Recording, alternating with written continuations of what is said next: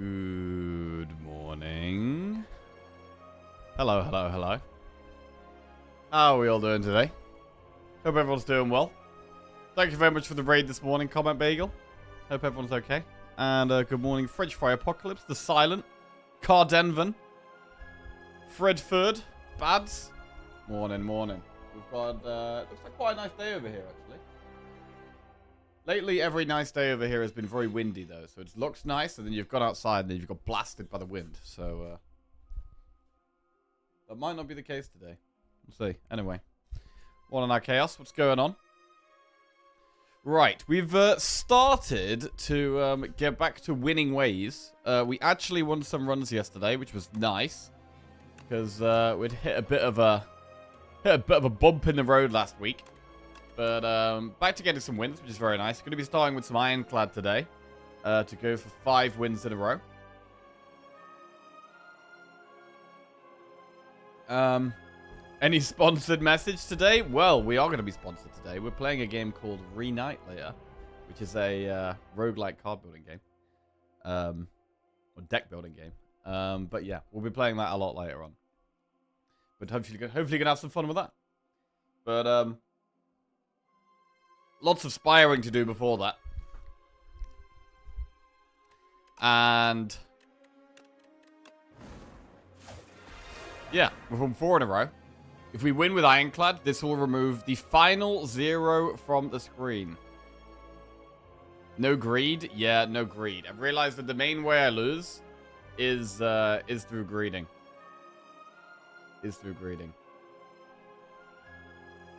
Right. So we're going to try and be less greedy. I mean, there are some runs where you kind of, like, being greedy is the way and it is the right spot for it. But I just don't want to have any, like, reckless greed early on. Which is what can very often lead to my downfall. Remove a card from your deck. Obtain a random rare card. Or get 2 relics for an extra strike and a defend. Ooh.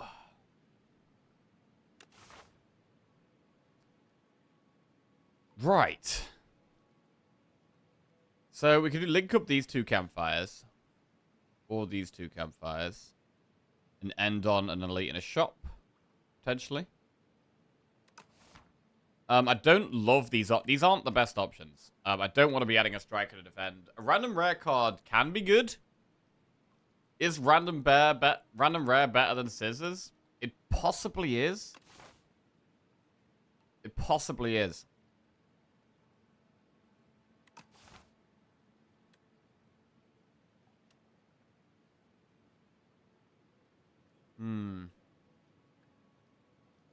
Removing cards is always good. We're relatively happy to just remove a strike.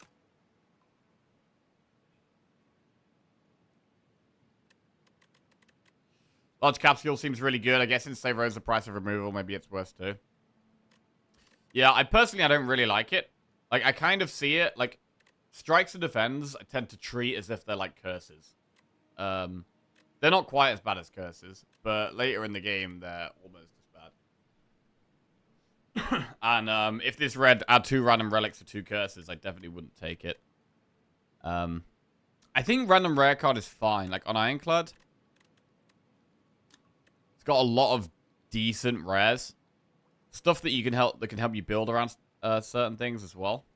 Top of the morning, Atusa. Hello. I'm gonna go random rare here. Juggernaut. Interesting. Not particularly happy to see that.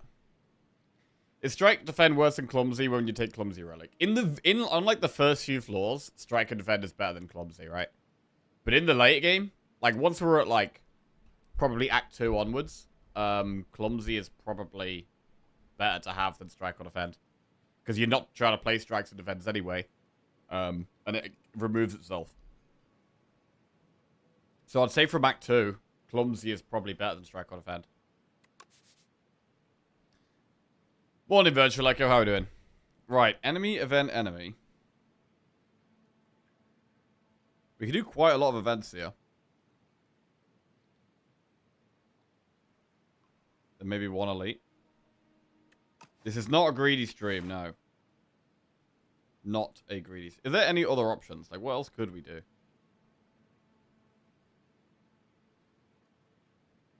I don't hate the idea of going through that shop and then going through this elite. So if we get to that campfire, we could do campfire, elite, campfire, elite. And that way we get 2 elites in. So that's a possibility.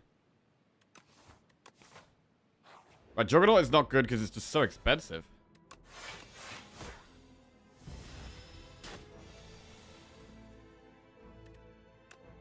But we'll play it, yeah?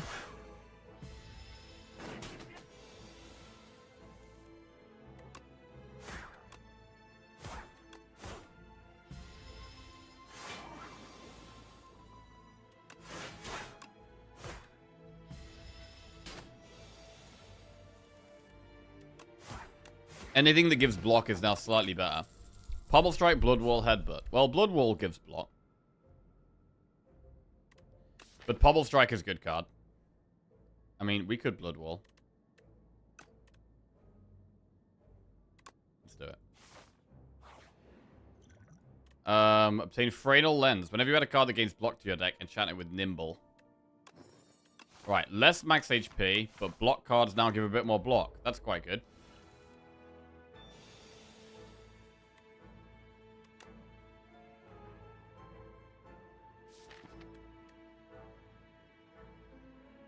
We're going to be taking damage next turn, pretty much no matter what, so... Try and get this one low enough to kill.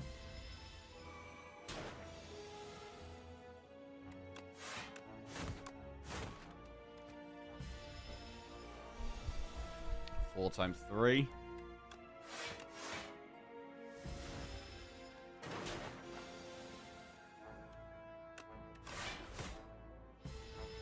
I mean, Feel No Pain is a much stronger card with Juggernaut in the deck.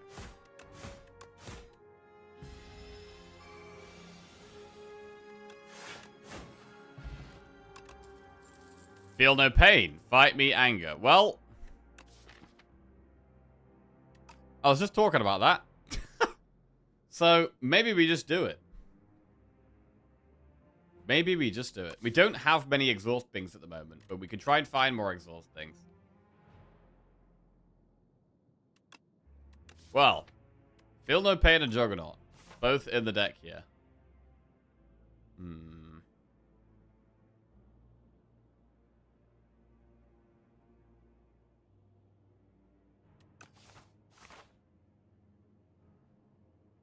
Silent back to 1. How did we die? We got too greedy, I think, one more way or another. Let's have a look. How did we die on Silent? Yeah, we died in Act 1. Oh, yeah, we went too aggressive. We went too aggressive in Act 1. That was it, really. Happy morning, Torino Good. How are we doing?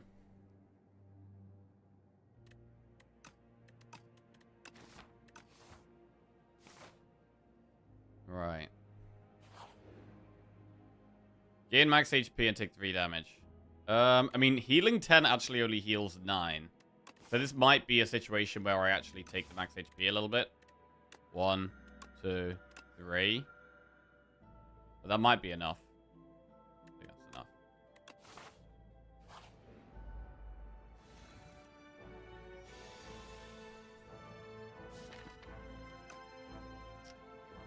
Our damage is very slow at the moment. Problem.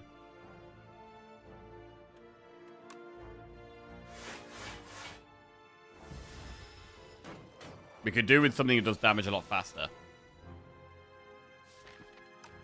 Feel No Pain doesn't help here. Morning, Luke. What's going on?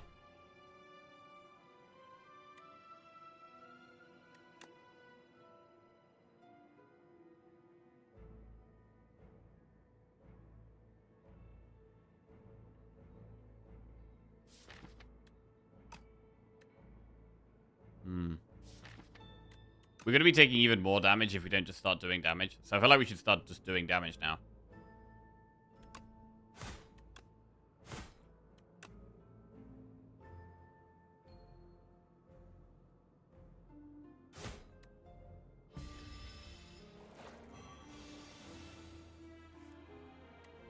Okay.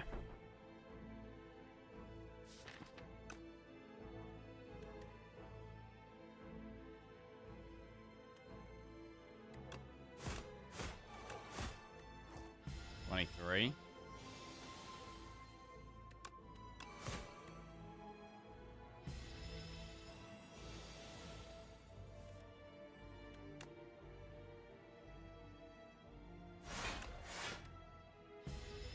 Alright. Wow, it's not even lethal. Okay. Pretty annoying. The Juggernaut upgrade used to be 7 damage, and it is still 7 damage. Yeah.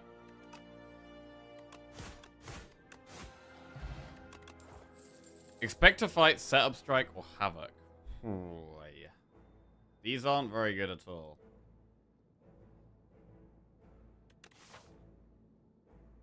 This is a very bad start. To the point where I'm probably not thinking about doing 2 elites.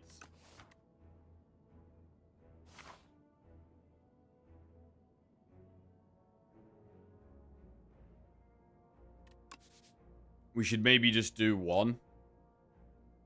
Which would be like... Go up here. Go here. And then maybe do like elite shot.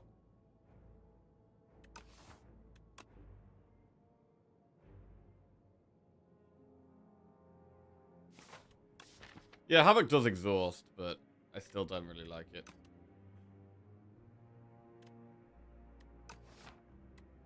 Ooh. I mean, Havoc, after we've played Field of Pain and Juggernaut, I mean, even if we played those, to be fair, Havoc can exhaust. If Havoc plays one of these, we're okay.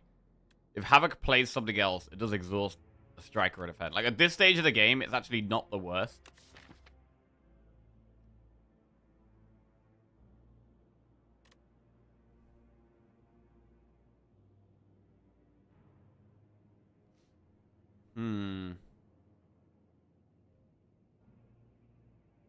Havoc.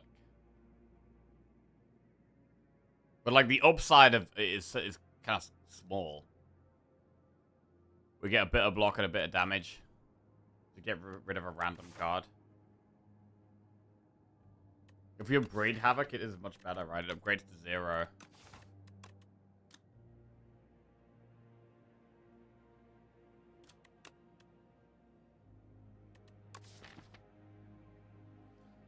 Wow. Do we take Havoc? We are slow. It would give us a bit of tempo back. Like having an upgraded Havoc in the deck.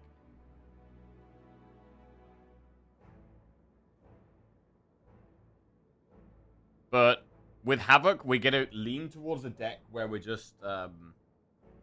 we've got loads of things we don't mind exhausting.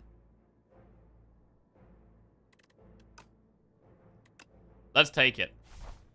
Let's take it. Right, this could get weird.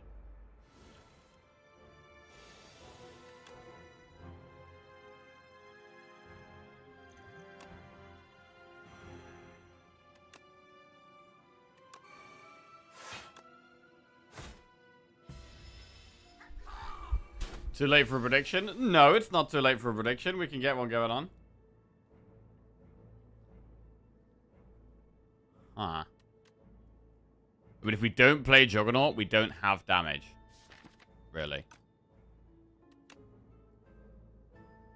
But Blood Wall blocks so much more.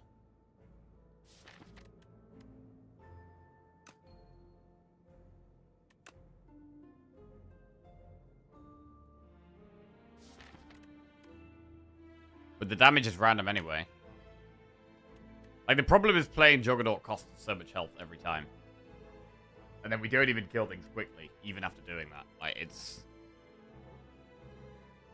Right now, it's really bad. It could be good later if we have, like, more draw and energy. But right now, it's terrible.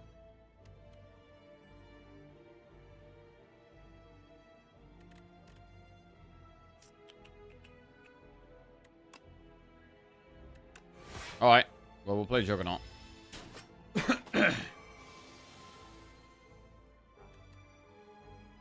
Wait, how does Havoc work if you've got no cards in your draw pile? Does it reshuffle for us? Or does it actually just do nothing? God, I haven't played this card in so long. It might not do anything.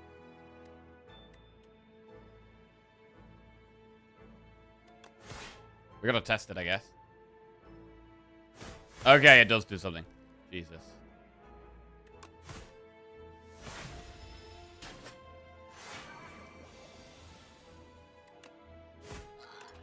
Right.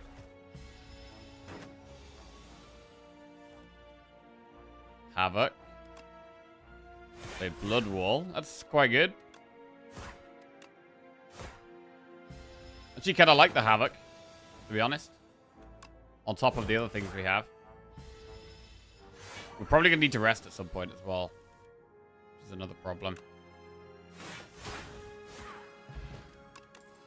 Tear Asunder, Blood Wall, or Vicious. An 18 block is pretty good. Tear Asunder. At the moment, it just works with Blood Wall. We could take a second Blood Wall. I mean, 18 block is quite a lot. Also, exhausting things with Havoc. If we exhaust Blood Wall with Havoc, that's not that bad. Vicious can be good. But at the moment, we've only got Bash. It's not amazing right now.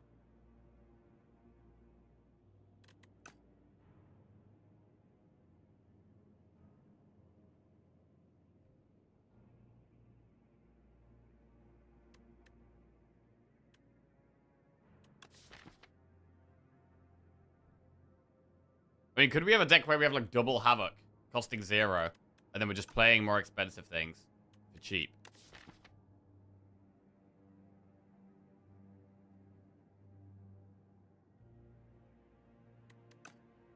Are we going to have more ways of applying Vulnerable? Because I do like Vicious quite a lot.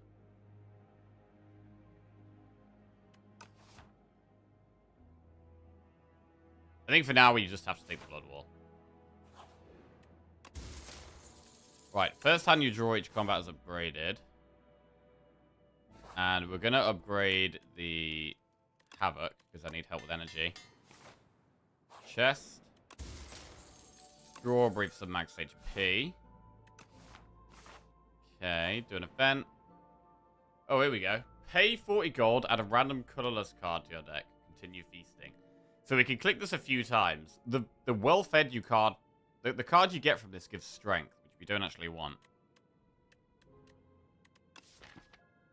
And I was thinking about going to this shop. A random colorless card. We can't go to that shop if we do this.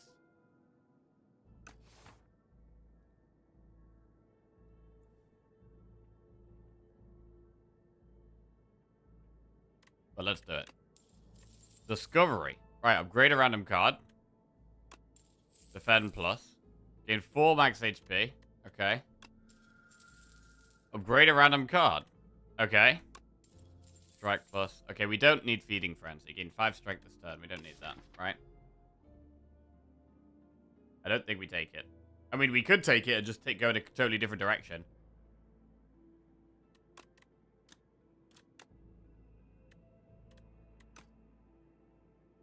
But no, I'm going to leave. Right, and I think we need to rest now.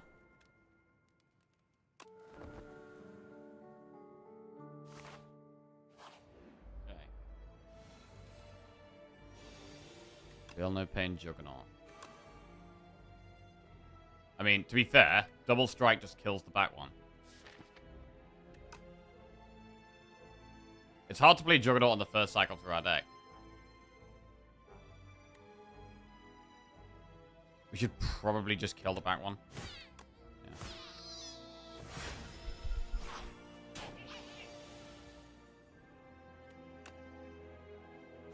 Yeah. Okay, Havoc plays Blood Wall, that's fine.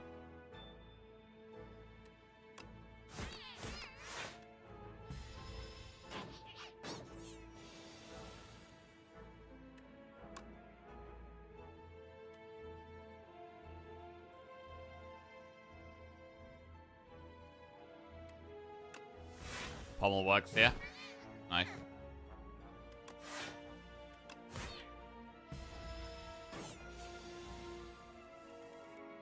Yeah, the last few floors have been pretty nice for us. We've got us back in the game a little bit. Fire Pot. Pobble Strike, Armaments, Headbutt. I do like Pobble Strike. Armaments.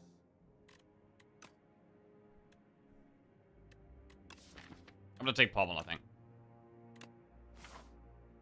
Right. Do we still want to go for an elite? I mean, we possibly wouldn't go for the shop after anyway, so I think we do this enemy, and then maybe do that elite if we're going for one of these. Oh, God.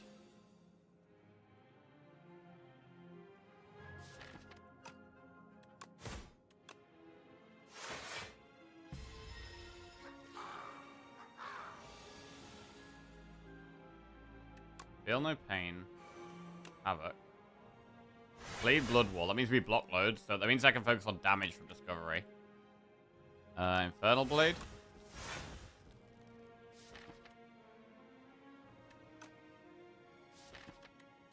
Headbutt Havoc.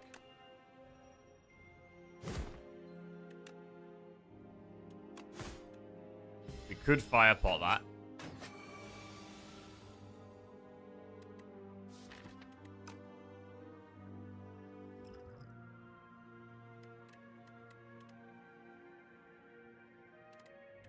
Do it.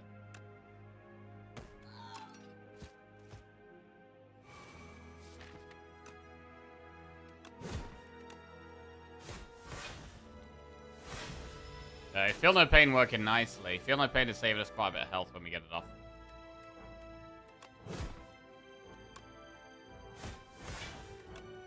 And you know what? The Havoc does work in this deck somehow. Breakthrough, Ashen Strike, or Fight Me. Well, Ashen Strike could be another way of winning if we end up exhausting a lot of things.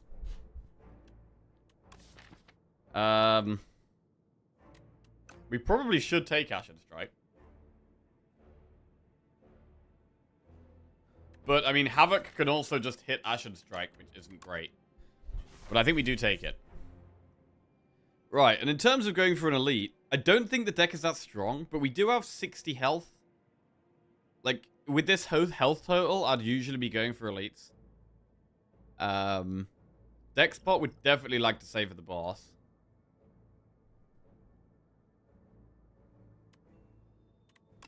So I think we go for the elite, try to save the pot. Right, Gardeners. We will Juggernaut.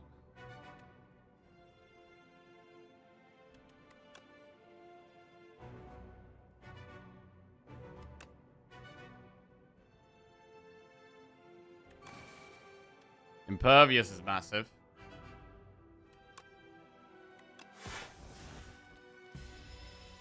Not being able to target which one we hit is pretty bad in this fight. And yeah, I'm going to try and save the deck spot.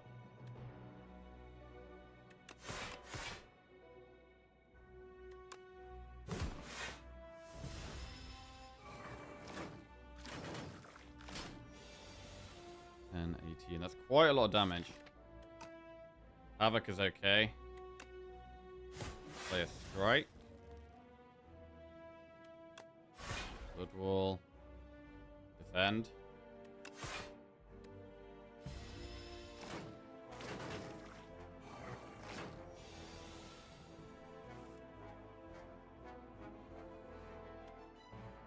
Okay, we've really got to hit the one on the left here. Ashen Strike is 15 damage. We should see what... We'll play Blood Wall, see what it hits. Oh, nice. So we could defend, or we could just Ashen Strike this one away.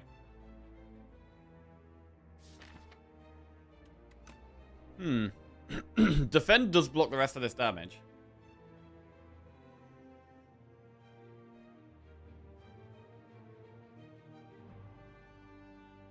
It's a shame we can't kill one that's attacking.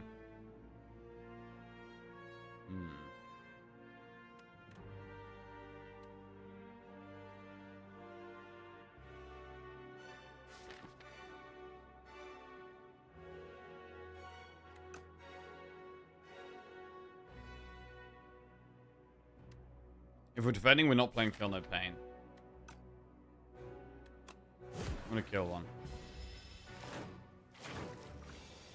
Right, so we've only got 10 damage here to deal with. Discovery, Crimson Mantle.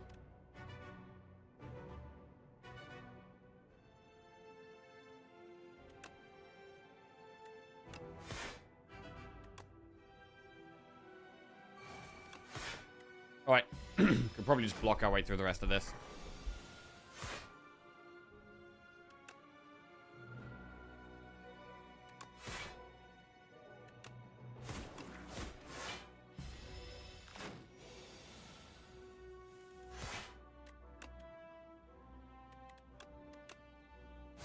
Alright, well we do kill one elite, and we get Van Brace, which is quite good. Sword, Boomerang, Perfected Striker, Run Relenting. These are not great, not great cards for us here. And if we wanted to go for an upgrade for the boss, is it ever upgrade Juggernaut? I mean, what about Ashen Strike? I think I'd upgrade Juggernaut before Ashen Strike here.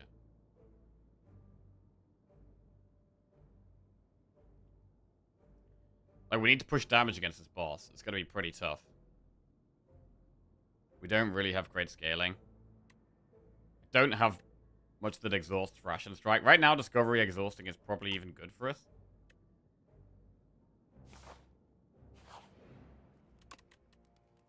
So I am going to upgrade the Juggernaut. But I think this is going to be a tough fight.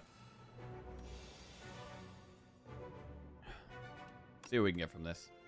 Unmovable. First time you gain block from a card each combat, double the amount gained, or vicious. I mean, unmovable is just insane.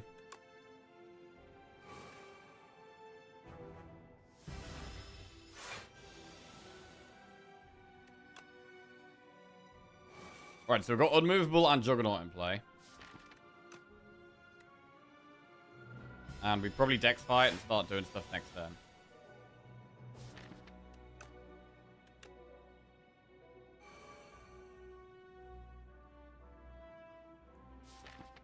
Do we Havoc? Playing a block card isn't necessarily great for us here. Morning, Lukoshi. What's going on?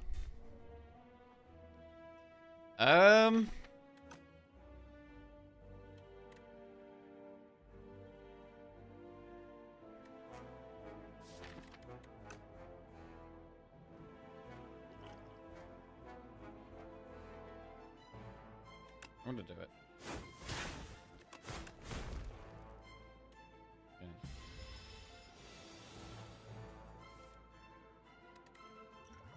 Play the deck spot. It's 80 block? Jesus Christ. Oh yeah, Van Brace and Unmovable, of course. I mean, this is why Juggernaut isn't very good. Because you just need Body Slam, and it does so much more damage. All we need is Body Slam here.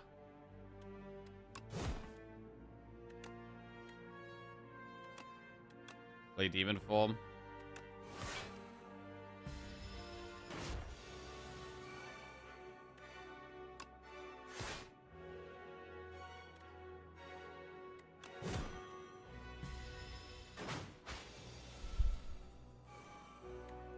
Ashen Strike will do a bit. Plays Blood Wall. Okay. We lose stats here. Another Juggernaut? Okay, so suddenly now, blocking does 12. Which is more than a... Actually, it's the same as a strike right now.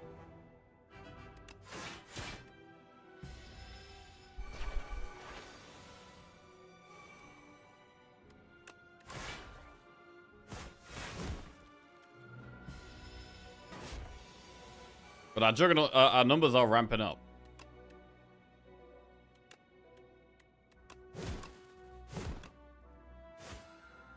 Okay. Discovery and the pots help with the boss a lot there. I mean, we really didn't need to use the pot, to be honest. Stoke. Why does he play with Screen Shake on? For immersiveness. I think I've got it on a lower setting, though. Yeah, I've only got a little bit on.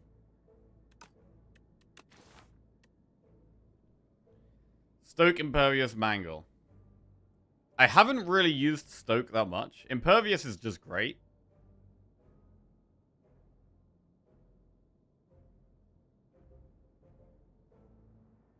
But Stoke works with some of the stuff we're doing. We'd need a lot more card draw for Stoke to be good. We'd probably want to upgrade Stoke as well.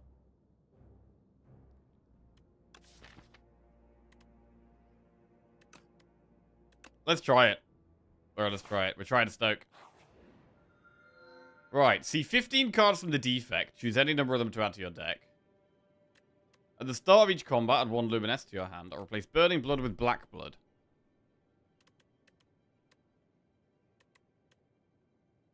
Luminous exhausts.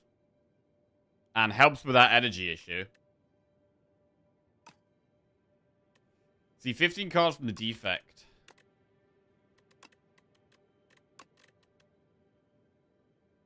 Is not terrible.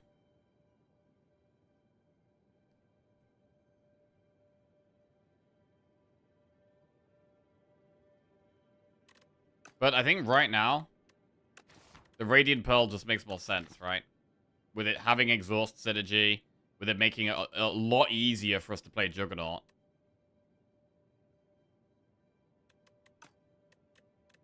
I think we gotta take this. Right.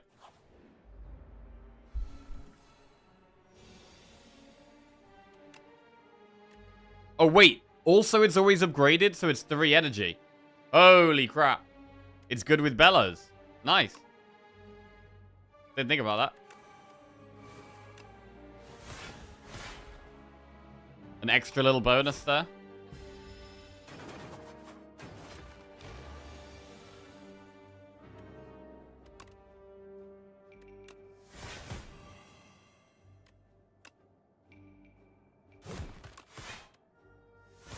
I mean, if we get our powers in our starting hand now, with the Luminous to play them, we're actually suddenly not that weak. Evil Eye Plus. Gain 13 block and another 13 block if you exhausted a card this turn. That's got to go in. If we've exhausted a card this turn, we get 26 block. That's big. What's the best upgrade right now? Is it Stoke? Is it Pommel? Is it Feel No Pain? Is it Discovery? Also, how do we feel about Act 2 Elites? They are generally tough, but the Luminous has made us... The Radiant Pearl has made us a lot stronger, like, immediately.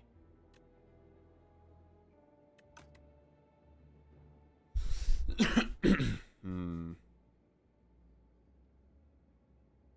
don't want to be greedy, though. I don't want to be greedy. We could do triple Campfire into 1 Elite. What about a shop, though? We could also do, hang on, triple Campfire. We get to this chest, and then decide between Campfire or Elite. And then get another Campfire, and then do Elite shop. And then just do 1 Elite. That's kind of good. I don't want to be mega greedy with a deck like this. It's the kind of deck that could be really strong in the late game, but it's just a little slow to get going.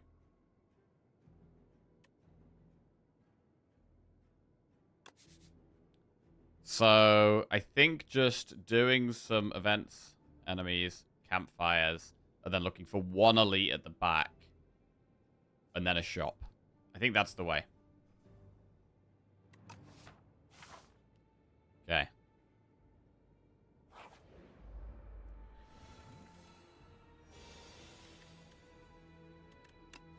$26 block, give another 26 if you've exhausted this turn. Jesus, bro, the Van Brace is insane as well. We got so much block. I mean, Body Slam would still just be our best damage card. So think about a deck like this. Body Slam would still just be #1.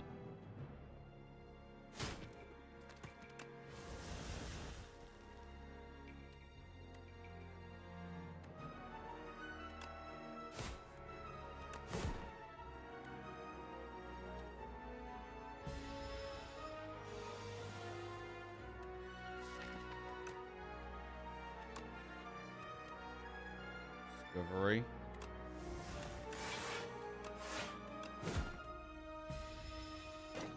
Okay.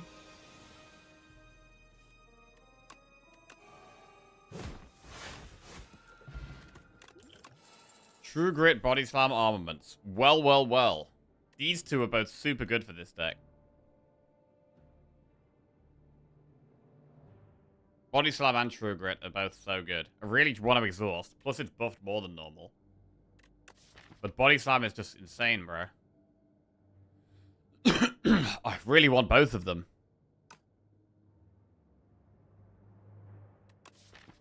I think Juggernaut is just going to be sidelined a little bit for the Body Slam. You exhaust enough with Stoke? Problem with Stoke is that...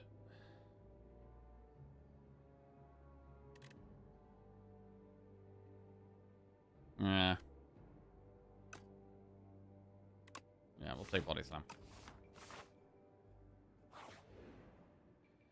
Right. Divine 6 times.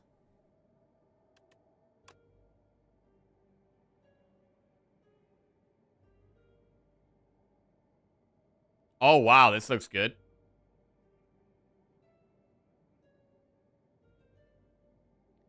I want both of these. We can't get both at the same time, though.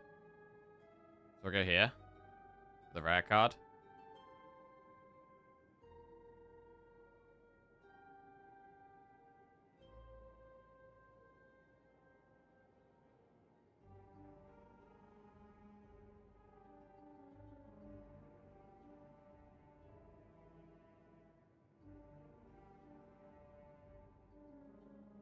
Okay, that went pretty good. We get Permafrost. First time you play a Power H combat game block. 3 card rewards here.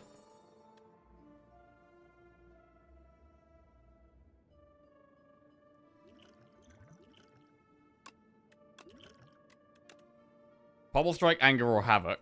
I mean, I'd possibly take another upgraded Havoc, but I don't know if I want to just take basic Havoc now.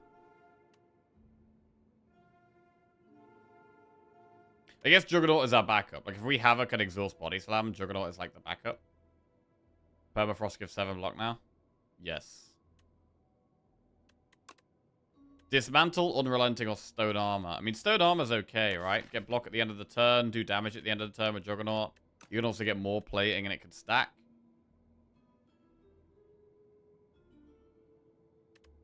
And then Mangle, Dark Embrace, Impervious.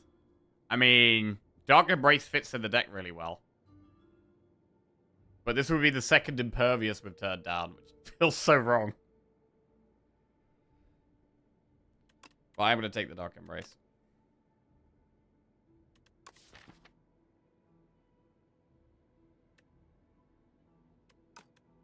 And I'm going to take Stone Armor too. Probably skip the rest. Yeah, I'd maybe take another upgraded Havoc, but not unupgraded. Same with Pommel Strike. Right, we've got a million things to upgrade here. Like a million. So I definitely want to maximize campfires. Ah, shop. Another Stone Armor. At the end of combat, upgrade all card wars if you took no damage. That doesn't work with the self-damage things, right? Like Blood Wall.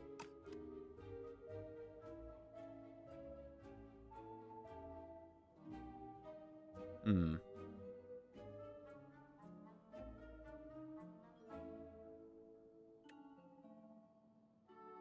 Centennial Puzzle is pretty good.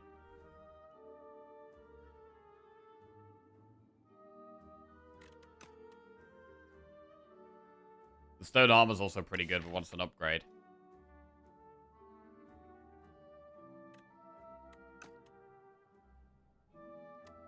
Right, I'm going to remove the debt and take the other Stone Armor.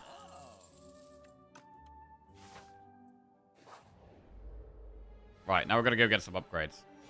Double Stone Armor.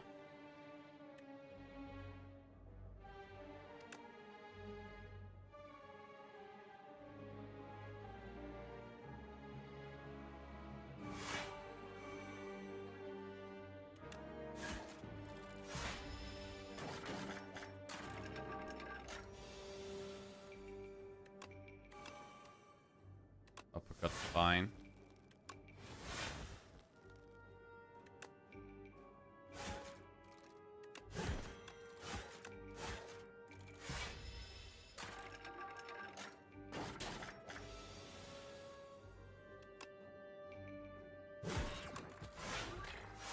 Alright. Any mindset when playing Clad? Make sure you can stay alive. Make sure you can stay alive. If you can stay alive, you can often just one-shot things with Body Slam. That's the mindset.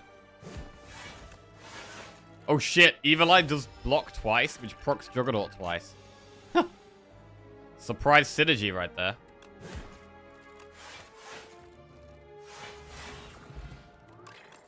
Twin Strike, Juggling, Bloodletting. Bloodletting could be worth. Because we've got the Luminous, but it would be nice to have another way of gaining energy. So I will take Bloodletting. Right, we're going to go around the Elite because we're going for maximum campfires here. Upgrading Dark Embrace is big.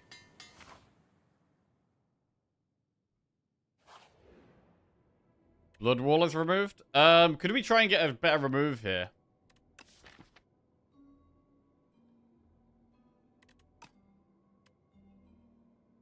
Yes. Pummel Strike. Let's try again. Bloodletting. Try again. Bash. Bro, do we ever just toss Bash? I mean, Bash ain't really a good card. Alright, Bash is gone. Right.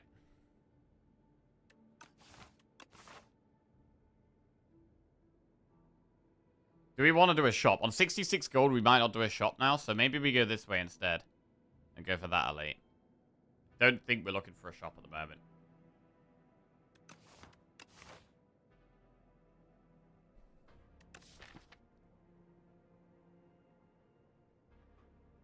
I mean, how good is upgrading Stoke? Is that good?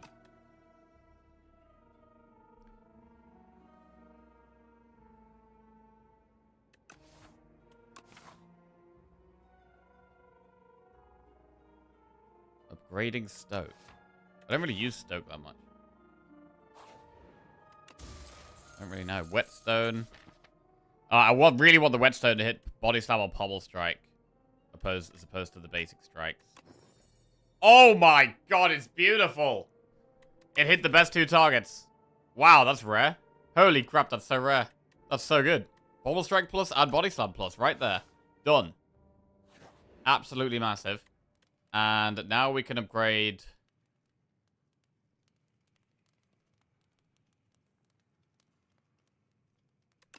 Stone Armor.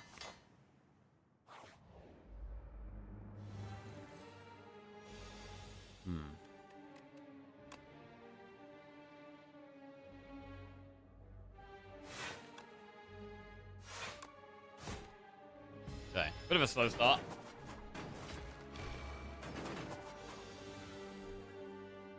Feel no pain. Pommel. Luminous. Juggernaut. Discovery. Flame Barrier. Havoc. Stone Armor, Body Slam. Big. This is pretty cool. This is kind of cool. Dark Embrace.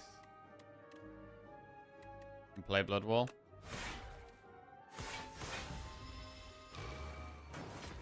So we do have multiple win conditions now. We're not just... Normally, a lot of the time I would just be relying on Body Slam, but we have Body Slam, and we have Juggernaut, and we have Ashen Strike.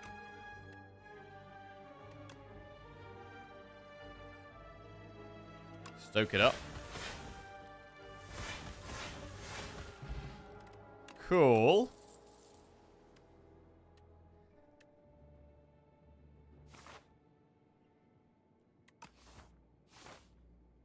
And yeah, I think we can go for an Elite. I think we can go for an Elite.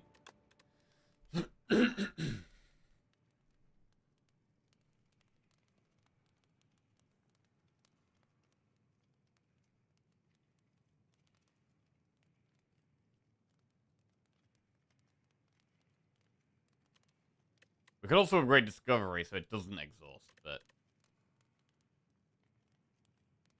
I don't think that is the play here. We'll upgrade Stoke. Try this.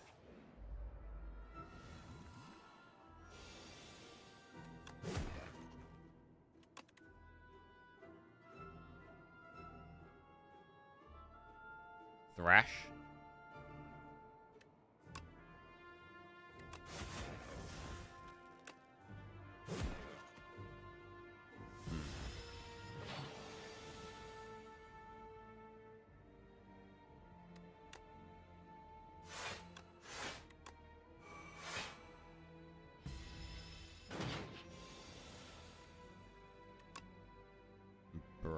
I don't think we Luminous here. I think we just chill. And then next turn we could pop off, maybe. I mean, we still don't have good draw. We actually don't have good card draw.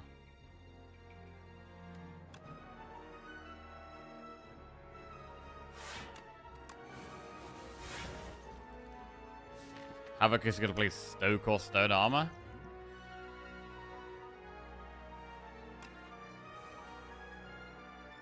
Ugh.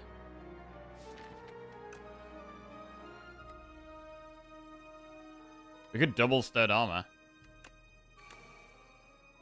And then Stoke. But now we don't have Body Slam, but that's probably fine.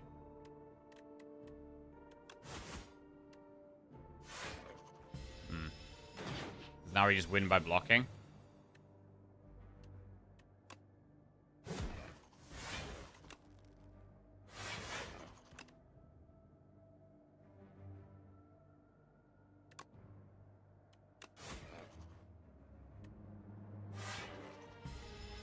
Okay.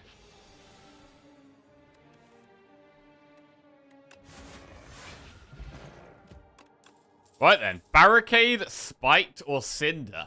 Barricade. Do we have enough block for Barricade? We need Unmovable, I think. But I think we probably still do it. We will do the Barricade. We have Luminous that makes it easier to play.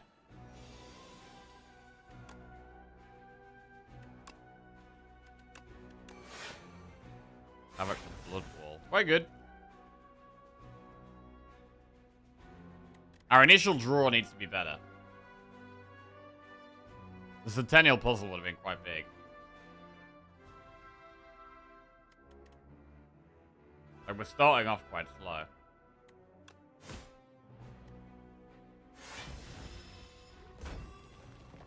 Yo, Mark D4, what's going on? How we doing?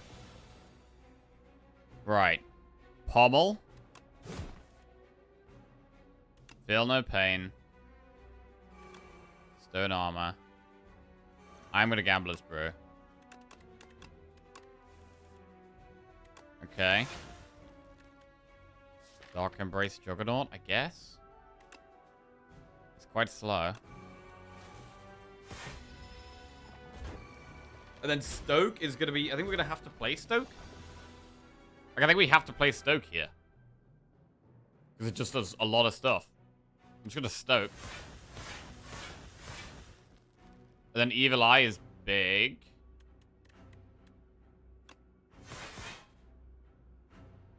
Breakthrough Body Slam.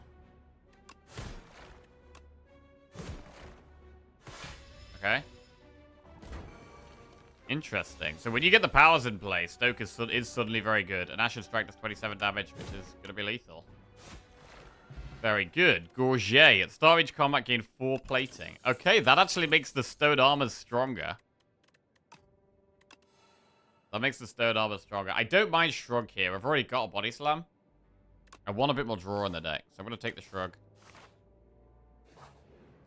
And we could probably go for another upgrade. I mean, we could upgrade the Stone Armor. We could upgrade Barry. Could upgrade Barricade. Barricade, Stone Armor. It is hard to, like, overblock against the Crab.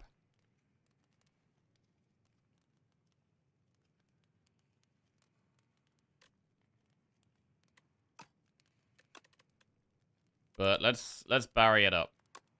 We'll upgrade Barry. Right. Could speed pot in this fight, if we want.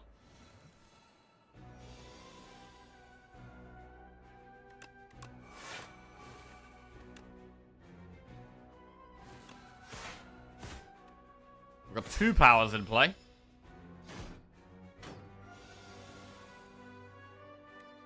The Dark Embrace kind of like turns us on, really. We're not really online until Dark Embrace is in play.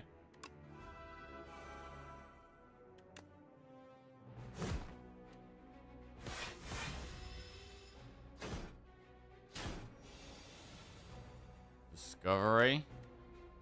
Oh, bro, is it? It's Battle Trance, right? It's actually Battle Trance. We need the draw. Havoc? I mean, is there anything Havoc could do that's really bad? It could play Stoke. Maybe that's fine. Oh, I played Barry. That's pretty big, I think. That is pretty big.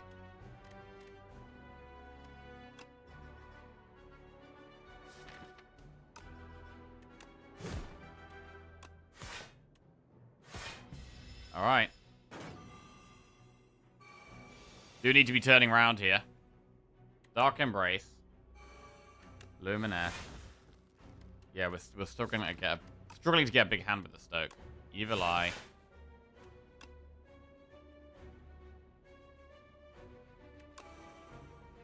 The Stoke just one card here. Fiend Fire.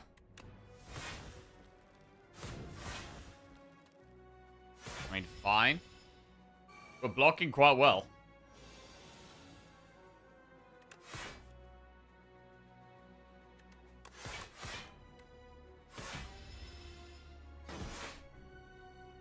We could still be blocking better, though, with Barricade in play.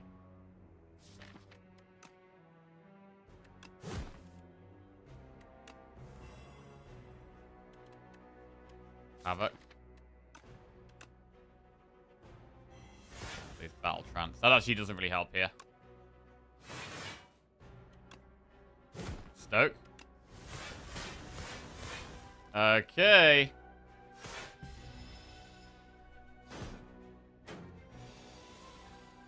Acid Strike does 39 damage. Big.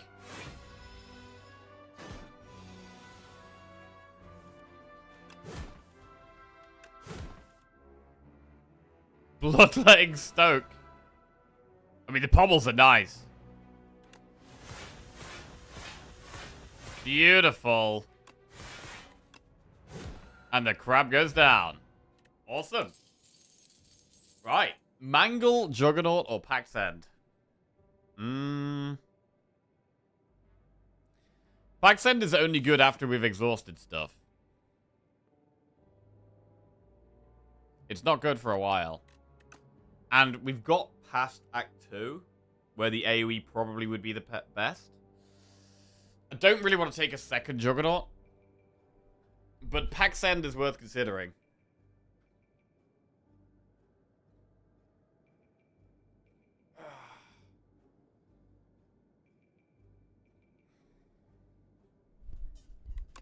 The deck does already kind of do enough.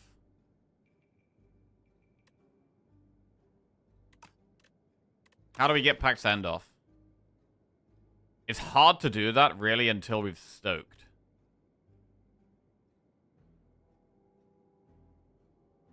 Now transformed into double Pax End for me recently. That was fun. Oh, wow. Did you actually get them off? I feel like a lot of the time when I have Pax End, it's a curse the first time I draw it. We might have to stoke the Pax End. Yeah. I don't think it helps what we're trying to do right now that much. So I'm going to skip. Right. Every 4 cards you play, draw a card. The first card you play each combat is played an extra time. Or add a whistle. Every 4 cards you play, draw a card. That becomes better if we get more energy. I do think we're lacking card draw right now. We have Doormaker and the Queen. I think we could take Iron Club here.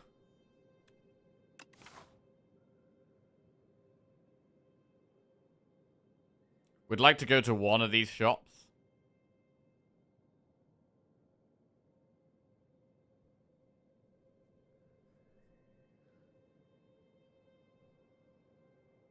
We could do enemy event, enemy event, campfire event.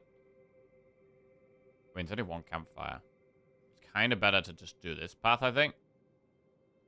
Maybe an elite, maybe not. And then just do one at the back.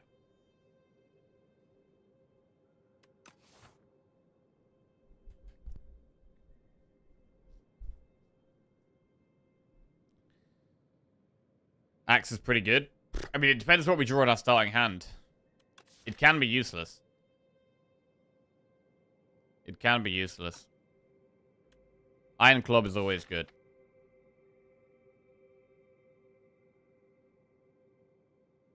I think it's the way.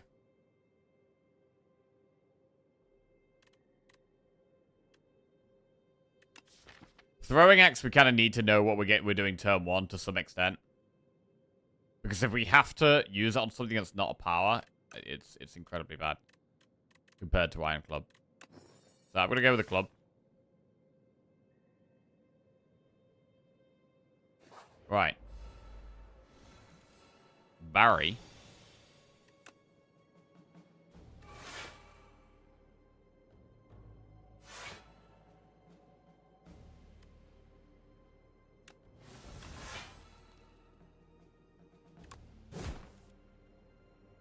Ah.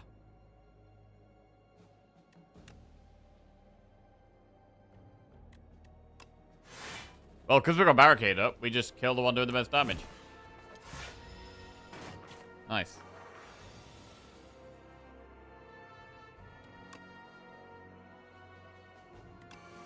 It's a lot of plate in each turn, to be fair. And we feel pretty safe right now. Havoc the Bloodletting.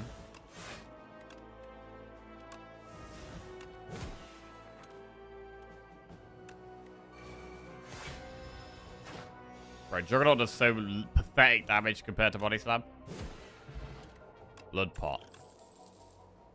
Tremble, Headbutt. Forgotten Ritual. If you exhausted a card this turn, gain 3 energy. It exhausts itself as well. I don't even think it's that good. Even in an exhaust deck, I don't think it's that good. I'm gonna skip. Right.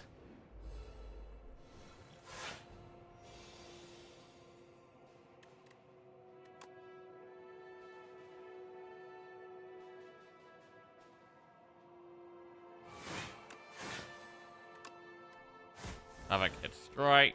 Fine. How's Spa been treating us? Pretty good. I'd say pretty good. Last couple of days. I haven't actually had an Ironclad deck like this before, where we've actually got so much of the exhaust package. Like, we got Dark Embrace, and we got Ashen Strike, and we got Feel No Pain.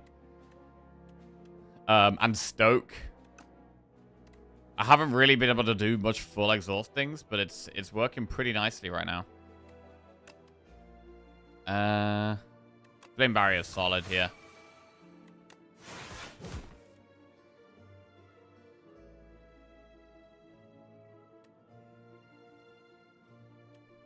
I'm going to hold off on the Stone Armor. I want to save the 3 energy for something that's going to be a bit more impactful.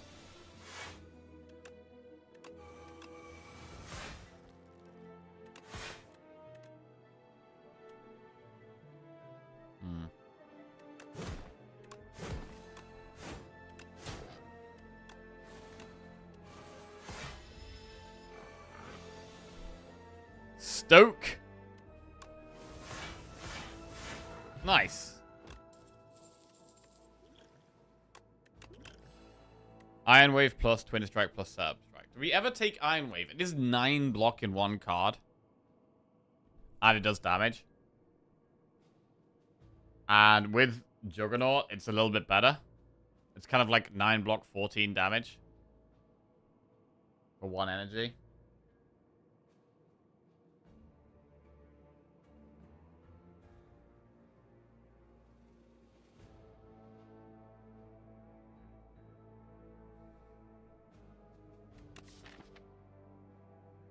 Like, what it actually does is not terrible, but the damage part of it is kind of irrelevant, though, right?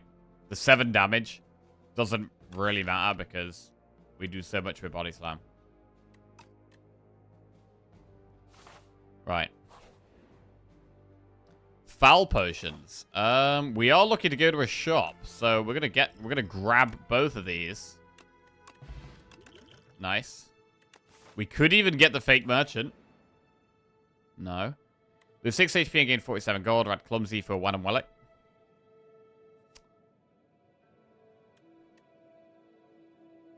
One and Wellick.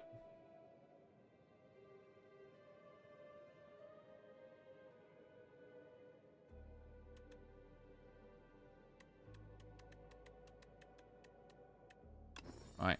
Prayer Wheel.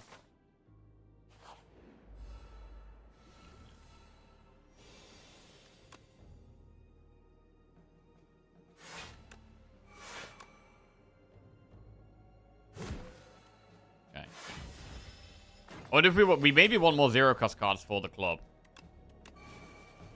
Blood Wall. Because, like, the club can be our draw. And it can be all the draw we need, potentially. Oh, here we go. Stoke. Offering. Wow, this is a lot of stuff. We get to play our powers. Bro, Offering is just insane here. Offering's insane.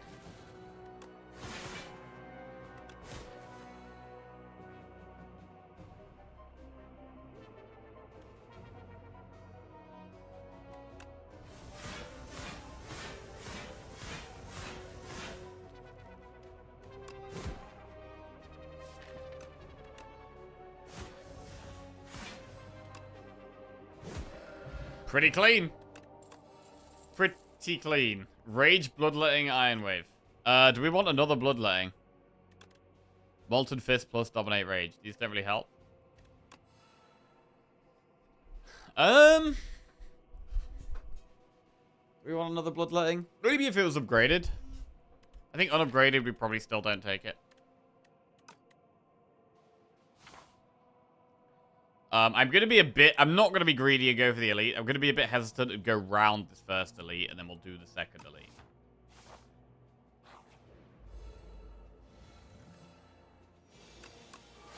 $10 plating. Bro, it'd be sick to get more plating. More plating would be cool. What's the most plating anyone's ever had, by the way? Because, I mean, here we'd get...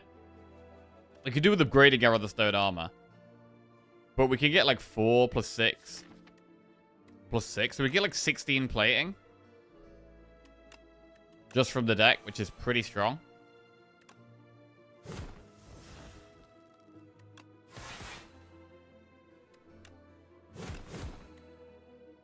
Best you've ever had is 4. I think you've been in the 50s before. Damn. I mean, I guess you could also clone stone armor, potentially. That's the thing. Right, we play Dark Embrace. What we don't actually have in this deck is we don't have, like, Burning Pact and True Grit. These, like, targeted exhaust cards. Which I would expect to kind of have at this point. Is we don't have those, and that feels kind of weird.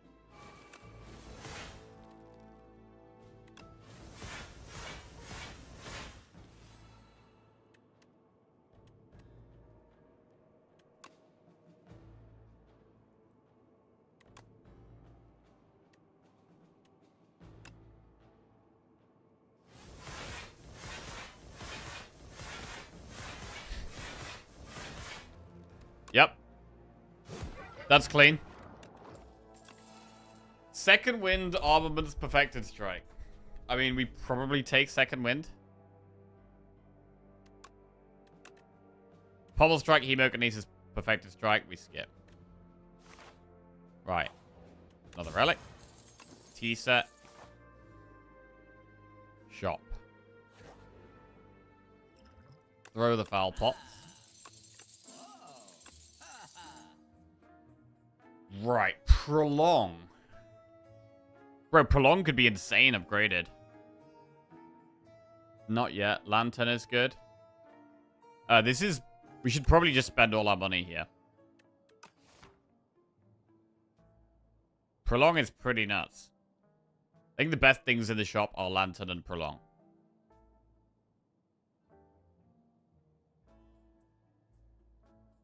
Lantern, Prolong.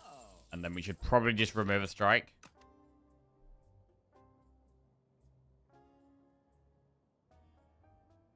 I don't think Abacus is that good. I think removing strike is better than removing clumsy. And we should buy... Oh, we can't afford Swift Pot and Weak Pot. I think Swift Pot is better. And that's it. We could take Inferno, but I don't think we do. We just move on now. Right. Upgrade what? Prolong or Stone Armor? In a long fight, Prolong's better. In a shorter fight, Stone Armor's better. Which means stone armor's better in these two fights, most likely. But Prolong is just so insane, bro.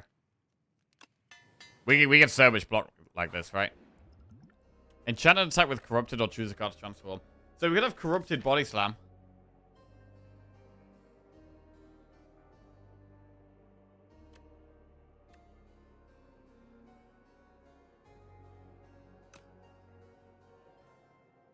Corrupted Body Slam. Or we can just transform a strike.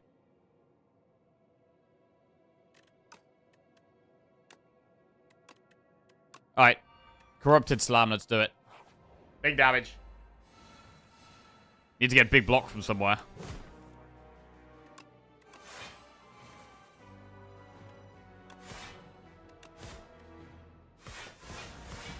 Nice.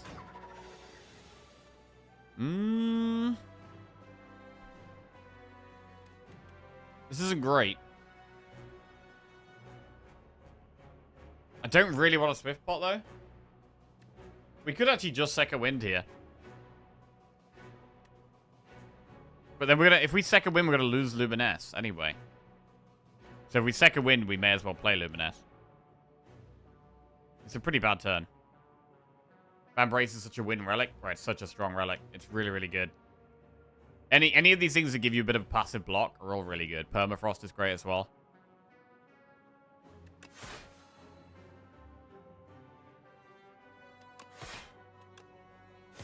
Okay, I'm just going to take it easy here. Not go too crazy.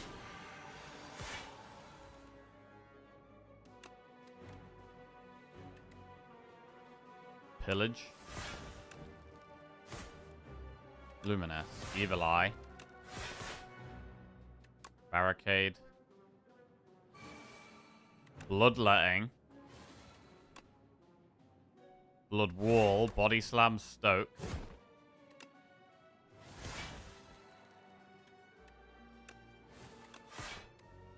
Nice. Ashen Strike is 15. That's not really enough, actually. Havoc hits Dark Embrace. To be fair, I'd rather shrug it off, play Havoc, and then play Dark Embrace and then Havoc. That's better. We hit Stoke. Lose the last third armors, but we get the Body Slam. We don't need to play the Body Slam. Wait, there's another Body Slam? Double Body Slam. We must have got that from Stoke. Okay, big. Happy Flower is occasional energy. And then we should probably skip these. Right.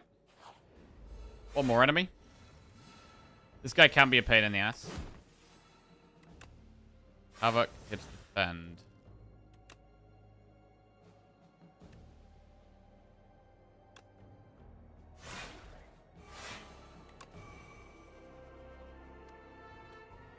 I mean, I think we have to skip Feel No Pain here, because we need to Luminous Barricade, really.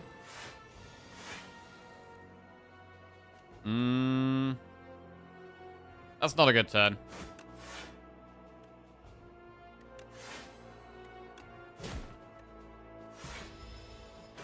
Don't like how this is going.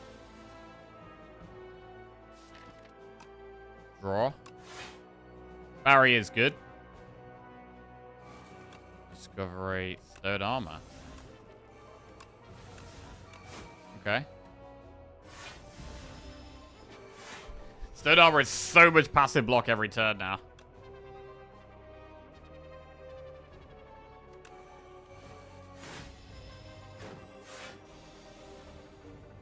I just don't see a way we ever die.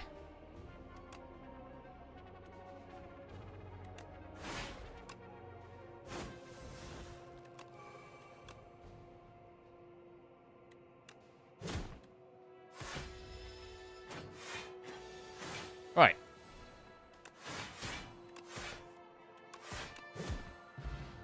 Down he goes. Body Slam, Shrug It Off, Breakthrough. Shrug It Off is always fine. Pyre. Pyre would want an upgrade, really. Drummer Battle's interesting. Drummer Battle is actually kind of interesting, but we'd have to exhaust it with, like, Second Wind or Stoke, really. Like, I haven't used Drummer Battle, really, since it's been changed, but this is the type of deck where it would actually potentially work. Um...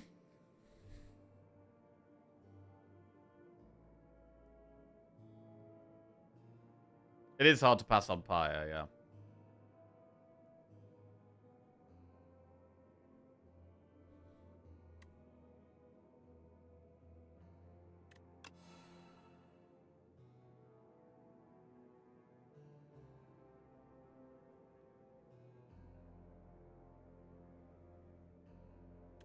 I'm gonna take another Shrug. I think we should take Pyre. Let's take Pyre. We maybe don't need to upgrade it.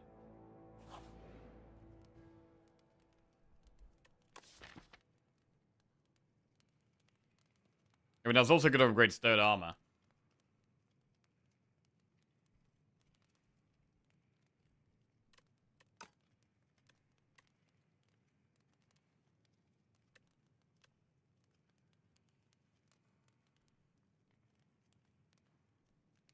Okay.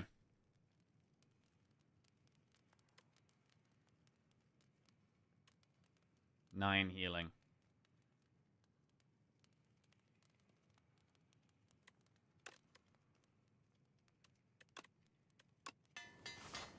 Right, we'll go Pyre Plus. Let's go.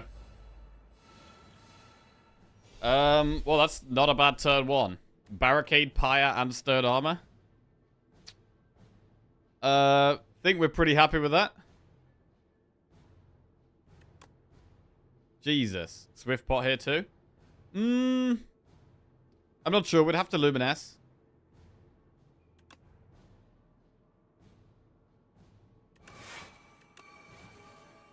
Alright, that is 10 plating. Well, we might be able to save both pots for the next fight, to be honest. I think saving both pots for the next fight is good. Right, so how about the exhaust turn? How does this work for us? We're fine to get rid of Feel No Pain. We should play a Shrug. We can just play all of them.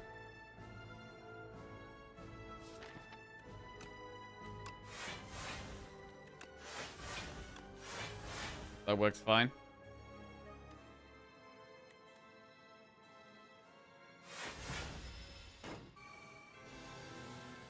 More Stone Armor. Prolong is kind of nuts.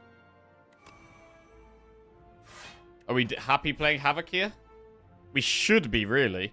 So I'm going to Prolong first. 54 block next turn. I mean, the worst thing it can hit is, like, Body Slam, right? Yeah, we don't need to play it, to be fair. We should probably not play it.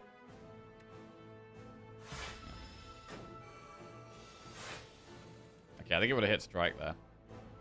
Body Slam does 144 damage.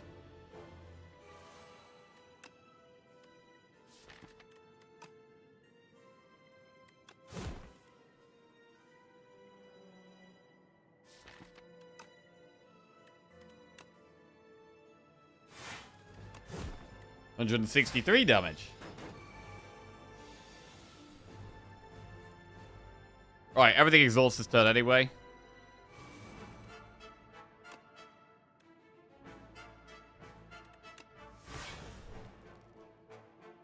Exhaust Prolong. We could do Luminesce Stoke here. I should Strike only does 33. But I kind of like the Stoke.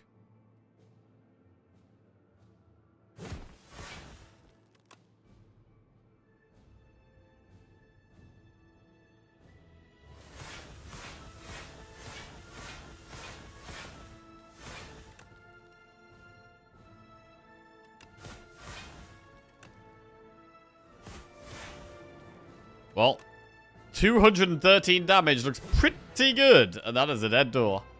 Right, we had an insane starting hand that fight. We had a really, really insane starting hand. What about this one? Not quite as insane.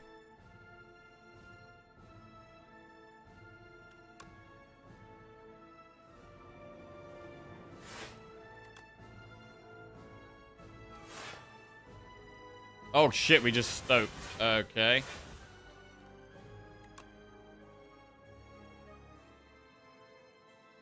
We got another field that paid off, which could be good.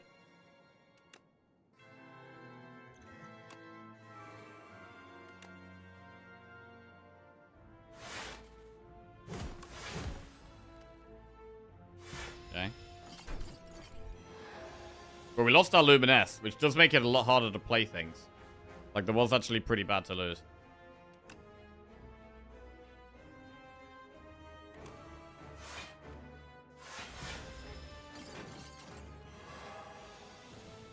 There's the barricade.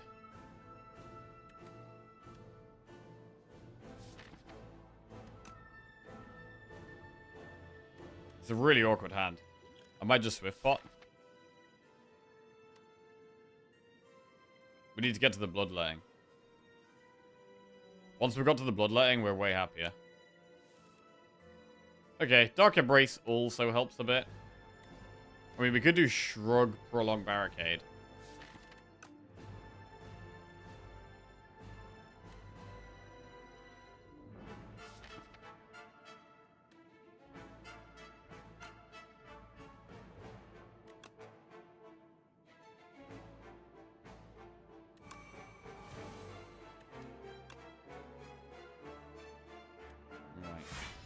It's a bit rough. We take quite a lot of damage, but at least we've got quite a few powers set up now. Ugh, this is kind of nasty. Really, really nasty draw to this fight.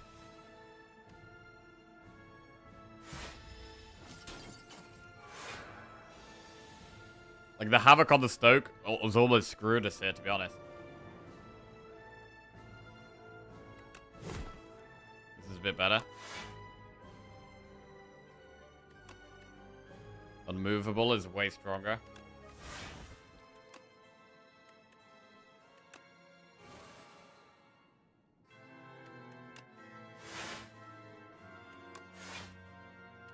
Okay. And now we're in a pretty good spot again. Good.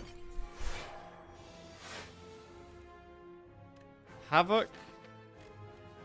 We might Havoc the bodies. I don't know if I want to risk the Havoc anymore, to be honest.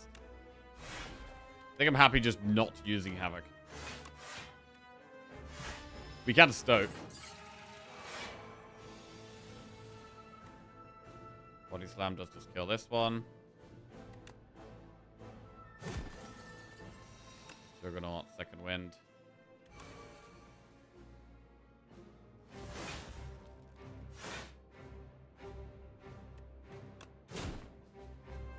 Fine. 9 times 5. Prolong, bro. Prolong in this deck is just so good. So good.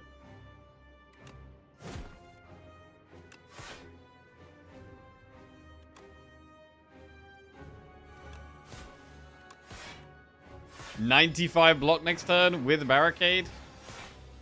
Crazy. Body Slam right there.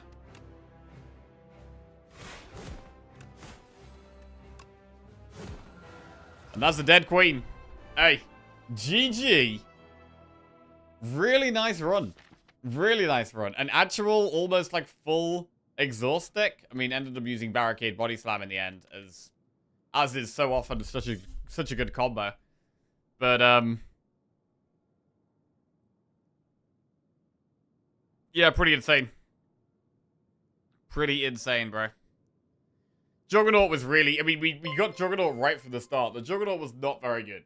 The Feel No Pain was great. Just resubscribed for 68 months. The time is almost upon us, I flirts. Oh, shit. Close one, Slice Bread. Welcome out to the Jackals, mate. Thank you very much. Dark Embrace and Feel No Pain, like, having those two combined was kind of like old school Slayer Spell 1 vibes. And they are definitely both really strong. But we didn't have, like, the True Grit or the Burning Pact or these, like, single-target exhaust cards. So there was a little bit of awkwardness about the deck. And, like, the randomness of Havoc and Stoke. Like, Havoc hitting the Stoke there did kind of screw us almost in that last fight. Feel No Pain synergized great with Juggernaut. It did, but compared to Body Slam, like, Body Slam is so much cheaper and so much more effective than Juggernaut. You have to play 0 energy instead of 2, and it actually ends up doing more damage. Like, it's just so much better. And it's common, so it's way easier to find as well.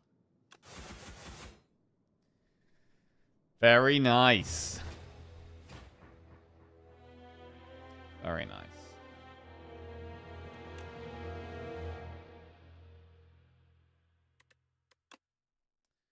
All right, well, we'll get that updated. That is 5 wins in a row. We've successfully removed all zeros from the screen for now.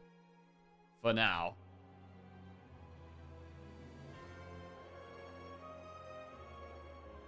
And we're on a nice 5-win streak, which is 1 in a row with every character. Very good. And we're back on silent.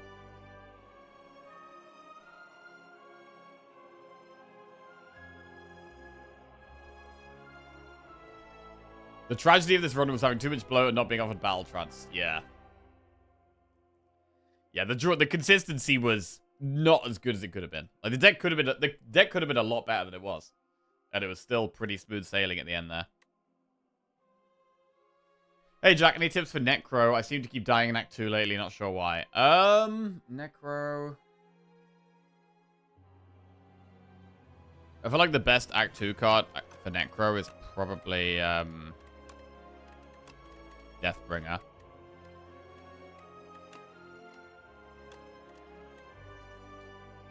I feel like Necro is a bit slower than a lot of the other characters. Like, if you can't get Osti big, Unleash doesn't really do very much, and it can be hard to get Osti big against the enemies that do a lot of damage quickly. I do prioritize energy cards quite a lot on Necro. Like Delay, like Invoke. I would probably play Act 2 quite safe. But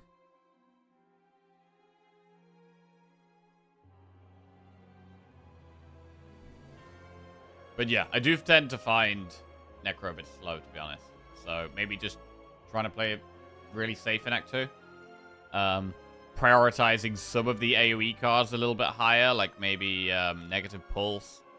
Also, like AoE cards and energy cards, I think are quite big in Act 2.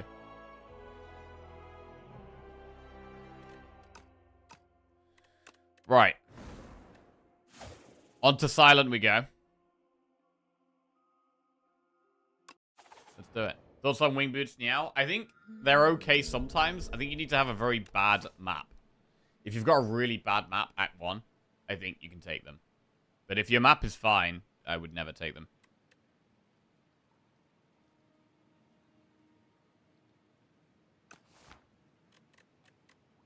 Like, you need to kind of plan your route out beforehand. And if the Wing Boots are giving you a much nicer path, I think it can be okay. We should probably get to this campfire, right? And at that campfire, we can decide whether we want to do Elite Campfire. And go and do 3 elites, potentially. Which is very aggressive, but could be good if we're strong enough. Or we go the safer path and do this campfire, and then possibly 1 elite. Enemy, event, shop. I mean, Conch. Like, you could take Conch, right? And try and do multiple elites. But Conch isn't really that great against Skulking Colony. I think Conch is better in the Overgrowth than in the Underdogs. Because in the Underdogs, like, getting loads of energy turn 1 and draw turn 1. Silent already has lots of draw turn 1.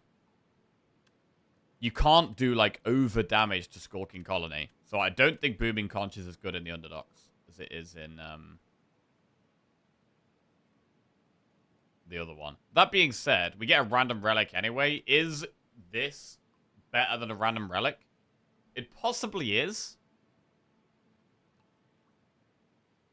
Is this better than a random relic? Is this better than the average relic? Maybe it is.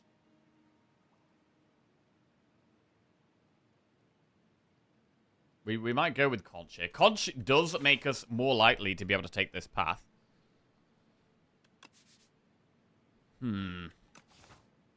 Right. Gonna be right back 1 minute, and then we'll dive in.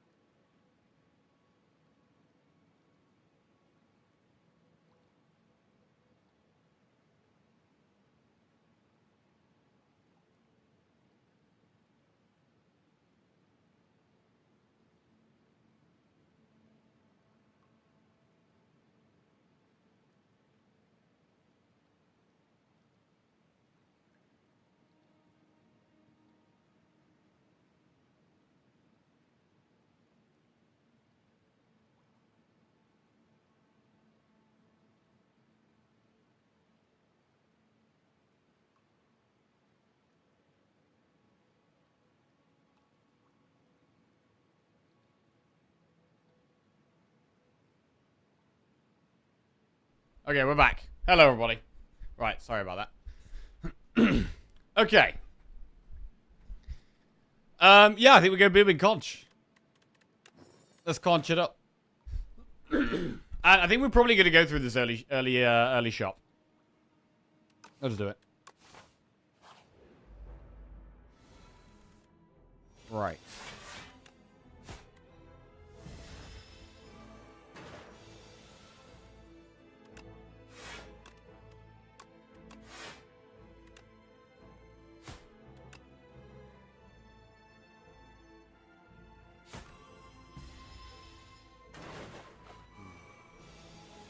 I mean, what could make us go for an early elite?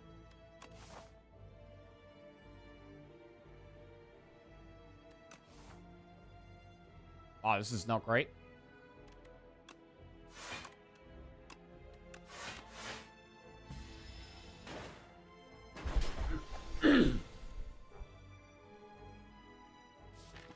Double strike next turn. I think means we try and kill this one.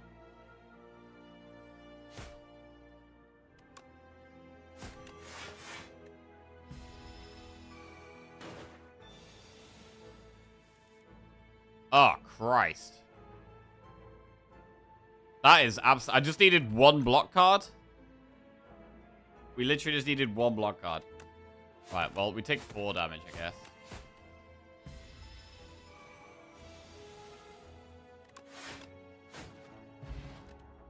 Right, we get a deck spot, dagger throw, slice, or escape plan. It's hard to not just take escape plan. Dagger throw's alright. I'm going to just take escape plan. I'm taking Freinal Lens. Okay, block cards do a bit more blocking. Lose 6 HP for 55 gold, or add Clumsy to our deck. To be fair, we're about to go into a shop right now. So, let's get the gold. And that does allow us to take Vajra. There's also Discovery. Deflect is stronger than usual, and it's on sale.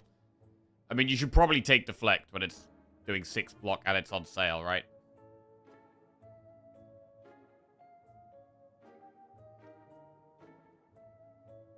Discovery. Discovery's pretty good.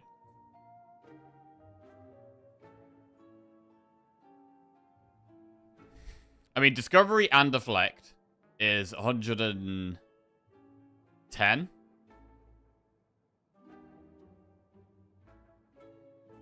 And then we could get a damage card as well. We could do Discovery, Deflect, and Dagger Spray.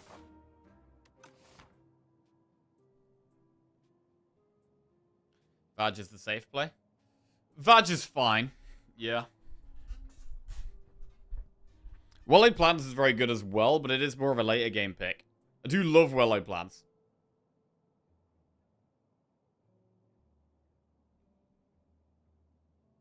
I think Deflect is the best card here, though. 6 block for 0 energy. We could also take Well-Laid Plans instead of Discovery. Because, like, Discovery is better if you've got more expensive cards. And Silent has a lot of cards that aren't actually that expensive. Like, is Silent the worst class for Discovery? Like, these are the best things we can get from it. And you can't get Wraith Form.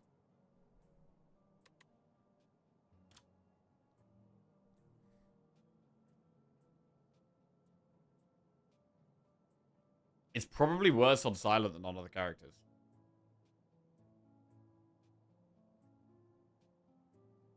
I think Well-Laid Plans is just better.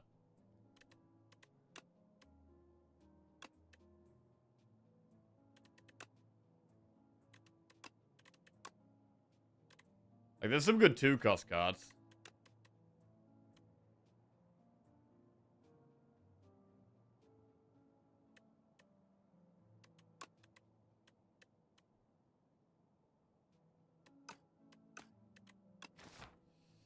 It should probably be Well-Laid Plans, really.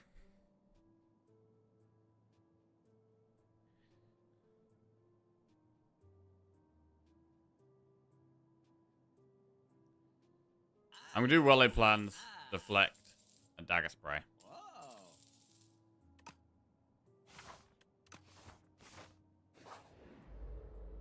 Right. Got a couple of zero-cost block cards. It's so nice. It's so nice.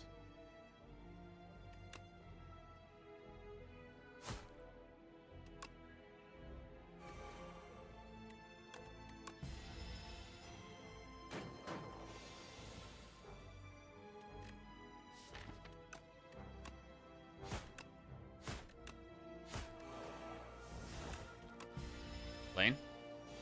14 damage. We can block that.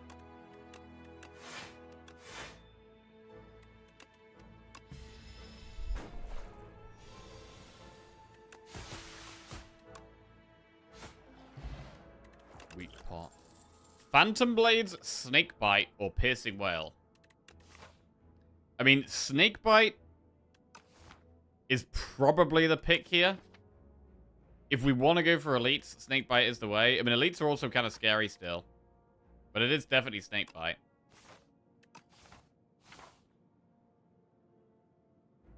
And now we've got to decide whether we want to go for elites or not. We kind of need to decide right now. Because we'd go Campfire, Elite, Campfire, Chest, Campfire. Into another elite, into another Campfire. We do loads of elites. What would the upgrade be? It would either be Dagger Spray or Snake Bite. Probably would be Snake Bite, to be honest. Not strong enough. I mean, we do have Dex Pot, which is good. We've got 2 pots, and we have the conch for turn 1. I think the upgrade is Snake Bite.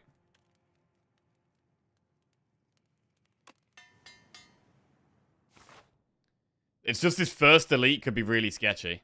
But if we do get through the elite, we get loads of campfires and and we're gonna get a bunch of relics as well. I'm going to go for the elite. Right. We got the eels. We didn't upgrade Dagger Spray, which isn't amazing. But we can Snake Bite the back one, which is good. Snake Biting the back one is great. Get that one starting to die. Neutralize the front one. And do we Dex Pot?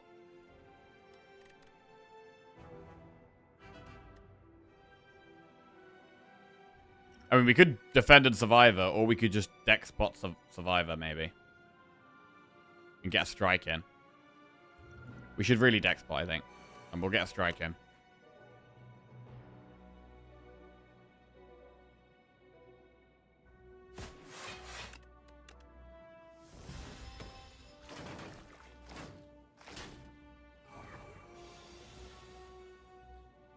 Alright, so that one dies next turn. Deflect is super strong here. So now we can focus on the front one.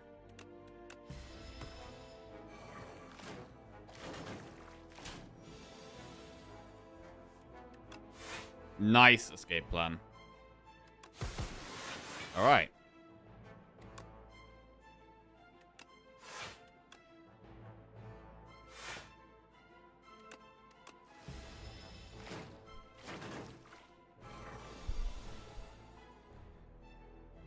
Snake Bite will kill one. I think it's worth doing. That one's dead.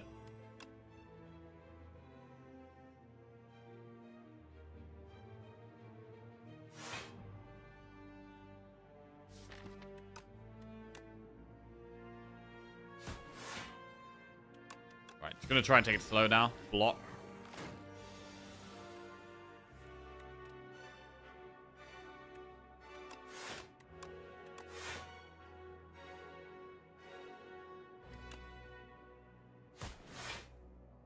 Okay, Dagger Spray will kill the front one.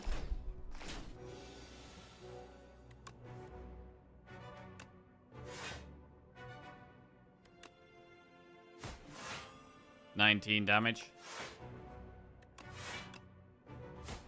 Okay, fine. Big Dagger Spray. Big Snake Bite. And we have managed to get through the first elite. The first elite is always going to be the most difficult.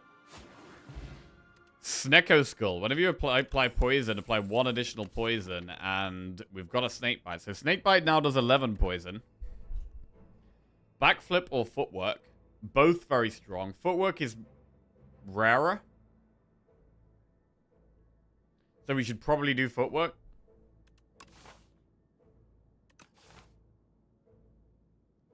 Right, we'll footwork it up. And what do we upgrade? The next two elites are the single target ones. So neutralize is very good against both of them.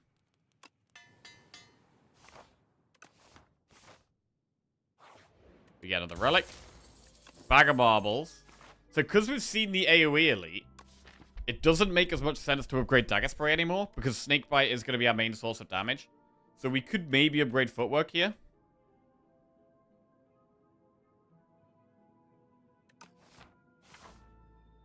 We could also upgrade Well-Laid Plans. But I think we just upgrade Footwork. And we go into Elite number 2. Terror Eel.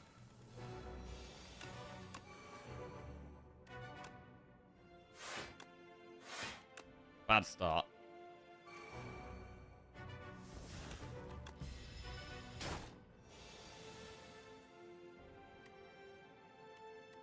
Still bad.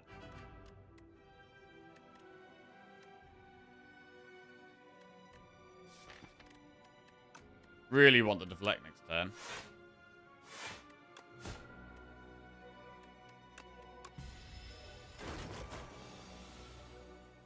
Okay.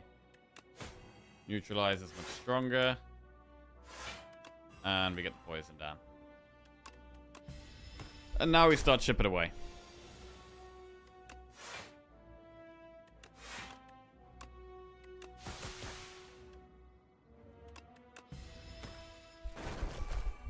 We have the weak pot, which we don't have to use. I mean, we could also save the weak pot for the boss.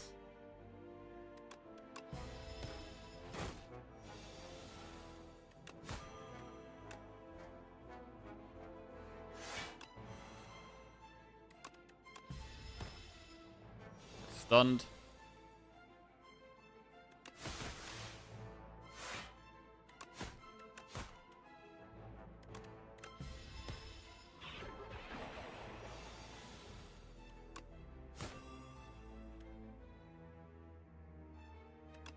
Wait, Snakebite lethal here? 11 poison plus Dagger Spray?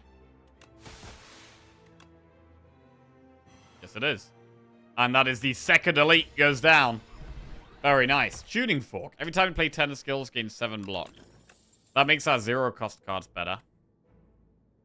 I don't think we need Shadow Step. Prepared would need an upgrade. There are other things I still want to upgrade at the moment. I want to upgrade Well-Laid Plans. I mean, Prepared can be good. Prepared needs to be upgraded, though. But I will take Prepared.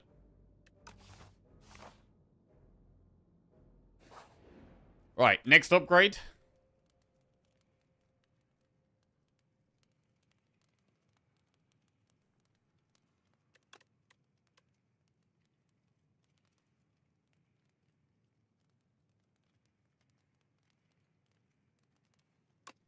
The Well-Laid Plans upgrade next. Next elite. This one we need continuous block.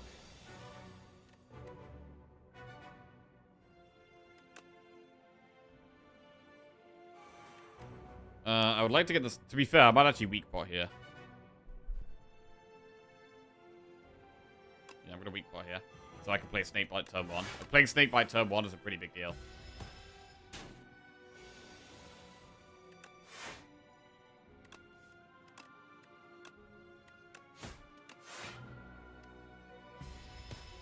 No Well-Laid Plans. Kinda sucks.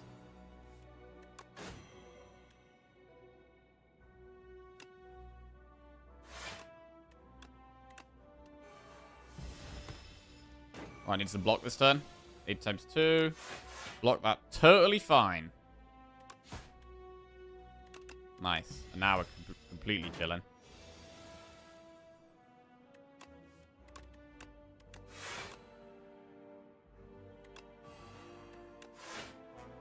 Totally chilling. And it dies next turn.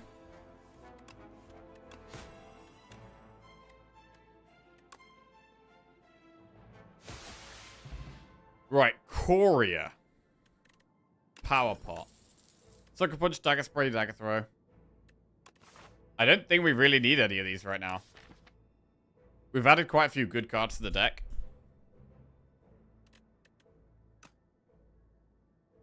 Dagger Throw is fine, but don't think we need it. Right.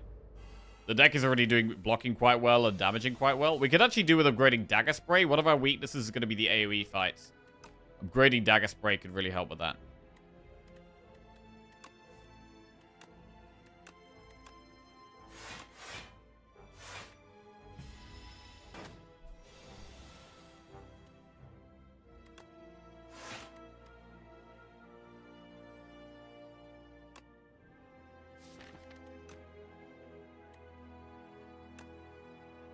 Right, let's just get to killing it.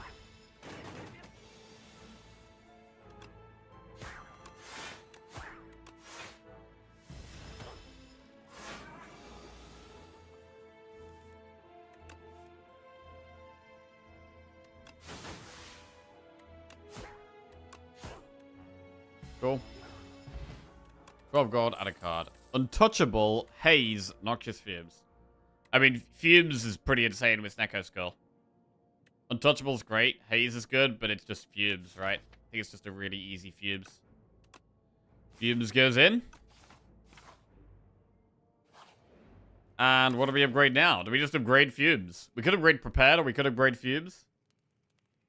I think we could use a Power Pot in this fight, although we maybe don't even need to. Right, we're gonna go Fumes.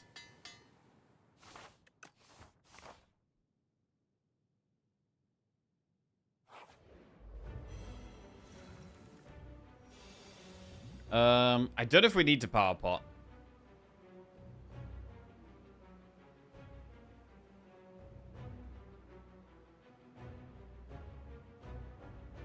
I'm gonna do it. Outbreak. Tools the trade finalized. Every 3 times you apply poison, deal 11 damage to all enemies. Okay.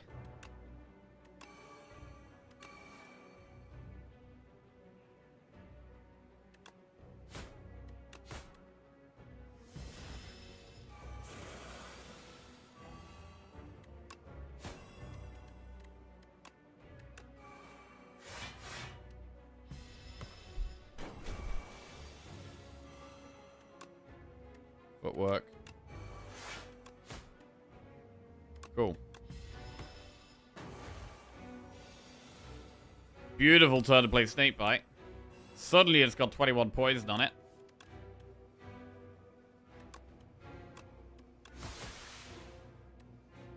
Been loving the deflect. Deflect's been great.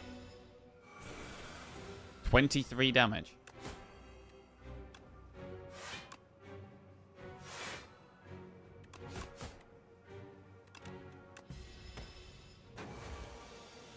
$10 damage. We block that really easily. Snakebite again.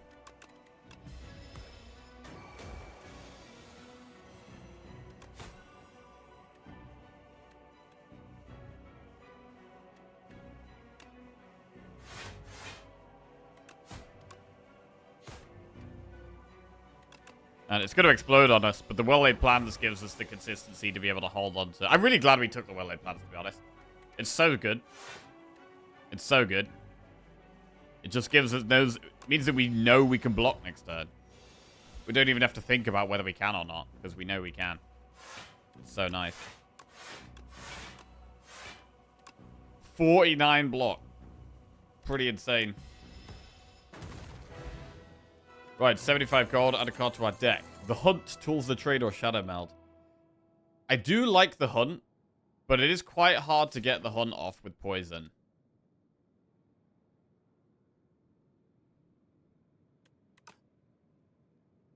So we should probably take one of the other two, of which both would want an upgrade. Shadow Meld and Tools the Trade both want an upgrade.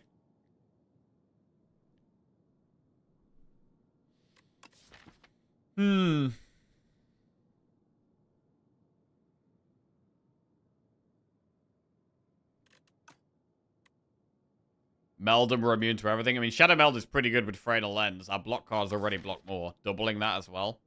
It's pretty good.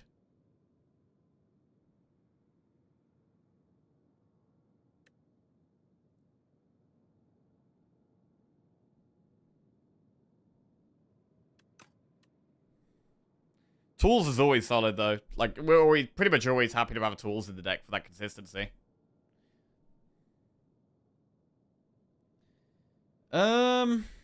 Double your block gain this turn. I mean, we are just trying to add more and more block. Shadow Meld seems to just make sense.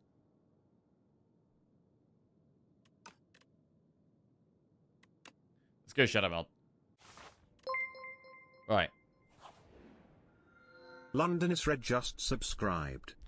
London is Red. Welcome to the Jackoffs. Appreciate it, mate. Thank you. Enchant all strikes in your deck with Tez Katara's Ember. I would like to get rid of the strikes, but if we can't get rid of them, it does make them stronger. Add one Brightest Flame to your deck, or replace the Act 2 map with a special path. Well, let's have a look at the map.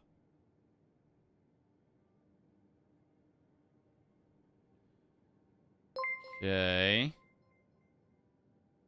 Echusa just subscribed. I mean, we could do Campfire Elite, Campfire Elite, Campfire Elite again. We could just have another map of just going through elites, pretty much.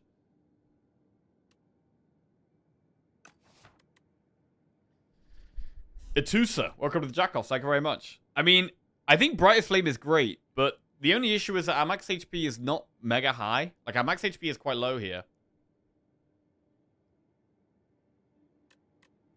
But Golden Compass doesn't feel that great because the map is already good. The map's already pretty good.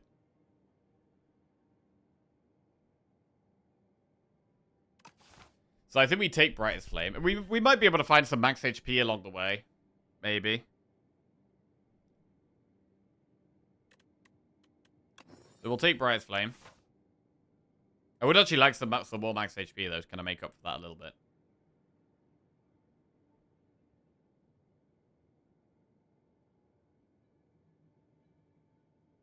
Right, and we are going to go through elites. We want to try and probably find some relics here.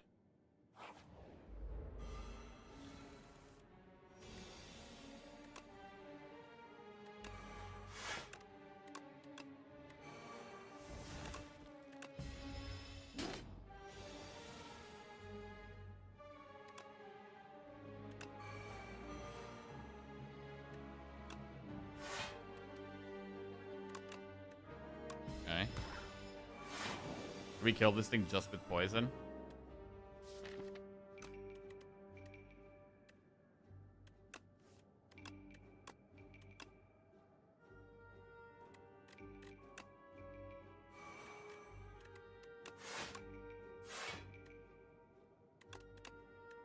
Yeah, I think the hunt definitely wasn't the pick. The hunt would actually be really awkward here.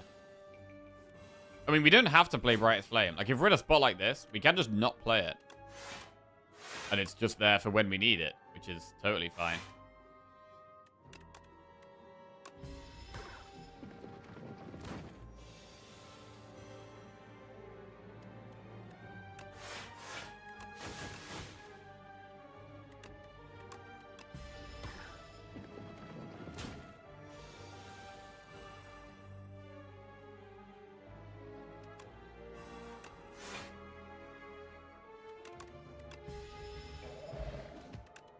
Alright, Dagger Spray up my sleeve, Poison Stab. These are pretty bad. Skip those. I'm going to try and do as not many fights. Choose 1 or 3 random cards to add to your deck or lose 5 HP for a colorless card reward.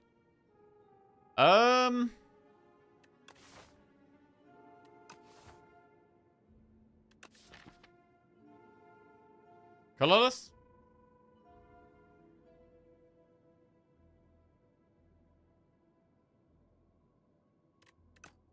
On 46 health.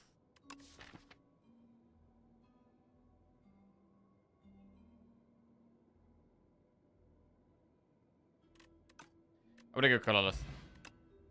Dark Shackles, Flash of Steel, Catastrophe. Shackles is great. Flash of Steel is always solid.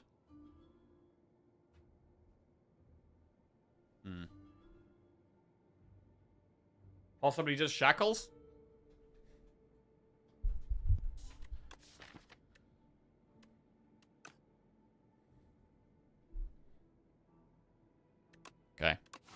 Good card. Shop. Right. If you end your turn with no cards in your hand, deal 20 damage to all enemies. Whenever you enter an event room, heal 5. I mean, I don't hate the healing. Probably doing 2 events this act, so we'll heal 10 HP this act. Bouncing Flask. Bouncing Flask does work with Stecker Skull quite work, but I really don't think we need it here.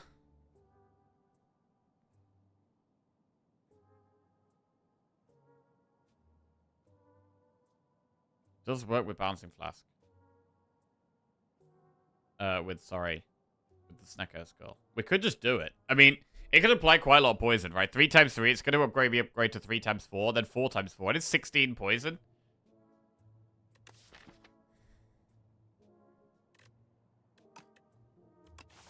There is another shop coming up, though. We could just save our gold for that. Let's remove a strike and move on, I think.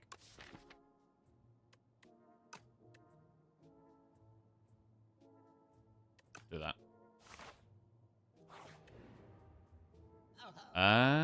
Okay. Raise your max HP by 3. Whenever you're in a rest site, start next combat with extra energy. It's kind of awkward because we're literally about to go through a shop. And it's actually more expensive because we don't get courier value here, right? We don't even get courier value. We might actually skip this and not take any.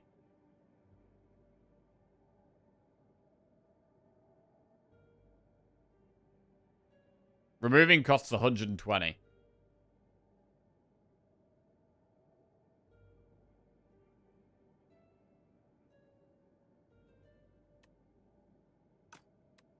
So I think we just ignore that guy. Blur. Upon pickup, choose an attack or skill with really approved. Blur is quite good, but removing is great.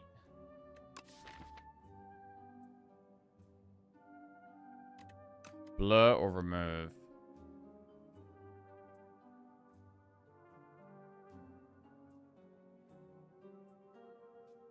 Can't afford both. I mean, if we blur, we probably just save gold. Blur does give some consistency. Blur is quite nice in a deck like this. Let's take Blur. And we could take Escape Plan. I mean, we could take Dodge of Roll as well. I might just chill here. Dodge of Roll is solid. I kind of want to upgrade it, though. I mean, it kind of already is upgraded. Because of the Freyna lens, right? It is kind of just really good. Alright. Just added a bunch of block stuff to the deck. So I wouldn't mind another damage card now. We should really upgrade Shadow Meld. Although Brightest Flame is good for when we need it. I think we'll upgrade Shadow Meld first. Right, and we go into an elite. So hopefully we can poison this guy down.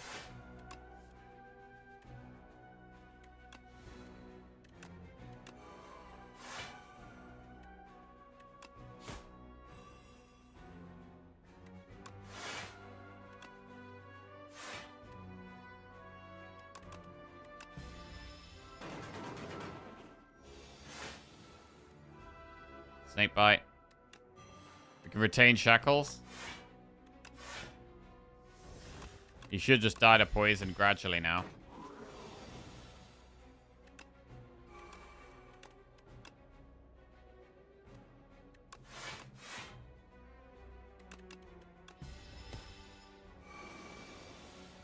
Fumes makes even more sure of that.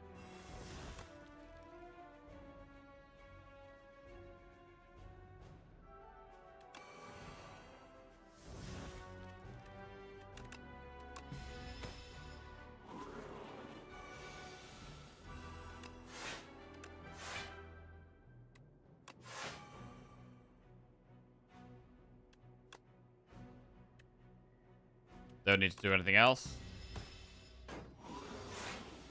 Can blur this turn.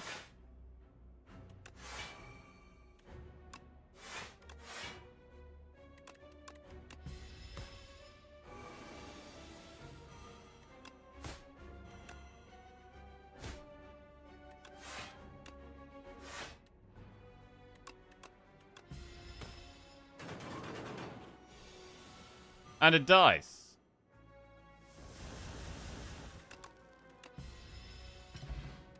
Gorget. Star Reach combat gain 4 plating. The Hunt, Flechette's Piercing Whale. We could take Piercing Whale even though we have a Shackles. I think 1 Piercing Whale is still fine. Good at the AoE, certain AoE fights. Good against the Millipede. Definitely good against the Millipede. Pendulum is more card draw. And we do still want to do Campfire Elite, Campfire Elite. We should probably upgrade Brightest Flame now.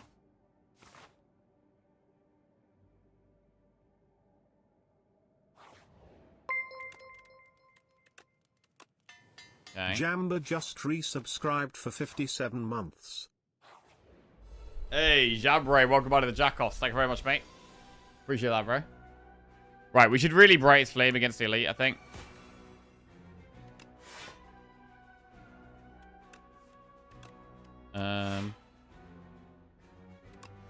Try and find the poison, or just this stuff. That works kind of fine.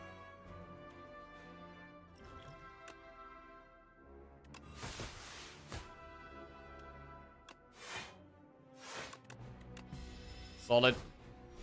Fumes is in there, and Dodger Roll is okay this turn. We might want to upgrade Dodger Roll. We can do. It's not. Doesn't feel mega important right now.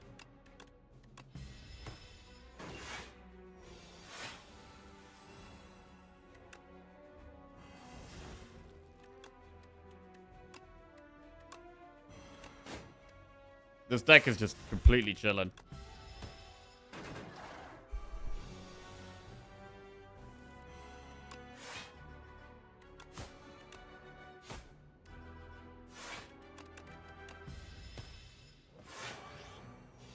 Could maybe do some more draw.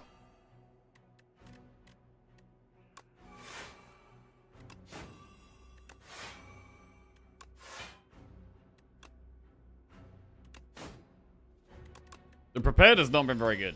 The prepared would be better with more draw and with it being upgraded as well, of course.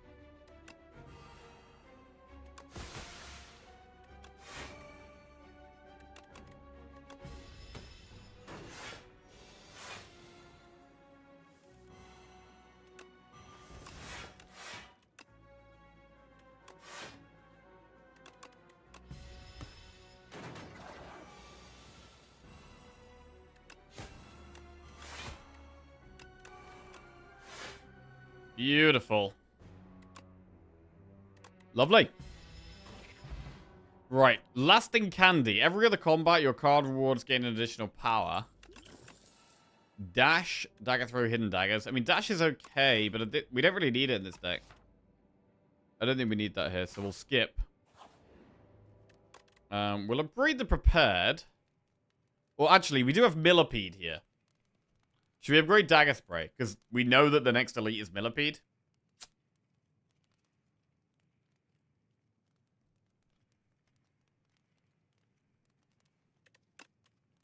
I'm going to upgrade Dagger Spray. Elite. Right, Fumes. Weaken the back one. Draw 3. Well-laid plans is solid. Okay, Dagger Spray turn 1 is really good. That speeds up the fight a lot. We should probably use Attack Pot as well. Echoing Slash. Hang on. 15 damage.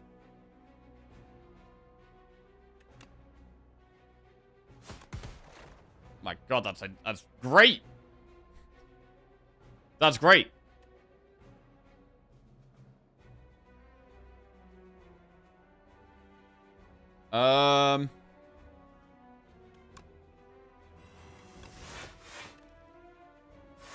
Was she nearly there? That was an insane turn 1 for this fight.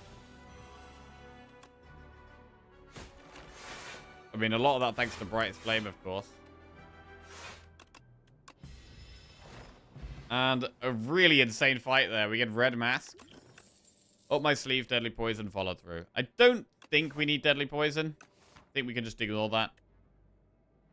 Noxious Fumes is so much superior. I mean, do they have to nerf Fumes? Is Fumes just too good? Is it just too good? What if you nerfed it to at the start of your turn, apply 1 poison, and upgraded, apply 2 poison? I don't know. It does so much damage on its own. It is slow. I guess you could make it not AoE. You could make it hit random enemies. So you could take the AoE from it. And maybe even make it do more poison. At the start of your turn, apply 4 poison to a random enemy or something.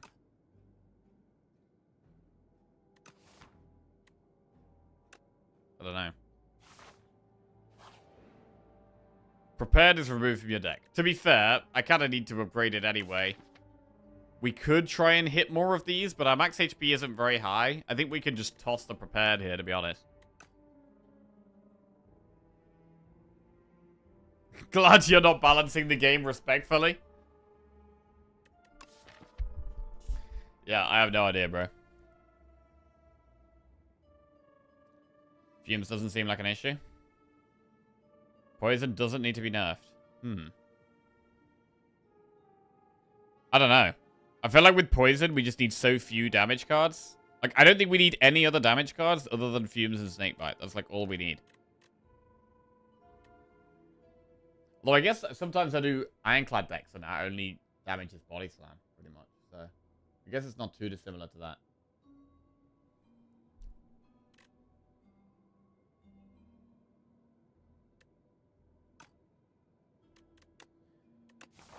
Right, I don't want to take any risks on the bridge. Like, I think on the bridge, if you got something that's, like, not amazing right now, then I think just getting rid of it is fine. Rather than risking continuing and potentially regretting it a lot. I quite like upgrading Dodge and Roll.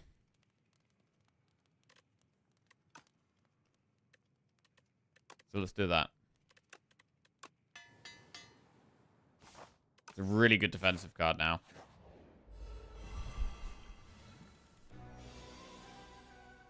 Also, hang on a second. I think I could balance the game pretty good. Although, I mean, I'm sure everyone thinks that, to be fair.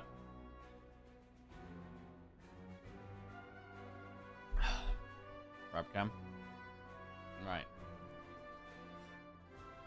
Brightest Flame.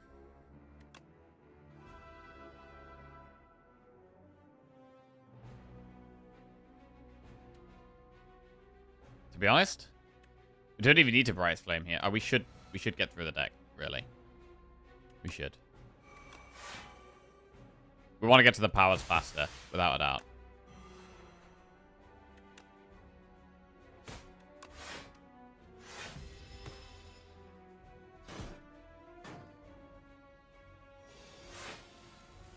Alright, Fumes, Blur.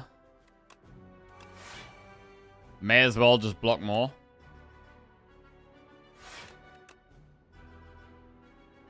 And I don't think we need to be holding on to Shackles, to be honest. I think we can just play it.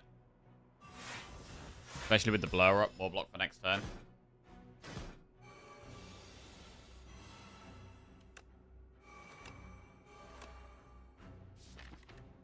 We have Strike to turn around next turn, so we can do this, and we should retain the defend.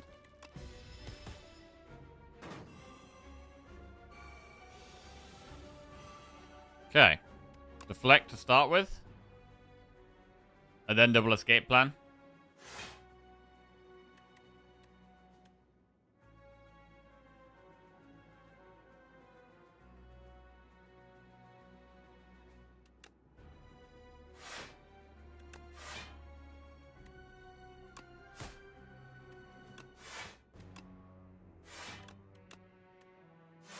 That works fine.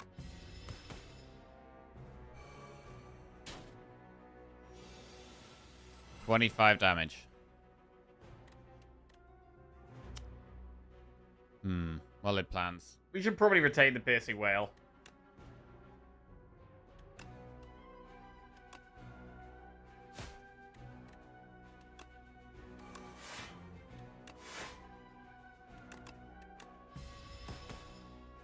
Three retains here.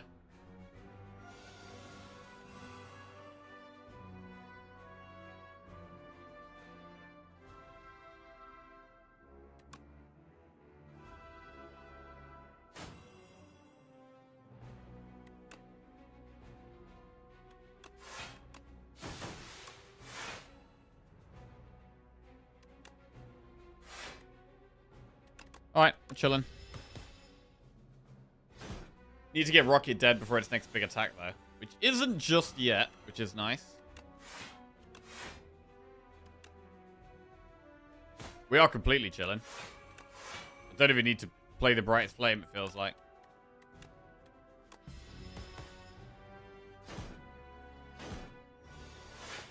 Brightest Flame is probably mostly just for the endgame bosses. In this situation.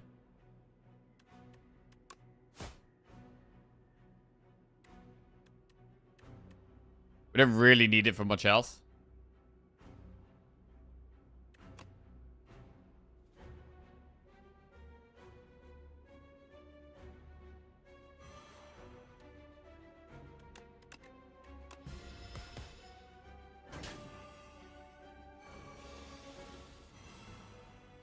Alright, so Rocket's dead.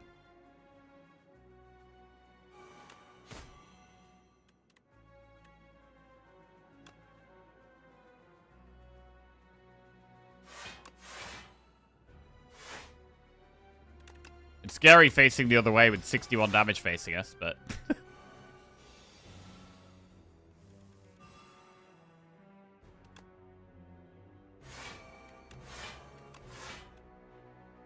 Fine. Could this deck do with maybe slightly more energy? I think slightly more energy and slightly more draw. I think our block and damage is fine. I mean, our damage is slow. Our damage is slow, but we have loads of block. We'd like to speed up a little bit, which I guess Brightest Flame does help with that when we're playing the Brightest Flame. Right, 75 gold, add a card to our deck. We've got Shadow Meld, Shadow Step, Murder, or After Image. One Pun Man with a massive raid. Thank you very much, One Pun Man. Appreciate that, bro. Hope you had a good stream. Any big wins today? Any big runs? We probably just take After Image here. I mean, we've already got an upgraded Shadow Meld in the deck. I think After Image is solid. We'll take the After Image. I got my first Voltaic win. That card is the best card ever if you have Snecko and no damage in the deck. Ha! Damn, you've only just used Voltaic for the... That's crazy. To be fair, Voltaic seemed... To me, Voltaic seemed like super busted. And then since it's been nerfed, I also haven't had a Voltaic run. I don't know. Bro, nerfing something by 1 energy is always just such a massive nerf. Campfire, campfire, campfire. Voltaic is the defect card where it summons a lightning for every lightning you've summoned this combat. It used to cost 2 and now it costs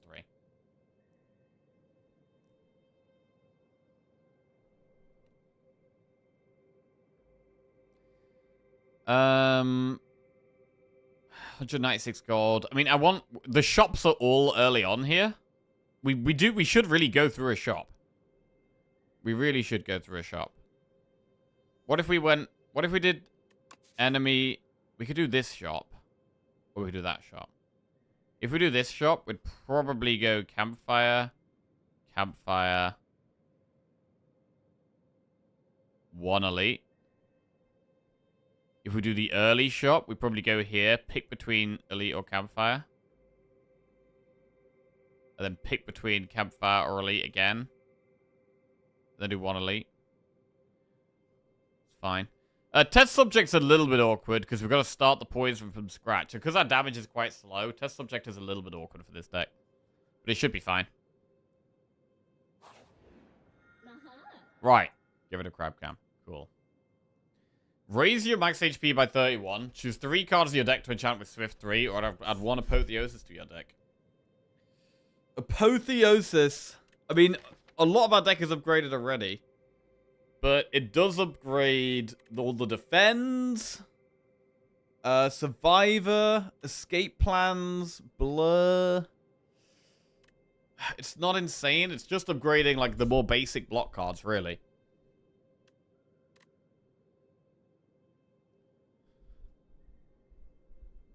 Seems unplayable at 3 unless you slither it. Voltaic.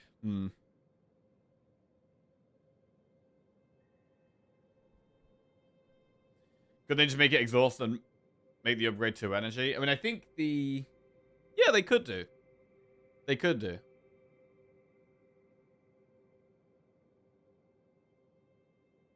But the entire point of the card is it scales of itself. Just a 2 energy exhausting Voltaic would be useless.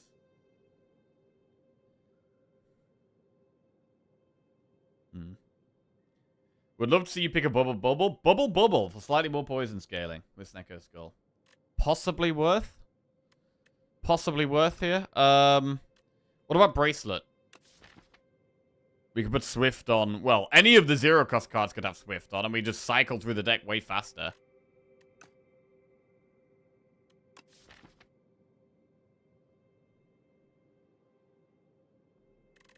I think it's probably still just Apotheosis. It's not the best Apotheosis spot. I mean, we could also just raise our max HP. Bro, we could just go 31 max HP. Have I ever even taken this fruit before? Hang on. I don't even know if I've taken this fruit before. Oh, I have taken it. I have taken it. Is the 31 max HP actually better than Apotheosis here? Also, if we're doing that, should we just be doing Swift 3?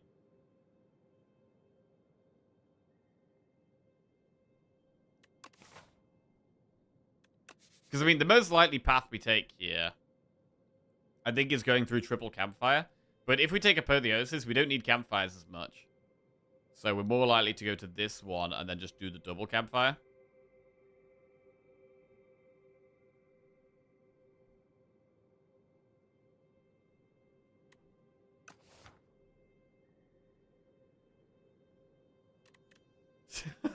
I actually don't really know here. Like, I feel like a lot of the time this should be an easy choice. Like, Apotheosis could be insanely strong. If it's not insanely strong, like, Swift 3 is very good.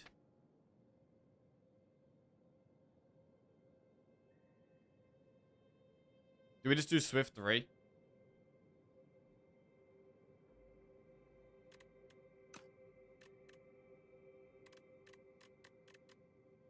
Max HP flies under the radar, but it's just so boring.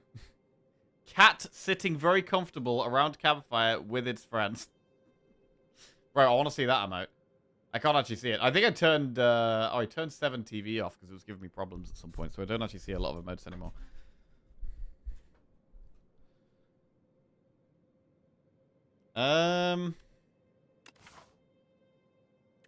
It does kind of feel like it should be Bracelet.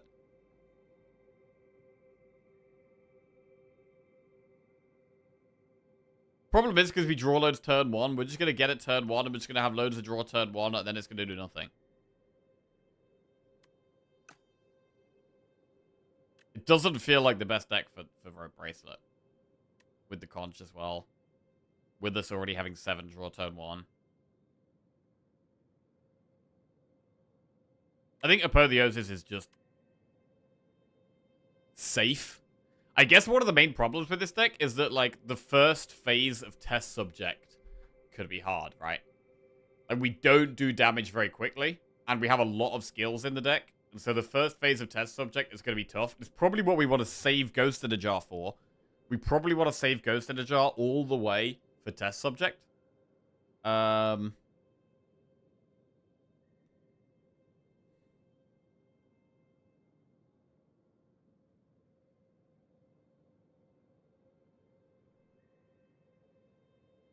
Swift does help us get our damage out faster for test subject, that is true.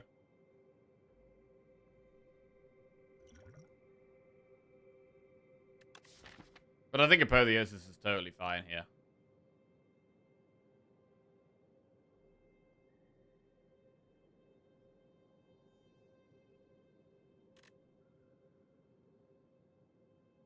Ah. It's only upgraded the basic cards. Oh, God. God damn it.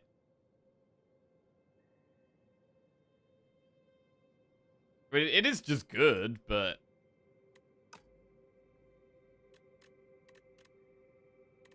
maybe cycling through the deck faster is just better. The thing is, the deck doesn't really have card draw outside of, like, the Brightest Flame and then, like, the relics, like the Pendulum and the Conch and the Ring of the Snake.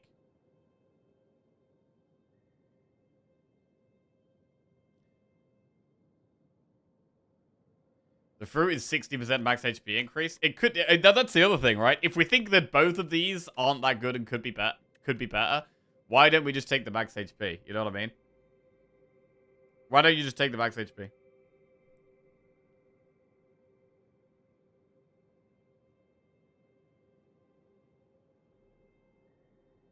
A rare max HP click?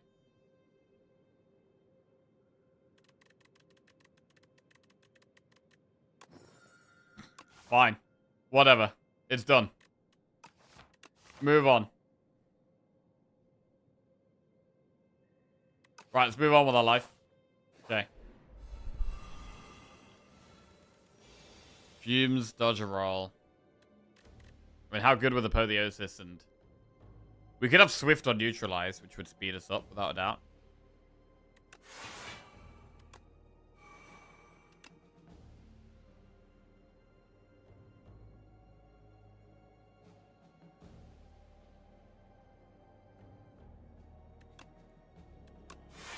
To be fair, this is a good spot for attack pot. Predator.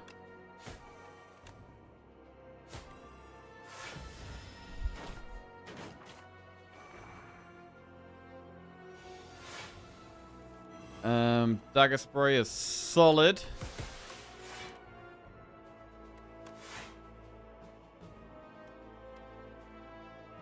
And don't really need to do anything else.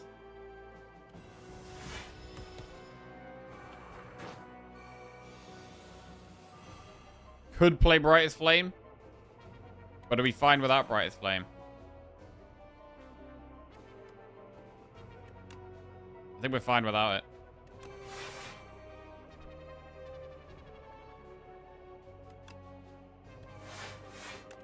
Just play it if we need to. Possibly don't need to. G. G?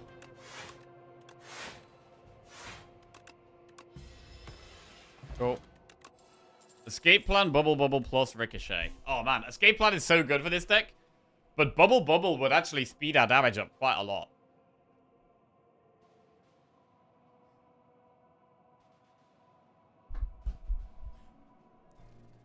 Let's go with the Bubble Bubble.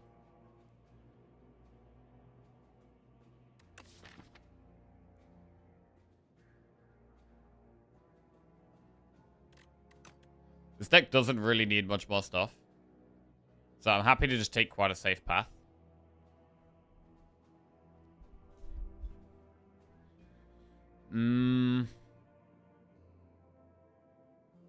What if we did no elites?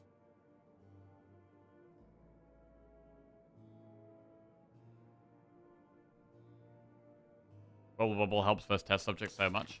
As long as we don't draw it before our other poison cards. Yes.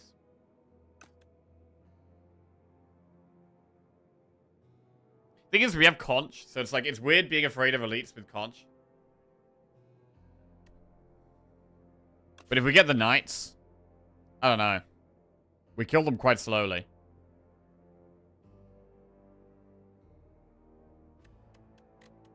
I don't think we need to do elites. So maybe we take the path that only has it has slightly less campfires, but it doesn't do any elites.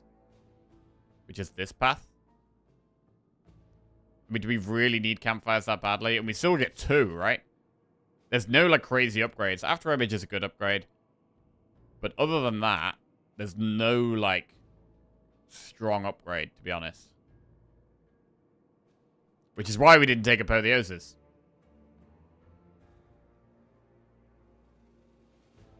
So yeah, I'm going to do a no elite path there, I think.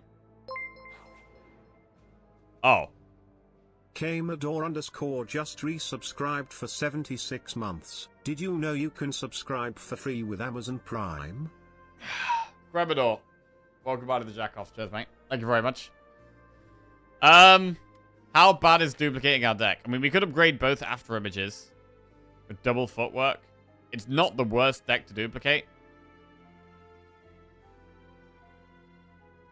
But do we really need to? Does it actually help us?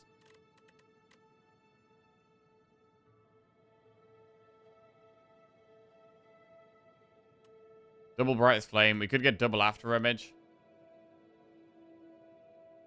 But we have 4 strikes, 4 defense still. Which isn't amazing. So I think we probably just downgrade and upgrade. Alright, downgraded Brightest Flame and Dagger Spray. Upgraded Strikes and Piercing Well. Well, that was actually garbage. Right, well, now we know what the upgrades are. It's going to be Brightest Flame and After Image.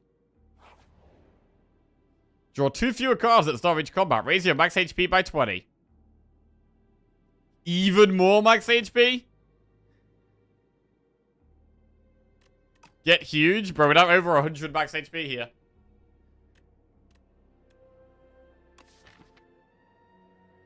Random upgrade is Brightest Flame. Could be. I mean, the thing is, if we do go for the lose HP, we're probably going to have to rest at some point anyway. Could just face tank subject.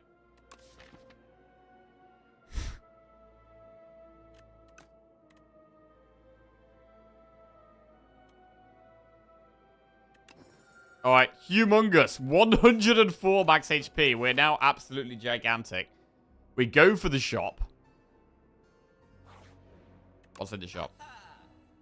When you gain gold, raise your max HP by 1. Bro, we could get even more max HP. I mean, Beetlejuice is quite good for the test subject. We could remove and take Beetlejuice.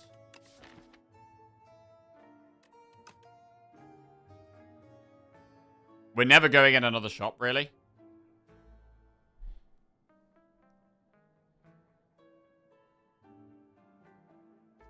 So I think we just take Beetlejuice and we'll remove one of the strikes. Wait, did we get a curse? No, we don't have a curse. Too late to check anyway. Right, and we're intentionally not doing elites here.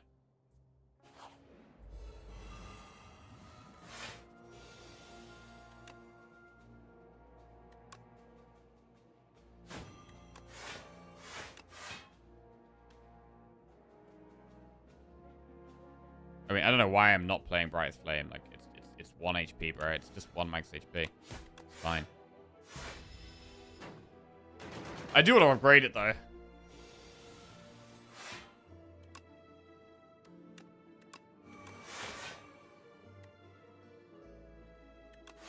Alright. We are a bit slower now. Like, we could do with a little bit more draw.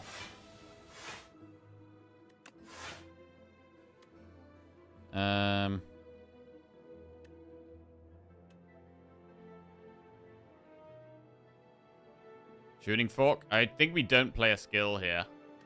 Just play powers. The Shooting Fork goes off next turn.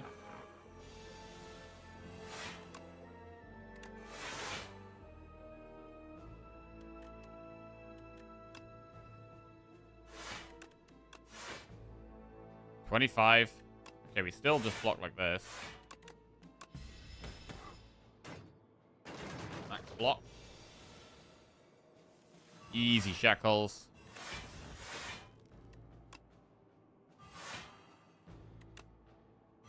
Big poison on both of them. Chilling.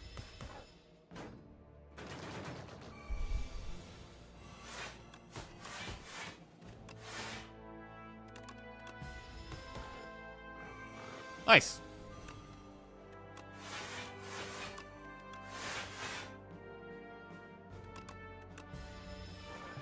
Okay. Hand trick, backstab plus poison stab. What about another Noxious Fumes? Is it that bad? Is it just fine? It's probably just fine. Let's get another Fumes. I think we do upgrade the Brightest Flame there. Make it more worth playing. Art of War. Obtain Royal Poison. Okay, we definitely lose HP for Wanamwelek here.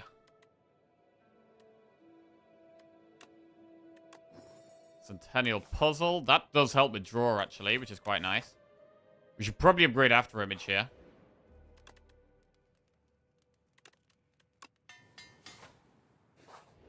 Okay.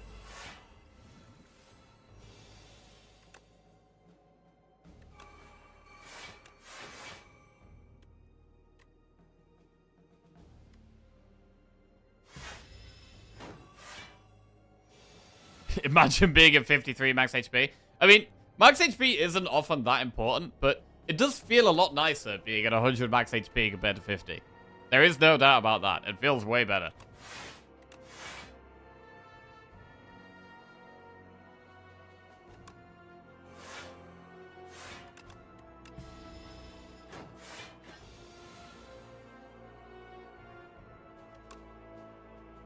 Why save Shackles there? Why play Shackles there? I mean, it doesn't really do anything. You can argue it moves Tuning Fork along, right? But kind of irrelevant.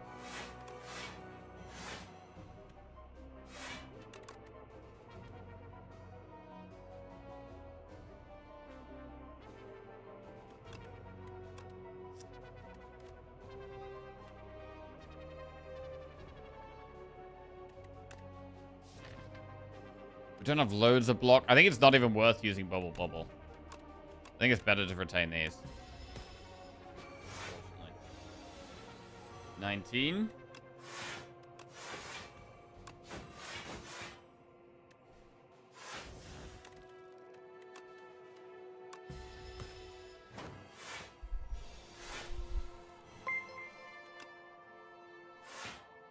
Quasi just resubscribed for 53 months. Go get M. Still chilling. Hey, Kwasi, welcome on to the Jackals. Cheers, mate. Thank you very much.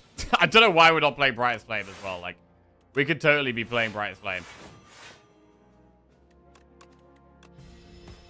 50 poison. This guy does nothing. Absolutely nothing. And he's dead. Very dead.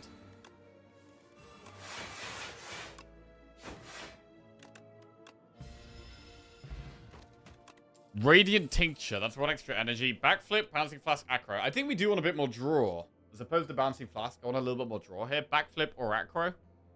Backflip is better than it normally would be. Acro would want an upgrade more. I think if we're not upgrading any of them, Backflip's the better pick.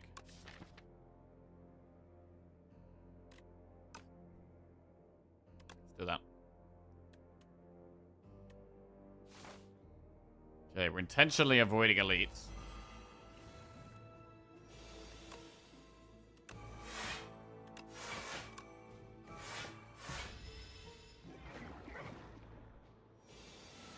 Five times 4.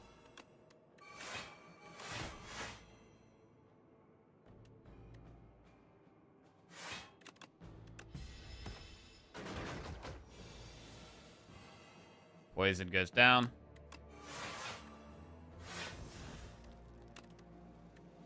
I think next turn it doesn't multi-attack, actually. I think it's just one big attack next turn. So not Shackles.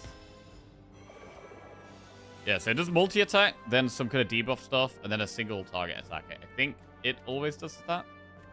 I'm not 100%, but I'm pretty sure it always does that.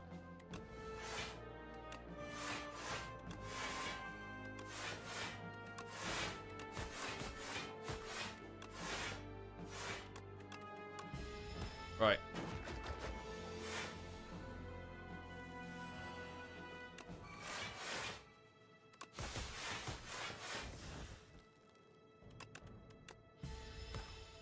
It's dying to the poison. It tries to multi-attack. We have a massive whale or Shackles, actually. Play Shackles, hold whale. Although the next one will be a single target attack, so we just hold these, and it's not going to get that attack off anyway because it's going to be dead to poison.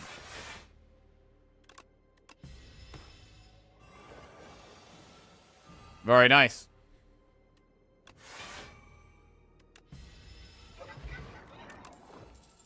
Speedster, Snakebite, Dagger Spray plus, Poison Stab plus. We don't need any of these. We don't need another Snakebite. We don't really need Poison Stab. It doesn't help that much. I mean, it is okay. In case we get it before the bubble, but it's still a skip, I think. Right, final enemy. These guys can be a bit annoying.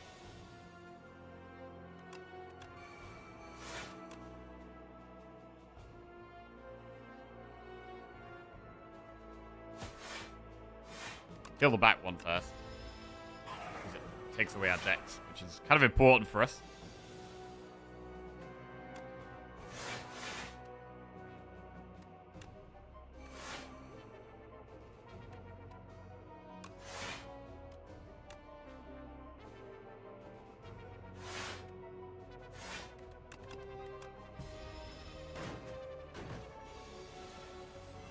Alright. I mean, do we really need to play Brightest Flame? Is it actually going to save us health? Probably not.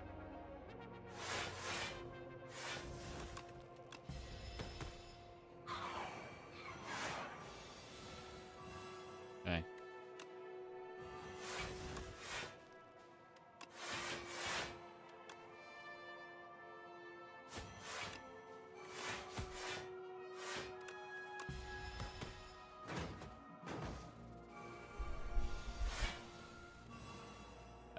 Nearly there.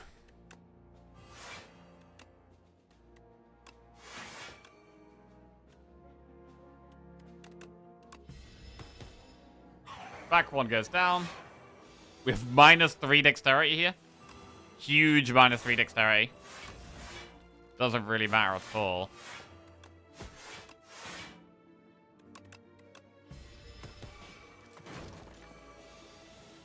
Nice.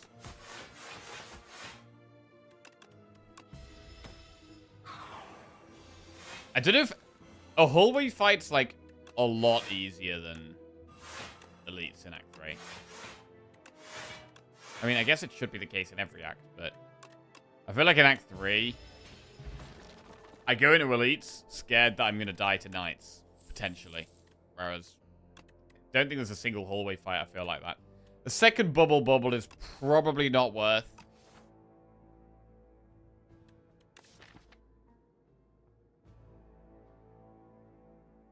We've got double fumes and snake bite and one bubble already. Don't know if another one helps that much. It is a lot of poison. It is a lot of poison. And against test subject for like phase 2 and 3. I mean, we've got 100 max HP. Let's just fucking click the thing. Right. Rester upgrade. Resting heals 14 HP. Upgrade would be fumes. 14 HP is probably worth. Especially when we're playing on our max HP here. And we're saving both pots for the second fight. I'm much more scared of the second fight than the first fight. That is a easy triple power turn 1.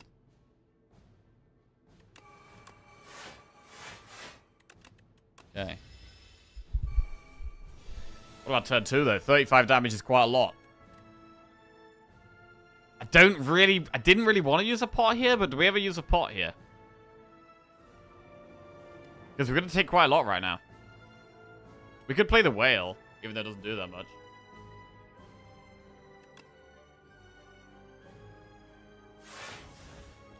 Yeah, playing the whale is probably fine. I think we should save our pots.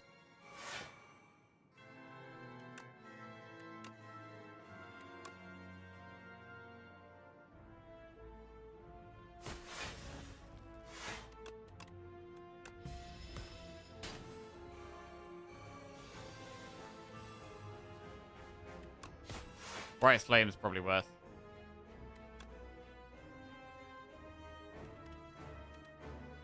To be fair, Brightest Flame next turn is better.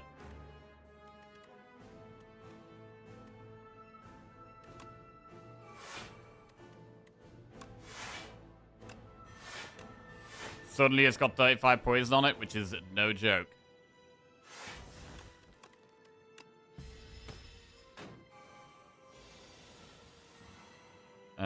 Shackles is fine.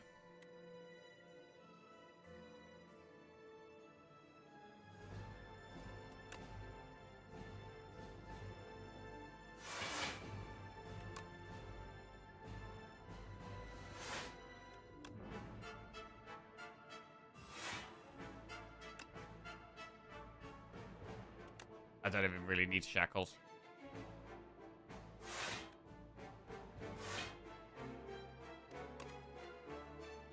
Retain some block cards.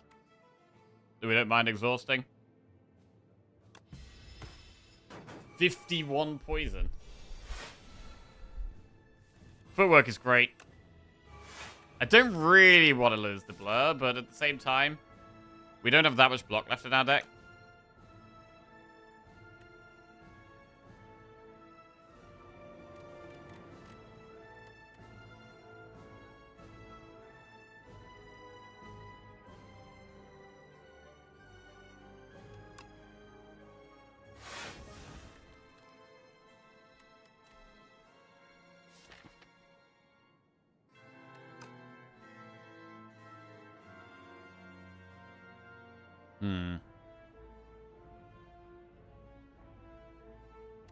Right, play the flame. Play the flip back. Play the snake bite. Suddenly we're exhausting everything. Exhaust strike.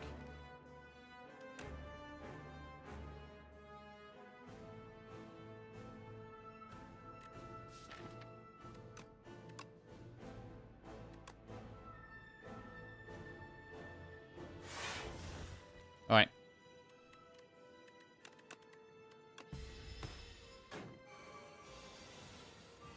$30 damage. Play whatever we want here.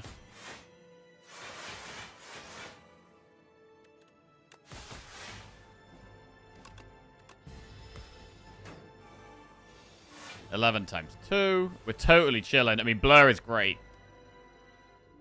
Blur is great.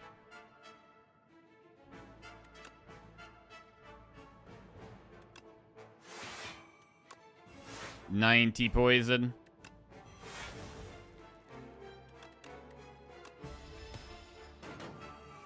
It dies next turn, so we only need to survive here, and that's it.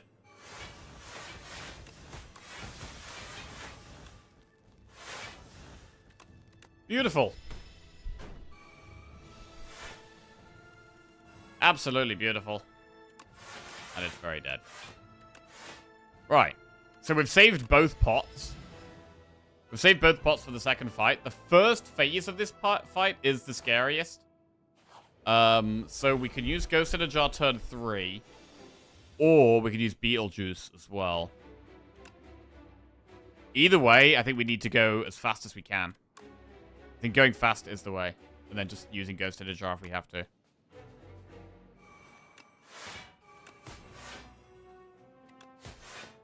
I think taking a hit and proccing Centennial Puzzle is probably good here.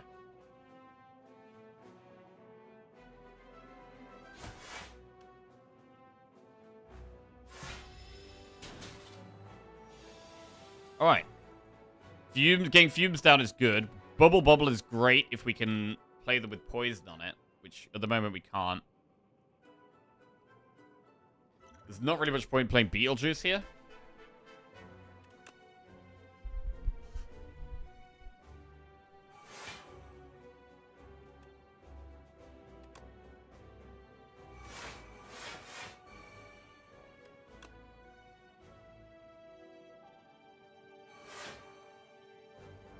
And turn... Right, do we hold the bubbles? I think we hold double bubble and Ghost in a Jar. Oh, wait, we can't even retain. Oh, idiot.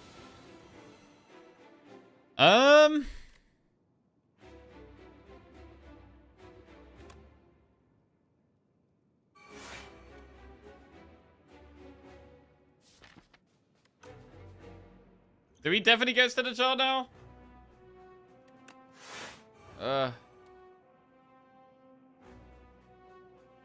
We could just Beetlejuice instead. And play Dodge and Roll. And save the intangible. I think that's probably better.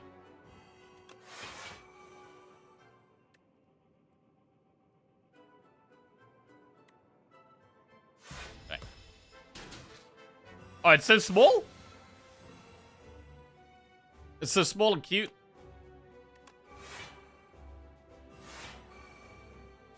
Bright Flame. Bobble it up. Spray it up. Blur it up. Playing like a million skills. It should die next turn, though. I'd like it if it stayed small into the next phase, but I don't think that happens.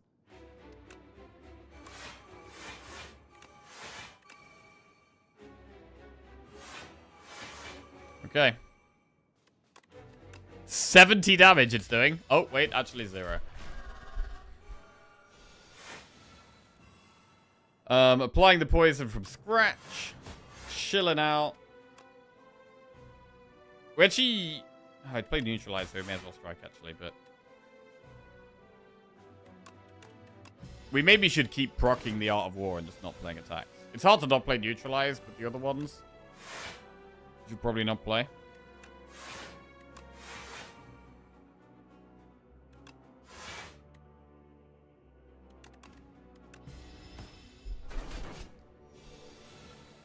Even with the bubbles being kind of deep, this is still totally fine. Boom, boom. Oh, wow, they do really ramp the poison up. I don't use bubble that often, but it does actually feel great here.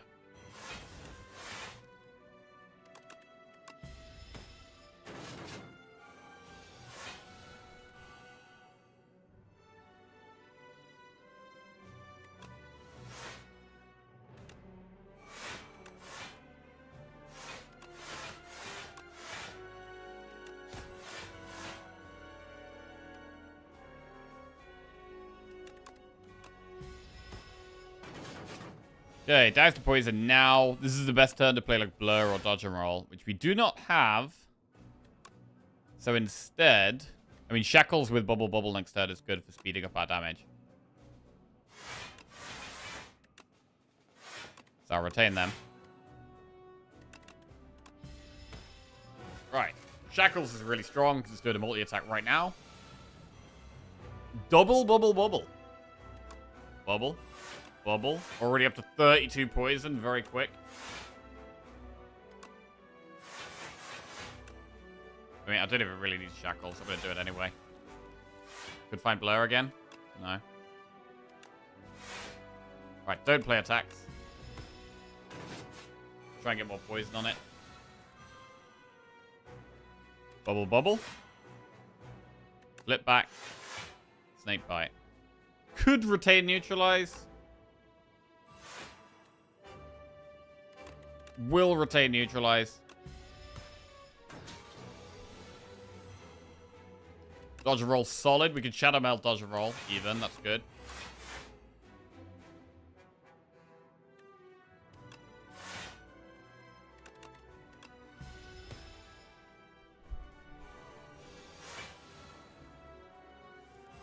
Blur is big. Okay, we already blocked that. Oh, to be fair, wait, we have Blur active. Yeah, why don't we just use Blur? Don't know why I didn't use Blur there, but whatever. Okay. Very close. Nearly there. Bubble it. Spray it. Bite it. Kill it. Didn't even use Ghost in a Jar. We had Ghost in a Jar as like backup. Did not even need it. Big win. This deck was very strong. I mean, it started off with our early relics. Like the Fraenal Lens into the Snecko was great. And we just had very, very good block. Very good block. And slow damage that did actually speed up quite a lot with the bubble. I don't take bubble that often, but it really did speed the damage up, and I quite liked it. So I might consider it a bit more often.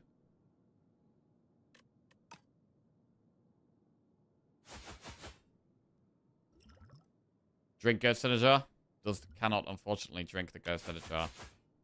Okay.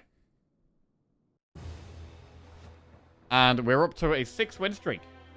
6 in a row, pretty nice. Cool.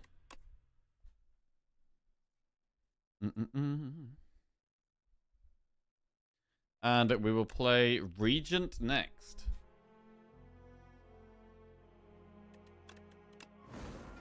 Right, he would dive straight in as well. Let's go.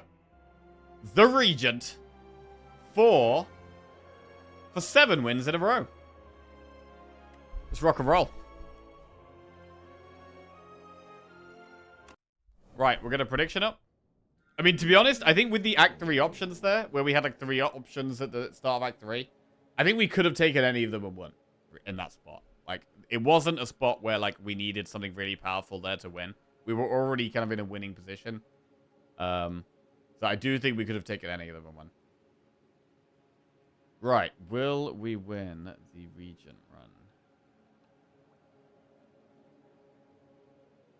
Prediction going up. Right, add 1 Niaz Fury to your deck. Upon pickup, gain 150 gold or lose all gold and choose 1 or 2 packs. Anyone here also old and think about 2 small dragons that shoot bubbles? Yeah, bro. I used to love Bubble Bobble, bro. I used to love Bubble Bobble. One of my friends had it on PS1, and I used to go around to his house just to play Bubble Bobble. I didn't even like him. Right. Campfire. 150 gold. We could go there. Or there. This one is nice because of the double campfire straight after it. So 3 enemies into a shop, into a campfire. This enemy will be harder, but we'll have spent some gold and got an upgrade. So that's probably okay. Then we get another upgrade and a chest. And then we probably want to attempt 2 elites. I think 2 elites looks quite nice. Played it on the NES. It was awesome. Bro, it was such a good... Bro, the music was great as well. Oh, God, it was good, bro. I think 150 gold is probably fine here.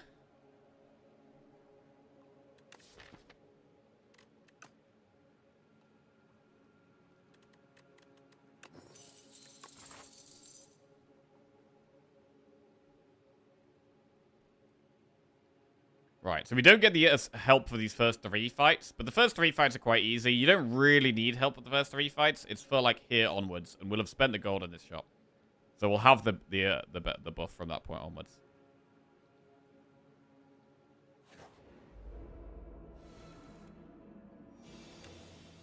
Right, do we play Venerate on the first cycle through the deck? So that we can definitely play the first 2 Falling Stars. I think we actually do.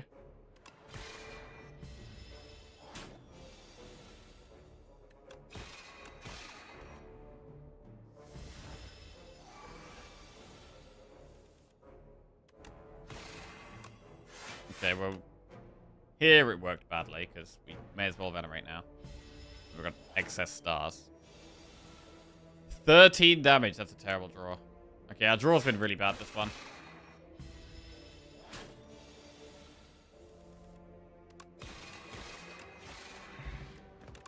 Attack pot. Parry, Radiate, Cloak of Stars.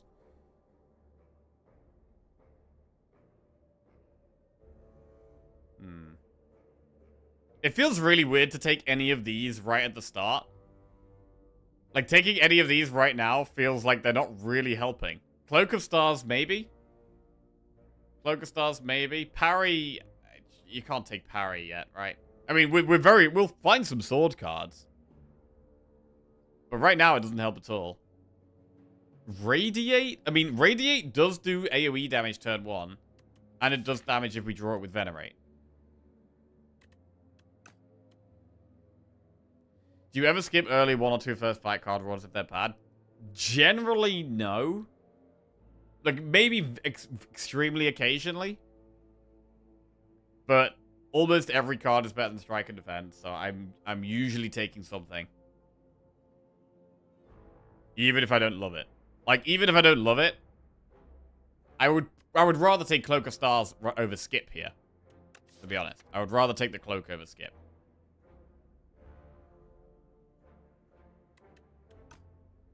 But I was thinking, could we take Radiate and, like, build around it? It does do AoE damage. It does do damage turn 1, but then after turn 1, it only does damage when we draw it with Venerate. But we can find more star cards. Radiate is a cool card. Really, you need more draw for it to be good, though.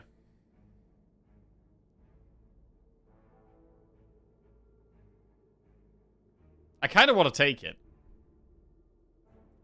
I'm going to take Radiate. I want to do it. Let's go. Right. Remove one card from your deck and add a Guilty. I think we do it, and we probably remove Strike.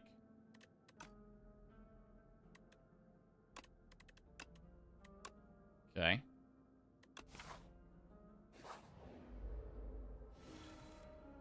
Alright. Radiate does 15 damage turn 1.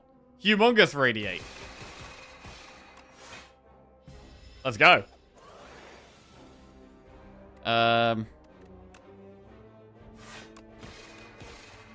Okay.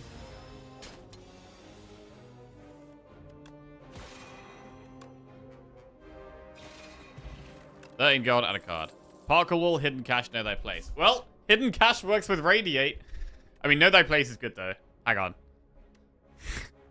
Hang on a second. Oh! It's already in the deck. Let's go.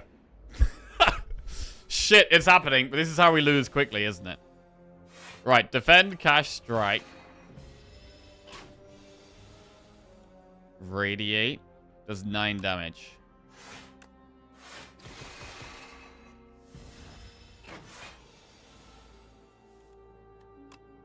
That's not good.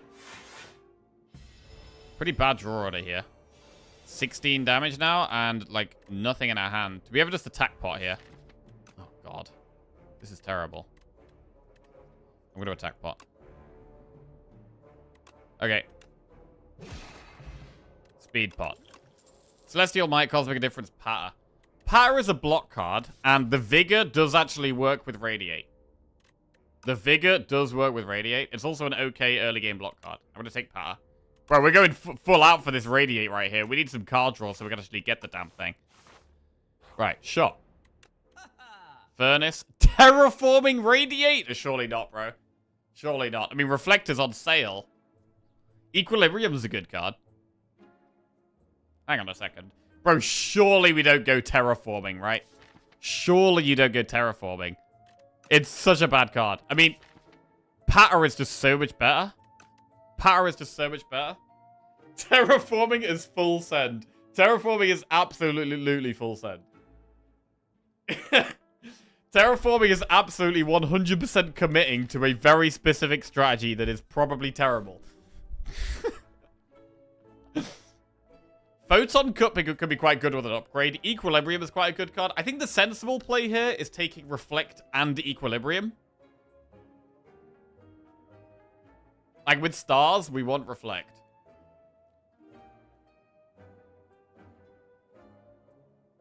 I mean, I really like the energy relics. I really like T-Set, and I like Happy Flower. If we take one of these relics, though, we can't remove or get Equilibrium. So I'm thinking about doing no relics and doing, like, Equilibrium, Reflect, Remove. There's only one answer here. What will make you smile more? Terraforming or something else? I mean, I feel like we're already messing around a little bit by taking the Radiate. Like, I don't think Radiate was actually the pick. I think the pick was actually the Cloak of Stars. But we just wanted to take the Radiate. And I still want to take the Radiate. And I want to win with it. But, like, full sending and doing, like, Terraforming is suddenly, it's like memeing a little bit too hard to the point where you're going to be really weak. Like we want to like mess around, but mess around and win, right? That's the whole thing we're trying to do around here. So I think the players Reflect, Equilibrium, Remove.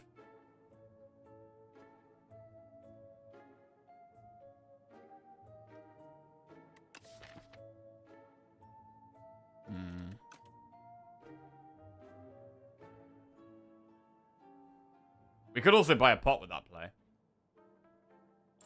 Reflect, Equilibrium. We can remove a strike.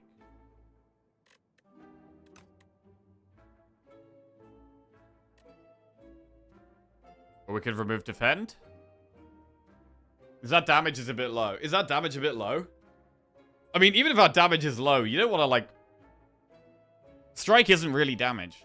I mean, with Falling Star, Strike is a little bit more damage? Hang on a second.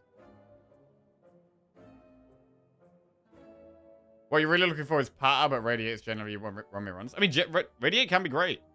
Yeah, patter we already have, and it's pretty good with it. I'm going to remove Strike. Now, Photon Cut is quite a good upgrade. We do have 2 campfires coming up. What are the upgrades right now? I mean, now things that give stars can actually give us more damage because we get Reflect Off more often, we get bigger Radiates. I don't think we upgrade Radiate. I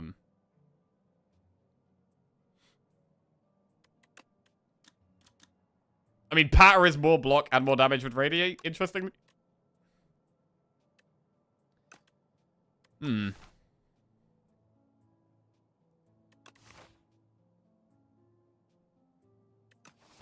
We could just buy a pot, though. Pot's pretty solid. Like, block pot or power pot. Is probably buy a pot. Power pot? How you doing, Lemon? What's going on? I mean, we have just added some defensive stuff, right? We've just added Reflect and Equilibrium while removing a Strike, which definitely makes our deck a lot more defensive.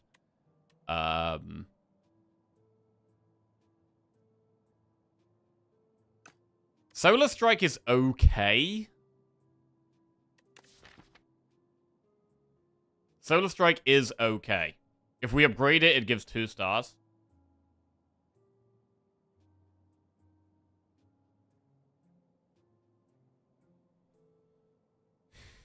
It's okay.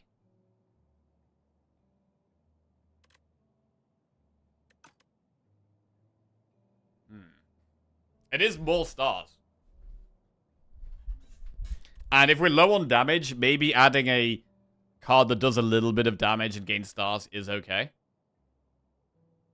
But what if we removed every damage card except things that work with Vigor?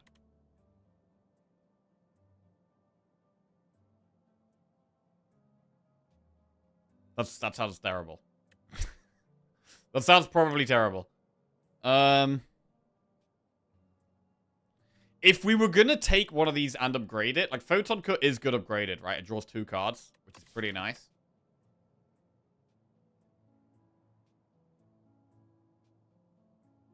What is the best upgrade right now? Do we, like, Hidden Cache upgrade can be good, but right now, is that really the play? I don't think it actually is.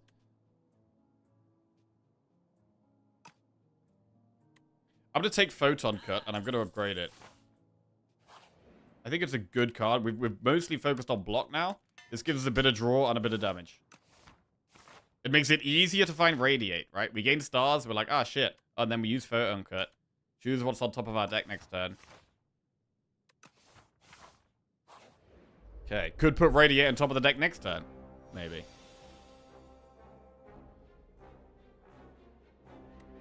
Bro, we need a big Radiate here already. Equilibrium Cache.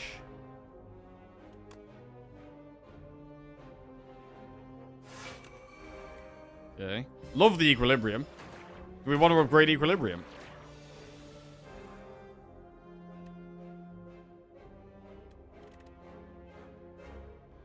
That's a lot of damage incoming.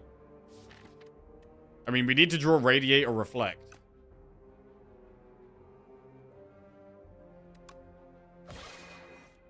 Radiate? Patter Radiate? Hang on. Hang on.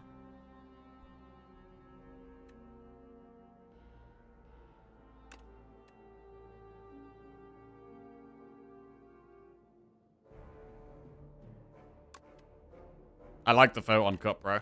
Amazing Photon Cut. Right.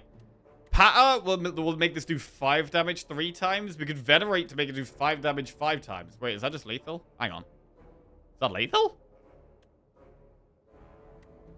Venerate Patter is lethal, I think. Hits 5 times. We'll have... It's just lethal.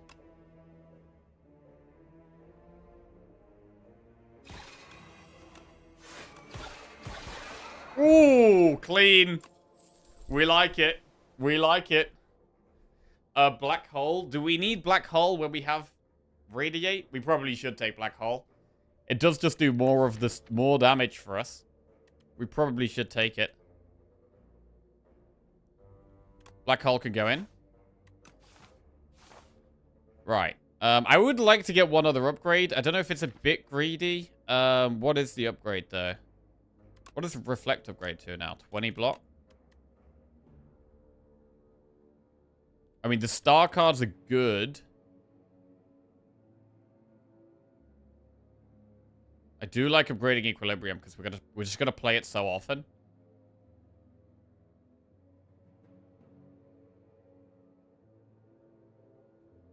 I mean, I'm a little bit scared of the elite. If we get the statue, we don't have like a ton of damage for the statue.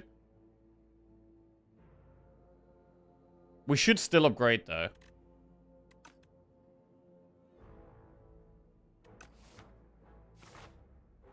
I think.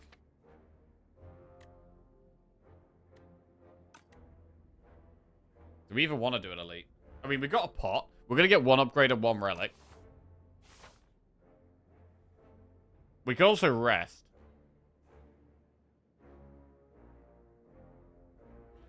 We could rest.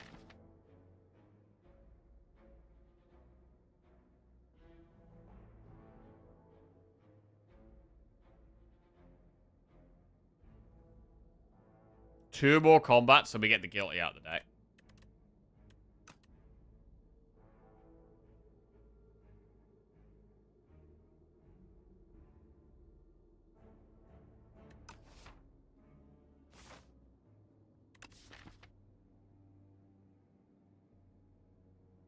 We need to be playing Hidden Cash most of the time we draw it, because it's our biggest star generator.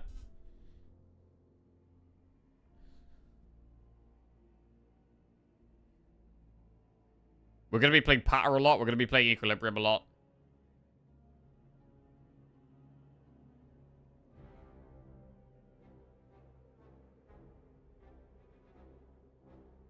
The Equilibrium and the Photon Cut do give us a little bit more consistency.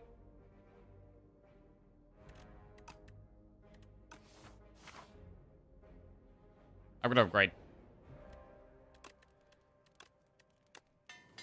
Equilibrium Plus. Aubergine gives us more gold. Right. We don't have to do an elite. We could just do an event into a basic enemy. And then do one elite. As opposed to... like, right now, I'm thinking about doing two elites. But we can just do one.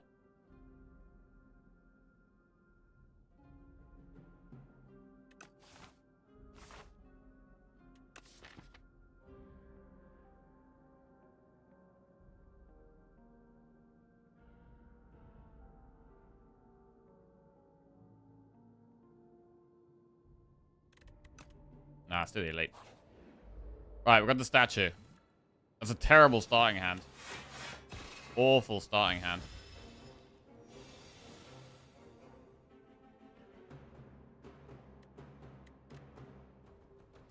Patter for the radiate next turn, maybe?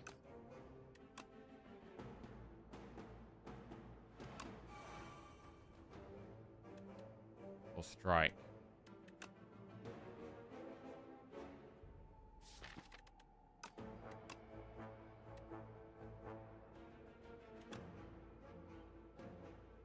Well, you don't get that many stars next turn. We should probably strike, to be honest. Because we might feel Photon Cut first anyway. Okay. This is like a terrible, terrible draw order at a fight that is actually pretty difficult. So this is not great.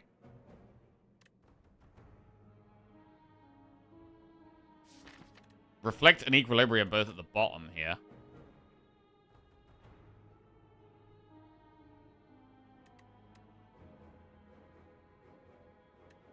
We draw two, which means we can definitely play Reflect, and then we can definitely put Equilibrium on top. So that's quite good. We do Black Hole, Falling Star, Photon Cut, Radiate, Reflect.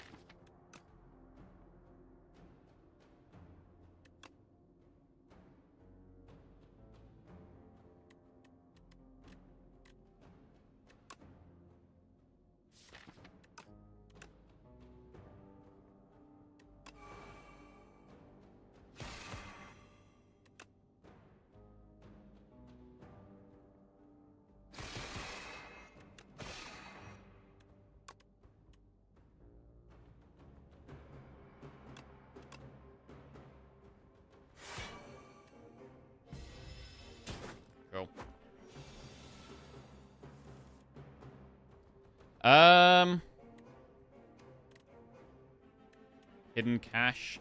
We probably should be playing Hidden Cache. Equilibrium Hidden Cache.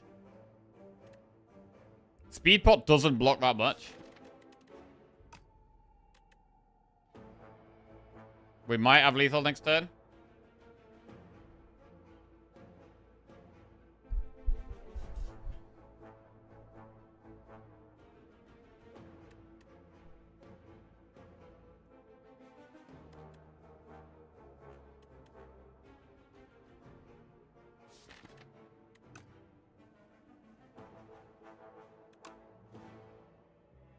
Possibly not worth speed potting here, to be honest.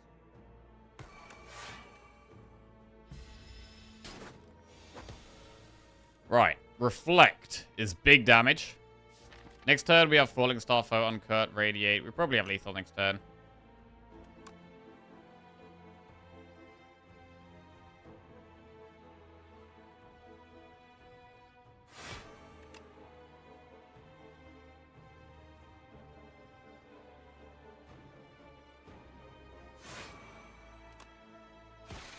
Alright, pretty good. And it's dead. Good. And we get Potion Belt. Doesn't do anything right now, but could help in the long run. Bulwark, Glitter Stream, or Seeking Edge.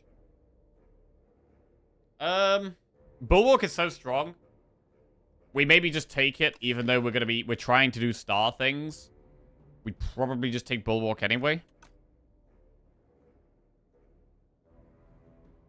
Or do we ever take Glitter Stream? Because it's actually more block. I mean, our block is kind of okay, though, with Equilibrium and Reflect.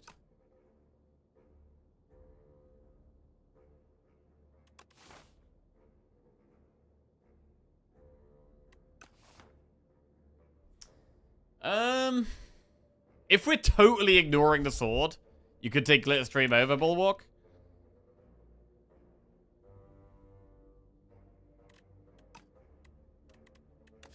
We are going to lose Guilty after the next fight, which is great. Bulwark is just so strong, I don't know why I would not take it. Like, it's just so good, right?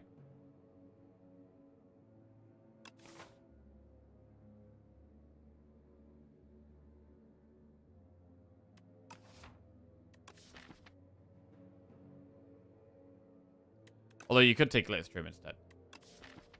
I think I'm going to take one of them. I mean, our block is okay. Our block is okay, but I'm always happy with Glitter Stream. Especially when we've got, like, the Ceremonial Beast, where you want to play, like, one big block card.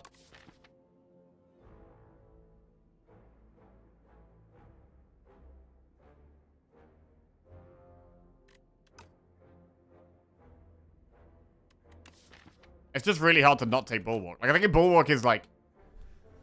Bulwark is maybe Region's best card to find in Act 1. Like, is there even any card that's better to find in Act 1 than Bulwark? Like, even the rare cards, like... I mean, Big Bang is insane, right? Crash Landing, maybe? Like, Crash Landing, Big Bang... Bulwark, Reflect. They're like the best ones. So it feels really weird not taking it in Act 1. But the reason to not take it is because the deck already has a kind of theme. And we're trying to play around the theme, right? We're actually doing star stuff with this deck. We've got Black Hole, we've got Reflect, we've got Hidden Cache, we've got Radiate. Like, we've got a little bit of payoff with the Black Hole and the Radiate. And the Reflect. And then we've got a couple of things that add stars. Well, actually, it's just really the Hidden Cache, to be fair. Other than Venerate that's in the starting deck.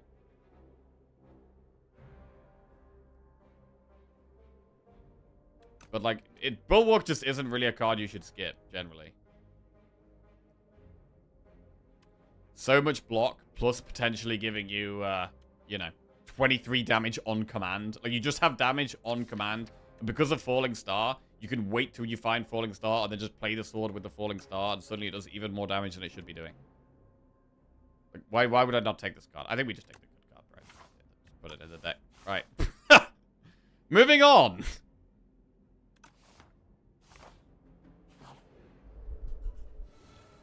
Black hole.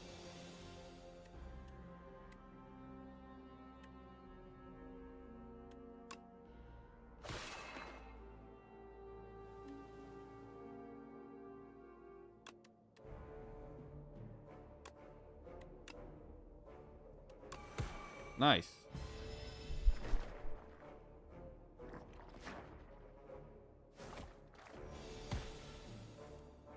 Reflect. Bulwark or Equilibrium. To be fair, it is actually Equilibrium here, I think.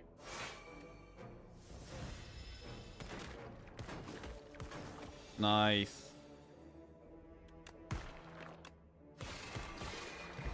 Very nice. Guilty gets removed from the deck. Hidden Cache, Collision Course, Present Spear. What about second Hidden Cache? Hidden Cache is pretty good. I mean, Collision Course is a good card, but I actually don't think I'm going to take it here.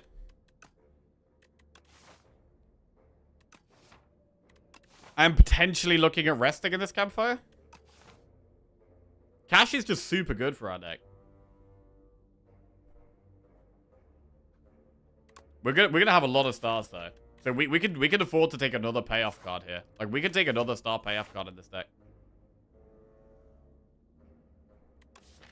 What's the upgrade right now, or should we rest? Black hole, hidden cache. I think we should probably rest. I think not resting here is pretty greedy. We're gonna rest. And if we rest, we can do the elite. Alright.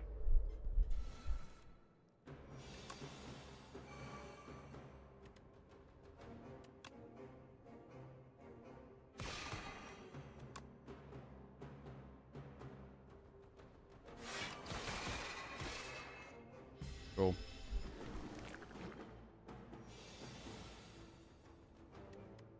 Triple defend. It's probably just a play here. Fine.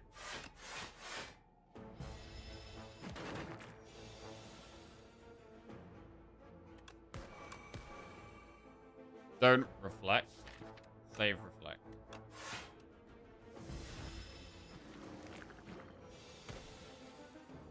I really want a Gamma Blast. Insane card, Gamma Blast.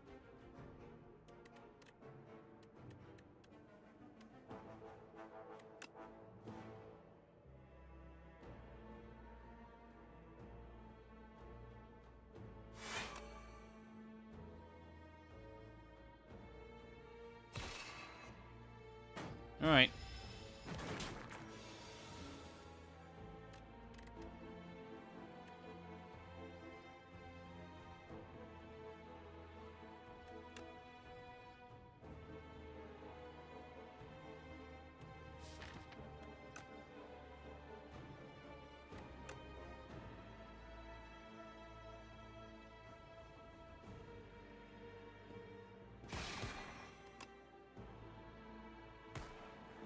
Right, Bulwark or Strike?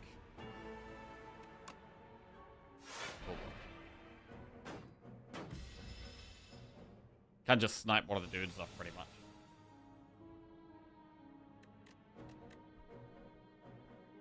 We should really play Hidden Cache. But then we might actually not Blade.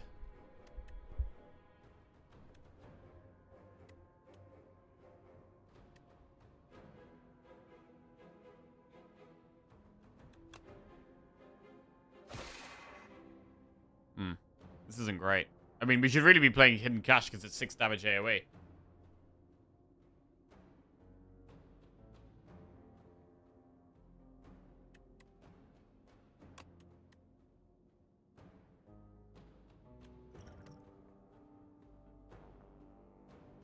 Take a lot of damage this turn, unless we Speed Pot.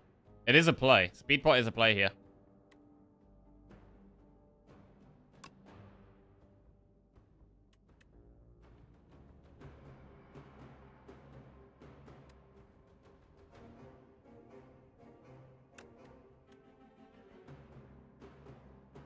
Okay.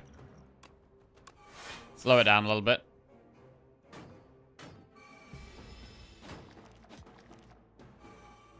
Because once we draw Reflect, we're going to be much happier. Big reflect. Really big reflect.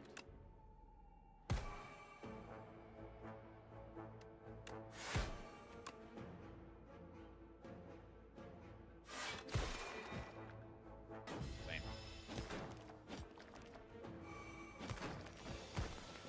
And now we win. Okay. Not too bad. Our draw order wasn't amazing for this one. Bag of Prep is really nice. Heart of Iron. Crescent Sit, Spear, Photon Cut, no they place. Photon Cut, I'm not going to take another one right now because it needs to be upgraded. No they place is okay. Is it helping that much right now? I'd want more draw for it, really. I guess we have just got Bag of Prep, but we do have Photon Cut. Both of those are okay with no they place.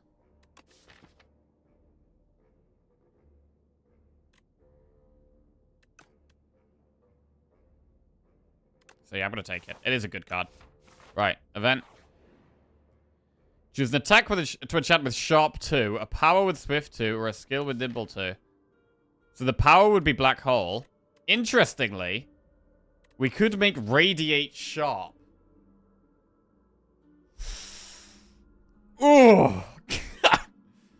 But, I mean, surely the card draw on Black Hole is the Ray, right? Surely you just put the Swift on the Black Hole. Surely. But we could Sharp the Radiate.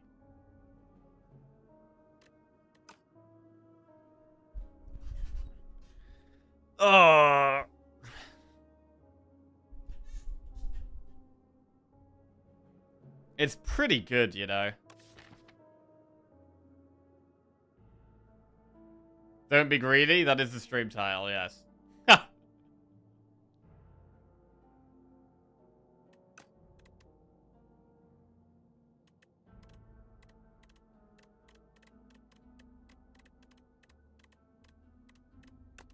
Alright, I'm gonna Sharp Radiate. Screw it, we're doing it.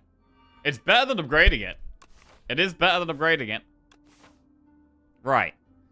Do we have to rest here, or can we get an upgrade?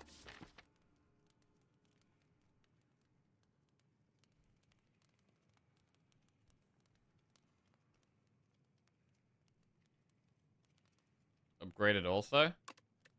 It only goes to 6 damage. It's better to upgrade Black Hole if we wanted to upgrade damage.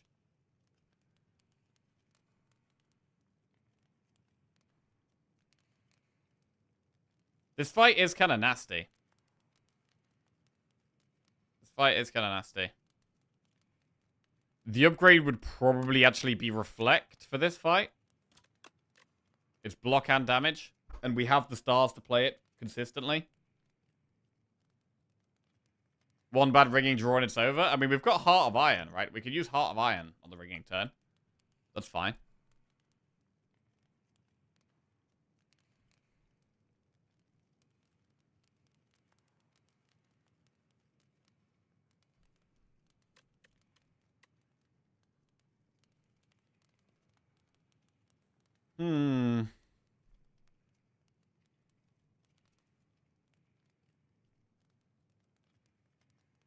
I feel like with Heart of Iron, we can go for an upgrade here.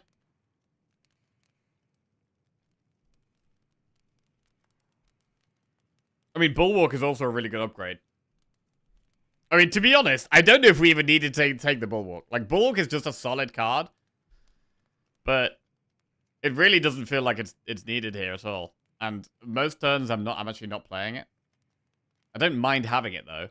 Like, it's definitely not a bad card to have. But it doesn't, like, I wouldn't take another one.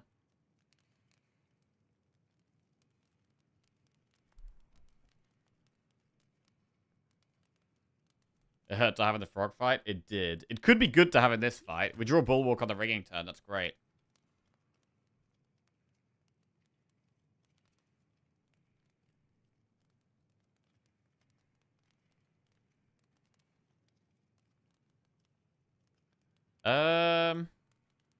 It's kind of tough.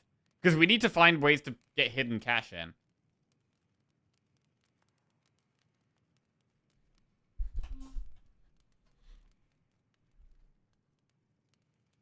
Like, on the rigging turn, we're either going to play Equilibrium or Reflect or Bulwark.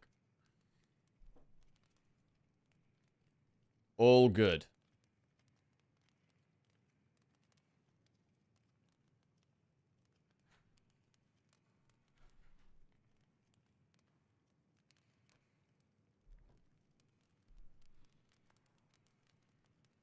Kind of worried you won't have enough damage to proc him before he ramps to 4 plus strength. Yeah, our damage is a little slow.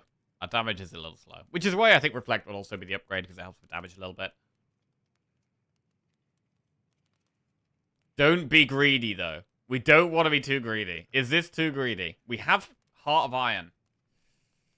We do have Heart of Iron. 7 plating.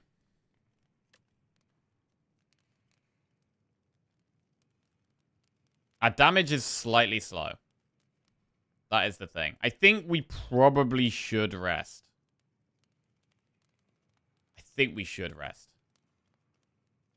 Just because it's not... I'm not, like, incredibly confident. I'm, like, a bit confident, but... we have only got 2 strikes in the deck.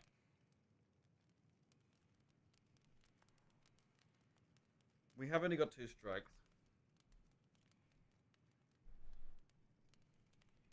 It's a 50-50 without rest. None of the upgrades that impactful. Possibly not. I mean, Bulwark is probably the best like individual upgrade in terms of what it does.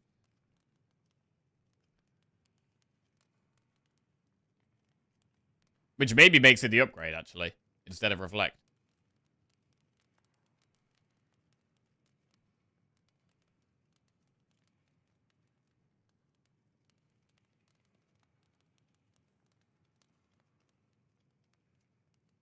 Black Hole. I'm going to upgrade. But I think instead of Reflect, I'm going to upgrade Bulwark. I think Bulwark is going to be more important in this fight. Right. No, they place and Falling Star. Black Hole, Equilibrium. Do we skip Equilibrium here? Yes, we do skip Equilibrium. We try and push damage. We'll play Black Hole. I mean, we could Photon Cut to put something on top of the deck. Bro, Photon Cut is so nice in Act 1. I really love the Photon Cut. It's damage, and it can help with consistency as well. It's solid.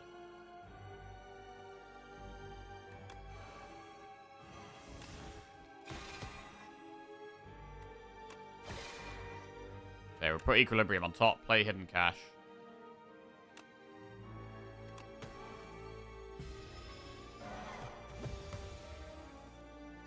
And we could Equilibrium or Bulwark.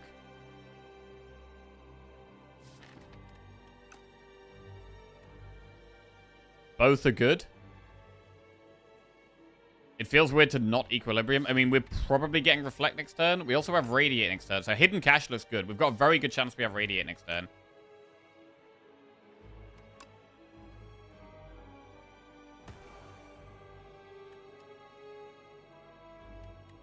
We could Bulwark and Reflect, potentially. I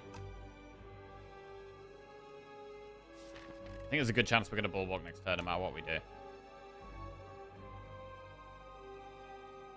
We Equilibrium this turn, Bulwark next turn. But if we don't draw Reflect... I mean, we still have Patter defend.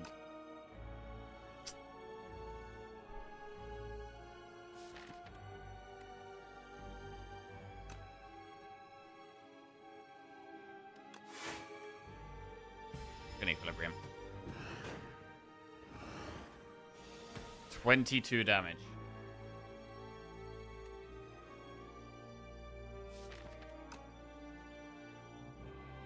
Bulwark, Reflect, Radiate.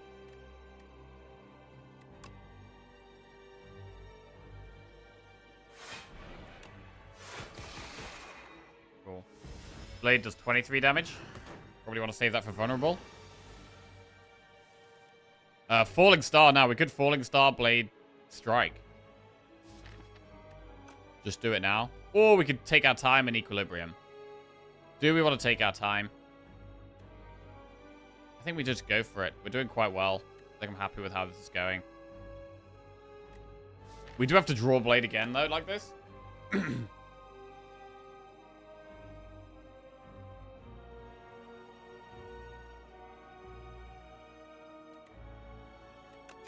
just going to Falling Star now. And Blade now. And I think Strike over Venerate. Yeah. We're doing fine on stars, and we still have Hidden Cash that we want to play. Oh. Interesting. So we should get... We guaranteed to get Bulwark or Reflect next turn. Both of which are great.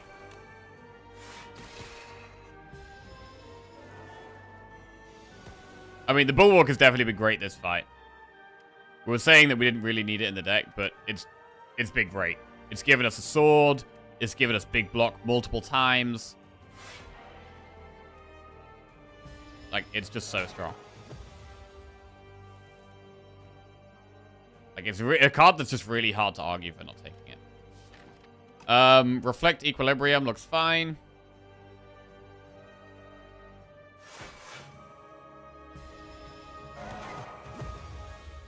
Next turn, we only get to play one card. I would like that to be Bulwark, but... Okay, next turn, we do actually take some damage.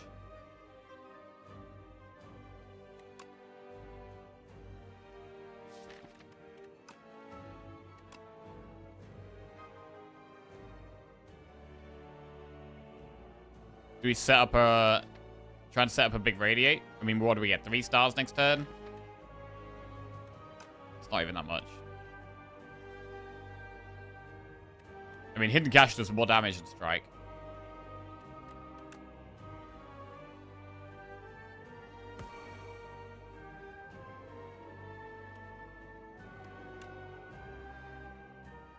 Forge 13.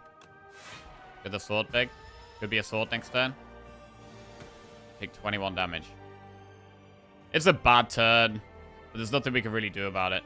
We could use Heart of Iron, but we're really close to lethal here. I mean, Sovereign Blade nearly kills it. I think we just play Falling Star. What if we just played Hidden Cash? Is that lethal next turn with Radiate?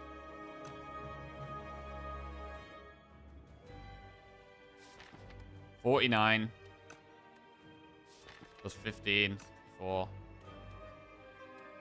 6 is 70. I think it's like very, very close.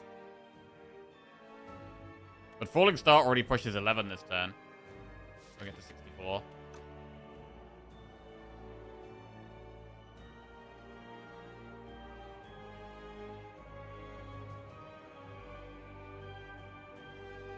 Late pot.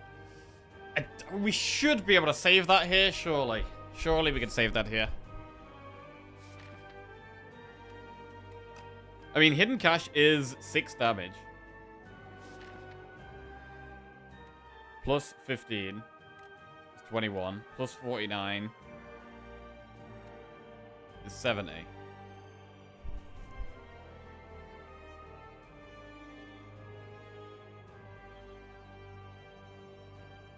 Falling Star does just feel safer, though.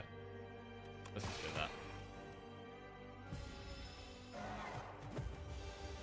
Feels like we're more likely to be able to save the Heart of Iron like this. Alright, Reflect. Bulwark. And then Blade next turn.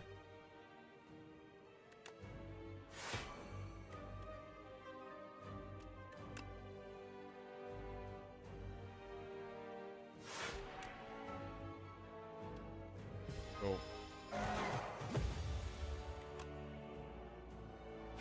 Very nice. Managed to save the potion and get an upgrade. Very good. Got an upgrade and saved the pot. So, didn't need to rest at all. Resting would have been a mistake. 7 stars, royalties, or Big Bang? Interesting. We actually have enough stars to potentially take 7 stars. Like, we could maybe take that. We should probably just take Big Bang, though. Big Bang is really great. But 7 stars is actually worth considering here. It does need an upgrade. It does need an upgrade. Big Bang doesn't need an upgrade. Big Bang gains as a star as well. Like, if the Big Bang was something bad, I think we would take 7 stars here. But because Big Bang is actually good, I don't think we go with the 7 stars. 7 stars is just a better Radiate. A better Radiate. We're already doing quite well on AoE, though. And with Black Hole and Radiate and Reflect. Like, Black Hole, Reflect, Radiate, they're kind of all AoE cards. So, like, we're not, like, desperate for AoE or anything. I think Big Bang is definitely the pick. Not considering royalties, I think it's a bad card. I think it's a bad card.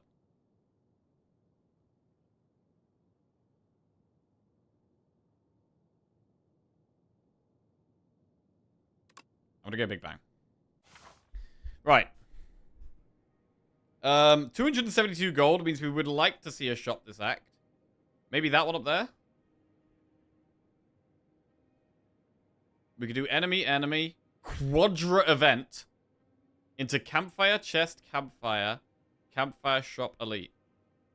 What if we wanted to do elites?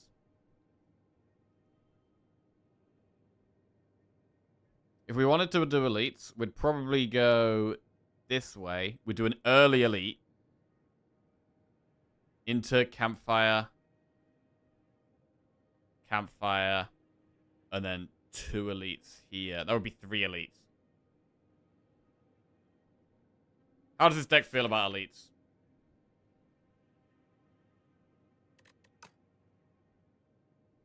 Either way, we're definitely starting enemy here. See what we get. Right, upon pickup, upgrade 6 random cards. You may re-roll each card rolled once or transform Falling Star into Meteor Shower. I mean, the Meteor Shower would be even more AoE. Meteor Shower is pretty insane. It's so good in Act 2 as well. And it does allow us to go more aggressive as well, I think. More weak and more vulnerable and AoE. And more numbers. Please. I don't hate Driftwood. Because we do have very specific things we want in this deck. But Meteor Shower is just so good, bro. And definitely makes it easier to go for elites as well.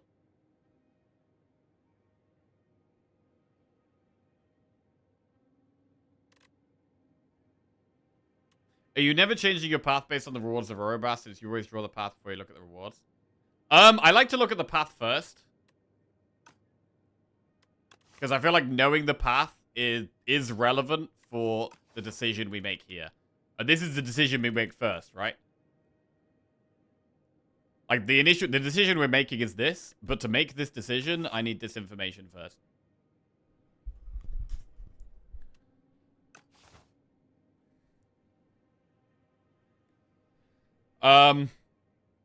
But the Meteor Shower definitely does allow for the more aggressive path, I think.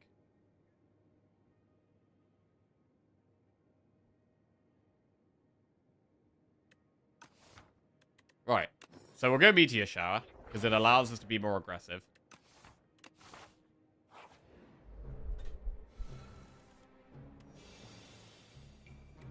Bulwark, Meteor Shower.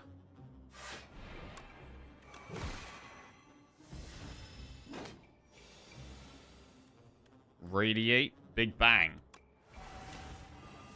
We could Patter Radiate, or we could Photon Cut Radiate. 42 damage. 28 damage. I mean, Photon Cut is... Wait.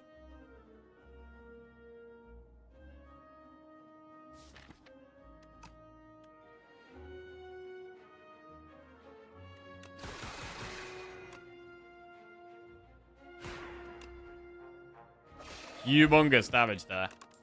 Huge damage. Hidden Cash, Begone, Kingly Punch. We've got double Hidden Cash in the deck.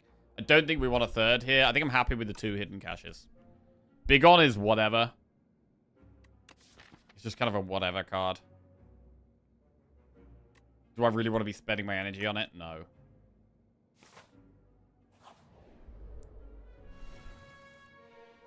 Right.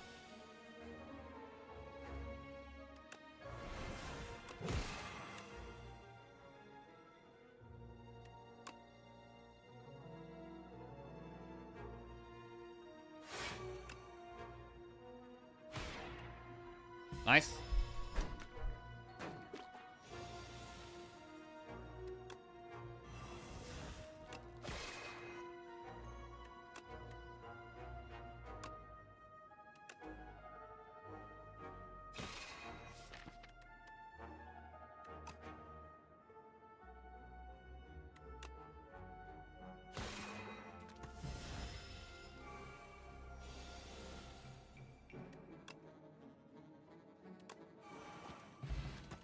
Speed pot. Begone plus Glimmer Spectrum Shift. I quite like Glimmer, and I quite like Spectrum Shift. Spectrum Shift needs an upgrade more than Glimmer does.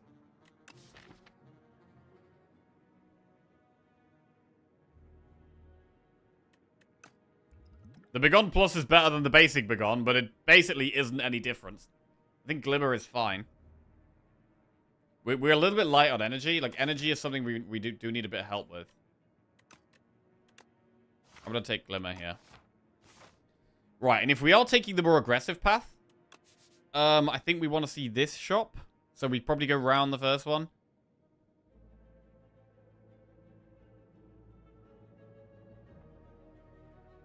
Because the whole point of being very aggressive is we get that we do this very early elite. Which we maybe don't need to do. But with the meteor shower, it does kind of incentivize us to be more aggressive.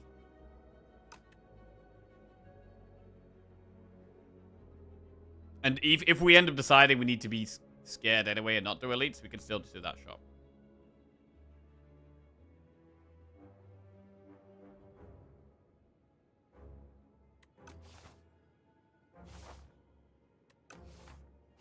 Beast dies to reflect. If we drew it on the right turn. That's the thing.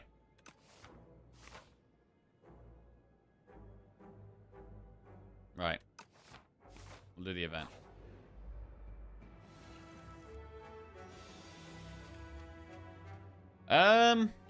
Bulwark is fine.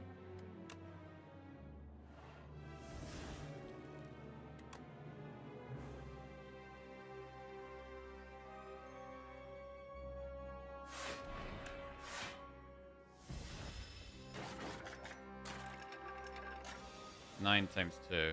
Meteor shower is huge here. Blade does 34. Vote on cut does 19. 34 is enough.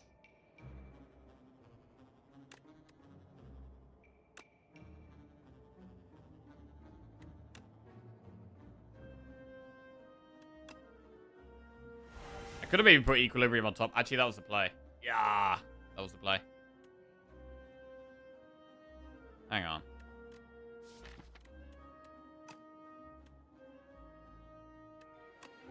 Maybe we don't kill it.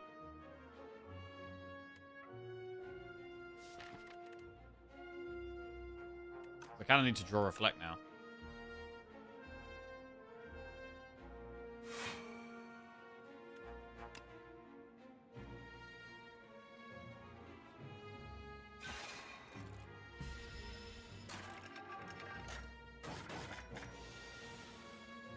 Nine times 2. Oh, we don't have the stars for Reflect. That's bad.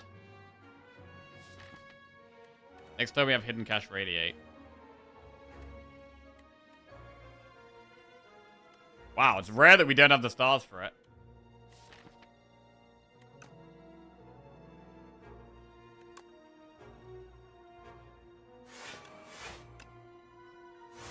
The fact the Blade has Retain is just so good.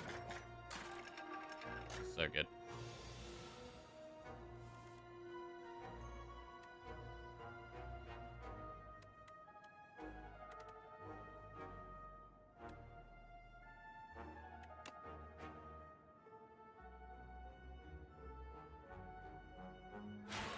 Yeah, we did mess this up a little bit. I think we have to take it slow now, and it's actually better to... Is it better to glimmer something on top? Or do we just get stars so that we know that we can play Reflect if we draw it? I mean, I just need one of the big block cards. I feel like we probably do just Glimmer.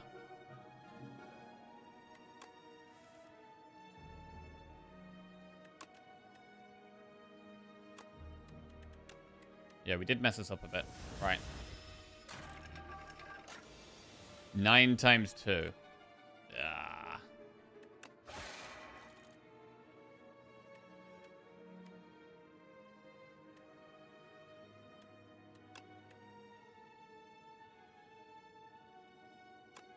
Fine.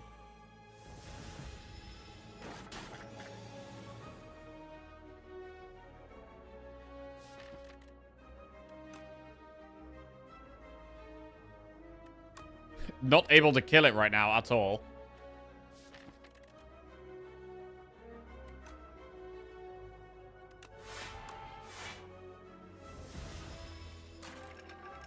And that was a lot of our block as well, so we're not going to have much this turn. Meteor Shower.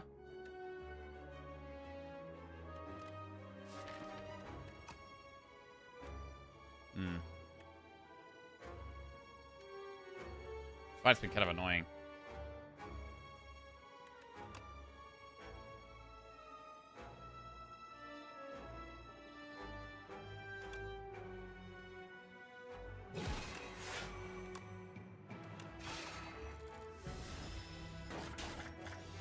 We haven't taken that much damage, though. It's kind of okay. Right. Explosive Ampoule.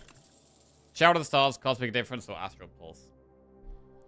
I think it's got to be Shower to the Stars, right? Spending stars. Gain block. So you kind of want to spend stars on more things. Like, at the moment, we're only spending stars on Meteor Shower and Reflect, right? That's basically it. Thank you.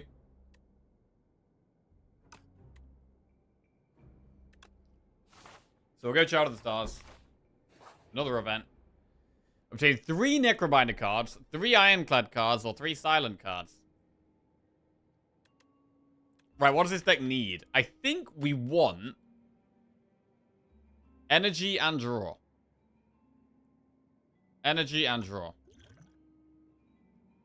Necro is probably the best for energy. Silent is probably the best for draw.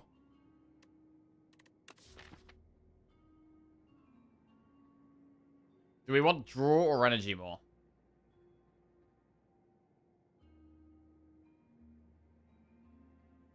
I don't hate Necro cards. I don't hate Necro cards.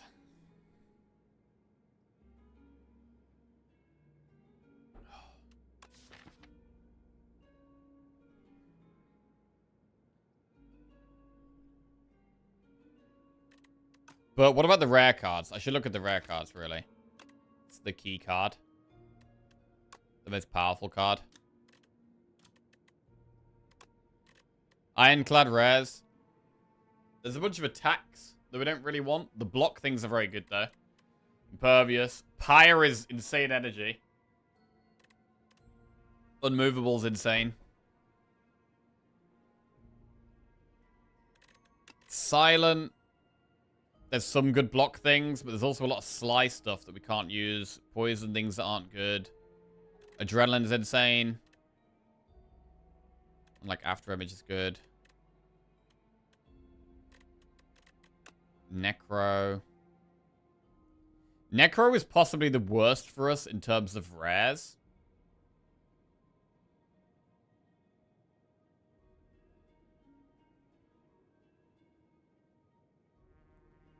But does have the most access to just energy. I mean, things that lose us strength, which are some of Necro's cards, are also not that good for us, to be fair. Like, we don't want to lose strength. Like, the lose strength cards could be better with, like, defect if you're doing orbs and that kind of thing. So, like, even if we got Shared Fate or Friendship, like, the minus strength is actually not amazing for us. So, actually, after looking, I'm actually leaning more towards Ironclad.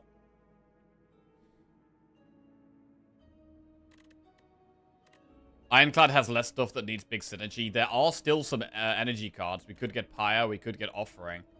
We could also get Battle Trance. I'm gonna go Clad.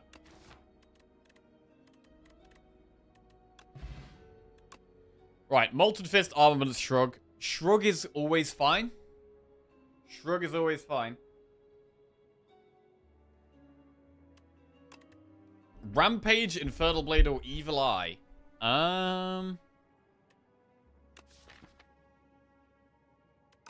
What about Evil Eye? I mean, we don't have that much exhaust. We have Know Thy Place and Big Bang.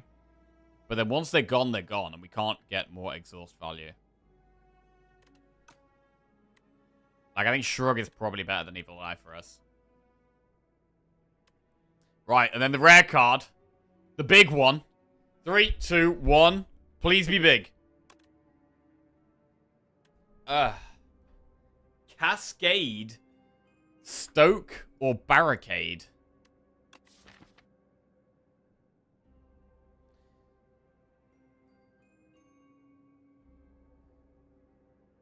Inferno Blade's kind of good with region cards.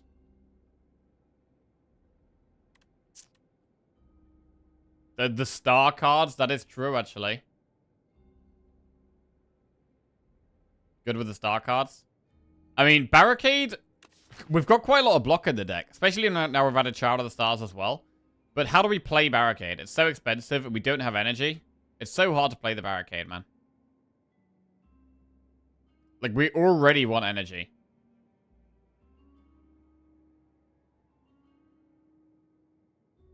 However, I do want to take it.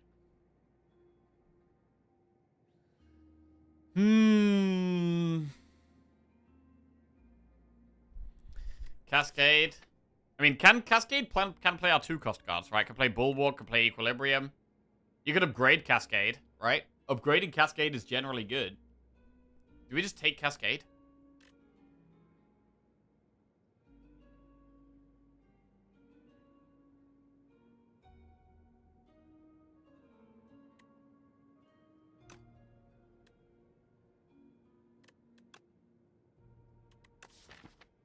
I'm going to take the card that says block and draw.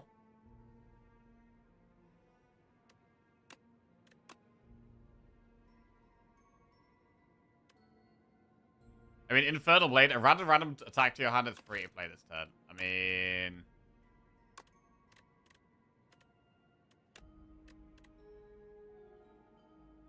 You can get any of these rares. I mean, things like Crash Landing, are we even going to want to play that? 7 stars, Comet. I don't know. After looking at this, I don't like it that much.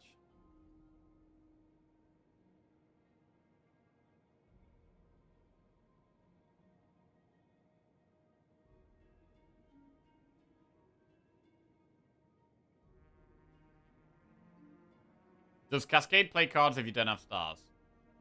I don't know. Probably? I think it probably does.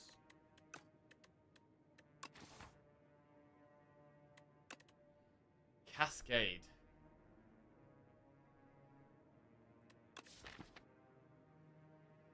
I think with Barricade, it's just we've already got a bit of an energy problem, and I don't think it helps with the energy problem that we already have.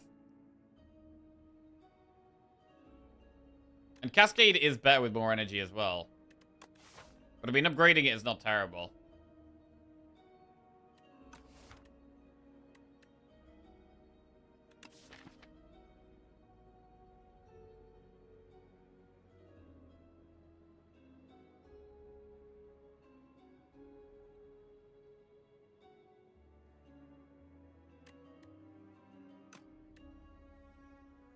Cascade. Cascade. We do have a few 0-cost cards.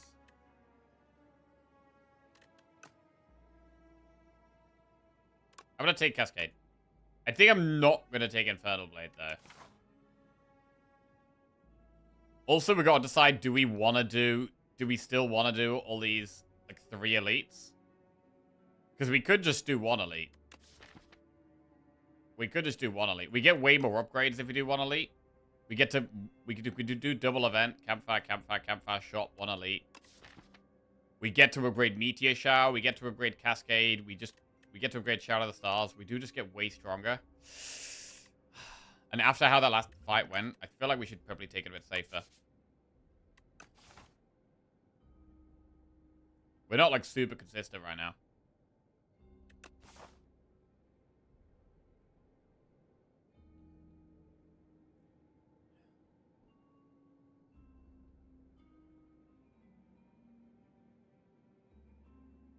We could also do 2 shops. You could also do shop, elite, campfire, campfire, campfire, and then it means we'd go through 2 shops, but we would get 2 elites.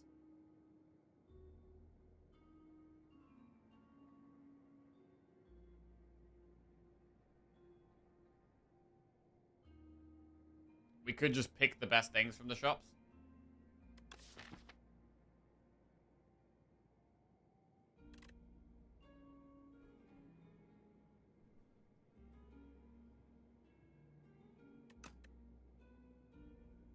I think we can do elites with this deck. And we have pots as well. I feel like we should probably use our pots. Am I going insane, or does he keep drawing the same path? No, no, no. The first path was going to be around here. And then the second path was up here. This way. But then there was also this option. We also could have gone this way. Wait. There's so many ways, bro. Wait. What if we went this way?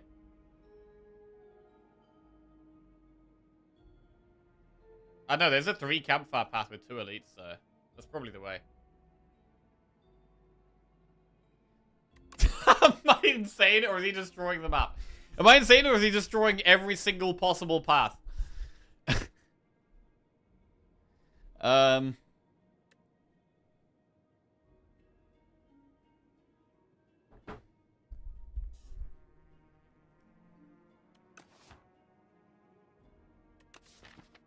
I don't know. I think the... Oh, God.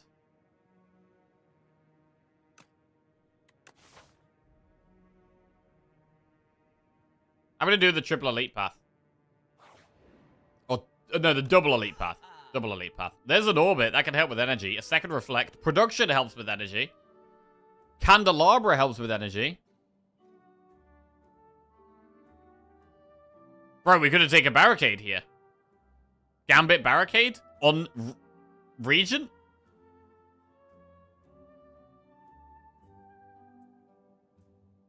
I mean, I think we're buying quite a lot on this shop. Bro, Candelabra is very, very good. Copy just resubscribed for 13 months. Good luck, Jackie. I mean, more energy does also make Cascade better, though, to be fair.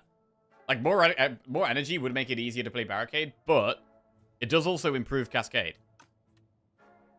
Reflect is so strong, and we are a star deck, so I'm happy to have double Reflect.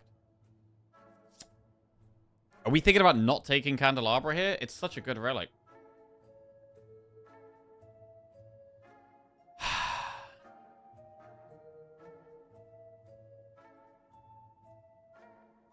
Isn't production just better in every way except draw -1? Production you can use when you need it, but draw -1 is quite bad. Generally.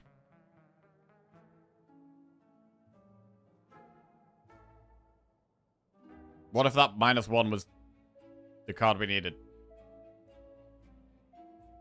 I don't know.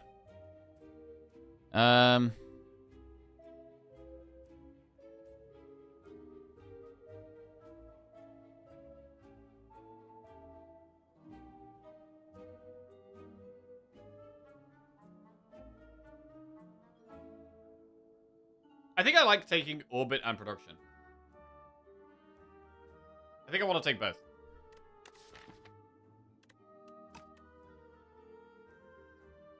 Orbit, Production, and then we can just Reflect. If we Reflect, we can't afford to remove, but I think Reflect is just too good to not take. And then we could save the rest of the gold, because we do want to do this path, so we can save the rest of the gold for the next shop. Maybe remove in that shop. We could buy a pot, but I'd like to save our gold. We do already have 3 pots. Let's try and save the gold. Right, now we have an elite. Who do we have? We've got the B-Boy. Reflect is insane in this fight, but we do not have Reflect turn 1. You could Cascade to try and hit the Reflect. Equally, Equilibrium is quite good here. We could do Orbit, Production, Equilibrium, Defend. YOLO Cascade.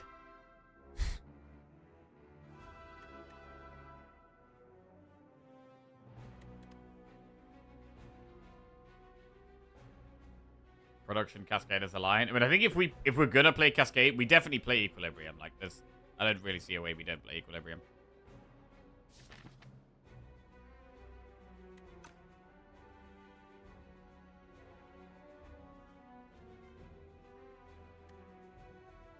But we also really want to play Orbit.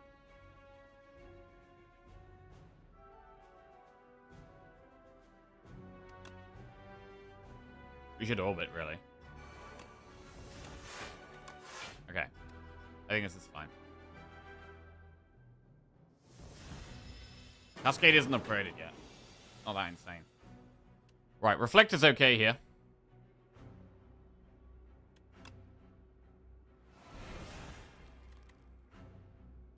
Should probably play Reflect. And then do we Cascade? I don't know. What do we ever even need to Cascade this fight? I don't know. Wait, why have we put this thing in our deck? Why is this in our deck? I'm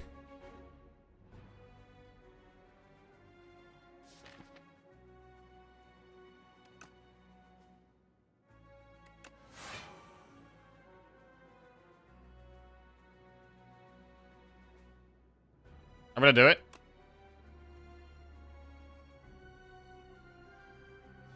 Defend, radiate, shower to the stars, meteor shower.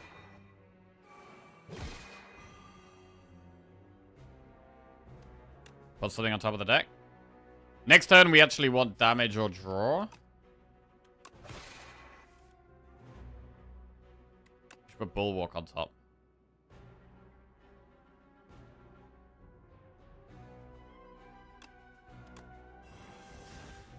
Okay.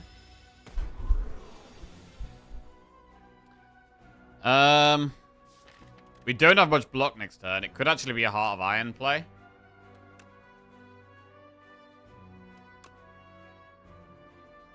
This looks pretty sketchy. We have Shrug.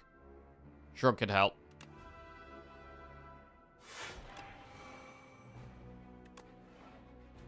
It's only vulnerable for one more turn. So it kind of makes sense to play Blade this turn. 42 damage Blade. Equally, it's not a bad speed pot turn with Shrug and Defend. I quite like playing Blade because it's 42. It's a shame we didn't draw the Reflect at the right time. But it's just the way it's gone here. I think playing the Blade is good. And I think next speed pot is good. Right, speed pot. Blade for 42.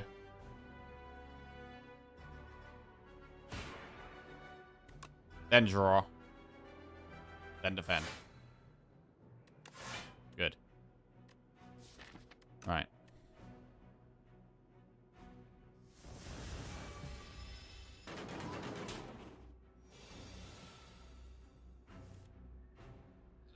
Ay.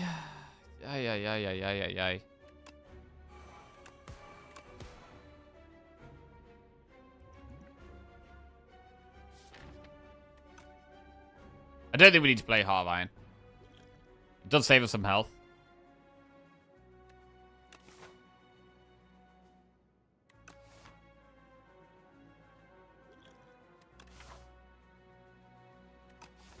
But this could save a lot more than 7. It's only going to save 7 here, really.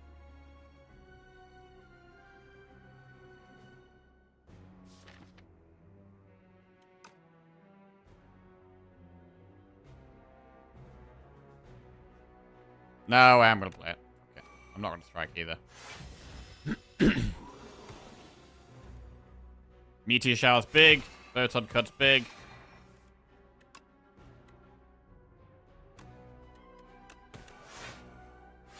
Nearly there. Lethal. Okay. Dexpot, Juzu Bracelet.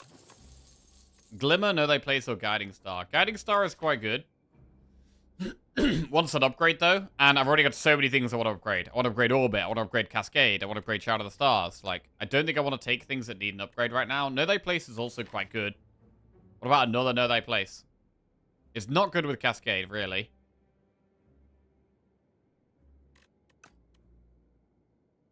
I don't know if I want another Glimmer. I'm at the point where I just mainly want upgraded cards. I think another No They Place is not bad. I'm going to take it. We're going to upgrade Orbit, so it's a lot more playable. Get a relic. Meal ticket? Ooh, that's a heal in this shop. Love that, actually. Really like that. It's going to be a heal pretty soon. And we can upgrade Cascade. Actually, it's probably Meteor Shower first. While we're doing fights still.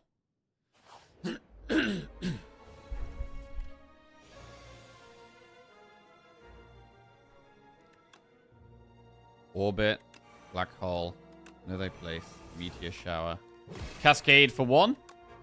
Hit Glimmer. If Reflect goes back on top, we don't currently have the stars for it.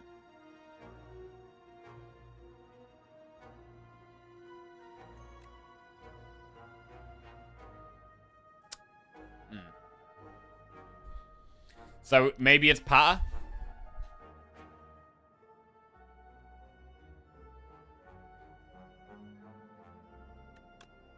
All right.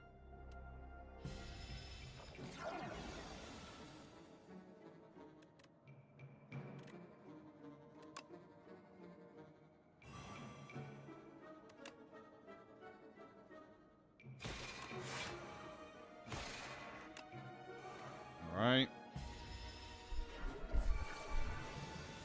30 damage incoming. I mean, the blade kills that, which is huge.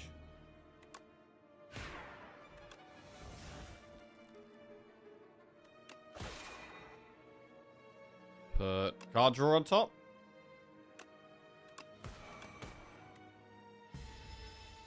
Card draw and block.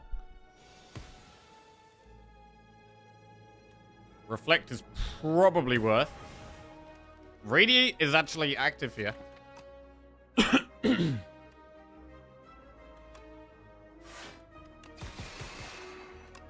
Pretty clean. Have the stars to play Reflect here. They're doing a lot of damage.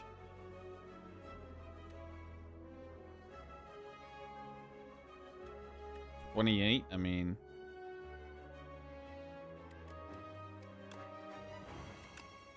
$42. $45. Good. Attack pot.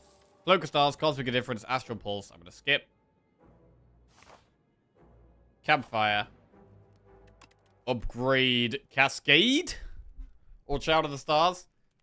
We're going to upgrade the Cascade. Right. And now we have another shop, 248 gold. We get a healing. Spectrum Shift needs an upgrade. Another production. Permafrost. We can afford remove and production.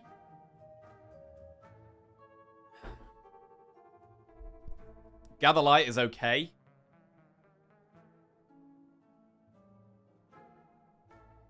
I'm leaning towards remove and production here. And then the next upgrade might actually be Glimmer for more draw. I guess my one concern is Cascade just going to hit a bunch of zero-cost cards.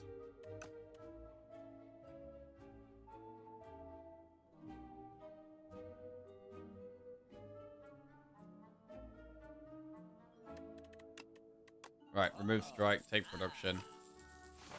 We have energy aplenty, and I think we do go into the next elite. Right. Triangle boy.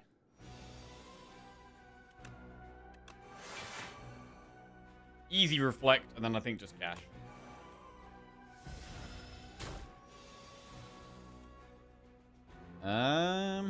We can't Meteor Shower and reflect.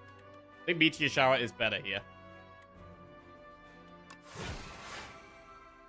We could use an attack pot in this fight. We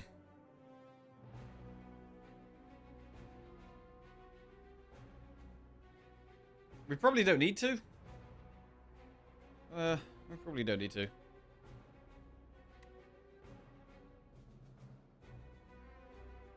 I mean, it is vulnerable.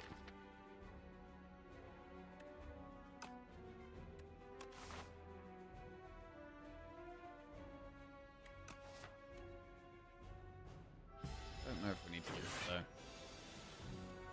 Oh, here we go. Huge Cascade turn. Okay, we can't actually reflect.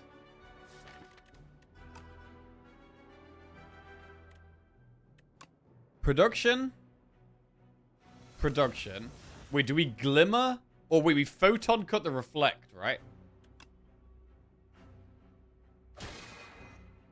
Put the reflect on top, and then the Cascade will play the reflect, right?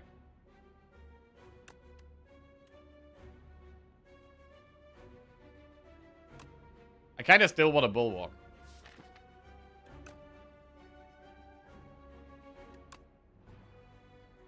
I'm still going to do this. Alright. Played the reflect. Fine. Cascade, I think, ignores stars there, right? Yeah, that wasn't that insane.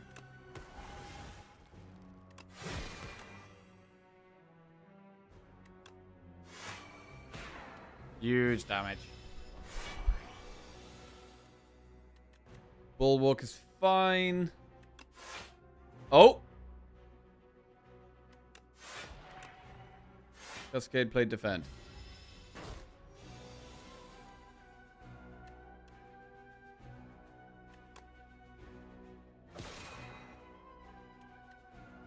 Reflect does block that. Hi there. You tried to make sushi? Oh!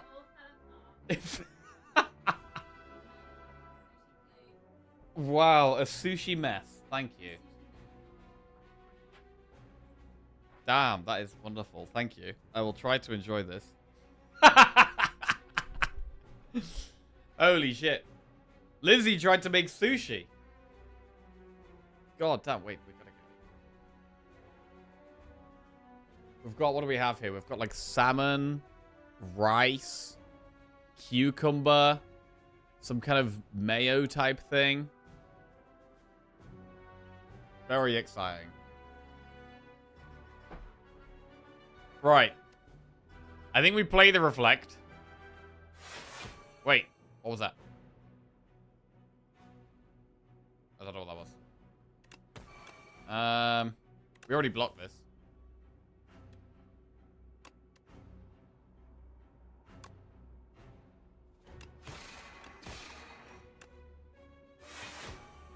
Oh, I just... Damage is reflected over 2 turns. It's not worked yet. Double it. I forgot that. Popper.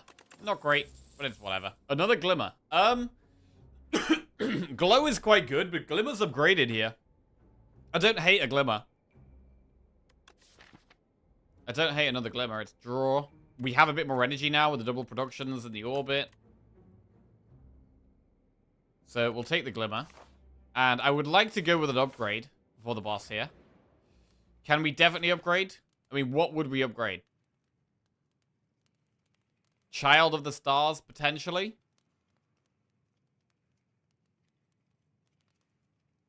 Black Hole?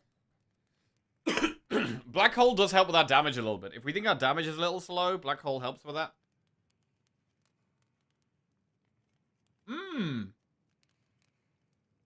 Very tasty.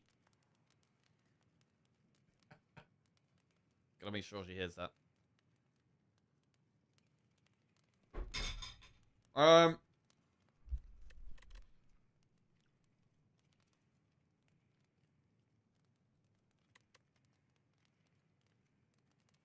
Production, remove the exhaust? No, it goes to 3 energy. Which I don't think is worth upgrading here. I think it's already good at giving us 2 immediately. I don't think production is worth the upgrade.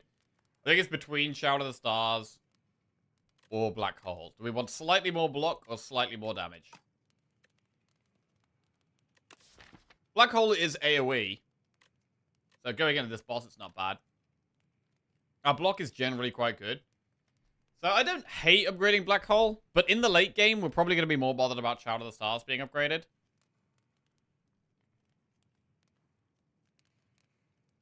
Also, Shout of the Stars can actually lead to more damage with Reflect, where you reflect, you block more, and then you actually do more damage. So, I don't know, it might just be Shout of the Stars. It also blocks with Meteor Shower, which we play pretty much whenever we draw it.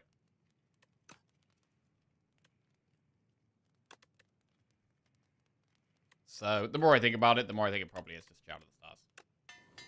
This is a safer upgrade. Right, and we could use the Dex pot in this fight. Cascade, Shout of the Stars. Okay, so Shout of the Stars Reflect here is already quite good. Upgrading Shout is like upgrading both Reflect. It kind of is, yeah. Yeah, it kind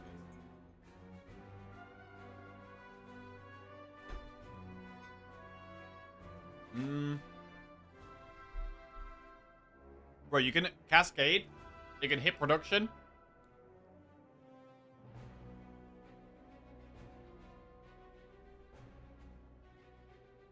Right, we play Child of the Stars. We play Reflect. And then we play Hidden Cache. I think it's as simple as that. Cascade? For Bulwark. Okay. Grab cam? Grab cam incoming. There you go. That is a terrible hand. How do we not take damage here? God, we need card draw. We're desperate for card draw here.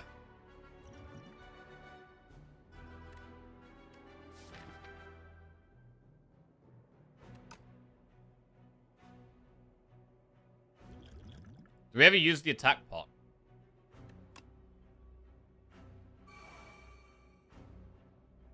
I really don't like how much damage you're taking here. I'm going to take attack pot. Not an amazing one anyway.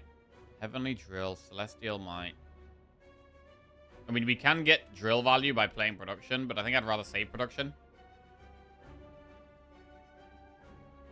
Rotted War makes us a bigger blade. Rotted War probably better than Celestial Might here, although Celestial Might does get played for free. This is tough.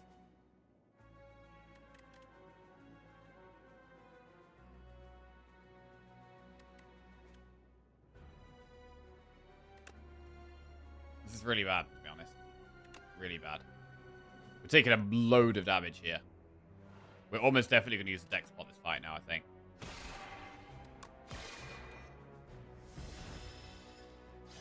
Ow. Right. I want to play Black Hole. I want to play Equilibrium. We're going to use... We don't have to deck spot, to be fair. Although we might Photon Cut. Instead of Patter.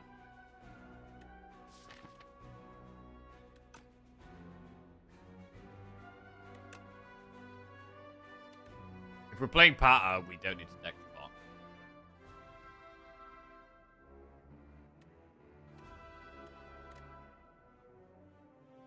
To be fair, if we Photon Cut and turn around, we don't need to deck spot either. But Rocket's about to do a really big hit. I'm going to use the deck spot. I don't even want to turn around, really.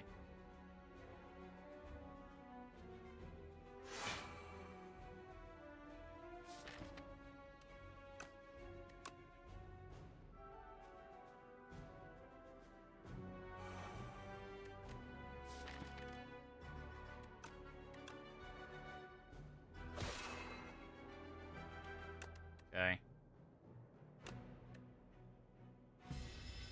This is getting scary. We're frail and weak. We really want to spend the stars this turn. So we'll weaken this. Play Big Bang. Glimmer. We want to draw the Meteor Shower really badly. Patter's our best block here.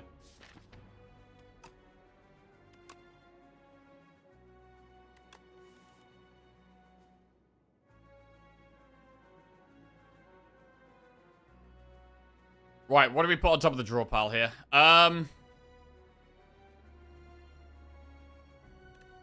Production probably allows us to get a blade in. Radiate is not that good this turn. It could be better next turn if we Hidden Cache. But we might want to patter next turn. Although we're pattering this turn, I think.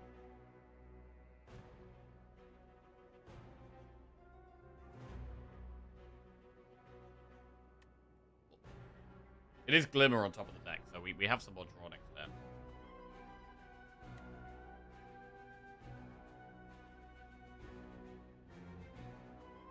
They're both going to be weak and vulnerable next turn because of Meteor Shower. The Meteor Shower is so good here. I want to put Radiate on top.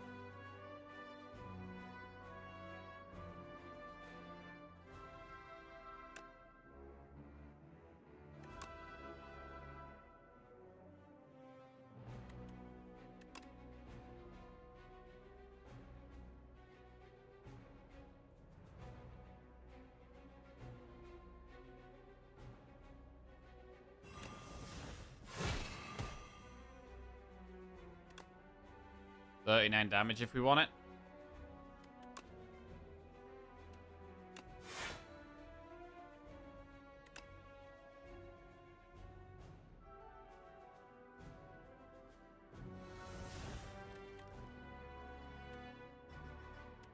And I think we kind of do want 39 damage.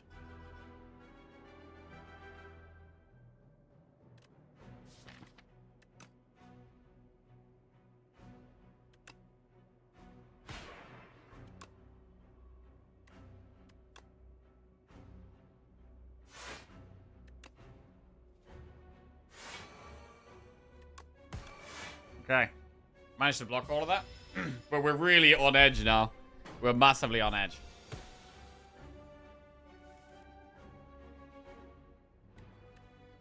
Glimmer is draw. We can put something on top. We could put the other Glimmer on top, potentially. Radiate does a bit of damage. Ooh. Not great block here. I don't even know what we put on top. Because do we ever just use the other Glimmer? Hi. Sushi mush is great. Yeah, it's very tasty, thank you. Please.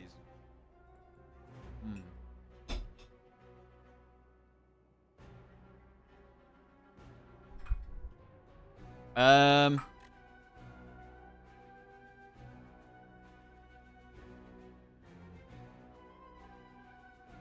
mean, Cascade is so much random stuff. I don't know if we can afford to do random stuff at this point. I don't know if we can afford to do random stuff. Although random stuff this turn could be good. One of the defend and cascade it. That is a play. One play is actually to, yeah, put the defend on top and then just play the cascade.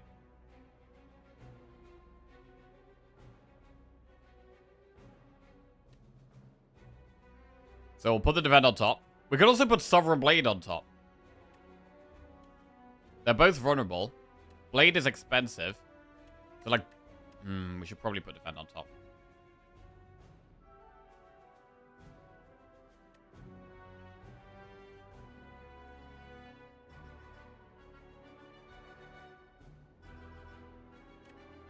It is nice to hold on to the blade, really.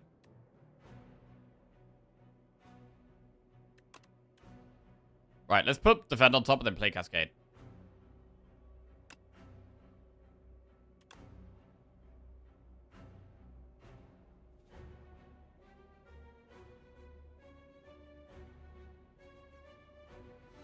Defend, photon cut, equilibrium. Equilibrium is pretty good. We turn around, put something on top of our draw pile.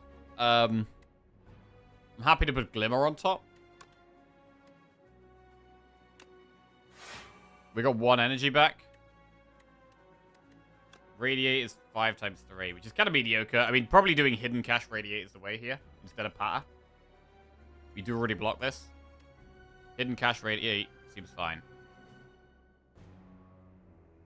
And then the reflects are big. We haven't really been drawing the reflects at the right time so much. Right, hidden cache radiate, fine.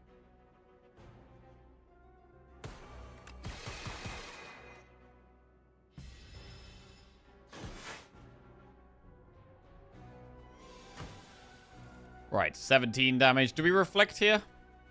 We probably should, really. I mean, Blade does 52 damage to the one on the right.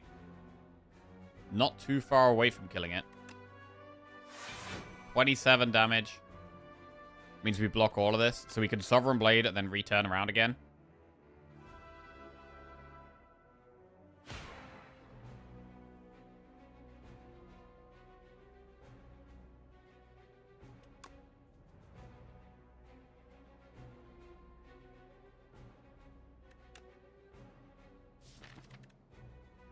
Meteor Shower and Reflect still in the deck.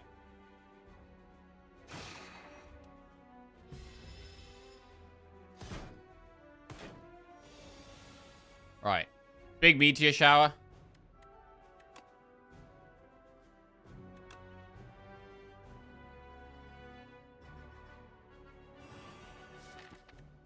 Next turn looks a little sketchy.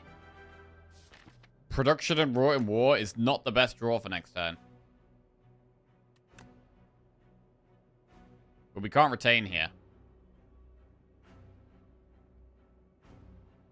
Meteor Shower does keep it weak.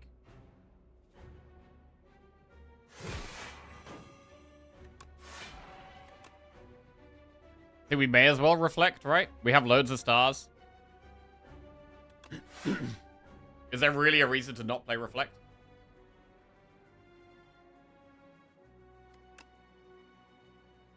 We've got so many stars, we just play it. Get the 9 damage in. 12 times 2. A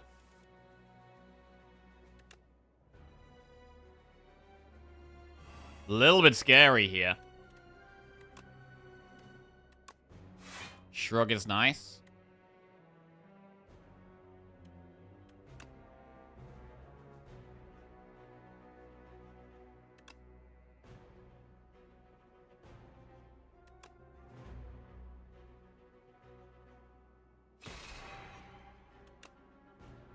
Patter is decent as well. Love the 11 block. Very, very good.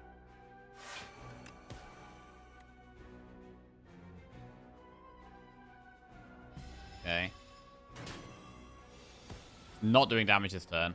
Great turn to use Meteor Shower and Cascade or Glimmer. Wait, Cascade or Glimmer? It's probably Glimmer then Cascade, to be honest. Shower. Because Glimmer, we basically just want to get to Sovereign Blade. Does putting Radiate on top help? No. Put Bulwark on top.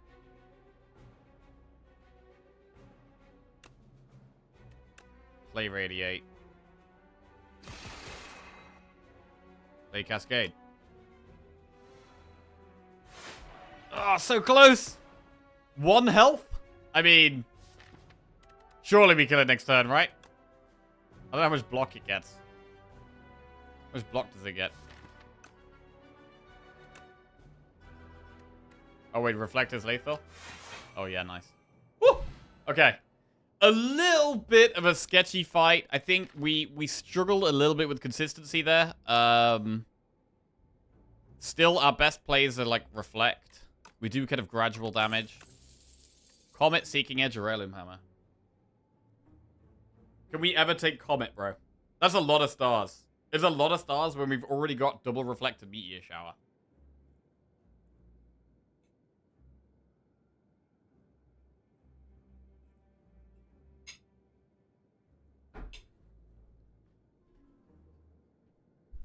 Like, if we take Comet, we probably need to upgrade star cards. Thank you. If we take Comet, we've probably got to upgrade star generating cards.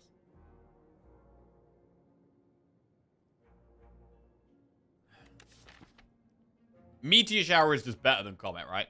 Meteor Shower is kind of just better. It's a similar effect for way less stars.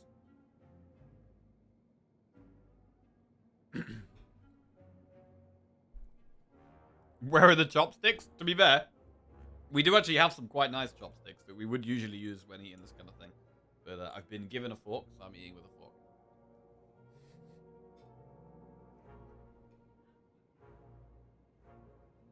Yes, thank you.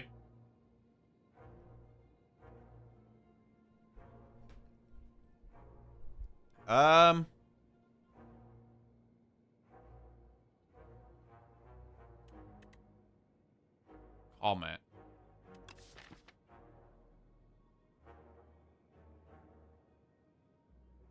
We would be looking to upgrade Hidden Cash, I think. Your football team's so good these days, bro. What's happening? I don't know, bro. Forest are doing amazing. Yeah, Forest have been doing fantastic. It's been great to see. Hammer could dupe our energy cards. True. I feel like the spot to take Hammer is... Like, you need so much energy to make Hammer work. I don't think we take Hammer. Comet's upgrade is 44 damage. I don't think we take Seeking Edge. For me, it is just Comet or skip here. I mean, as soon as we put Comet in the deck, we are suddenly going to be struggling for stars sometimes.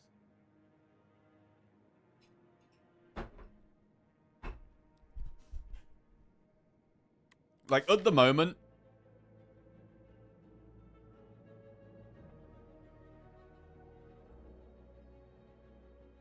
Like, there has been the odd time where I can't play Reflect. And Reflect is really good. Comet on top for Cascade. Comet can work with Cascade for sure, but the main benefit of Comet is it costs 0 energy. I think we skip.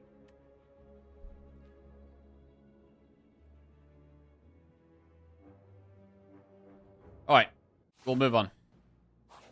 What do we get here? Throwing Axe. The first card you play each combat is played an extra time. Choose 3 attacks in your deck and chant them with Instinct, or transform to 6 cards with more. Well, I mean, Instinct would have gone on Comet. Bro, we could have had, to be fair, we could have had Instinct on Meteor Shower, Comet, and Radiate. That would have really bumped our damage up.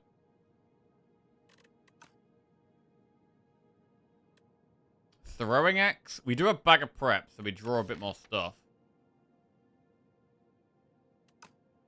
Maul.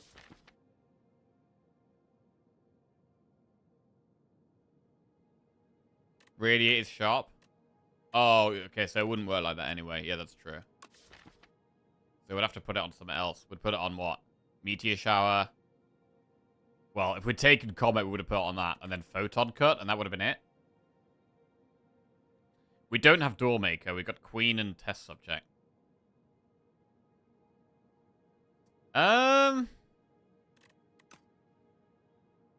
It might just be Throwing Axe.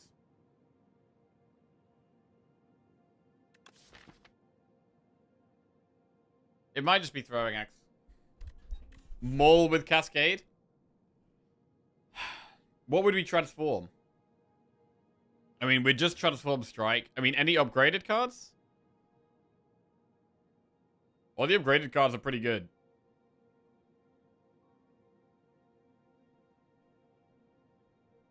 I think we should probably just take the Axe. The Axe is a bit better than normal because of Bag of Prep.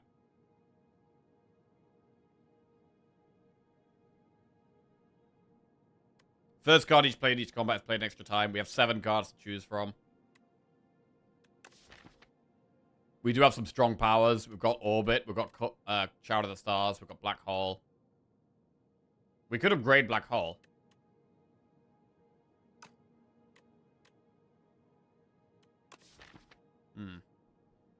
We probably would upgrade Black Hole if we took this.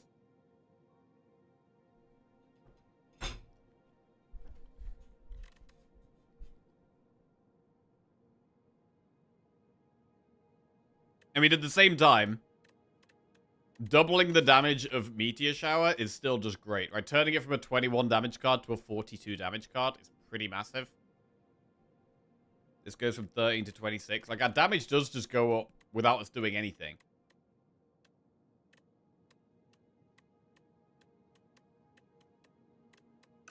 I think we're going to go with the Axe. Right. Where do we go? I now have... I want to upgrade Black Hole a bit more. Through the Middle looks quite nice. We'd have to do 2 shops, potentially. Unless we do the early shop. We haven't got that much gold. I don't need a shop right now. I think enemy event looks good.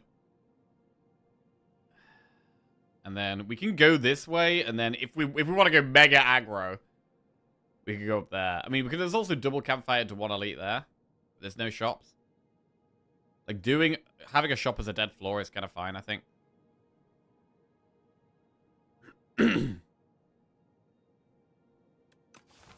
Right. Let's roll.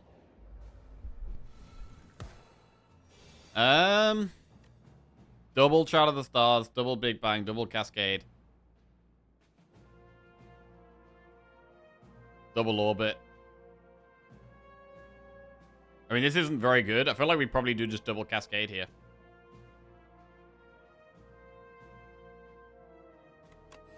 Bulwark, Reflect, Radiate. Okay. And they're dead. Okay. Well, very good in the short fights. Moving on.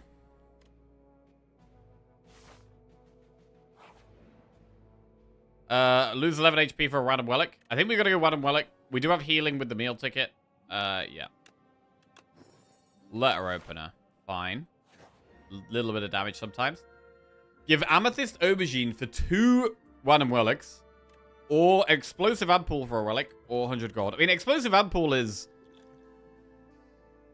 not a good potion. I'm totally happy to swap that for a relic. But aubergine? Like, aubergine is not that great. We've only got, like, a couple of fights left. I think we can probably sack the aubergine.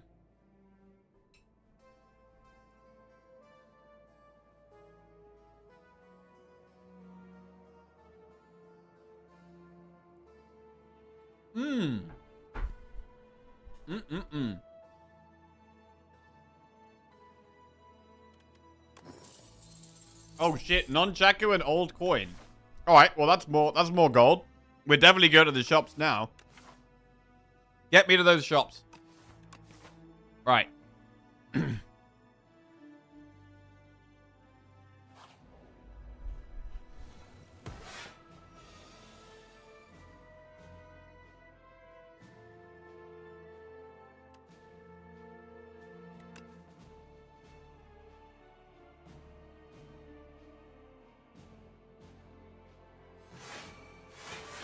Double reflect. Interesting.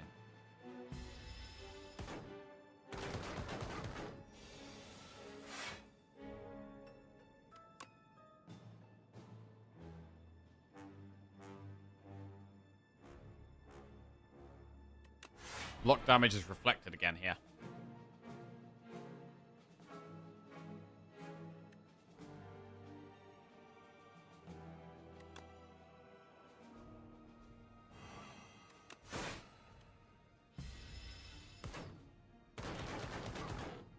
Okay. Meteor shower. We don't have the stars for it. That's not great.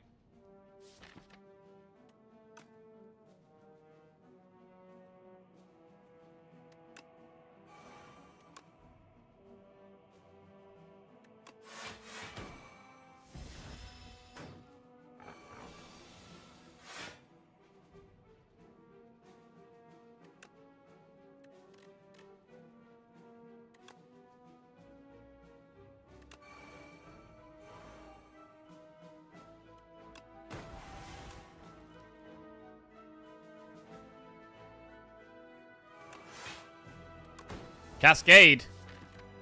I mean, it could hit production, reflect, radiate. Or I could just blade this, though. Yeah, I think that makes more sense. Still play this.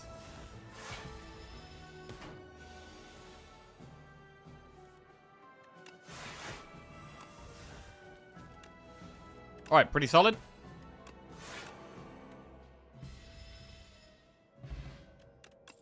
Spoils a battle plus, Celestial Might plus, no thy place. Spoils is a way of scaling the blade up a little bit. I actually don't hate spoils.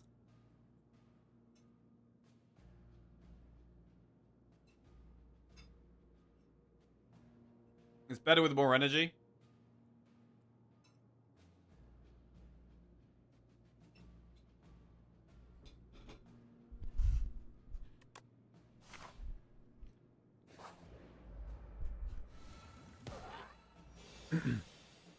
Okay, I think we double black hole in this fight.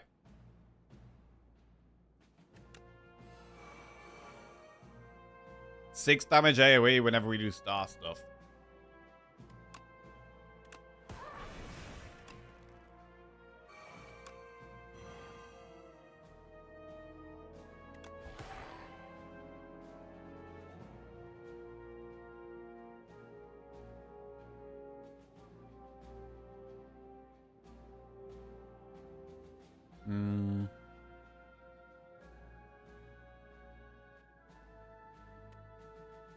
I mean, we should probably Glimmer. We could Cascade, but I think it's... Ah, hang on. I mean, Reflect is really, really strong next turn.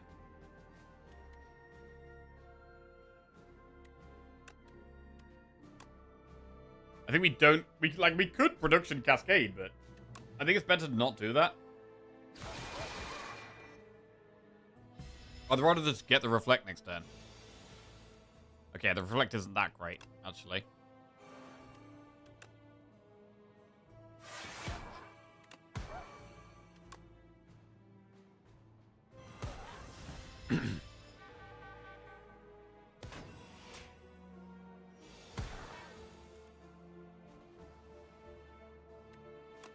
Equilibrium, Photon Cut. Meteor Shower is great. And we can Blade as well. And it's nearly over. Fight has gone pretty nicely. I mean, this would have been the fight for Explosive Ampule, but we're so strong we didn't even really need to consider it. Black Hole being doubled was massive there.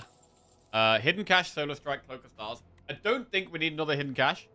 We are still on Crab Cam. Oh, yeah, my bad. I don't think we need another Hidden Cache.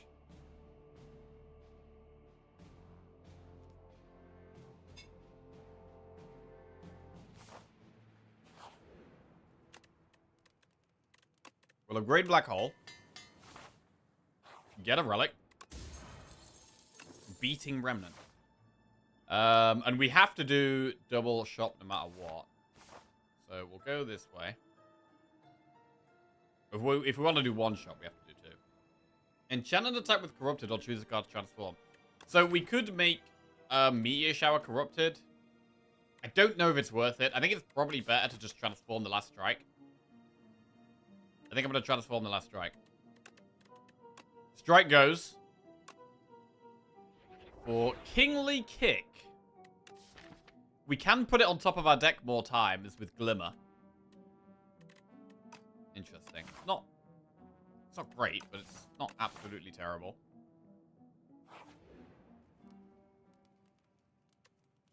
Right, what's the upgrade now? Glimmer, I mean, Glimmer is quite good.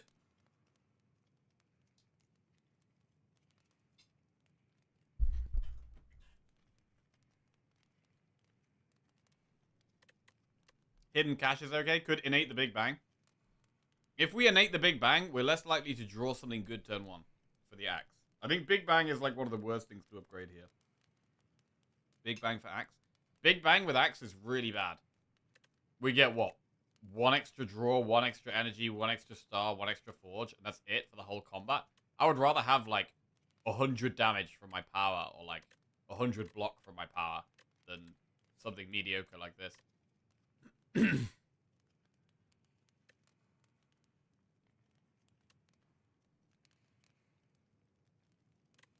think it's Glimmer.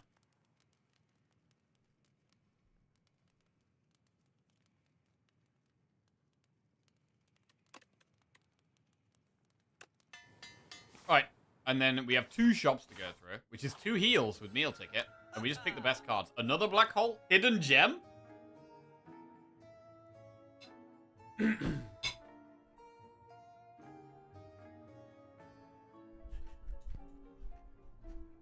Right, there's some spicy things in this shop. I mean, Prolong is pretty good.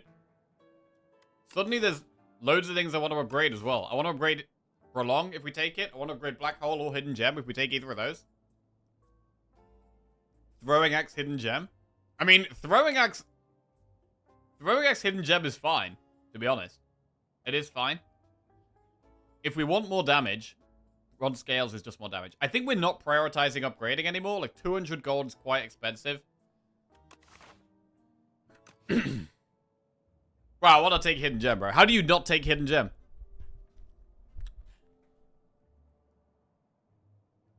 There is another Radiate. It is worse than our other Radiate. Is Prolong the most important upgrade?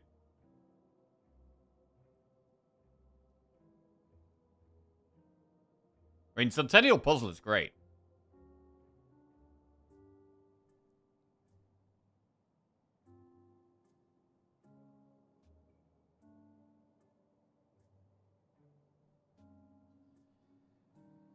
Hidden Gem. Prolong. Bearing in mind that we have another shop guaranteed. Do we want to take anything else? Centennial Puzzle can be really good. Black Hole is quite good in the deck. And it's another one that's good to duplicate.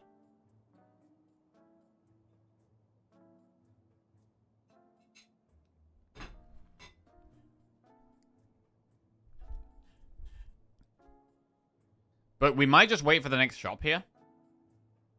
What about Centennial Puzzle? I think we should probably wait for the next shop. Save the rest.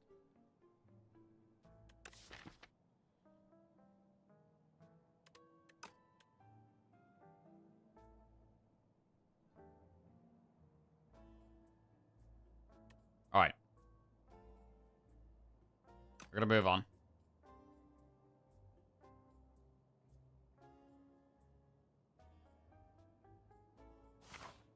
Right, elite. Who's it gonna be? Obviously, it's the Knights, bro. I swear it's like every single time it's the Knights, bro. It's never not the Knights. Like, what is this bullshit? I guess we Cascade because it gets played twice.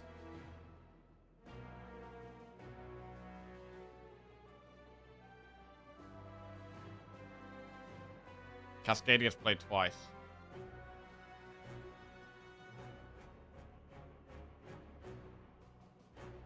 Production first. Production gets us to, what, 7 energy? Is that better than... Is Production Cascade better than double Cascade? I mean, this plays... Hang on. It gets us to 5, 7 energy, and then we Cascade for 8 cards. Or we Cascade first. It hits 8 cards, and then we still have Production to play. So it is Cascade first. Glimmer, Radiate, Patter, oh god.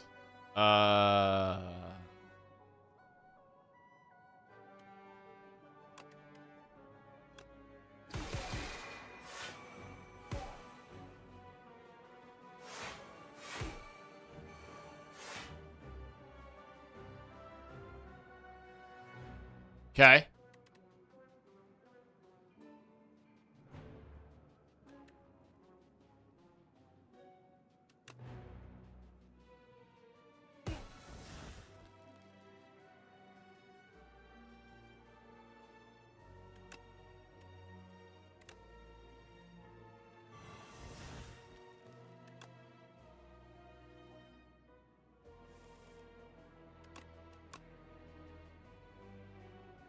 Another Reflect? I don't think so. Kingly Kick kills the back one.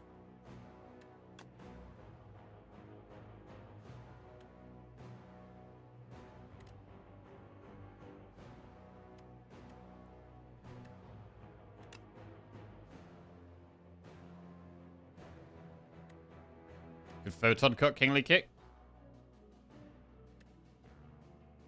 Or we could just end the back one and move on.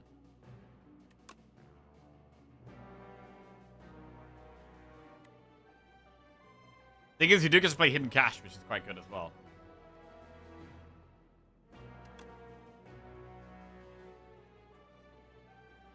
And I do want to cycle through the deck. But actually, we only get 1 draw here. Our hand is full. Like, it's not great. So I'm going to just kick.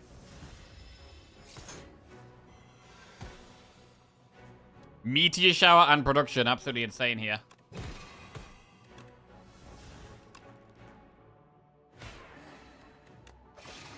Cleaned up. Bro, we destroyed those guys. Absolutely destroyed those guys. Hegemony.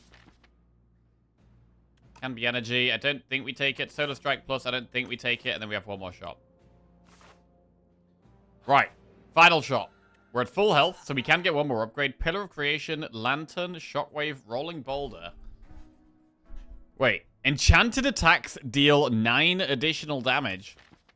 That does work on Radiate. It can be insane on Radiate. But it's really expensive.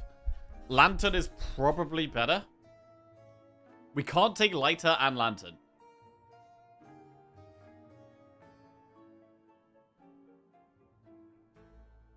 You can't take Lighter and Lantern. Shockwave is always going to be pretty great. Lantern is just so good with Bag of Prep.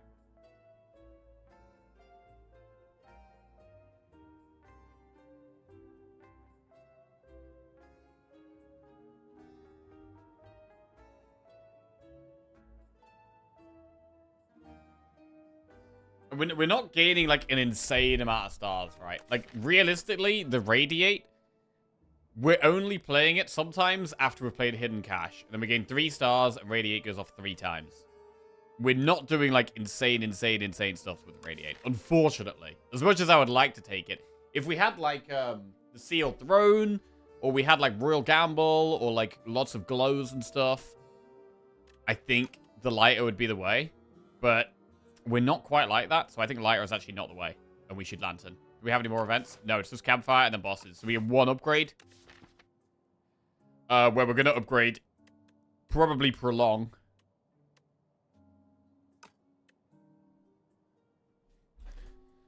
Lantern and Shockwave is what, 230, 243. So we could do Lantern, Shockwave, Pot. Although, hang on a second, you could do Rolling Boulder with Throwing Axe. Wait, can we afford Lantern and Rolling Boulder? Bro, we can't afford both. We can't afford both.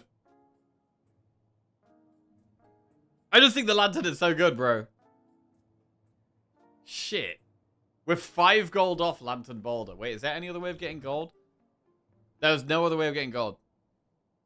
I think if we had 5 more gold, I think we actually do it. I think we do Lantern Boulder with 5 more gold.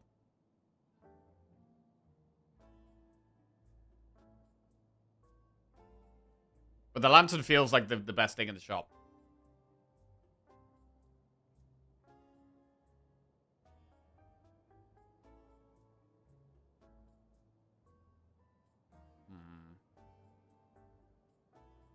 Okay. Lantern, Shockwave, Block Pot or Weak Pot? We have a bit of Weak in the deck already. I'm gonna go Block Pot. And upgrade. I mean, we could upgrade Hidden Gem. But Hidden Gem's already good, right? Hidden Gem or Prolong? Like, we're already happy with Hidden Gem.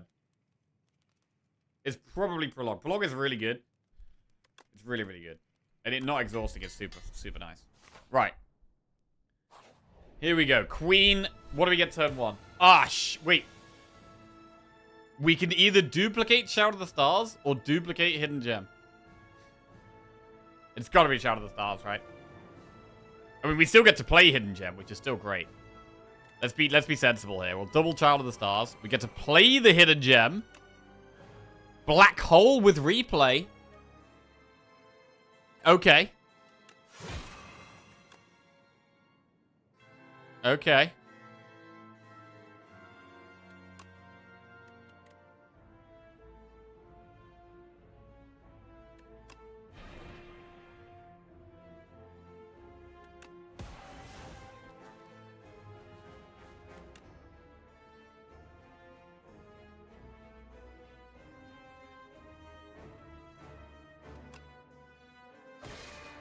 Black Hole.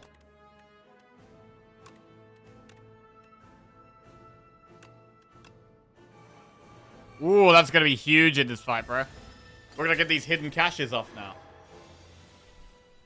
Cascade. Oh, we can't production and Cascade. Damn it. Shockwave is so good here. Oh, man, these bound cards are really awkward here. I'd like to Cascade.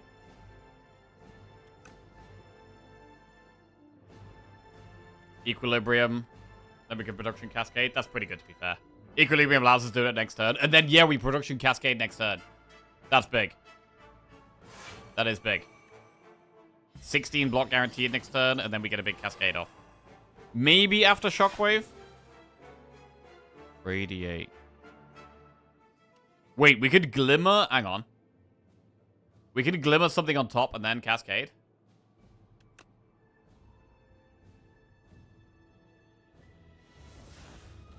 Get rid of this. Glimmer, what? The Shockwave, the Reflect, the Kingly Kick? Probably Reflect, because I can't actually afford it right now.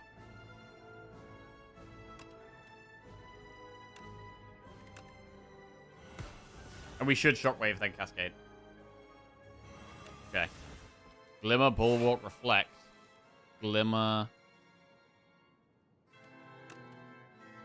Put Kingly Kick back on top this time.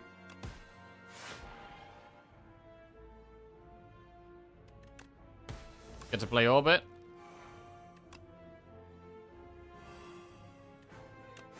Right, we need some more star generating things. 18 damage.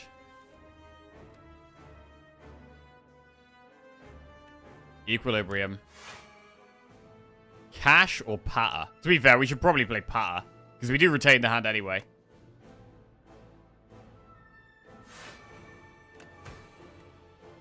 Then we can cash next turn.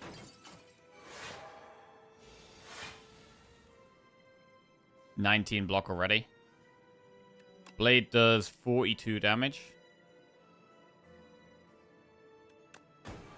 I like glimmering the reflect on top. Or we could glimmer kingly kick on top.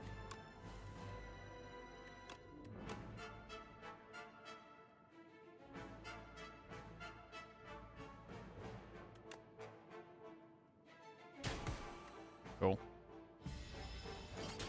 We could probably kill the little thing this turn. Kingly kick costs 1. So we have 42 damage. Plus 32 damage. So we can kill that. And we can play Hidden Gem.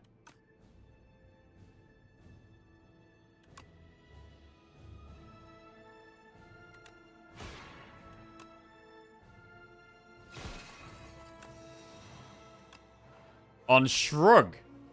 Okay. Replay Shrug it off.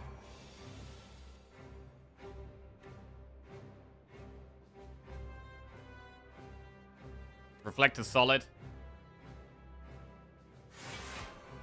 Meteor, Shrug. That's a lot of block. Cascade here?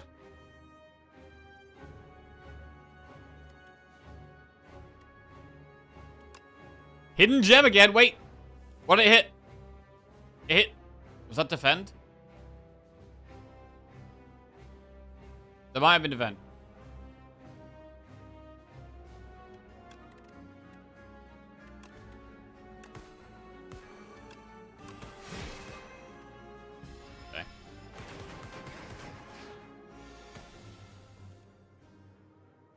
Sovereign Blade is still not that big. Bulwark, reflect. Fine.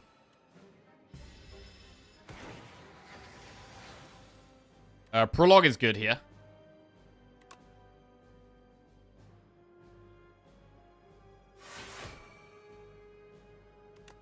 Blade.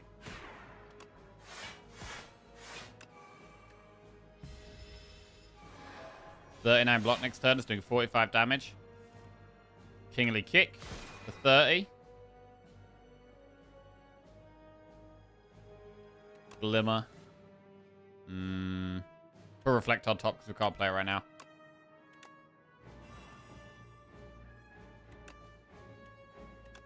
Hidden Gem. Equilibrium with replay. Okay.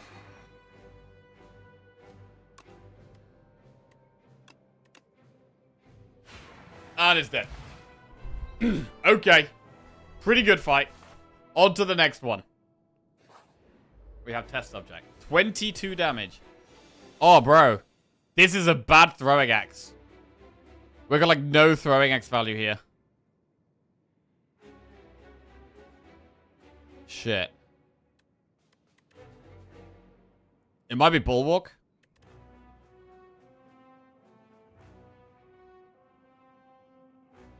Pass the turn. The first card you play each combat is played. Pass the turn? Pass the turn? What? That doesn't sound like the play. I think it's probably Bulwark.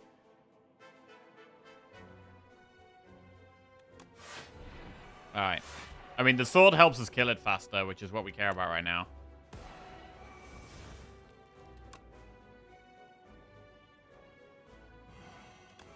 $61 damage. Oh! Spicy.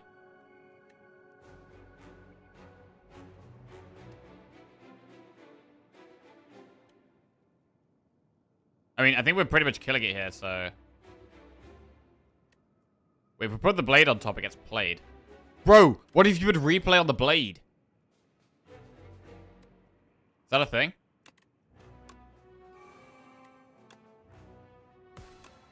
Hidden Gem on Spoils a Battle. Okay.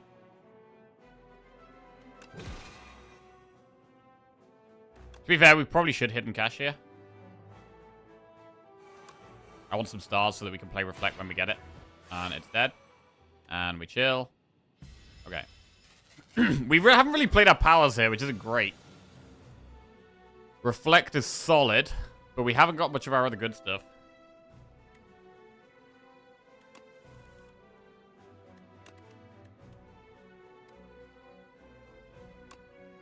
Shout of the Stars Reflect is fine. But not amazing.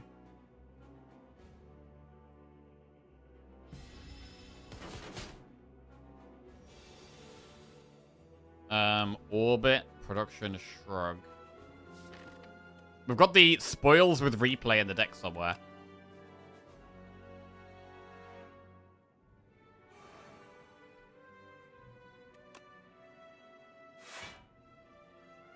This looks like a fine turn to use Block Pot, to be honest.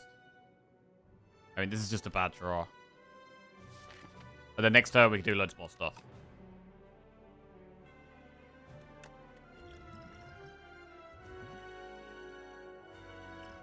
I'd rather use the attack pot when it's runnable.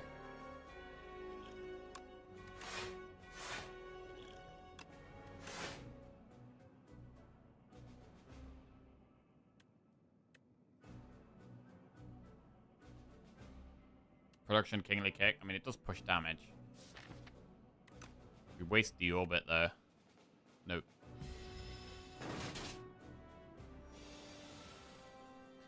Right.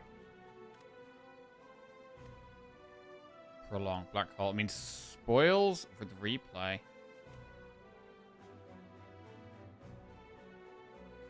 Probably going to play that here.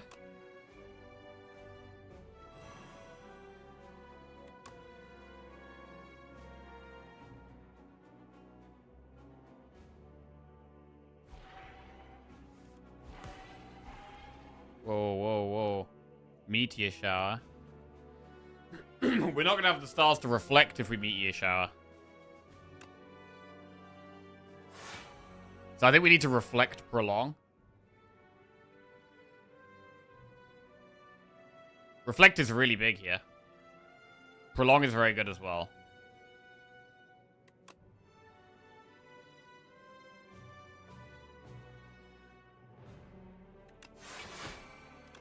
Alright.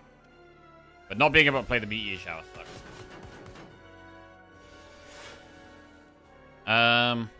No, they plays is good.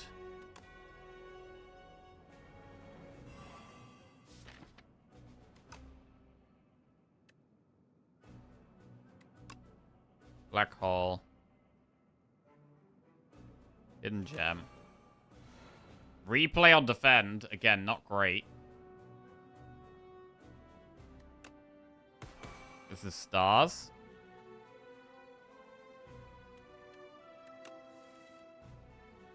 Put Radiate on top. Quite big next turn.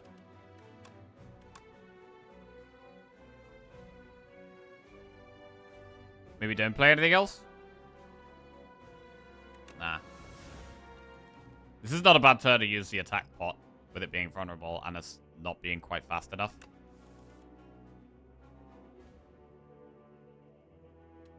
Oh, Blade is loads of damage next turn.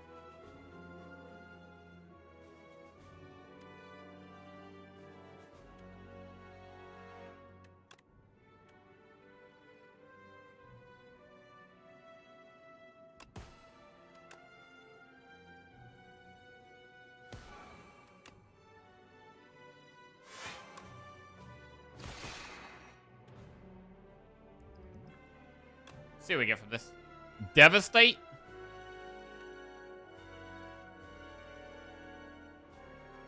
Okay.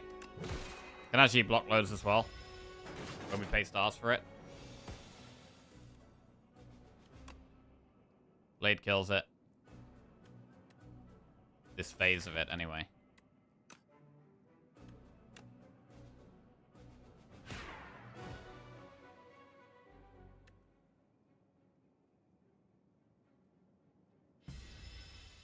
Okay. Right, 11 times 3. Reflect is fine. Is there ever any point playing Cascade?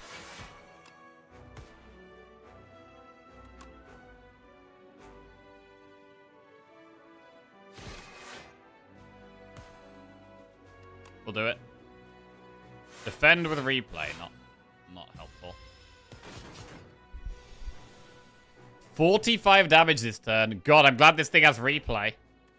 Very glad this thing has replay. For lots of draws. Huge draws.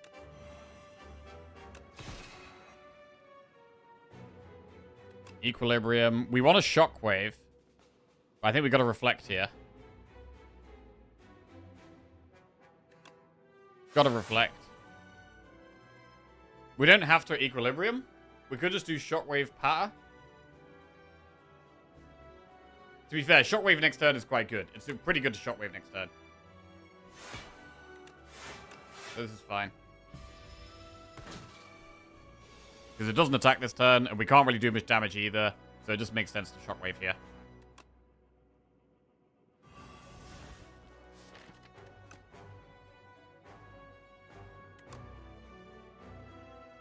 Probably don't play Meteor Shower. But reflect on top. I mean, we can prolong here. So we could reflect prolong is actually not terrible. But then we can't get Meteor Shower value. So we'll put reflect on top. Means we're not going to get prolong value, but maybe that's fine.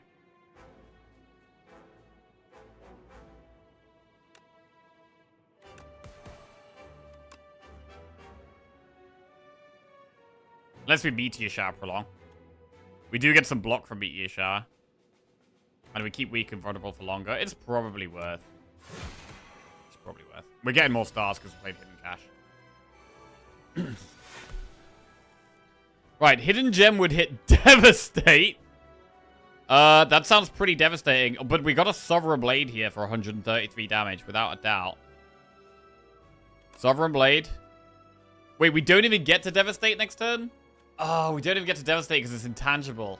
So it's not even good to hit. It's literally not even good to Hidden Gem here. It's so sad. Because we drew it next turn. We've reshuffled our entire deck. Might hit retain. We might do. I think it's probably still better to do this though. That does suck. Because we reshuffle the deck, there's not even any point doing it.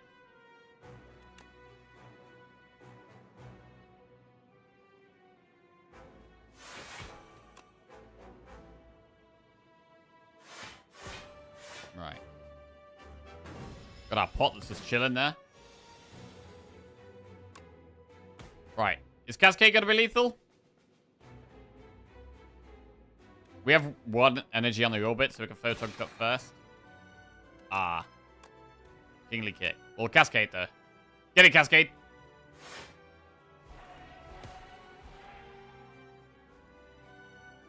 One off? Okay. GG! Get it gone. Nice. Big win. This was a cool run, man. This was a cool run. I mean, it started with a Radiate. And we were mostly a star deck. I mean, we weren't like doing insane, busted, crazy star stuff, but we did have some of the core strong things. Like Child with double reflect was great. Meteor Shower was really nice. Black Hole helped. Equilibrium was fantastic. Loved the Equilibrium throughout this run. Hidden Cache was really good for just keeping our stars up. It seems to just be the best way of getting stars, Hidden Cache, to be honest.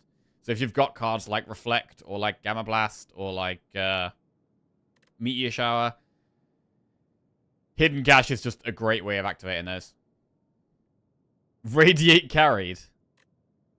I think productions were good. No They Plays was good. I think I'm pretty happy with most of the choices we made on this run.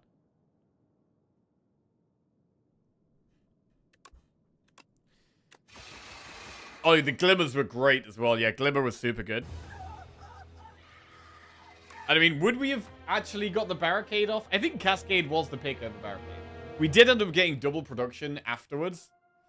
We did end up getting double production like, not long afterwards, so we probably could have played the barricade, but...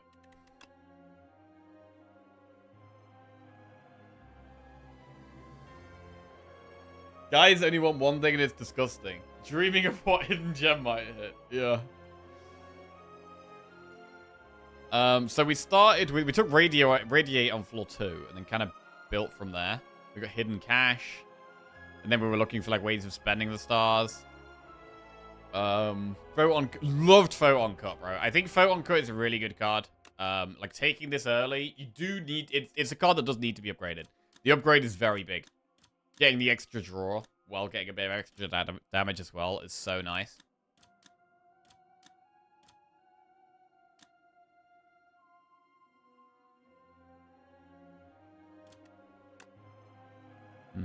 Yo, buddy, what's on top of your head? Well, I've got my headphones, and then I've got my hair. They're the two things on my head. They are the two things on my head. There might be some dandruff in there. I don't know, something like that. Black hole? I don't know how I feel about black hole, like, in the end game. Like, is this actual good damage? Because it does feel like it's only good, really, in the, like, not even elites, to be honest. More like the faster AoE fights, it can be very, very good in. But I don't know how good it is against, like, Doormaker and, like, Test Subject and that kind of thing. It is much nicer with Hidden Cash, right? Because Hidden Cash gives you 2 lots of damage from stars in just 1 card. You gain stars now, gain stars next turn. That's 8 damage AoE over 2 turns from this. Plus any other stars you get. I do like it in the early game, definitely. Especially with Hidden Cash. Direct 2 as well. Yeah, it's great Direct 2 as well. Good against the Millipede. Good against, like, the roaches and stuff. Yeah. Right, well. Let's get that on the board. That is 7 wins in a row. Very, very good. Very good. The numbers are... We're gradually getting the numbers back on the board. And, we're playing pretty well. Playing pretty well, man. Gonna be Necro next. We are being sponsored today, by the way. We're gonna be playing a game called Renight later, which is another deck building roguelike game. So gonna check that out later. Have some fun with that. But we can get another run or 2 in first, and it's gonna be Necro. Right, let me just quickly pop to the bathroom. Let's see what our options are. Let's go. Options are... Gain 150 gold, transform a card. First 3 card rewards you see are upgraded. The first chest you open is empty. And we've got a pretty ugly looking start to the map. Pretty ugly.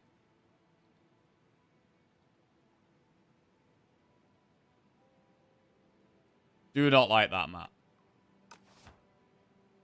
Right, let's get a prediction going as well. Will we win the Necro run? I don't really like Necro in the early game either. I mean, do I like Necro in the late game? Yeah, I think I probably do like Necro in the late game. Right, I'm just popping to the bathroom.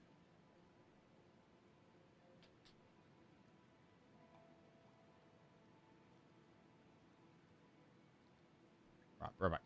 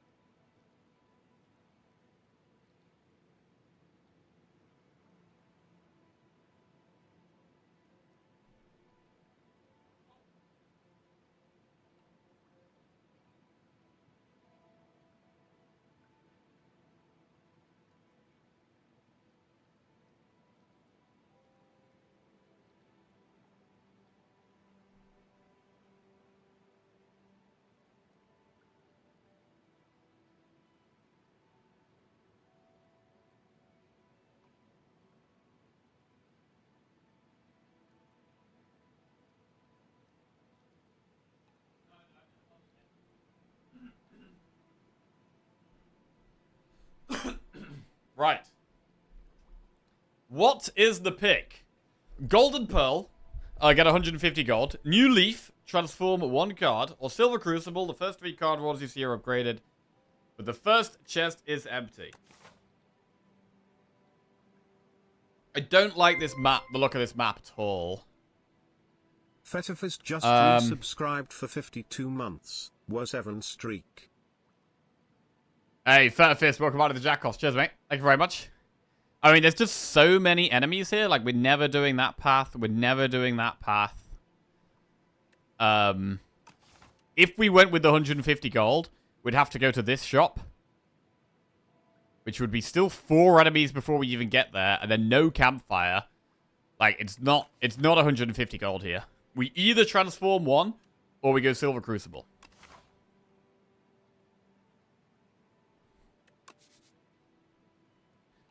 So the pathing options are go up the right, do triple enemy, double event, campfire, and then an elite.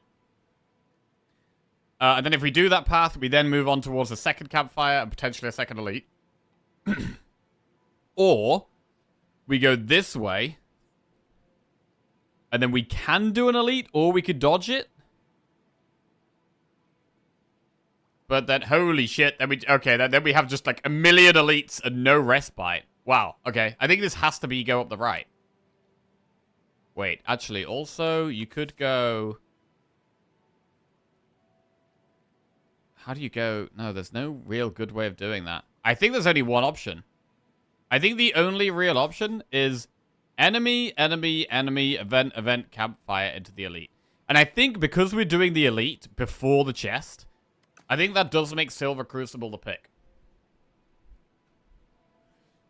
Because we need strength early if we're doing an elite this fast.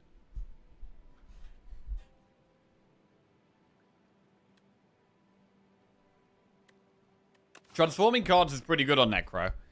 But with the map being so horrendous, I think it does lead us through an early elite. If we don't go through an early elite, we've got a horrible path anyway. So we may as well just do the early elite, and then it ends up being a nicer path. But it just means we've got to get through the early elite, which could be tough.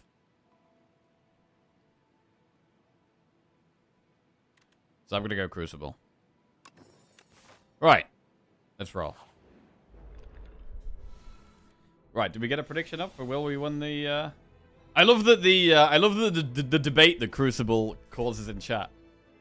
It's great. Crucible's OP. Crucible's trash. It's great. Right. Unleash. Defend, strike.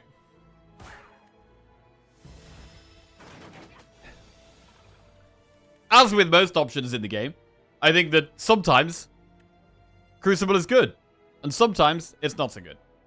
I think, as with every option in the game, I think it just depends on the current situation. And in a spot where there's not many options, and the only really good path leads us into an early elite, I think having the 3 upgraded cards, and we can pick them specifically to help with elites as well, is the way to go.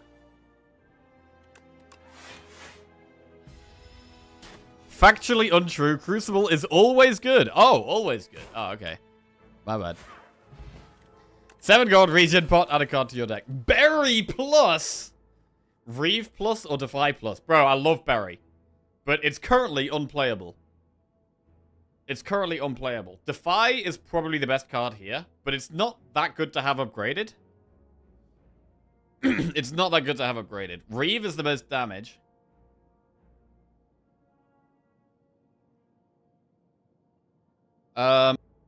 The Gardeners and Skulking Colony.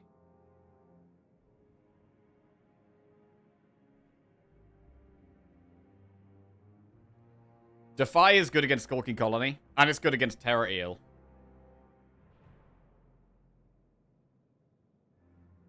It's probably just Defy, to be honest. It helps us get Osty big as well, which helps Unleash do more damage.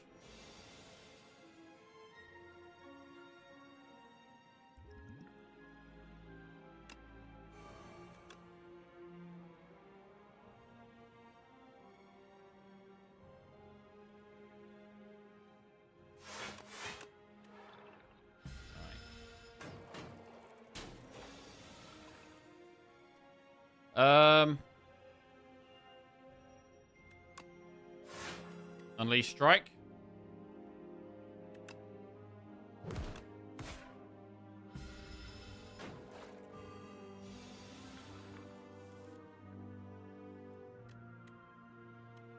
I like the bodyguard doesn't get affected by Frail. That's quite nice. I mean, it would be a bit silly if it did.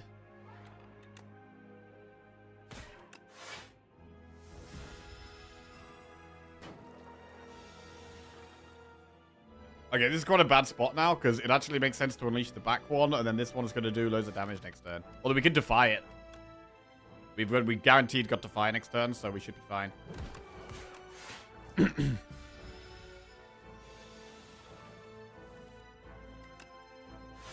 Big.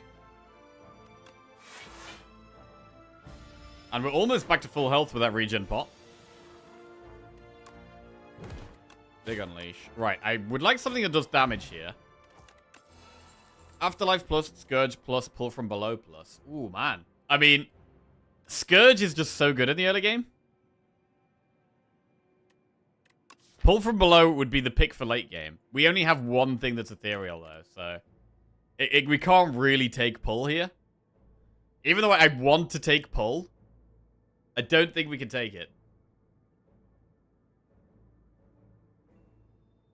We need to kill an early elite. We can take pull. We can take pull with just one ethereal card. With just one ethereal card.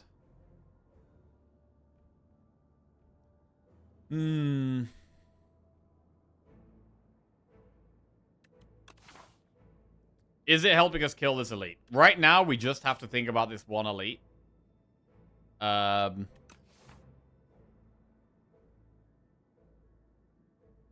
These are all fine. Like, they're all fine, but pull from below is probably the worst right now. But becomes the best later on. I think Scourge is the best right now.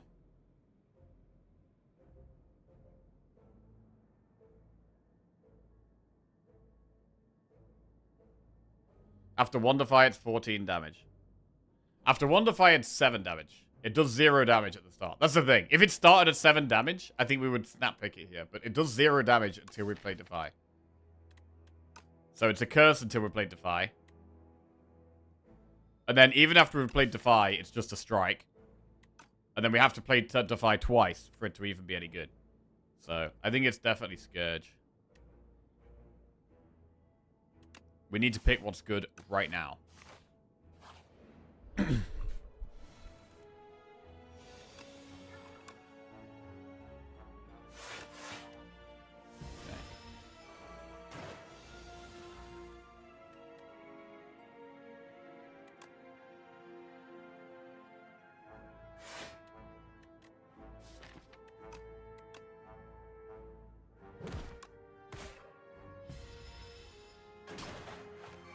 Okay.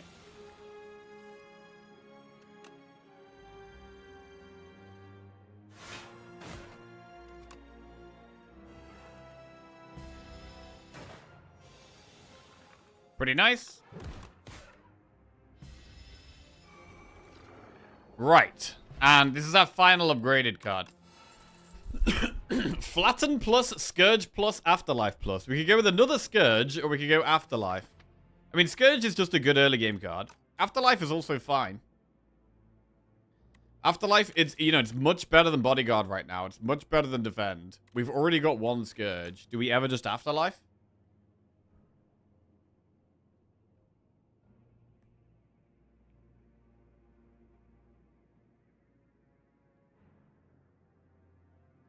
Like, Scourge is not very good against Terror Eel. It's good. It's really good against Skulking Colony. And it's okay against the Gardeners.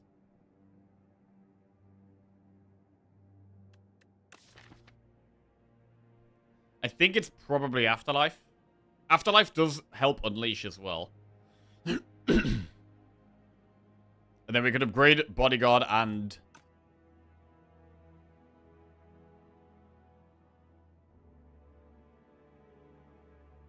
Yeah, I'm going to take Afterlife.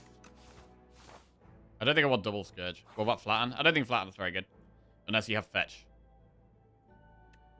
Right, gain gold or add Clumsy. Are we ever going to a shop here? I mean, there is this shop, but I'm probably more likely to go this way. We're probably more likely to do a shop in Act 2, to be honest. We could just go Wan and Wellick and Clumsy. Then again, at the same time, losing 6 HP is nothing to us. We're on full HP. Losing 6 HP is totally fine.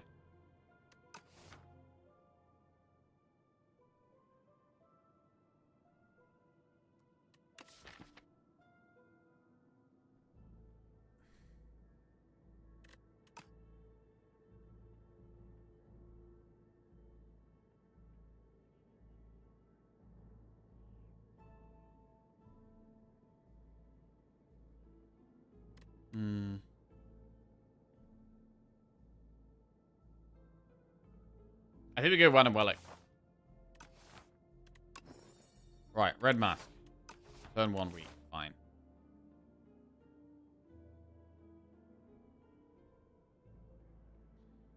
Event. Ooh, 332 gold for greed or 54 gold. We can't spend this gold for quite a while unless we do that shop. Does mean we miss out on an upgrade. Right now, there's no insane upgrade other than Bodyguard. Bodyguard is a great upgrade. Other than that, there's nothing else that's really important. But we're going to be stuck with the greed in our deck for a while as well. We've already added a curse here.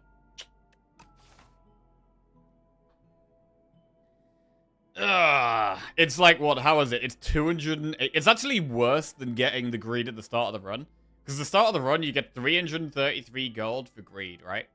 Here, you could get 54 gold. So it's only like getting about 280 gold for greed. Like, you're getting about 50 less gold for greed than you would at the start of the run.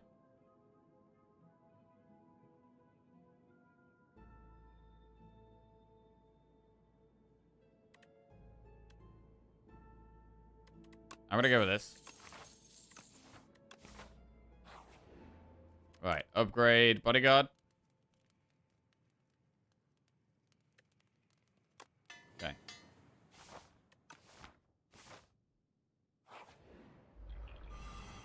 We don't have AoE for this fight, which is pretty tough.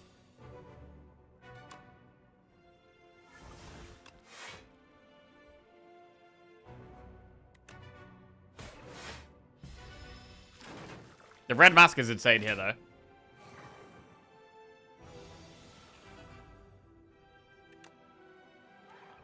$21 damage unleash. Almost kills the back one.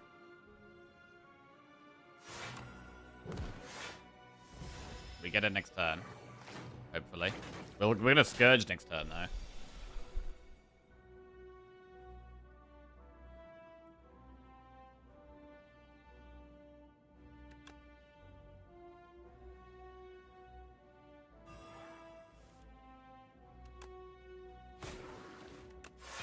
Okay.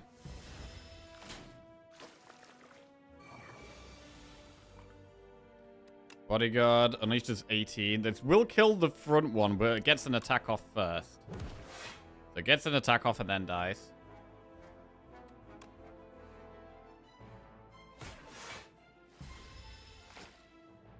We take a bit of damage here. Defy is great here.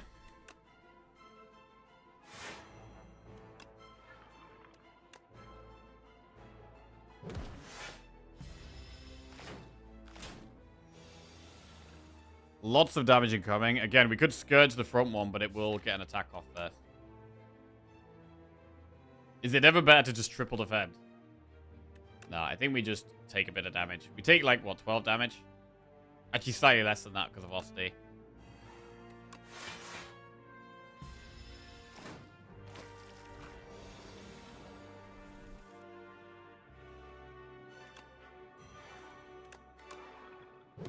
Alright. And it dies to Doom after one small hit. And we've managed to do the early elite, which is good. Gotta be happy with that. We haven't got anything insane, but we've got enough basic things in our deck to deal with the early elite. We have Power Pot, so we can potentially look at a second elite this act. Dance Macabre, Wisp, or Friendship. I think Friendship for energy is really good, especially with the Scourge. A little bit more draw. Friendship seems good.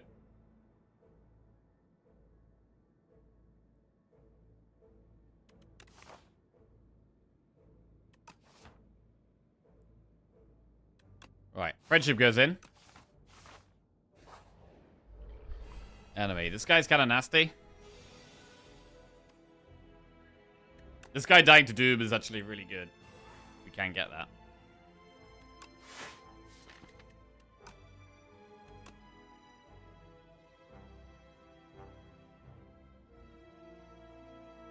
I don't like this start at all. I'm actually not even going to play friendship. Right. Oh, God, this is bad. What kind of draws are these? These are our actual good defensive cards. There we go. Suddenly, Osti's massive.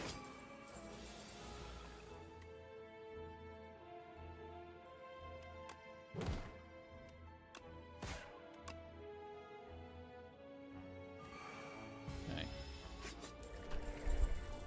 Nasty fight, though.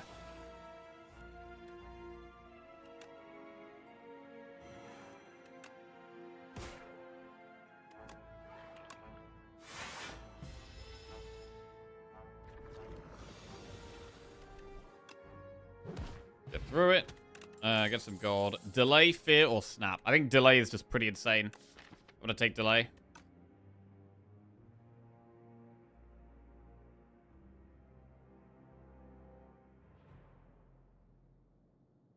Right, delay. There's nothing in this chest. Ooh. Okay. But we've used it to have quite a good start. And we're going to look towards doing another elite after this campfire. Lose 8 HP for a random forgotten relic, or 100 gold for a random forgotten card. The cards are pretty bad, right?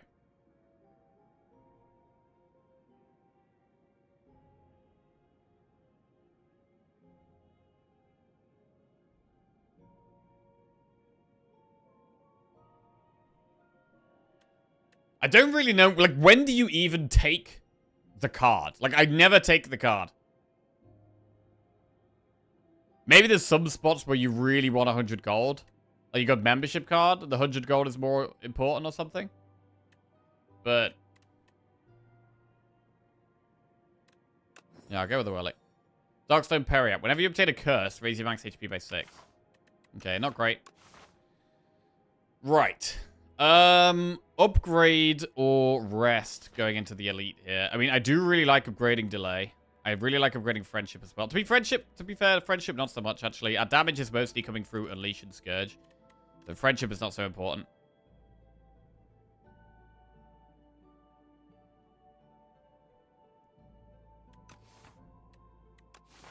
Do we want to save the power pot for the boss?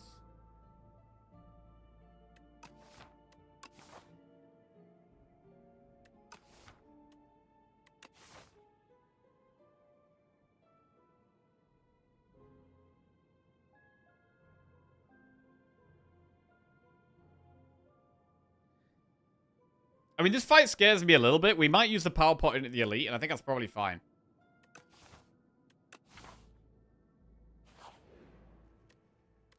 Right, let's upgrade delay. Delay plus. We get an actual relic. Pendulum. Every 3 turns, draw a card. Pretty good. Pretty good. Free card draw. Love free card draw. We're definitely doing the elite, right? We're definitely doing the elite. We just spend our gold in Act 2, I think.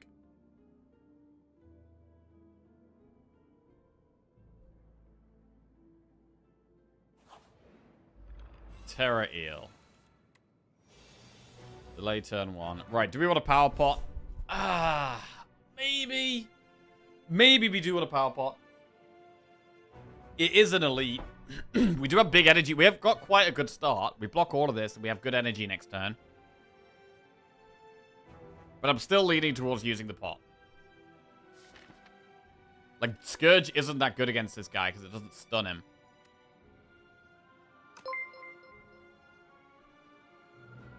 Chasuforios just resubscribed for 41 months. Sup dad Simu 1 groove in Los PLS. Yo, Jason Warriors, welcome back to the Jack-Off. Cheers, mate. Thank you very much. Fish is a bigger issue. Possibly, but I mean, by the time we get to the fish, we've got an extra relic. We've possibly got an extra card. We've possibly got an extra pot.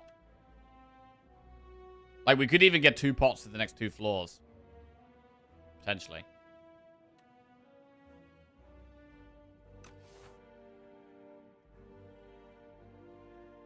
How hard is the fish for us?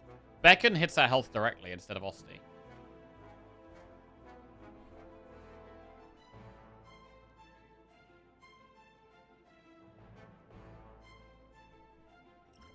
How about a power pot? Demez, very strong. 1 extra energy and 1 extra draw every turn. Humongous. Humongous.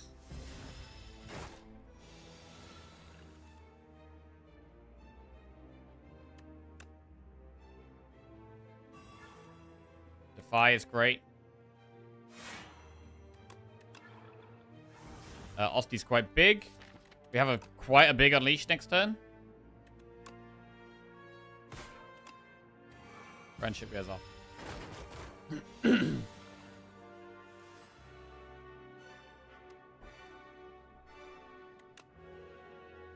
Delay. Scourge. Unleash. And we may as well defend. The strike is pretty bad. With Friendship in play, the strike is pretty bad.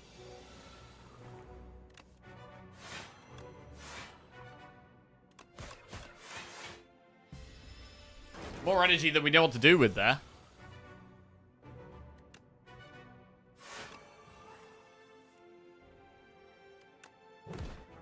We can stun the eel. I think it's worth.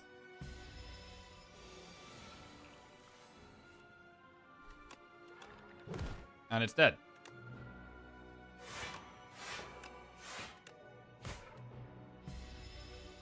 Alright, what do we get? Bronze Scales. Dex Pot. We'll probably use Dex Pot against the boss. Sentry Mode, Page Storm, or Snap. Page Storm can be amazing. At the moment, we've only got 1 Ethereal card. Well, kind of 2, actually. With, kind of 3 with Clumsy and Bane. Maybe we take Page Storm. I think Page Storm is very strong. I really want to upgrade it, though.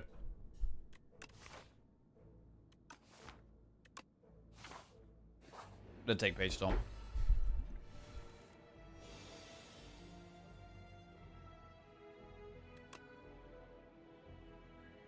I want to get Tuning Fork value next turn, so we're not going to delay.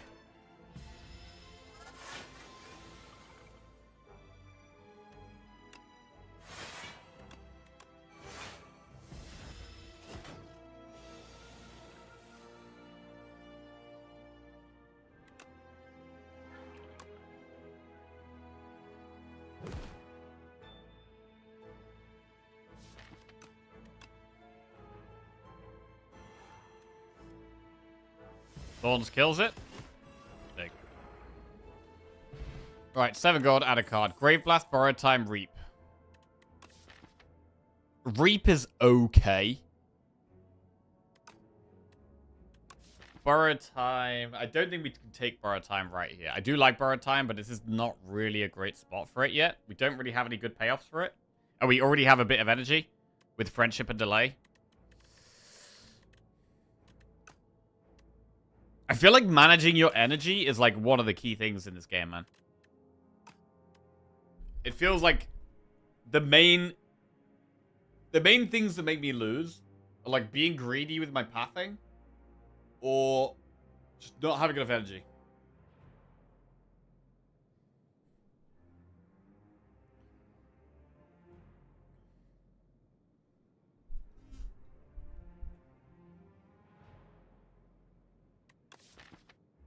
Grave Blast wants an upgrade, but I've already really want to upgrade the Page Storm, really.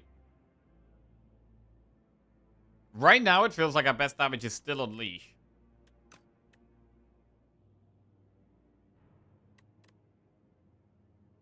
So I don't hate taking a Reap, just so I have one other way of dealing damage. There's going to be some turns where we really want to do damage. We're going to have energy with, like, Delay and Friendship. And then just getting a Reap in could actually really help. So I'm going to take Reap. Now the question is, can we upgrade? Because I love the Page Storm upgrade. But actually, Friendship helps us get quite a bit of extra damage against the boss if we're playing Strikes and Reap. Reap is like the last, probably the last like early game card I'm going to take.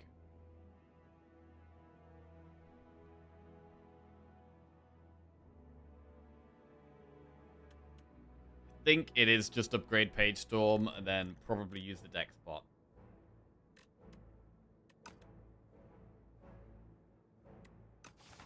Are we dealing damage? We will deal damage with Unleash, with Scourge, and with Reap.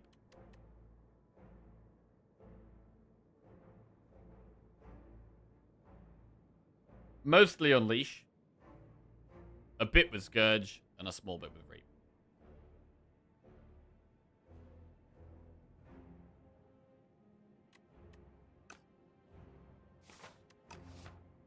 And Thorns. Small bit with Thorns.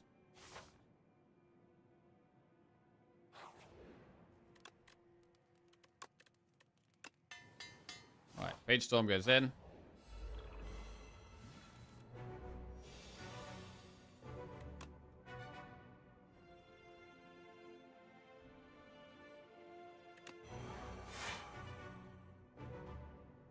Okay. 17 damage. Play the deck spot.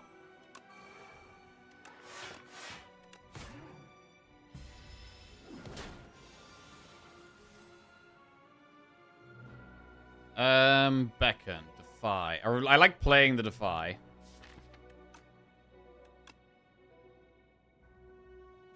Keeping that. Very good card to keep.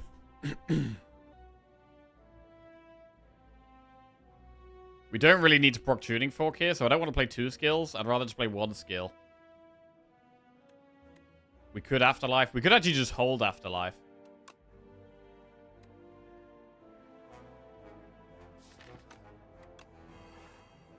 Unleash does 13. Afterlife Unleash. Yeah, I think we save Afterlife and do it later. It's a bit weird, but it makes more sense here for the Tuning Fork.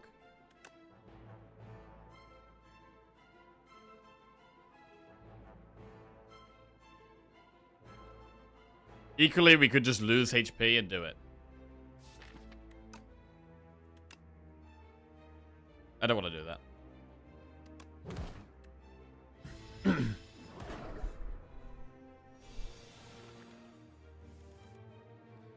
Alright, pretty good spot to play. I mean, Reap is not bad here, but actually it might be better to Reap next turn after we played Delay.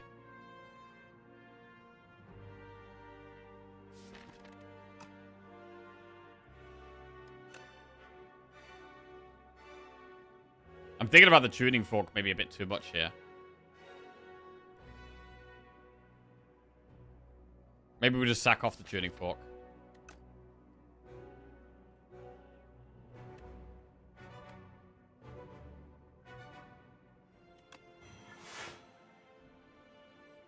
Yeah, Reap doesn't do much next turn. We could just Reap here.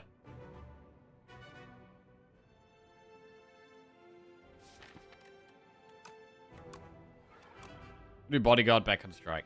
Fine. Don't even have to play Delay.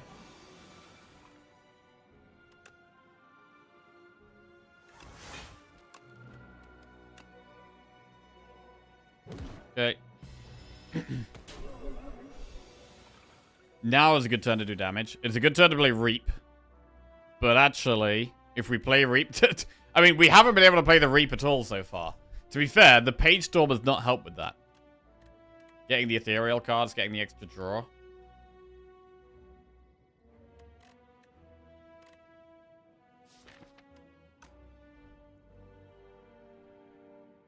I mean, at this point, Unleash is quite a lot of damage.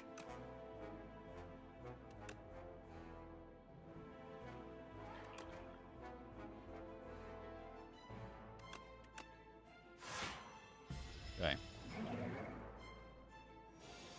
25. It's 35 damage Unleash. Pretty big.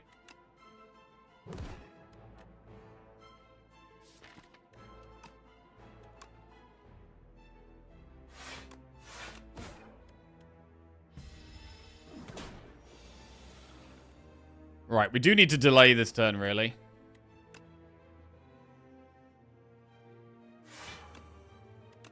Okay. We might finally play Reap here. Or do we? I mean, Unleash is 26. Reap is 25. We should only play one skill max. We could take a bit of damage here to get Beacon off. There's a lot of Beacons left in the deck, which is quite scary.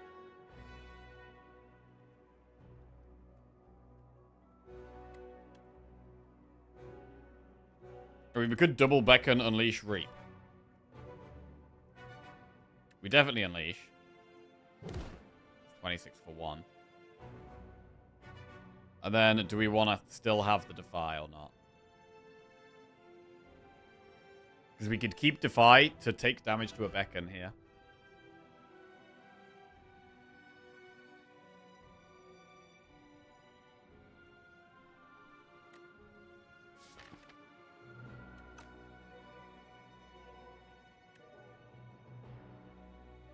I mean, Osti's quite big. I'm not really worried too much about taking damage from the fish. Because Osti is pretty decent sized. So maybe we just Reap double Beacon.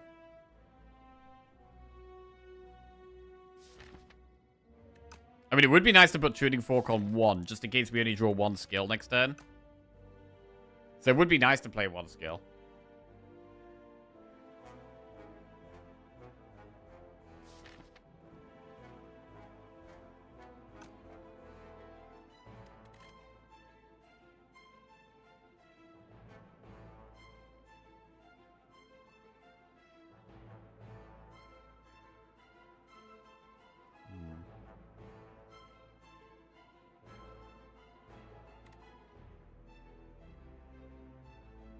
I think we need to be playing Reap, really. Right, we're going to Reap. Beacon. Lose the Defy.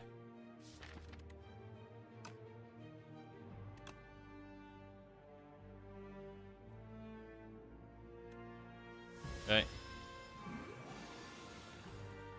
12 damage.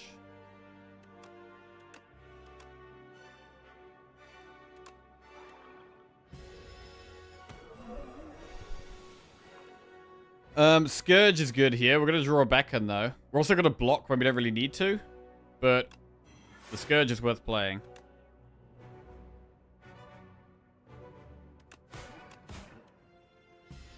Got about 40-something damage to go. 25 damage. It's a pretty scary turn. Ooh, it's a pretty scary turn.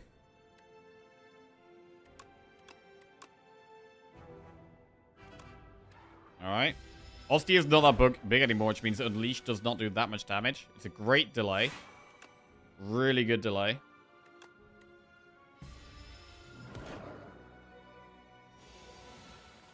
Would like to do damage this turn. This is a terrible... Bro, I've drawn all our damage next turn, and it's intangible next turn. That is really bad draw order here. Holy crap, that's bad draw order. There's a whole load of Beacons in the deck now, bro. There's a lot of Beacons. Jesus. What do we have going for us? We do get to Reap next turn, which probably almost kills it.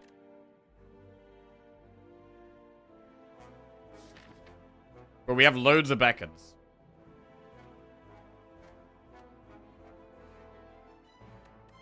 Reap does 25. Which is almost enough.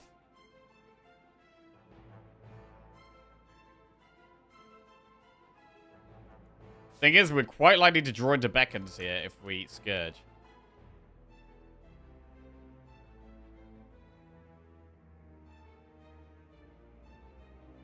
If we draw into 2 Beacons, we have to play them both, then we defend.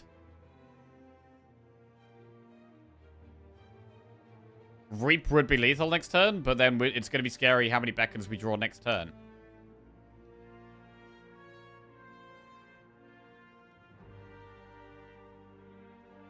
Right, let's Scourge. We've got 1 Beacon.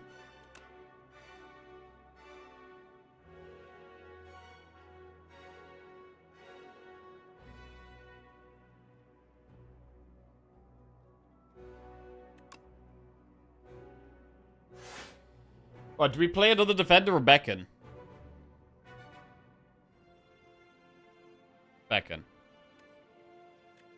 Defend isn't blocking enough.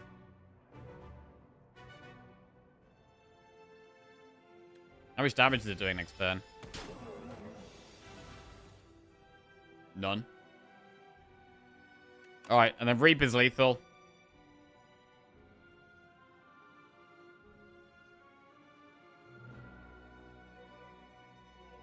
And we got there. So that was a little bit awkward. That was a little awkward, but we do get there.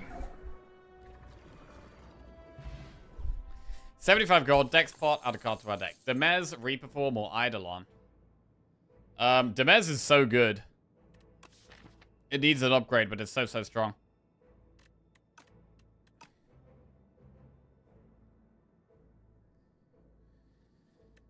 Reperform, we can't really take. We take Demez. It's really good. It needs to be upgraded, though, because it's really hard to get into play. Upgraded is a bit easier when it's 2. Where do we go here? I think we want to take a bit of a safe path still, like, if we can. I mean, again, the map doesn't look very good. The map does not look that good. And I really want to see a shop. Where are the shops? The shops are there, and there. If we want to go through this shop, we have to do 5 enemies, which is pretty horrible. If we want to do it with that shop, bro, it's awful here. How the hell do we get to the shop? I don't know how we get to a shop here. The safest path is this way.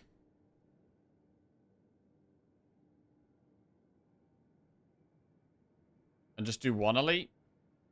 Let's see what we get. If we got the compass here for a special map, I might actually do it. Right, enchant all strikes in your deck with Tez Katara's Ember. Remove 4 cards from your deck. Whenever you shuffle your draw pile, add a soot into your draw pile. Or Pumpkin Candle, gain 1 energy at the start of each turn, but extinguishes at the start of Act 3. Whenever you shuffle your draw pile, add soot. Is it just that? We do get to just remove all the strikes.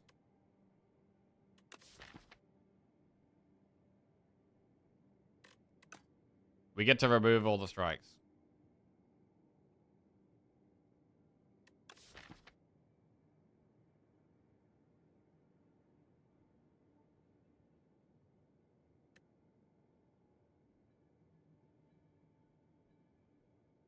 But later, we might be drawing loads with Page Storm.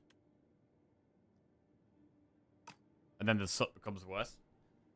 We have 0 AoE. Yeah, we're not in a great spot. We're not in a great spot right now. Bro, the map is bad as well, you know.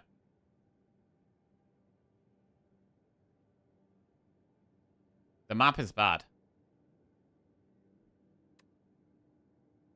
It could actually be Soup. Just because it's like the best tempo play. And then upgrading Friendship becomes a thing. So that all our strikes do more damage.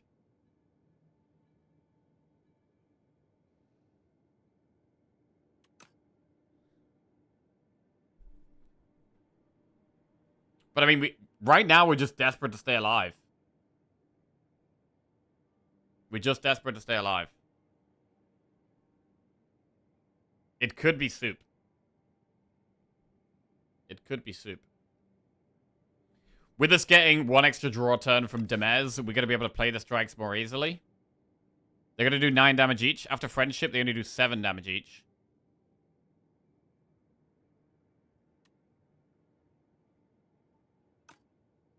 Because we're not strong right now, like, I think we almost have to take the Pumpkin or the Soup.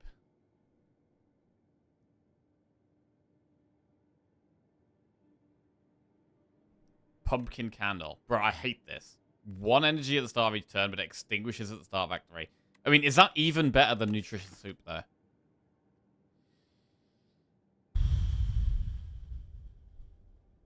Is it even better than the Soup?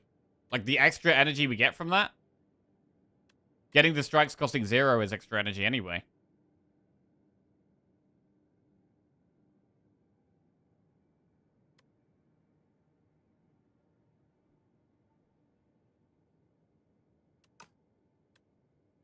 Soup. Soup is really weird, bro. Soup. Soup. We also have more draw with Pendulum. Alright, I'm souping it up, bro. We're souping it up. It helps right now, and I think we need help right now. This is going to be a hard act. I mean, is there even a way of just doing one elite? This path requires 2 elites. We could go round that one and then through that one, and then we do get to go to a shop. But there's no campfire on that path, and we're really trying to upgrade Demez. So, like, we really need to upgrade Demez. It's just all terrible. I think we do have to do events, and then possibly enter 2 elites. And then all our gold is going to get spent in the final act, which is really awkward. And we're doing a lot of events, so there could be a shot. We got 1, 2, 3, 4 events. There's a chance we can spend our gold in some of those.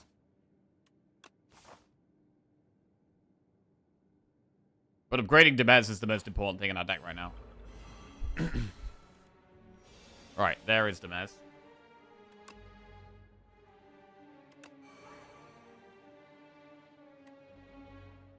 Afterlife over Demez here? We take 5 damage if we Demez. If we take Afterlife, we actually don't take damage.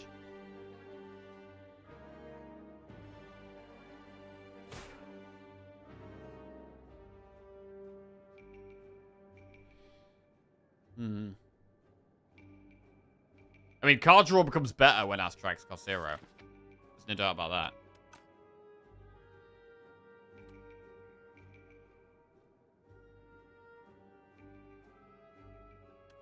I think we're gonna Afterlife.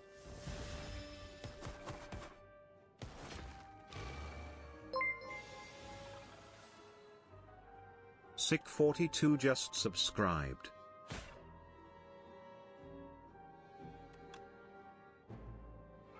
Sick42, welcome to the Jackoffs. Thank you very much for the sub, mate. Appreciate that. Delay. Delay does kill the black one, the back one. Alright.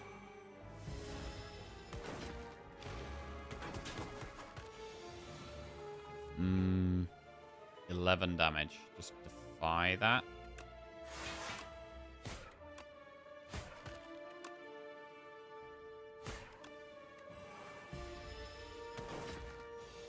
Alright, this is going totally fine.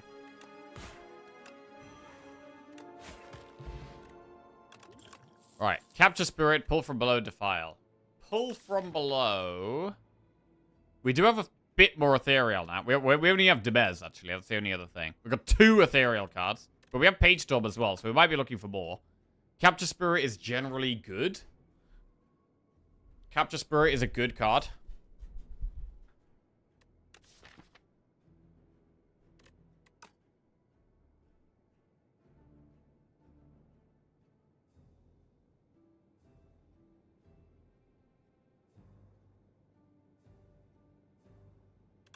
I'm gonna take Capture Spirit.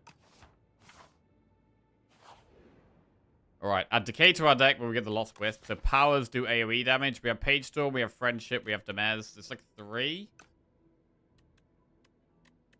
But we get a Curse. Curse does give us 6 max HP.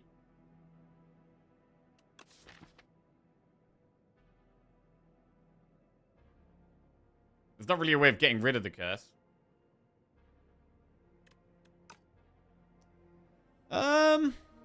AoE is pretty good in Act 2. It is going to help us, especially if we get the Millipede. It's insanely good. We don't have AoE. So I'm going to do it. And we have the extra bonus of getting a little bit of max HP with it as well. Right.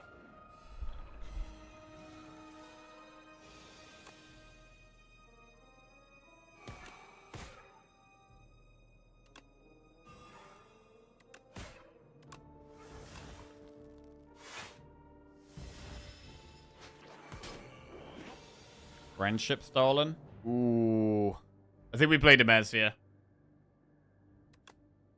Yeah. Ow.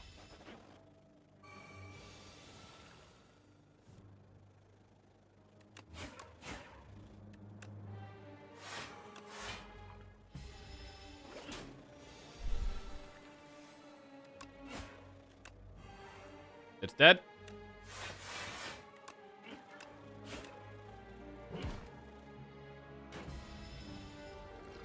We get our friendship back. Drain power, fear, Scourge. Scourge needs an upgrade. All of these need an upgrade, really. I'm going to skip them.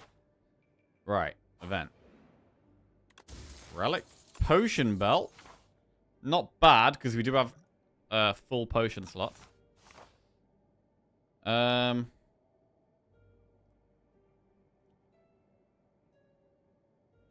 Event. Oh, here we go. Welcome to Wongos. This is a way of spending gold. Obtain 3 relics after 5 combats, or 100 gold for a random common relic, or 200 gold for Lizard Tail. I feel like 200 for Lizard Tail is probably better than the bargain bin. But we could go for 3 random relics. We have the gold to go for 3, but we don't get the benefit for quite a while. Then again, Lizard Tail probably doesn't benefit us for quite a while anyway. It's just sitting there until we die, right? So I think we can go for 3.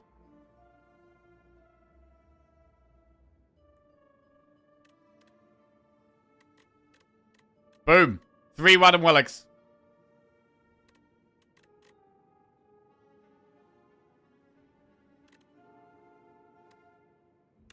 Huge value right there. Let's go.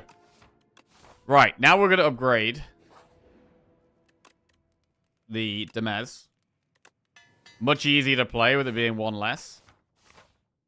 Then, ooh.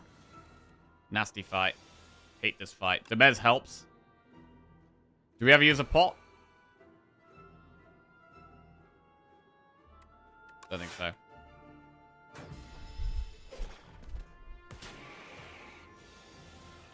It's way easier to push damage with strikes costing 0. Like, so much easier.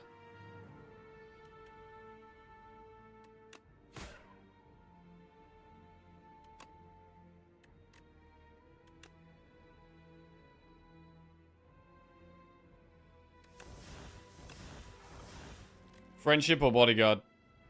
I don't think we need to use pots here. I think we can bodyguard just fine.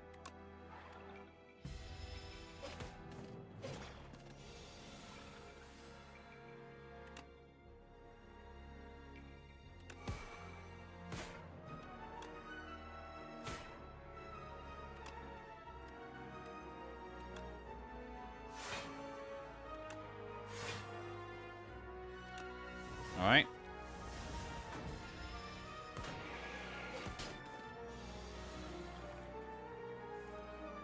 Scourge kills the back one. But equally, we'd have to then block, which we probably don't want to do.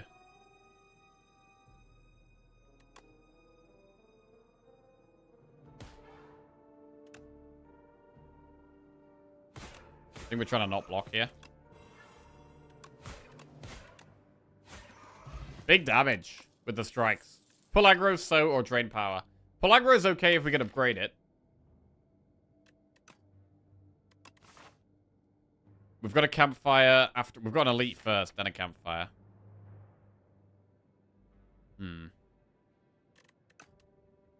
I don't think we take it here.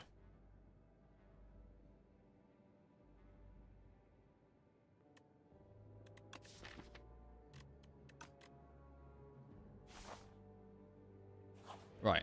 Relic. Whenever you use a pot, gain 3 strength this turn. Not really a good one for us. And now we have an elite, which could be really tough. And we've got to be totally happy to use pots in this fight. Got to be totally happy to use pots. B-Man. Bronze Scales is very good against the B-Man. Bronze Scales is super nice to have here. Oh, we block with Shooting Fork. Totally intended to set that up. Amazing. Oh, crap. Wait, I can't Demez here.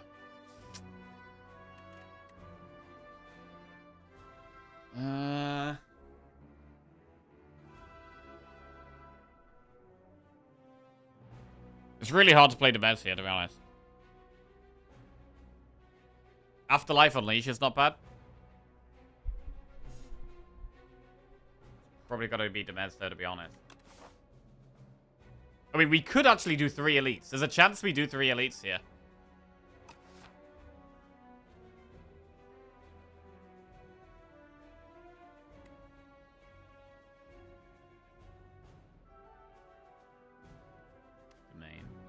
Domain, Demez.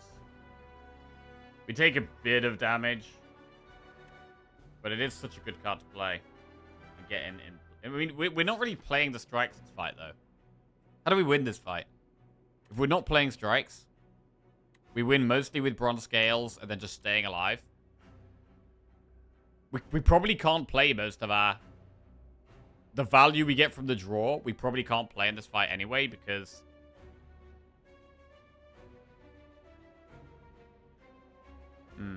Yeah. I actually think we probably can get away with not playing Demez here.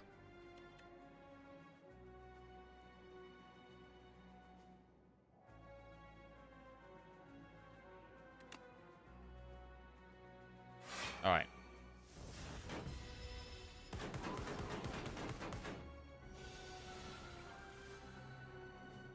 Capture Spirit. We could play Dex Spot.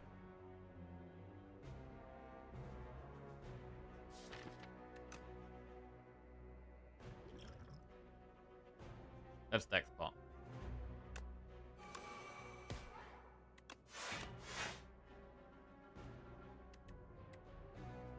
We have extra strength this turn.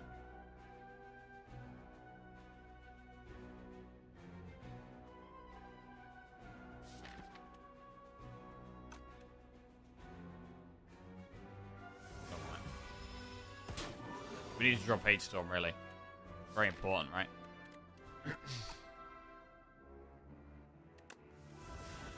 Page Storm.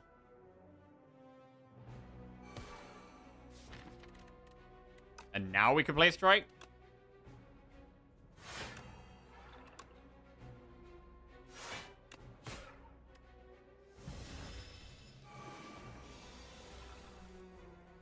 There's Friendship.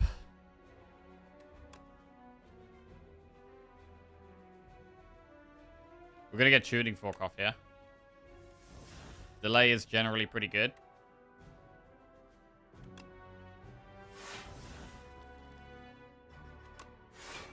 Just block as much as we can. Don't even play Friendship again.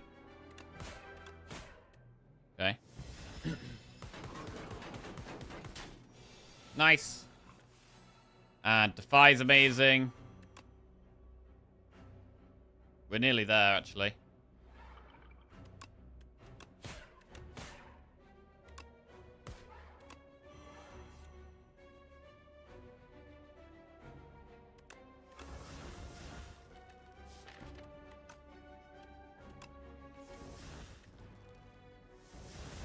Man, Page Storm's so strong here. And it dies.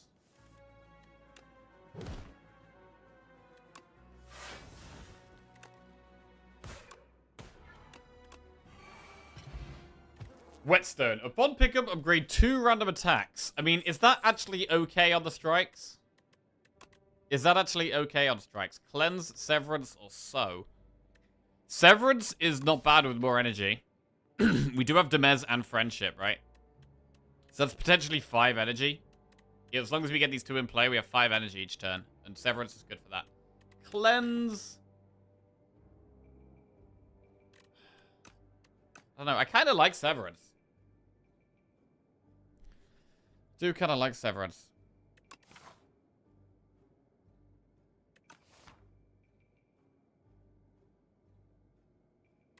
I'm going to take it. Whetstone hits Unleash and Severance. Okay. And we can rest or upgrade in this campfire. Capture Spirit is a fine upgrade. Friendship. Friendship is okay because of the strikes. But we could also just rest. We could also just rest. Do you want to take 3 fights? I mean, I kind of want to do double elite, which is why I'm thinking about resting. If we weren't thinking about double elite, I think we just go up the right-hand path and just, yeah, chill out. But double elite is nice. We also can get 3 relics before the boss, which is super good. So I think trying to do the double elite is really, really good. And there's no mega important upgrade. Like, the upgrades, like Capture Spirit and Friendship, they're quite nice upgrades. But I'm quite happy to just rest, I think. How are we against the Centipede? We're okay. Bronze Scales is good. And we have this Lost Wisp, which is AoE damage on powers, which really does help.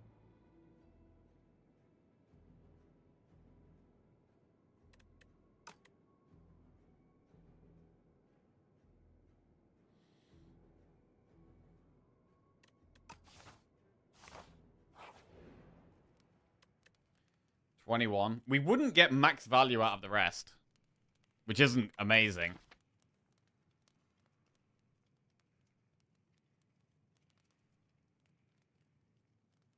We do have 2 potions. So I am actually going to upgrade Friendship. We do have 2 potions. Right. This is already looks like a block pot, though. Block pot turn 1. However, from turn 2 onwards, we should be in a pretty good spot.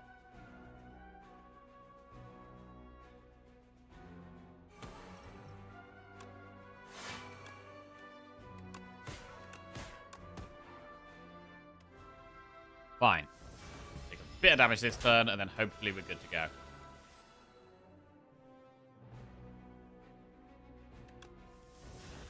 Page Storm. The fire's got to come out here. Probably Afterlife as well.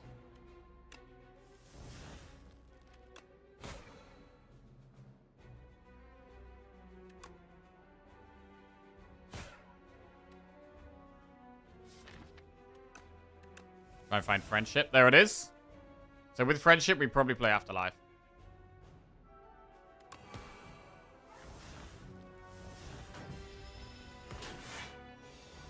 $10 times 3. This would be a good time to draw Defy.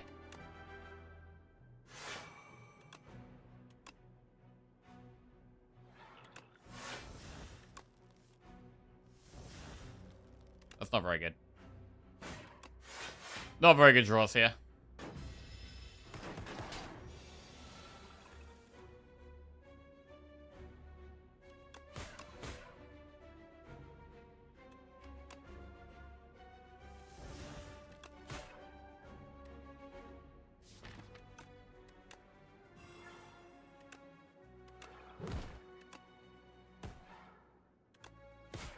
We're pretty much never playing Reap, and that does seem to be just fine. It seems to be absolutely fine.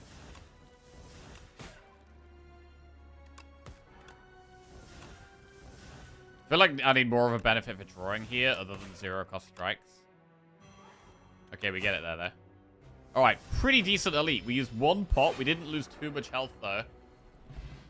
Miniature Cannon. Upgraded attacks deal 3 extra damage.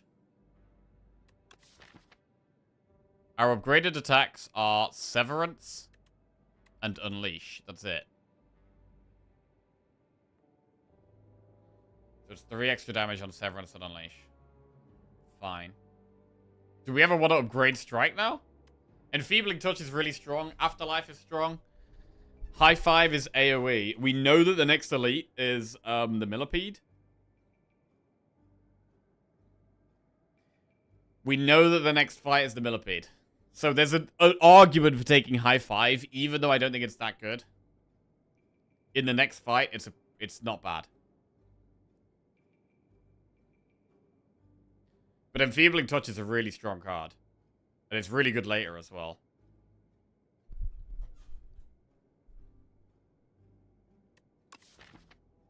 I think we just look at the fight in front of us, because if we can get through these 2 fights, we get 3 relics, which should be a big power boost, right? So I think we just focus on what's in front of us and probably take the AoE. I mean, we have some AoE, right? We've got the Lost Wisp, which is going to do 8 AoE 3 times. We do 8 AoE with Page Storm, Friendship, Demez. That's 24 damage AoE.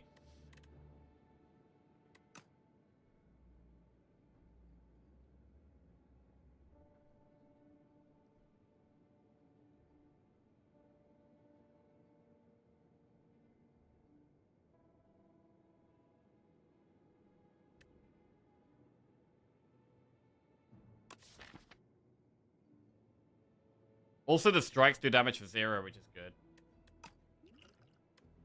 Yeah. I mean, and I do kind of like Afterlife as well, and Afterlife's upgraded, but it's probably Enfeebling Touch over Afterlife.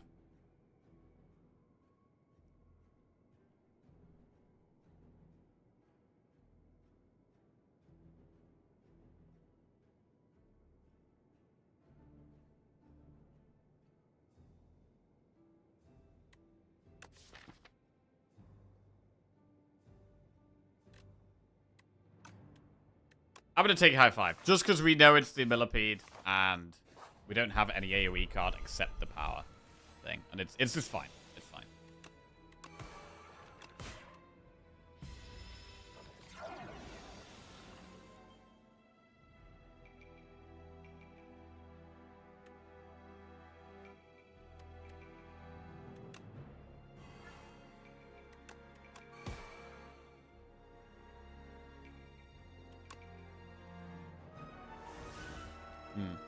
Doom does not that much now. I'm hitting this twice.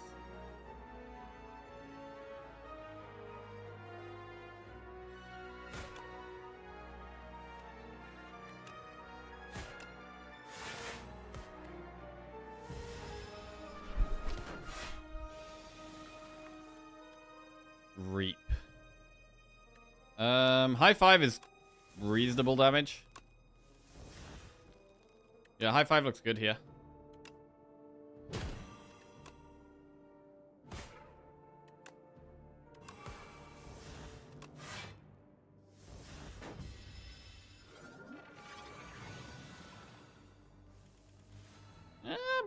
I'm kind of liking the High Five even in this fight, to be honest. It's all right.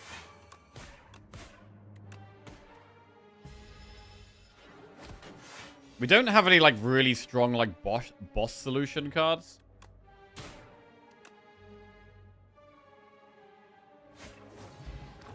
In gold, add a card to our deck. Shared Fate, Scourge, or Drain Power. Ooh, normally Shared Fate is so good. But I am now very aware that, like, us losing strength is actually quite significant. Like, a lot of the time, Shared Fate doesn't really have a downside. But here it does have a downside when I'm using so many strikes for damage. We might actually skip it. I might actually skip it. Damn, man. Skipping Shared Fate.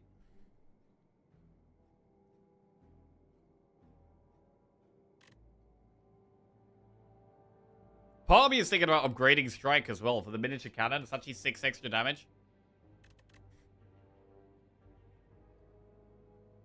Drain Power's decent. Drain Power could upgrade our attacks.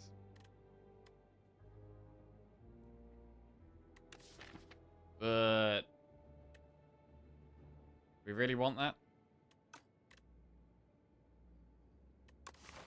I think I'm just going to skip here and do the Elite. Right, let's go. We get 3 relics after this from the Wongo's Mystery Ticket. This is a pretty bad turn 1. I don't hate using Colorless Pot immediately. Let's go. It's a hard fight. We know it's a hard fight. There's a rolling boulder! Let's roll away. Very happy to roll away.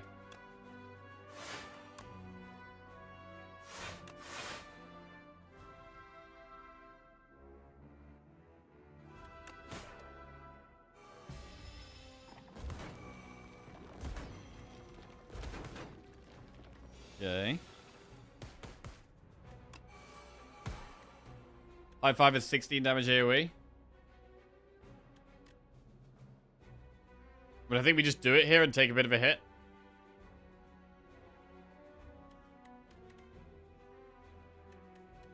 May as well Scourge first, I guess. Wait, Demez is also AoE. Hi there, you okay? You cold? You punched the door frame. Are you angry? You're not angry. Oh.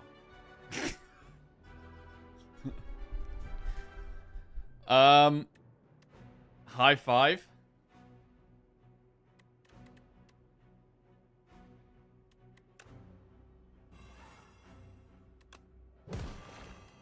All right. So we take a hit, which means we might rest before the boss. And I think that is okay.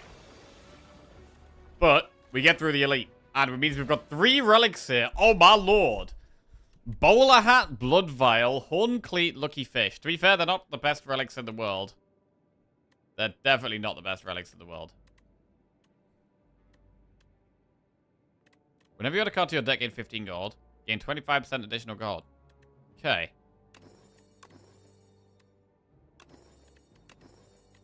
I mean, our relic bar is bigger, right? So, you know, that's always a good thing. Why did we get 1 million loot? Because we had the Wongo's ticket, where you get 3 relics after 5 fights. And it was also an elite, so we got an extra relic for killing an elite. That's 4 relics at once is a lot. Firepot is not a great one. Borrowed Time plus Calcify or Afterlife. Can we use Borrowed Time here? It's not very good with the 0-cost cards. I mean, it's still not very good in this deck. But it is upgraded. It is upgraded. So actually with the draw, we can like draw loads, then Borrowed Time, then play other things. Upgraded, I think it's worth taking here, and then we can rest. I am scared of this boss. I am scared of this boss. We don't really have an amazing... We don't have great scaling damage.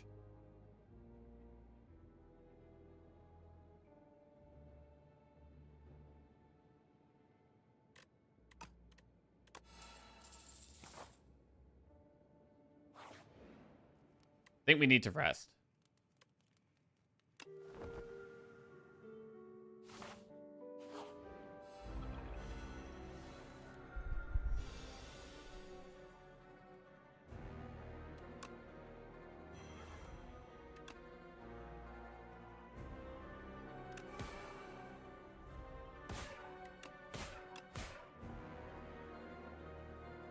Okay. And turn. Right, do we draw 1 less card each turn? Or take 6 damage at the end of our turn? Is it okay to draw 1 less? I mean, after Demez, it's kind of okay. I think drawing 1 less is the way. I think it's probably fine to take it slow. I really do like card draw, but it is draw 1 less, yeah. We have ways to make up for the draw. Friendship is great.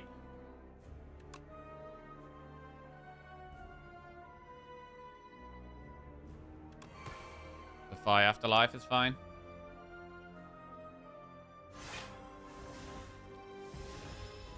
We do need to play Domain as soon as we draw it, which is not here.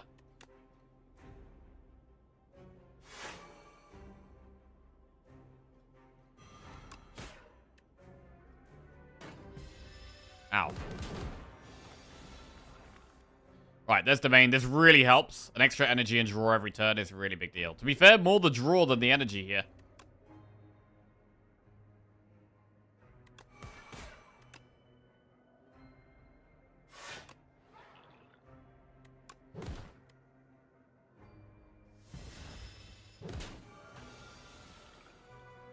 Right, want this to be a damage turn, or at least a getting Osti bigger turn.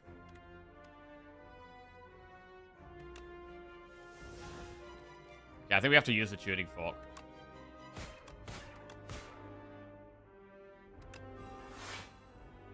Could Reap. We might lose Defy. How do we feel about losing Defy? Is that fine?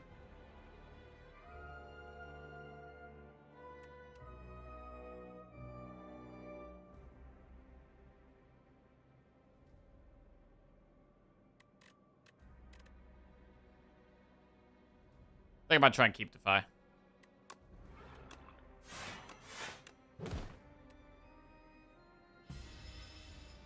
Right.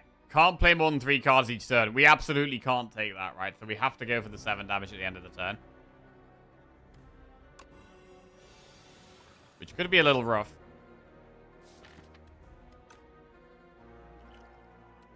I mean, making it vulnerable could be good with the strength of the Firepot. We'd have to make it vulnerable, though. Which would be worth doing that, I think. Thank you.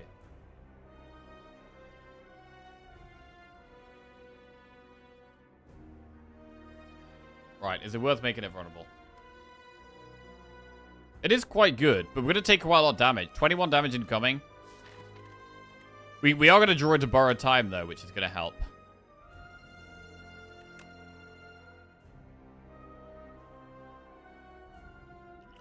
Let's fire pot.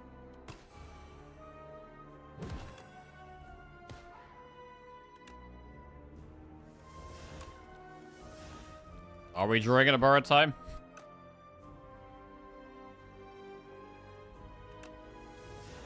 Yes.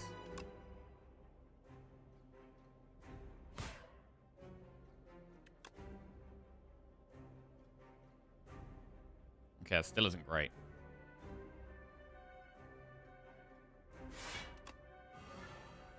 Delay Severance.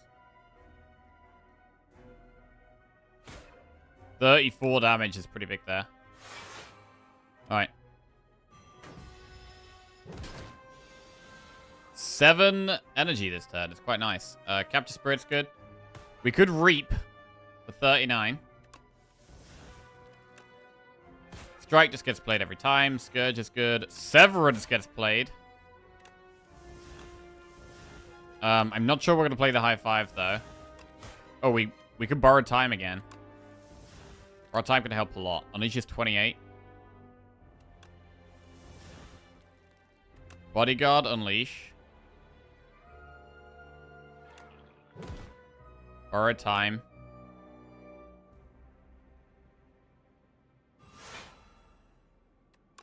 This is lethal.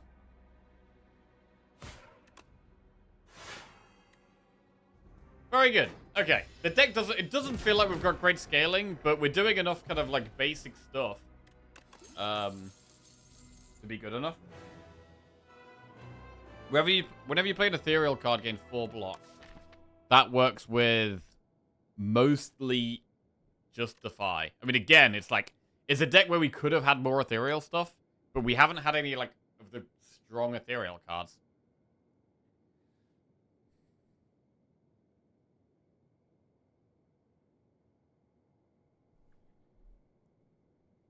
Spirit is also 8 damage AoE. That is true. It is 8 damage AoE that goes away.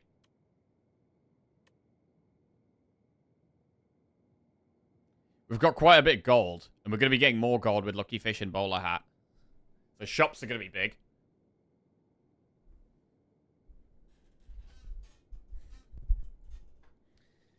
I mean, End of Days is good for AoE, but I mean, we're doing okay on AoE now, I think. Like, we took high 5 there, and we've got the Lost Wisp. I'm not too bothered about AoE, I don't think.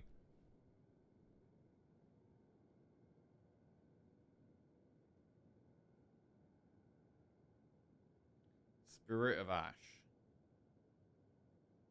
Undeath.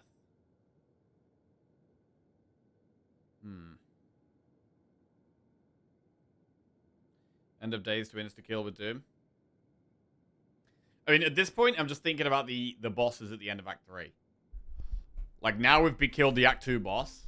Our primary goal is killing the end game bosses. We should be okay to get through the early stages of Act 3. And I'm just thinking about which is helping us against bosses, right? Like is End of Days really good against, like, the Queen, or against Doormaker, or against Test Subject? Not really.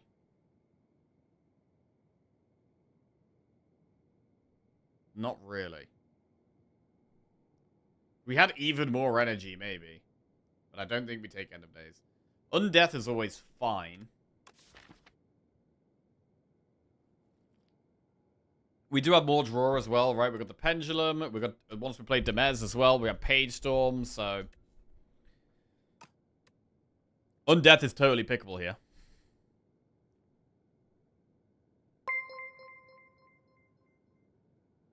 SP3Kton1GHT just resubscribed for 44 months. Should I get a mohawk? Should you get a mohawk?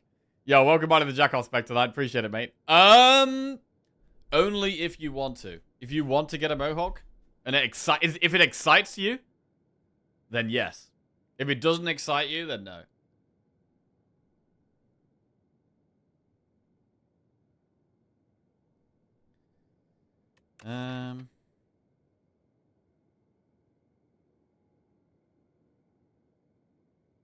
Honestly, I think we probably just skip here.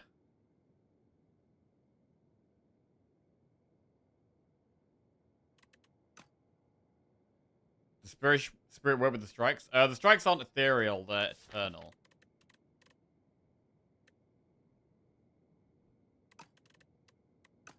I mean, Undeath is a good card. We probably want to upgrade it. I think it probably is Undeath, to be honest. But I do want more damage from somewhere. I don't think End of Days is the way here.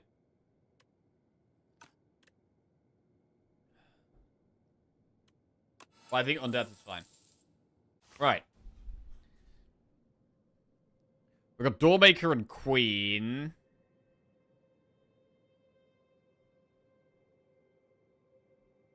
We definitely need a... shop is a priority with 418 gold and these relics. We have to go through one of these shops.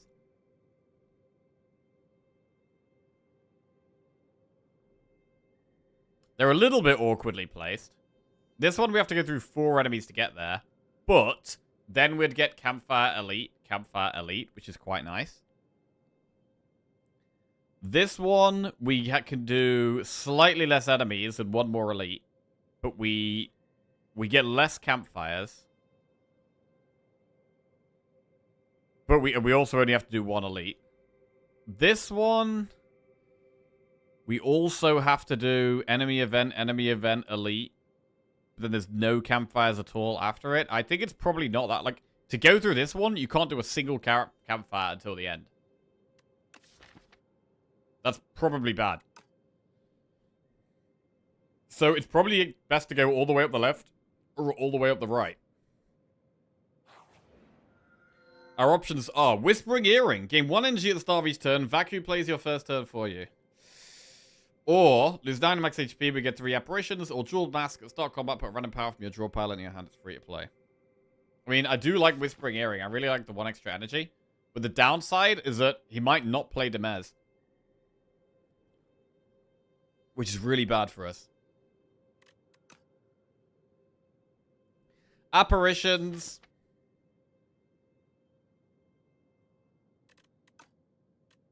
Apparitions are ethereal, that is true. But, I mean, what's the benefit from that? We get an extra draw with Page Storm. That is it.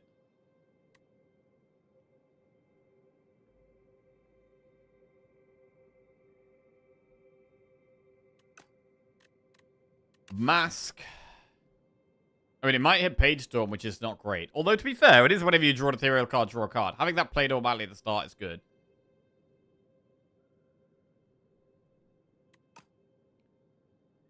I mean, how many elites are we doing here? Let's see. I do think the path up the left is kind of the best. But we'd end up doing 2 elites, which is a bit scary. And we'd have to do 4 enemies at the start, which is also not ideal. But I think it is the best way of the bunch. Like, none of these paths are that good.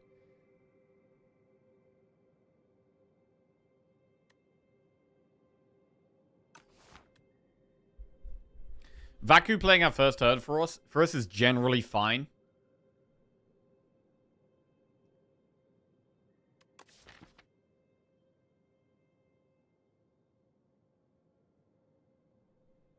How do we beat Doormaker right now? We need some more damage. 54 gold for apparitions. Yeah, we do get gold. That is true. That is true.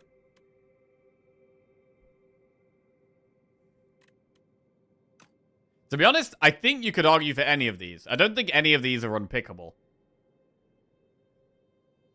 I don't think any of these are unpickable.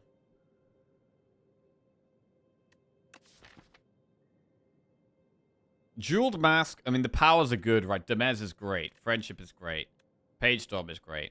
There are only powers, actually. We only have 3. So it's one of these 3. So getting Friendship on turn 1 guaranteed is definitely good. Getting Demez on turn 1 guaranteed is definitely good. Page Storm less so, but it is still kind of good. Like, Mask is not bad. In terms of apparitions in our deck, how well do we actually block? Against, like, the Doormaker's big hits, we don't have, like, insane block, to be honest. Like, Defy Plus is really good block, and Delay is okay.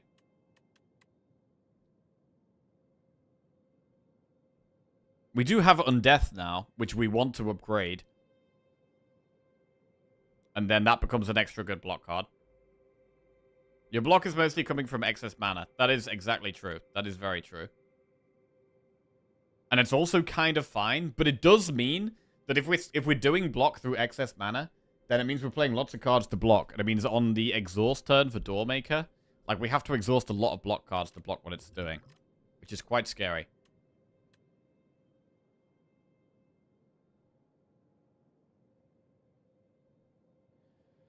I mean, we do have Potion Belt, so we can go into bosses with pots. We can go into bosses with pots.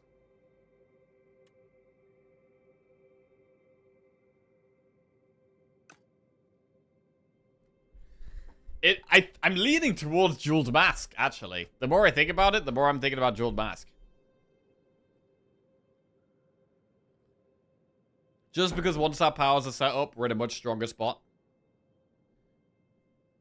And against turn 2 of Doormaker, we do have Horncleat, right? Horncleat massively helps with turn 2 of Doormaker. And like Apparition on turn 3 against Doormaker isn't that big of a deal because it doesn't do that much damage, and it's not that big of like, it's only turn 2 really that the Apparition is going to be very, very good. And we've already got Horncleat, which already does block a nice amount on turn 2. So I'm actually thinking it might not be Apparitions, and it's either going to be Whispering Earring or Jeweled Mask.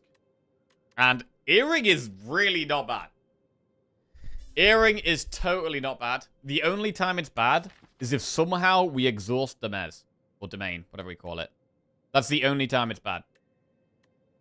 And that is it is incredibly bad if that happens. Like, if we end up not playing Domain, but drawing it in our first hand, it is incredibly bad. To the point where we're probably better off just playing Jeweled Mask. I think it's probably Jeweled Mask. Alright, Mask it is. And now we've got to decide whether we want to do the 2 elite path or the 1 elite path. Well, to be fair, both of them could do 2. We just have more campfires in the left one. It feels slightly safer. The only downside is we have to do 1 extra enemy early on. There's not many events. It is more enemy-based rather than event-based. That's probably fine. Don't take powers anymore. I mean, we'd still take strong powers. Like, I'd still take another friendship. I'd still take another domain. I'd take, I'd probably take Reaper Form. I'd definitely take Reaper Form, actually.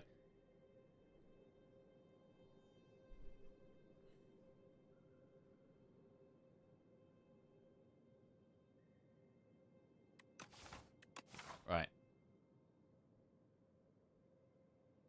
How much do we actually want campfires?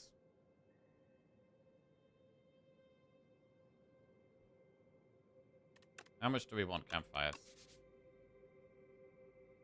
The nice thing about the right path is that we don't have to do 2 elites. We can dodge if we want, and we get quite a few more events. We have 1, 2, 3, 4 events, maybe even 5.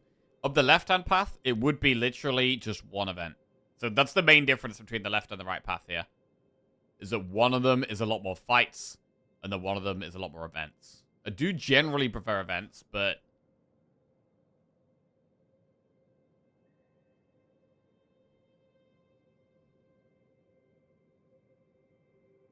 the option to dodge the second elite is also quite nice.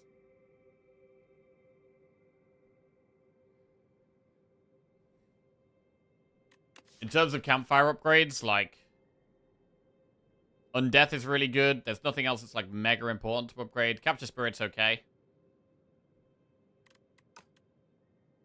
Doing so many enemies, we might even be forced to rest.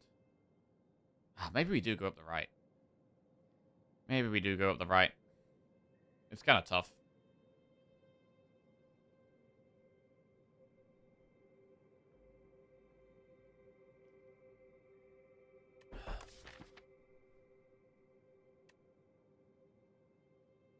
We can still do 2 enemies, 2 elites at the right. Yeah.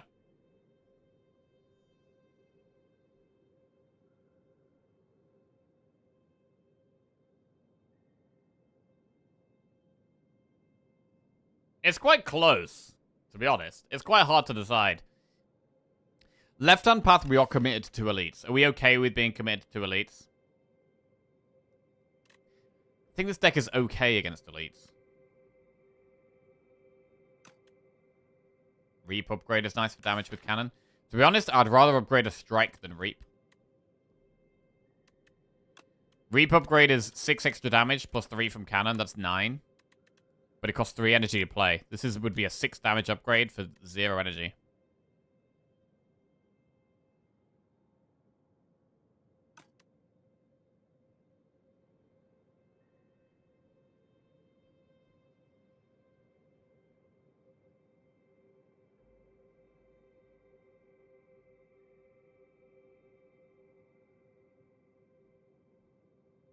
I'm gonna go with the right. Right. Friendship and death to Mez.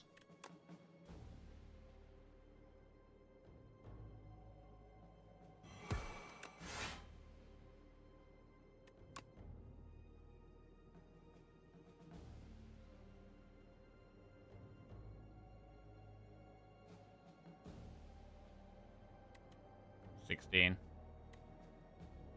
Yeah, Demez isn't the way here, actually. Try and find another block card. That's not it.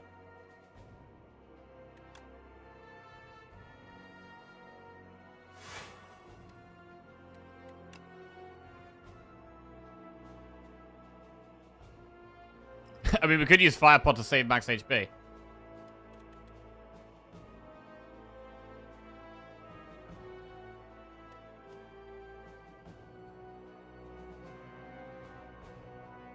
It saves, what, 2 max HP?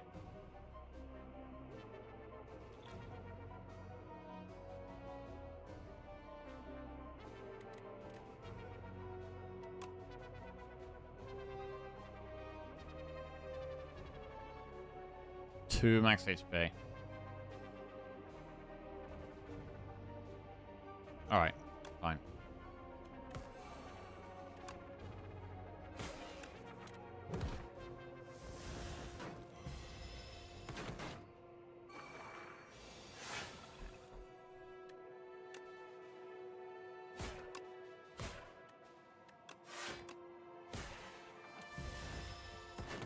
We would like to accumulate more pots back, though.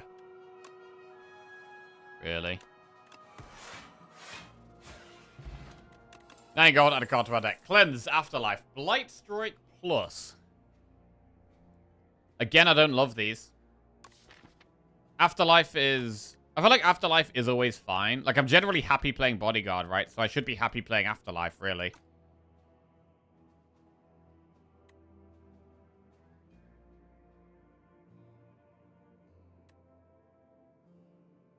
Blight Strike nice with cannon. That is true, actually. It does 13 damage and applies 13 doom. Yeah.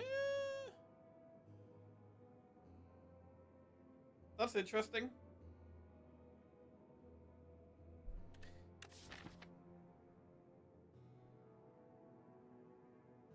It's a little bit of damage.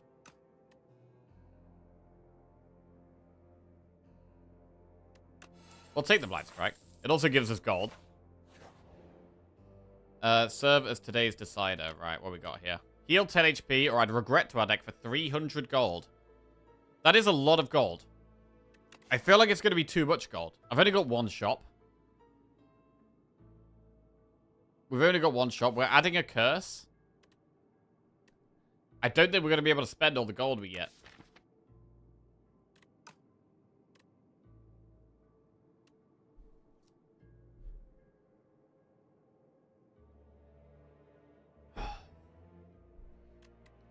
And, like, we're going to have to remove the regret.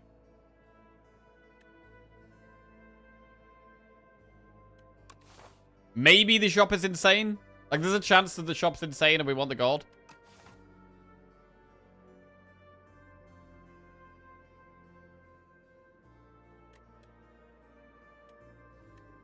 Alright. Let's do it. We're mega rich. Right, I'd like this next floor to be a shop. Please.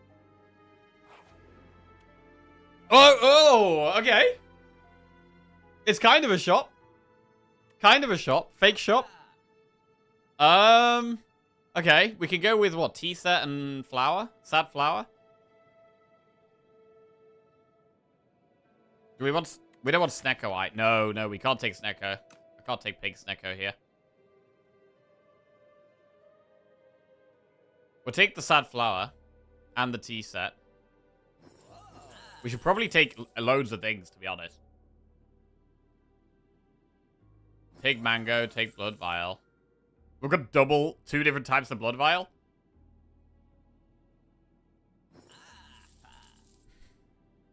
What about this thing? If you end your turn without block, gain 3 block.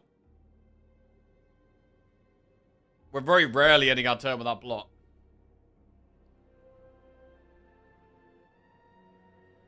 But it is only 45 gold. When are we ever ending our turn without block?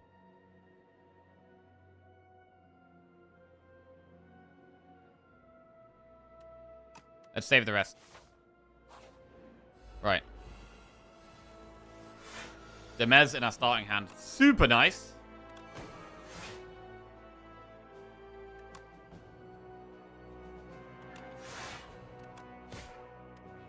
To be honest, we don't... Like, our block is not amazing. Our block isn't amazing. Undeath does help a little bit.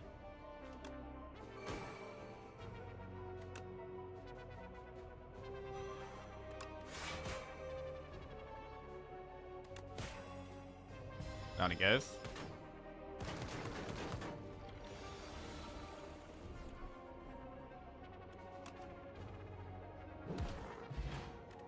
$15 gold, Swift Pot, add a card. Scourge, so snap. We could take Scourge and upgrade it, but it needs to be upgraded, so I don't think we should take it. So we skip. We have one of our potion slots filled. Domain in our starting hand again is fantastic.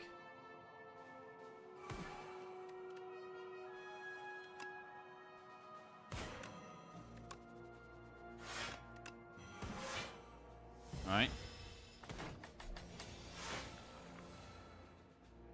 Page Storm. Feels like a very mediocre deck. It does feel like a really mediocre deck.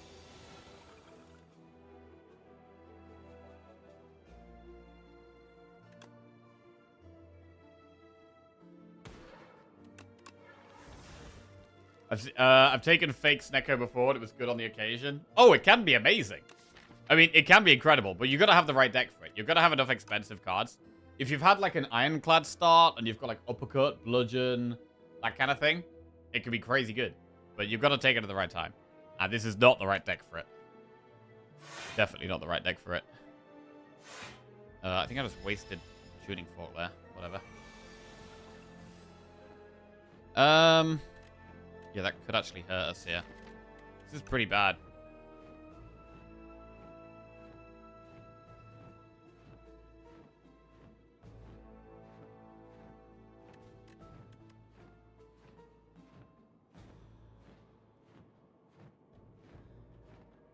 I mean, Osti's quite big. Lose HP for each card in our hand, though.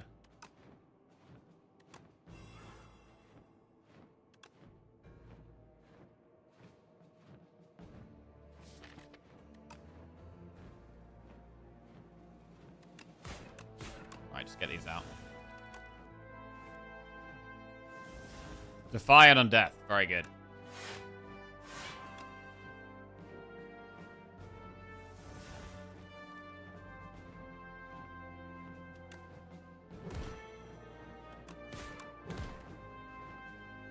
Lose 5 HP. Not great. I mean, we are going to remove the curse in the shop. And we do heal each combat with Blood Vial and... I mean, what even is the questionable Blood Vial? It's not actually blood in there? There's something else in there, maybe?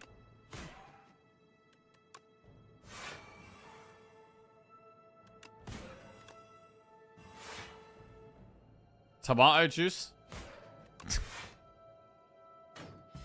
Juice Vial. Alright, bird dies. 10 gold. Add a card. Spur plus bury or no escape. No escape can be good against bosses. Spur is quite good. I think we should take one of these. I mean, the thing with no escape is that we've only got one Doom card, right? Oh, wait, no, we've got Blight Strike as well. Okay, so we've got Blight Strike and Scourge. It's only 2 Doom cards. It's not a whole load of Doom. But no escape could be really good damage into bosses. We probably do take it. No escape goes in. And we look in the shop. Right, I need a really good shop here. Right. Deathbringer. Toolbox. Happy Flower. Deathbringer works well with No Escape. It's another way of applying lots of Doom. We really want to remove. Also, adding cards still gets us gold with Lucky Fish, right? Equilibrium's pretty good. Gold Axe. Gold Axe does scale with the souls? Interestingly. Toolbox can get us a turn 1 rolling boulder.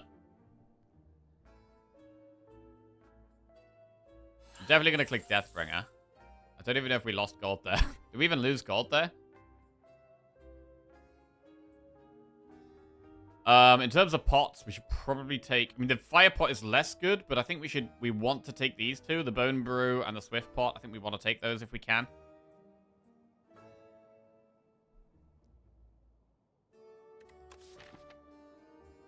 The regret is pretty bad and I want to get it out of the deck. But I do really like Toolbox.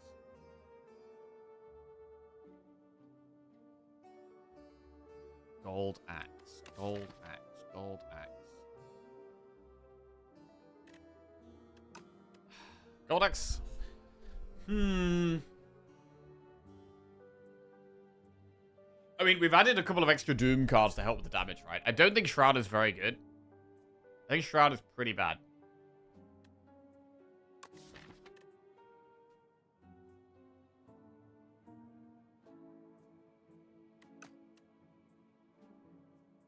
Whenever you apply Doom, gain 2 block, it's not really big enough numbers.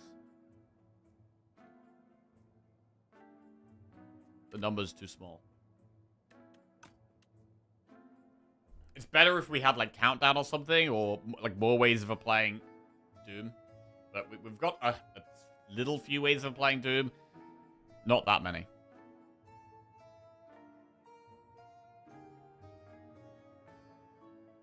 Good with Oblivion. Yeah, with Oblivion or with Reperform could also be good.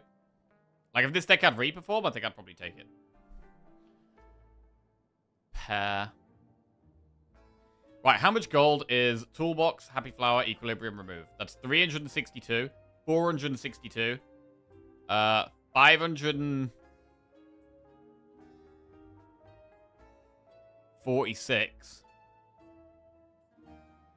We don't have to take Equilibrium.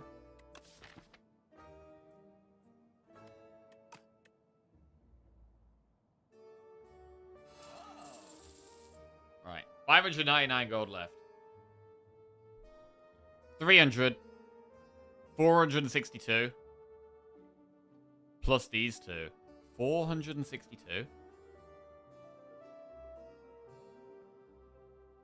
be 514.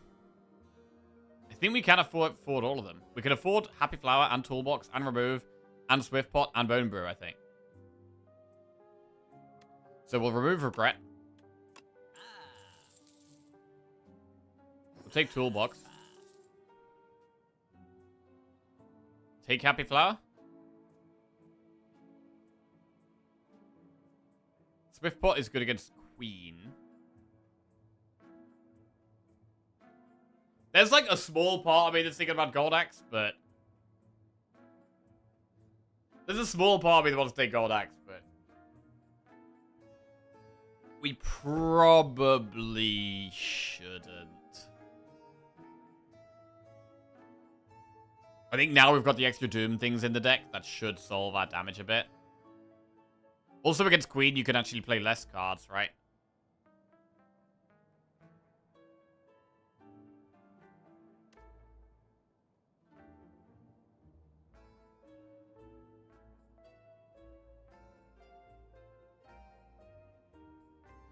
We could skip Flower and do Axe instead. That is a play, but... I don't know, man. Energy is pretty strong.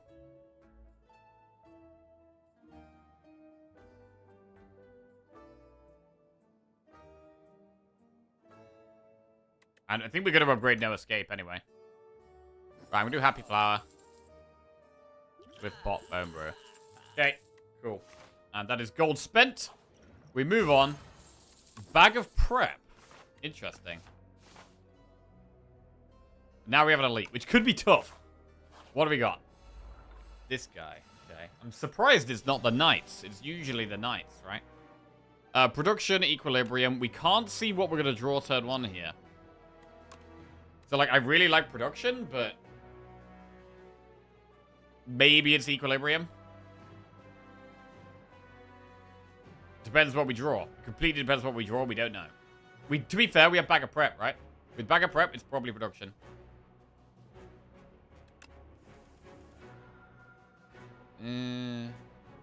It's not amazing, but it probably still was production, but it's not the best draw.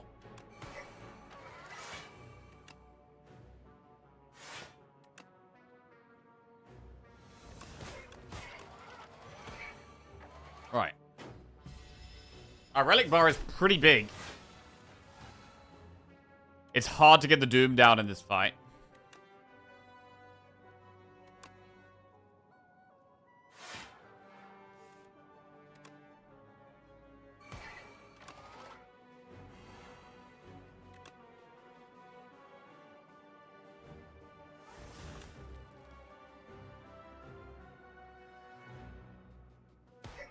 I'm going to leave the tuning fork. Are we, though? No, we're not. Let's get the Doom down. The Doom is actually how we win now, I think.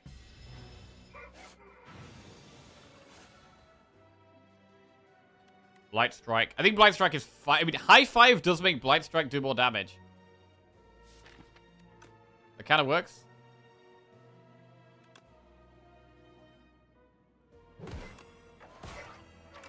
Get some more Doom down. Could do with drawing some block here.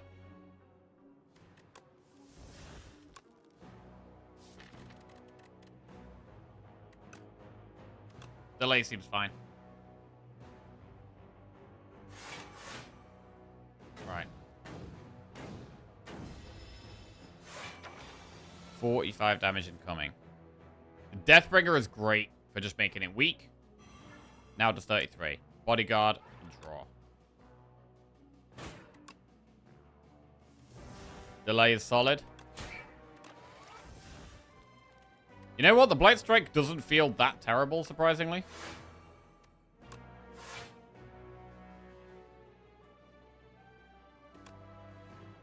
Although it might be defend here. We do already block this, though. We do already block this. I'm going to push the damage.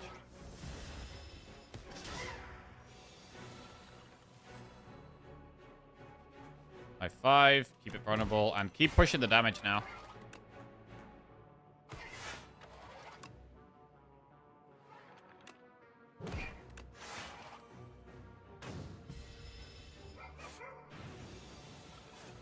No escape is quite a lot of extra Doom. We'll play the Reap, and it should be dead.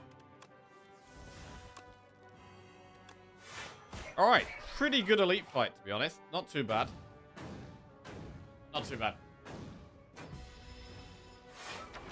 Down he goes. Right, Bone Flute. Whenever Osty attacks, gain 2 block. Borrow Time, Great Blast, Flatten. These are not great for us here. We've got the Campfire coming up, which I think we are going to upgrade in. But we want to upgrade No Escape, really.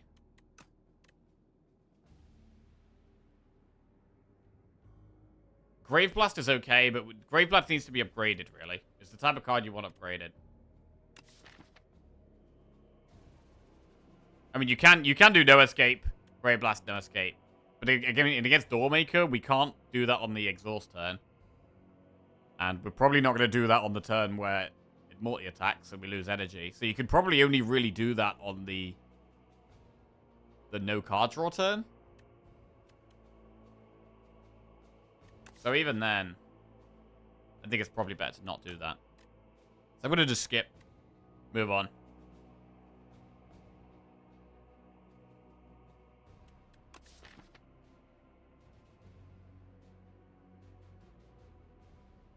I don't know. I mean, it is a fine card. It's a fine card, right?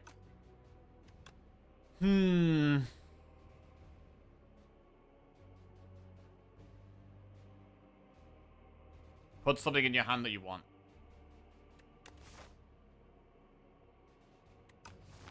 Yeah, maybe we do it. Alright. And we get a bit more gold for the surprise shop in these next 2 floors, right? That's the real thinking here. I think we do have to upgrade No Escape, though. I think that is the key upgrade right now. Going into the bosses. It upgrades to... to be fair, it only upgrades to apply 15 Doom. Plus an extra 5 for every 10. Is that really the upgrade? We could upgrade Undeath or Great Blast. I mean, Undeath is quite a good upgrade.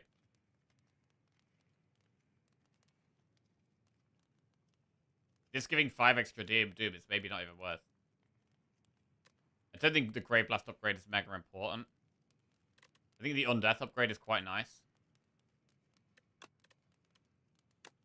Let's upgrade Undeath. Right, 2 events. What do we even want from these events? I'd like a 4th pot. We would quite like upgrades. Fights. I mean, we could get a pot from this. Production looks good. Jackpot? I've got 5 energy turn 1 already here. We could jackpot. Oh, God.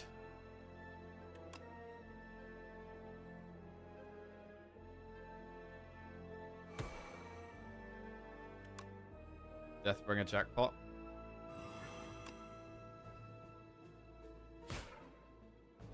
Oh my god. Triple shared fate. Triple shared fate. Bro, we lose like all of our strength. We go to like -6 strength for like us. Is that even... Do we even do that? Is that terrible? I don't know. I mean, the one on the left multi-attacks. So like reducing that guy's strength is pretty good. And maybe we just kill them with Doom.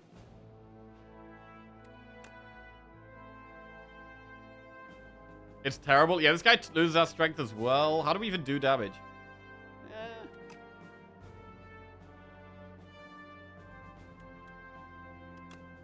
Fuck it. Let's just do it. Boom. Boom. Boom. We got -6. -7 strength there, bro. -7. Jesus. Okay, the guy on the left isn't scary, though, so that's quite nice. And Osti can still do stuff. Osti's still solid here.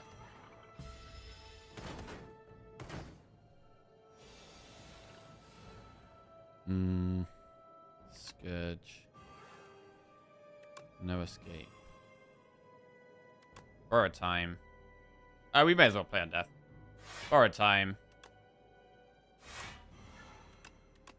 Cool.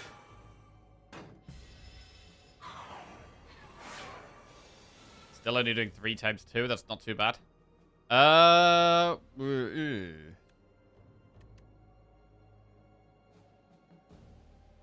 don't love this. Brave Blast delay. I mean, Deathbringer basically gets there, to be fair.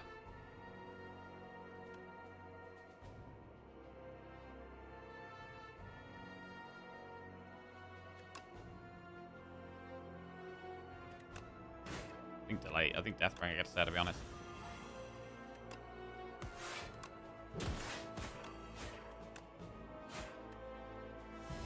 Alright, not bad. Would love a potion. Would love a potion. Vulnerable pot. Okay, that is a potion. Bone shards, shroud, grave blast.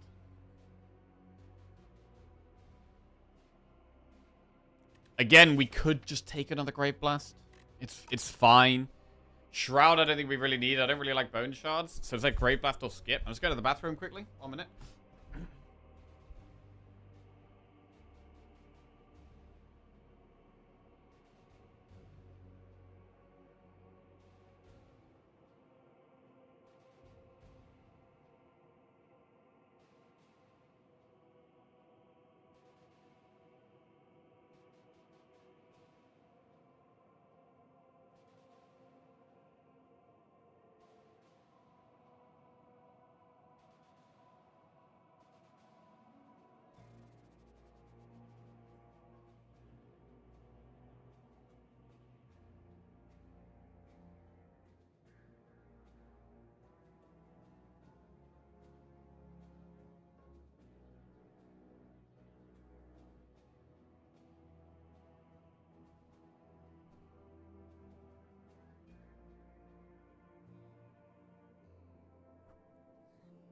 Brave Blast says 1 mana do nothing. Oh, is it? Is that what it says? Oh, my eyes must not be working properly.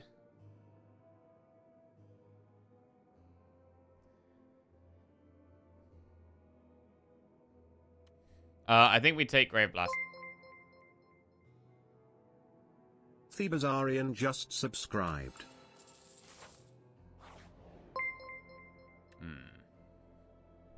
Richie-Rick27 just subscribed. Yo, the Bazarian and Richie-Rich27. Welcome to the Jackos, guys. Appreciate it. Thank you very much. Right. I don't want to lose Defy. So we're going to re-roll. We don't want to lose Friendship. So we have... Okay, bro, this could get a bit dicey, you know. There's some things that we actually just can't lose. Friendship is another thing we can't really lose. Domain? Bro, we can't lose that either. Bro, it's literally going through all of our best cards. What the fuck? It's going through all of our best cards. Holy crap. We can't lose that. Page... Is it ever Page Storm, bro? Is it ever Page Storm? And then Jeweled Mask guarantees to hit one of our energy things. Oh my god.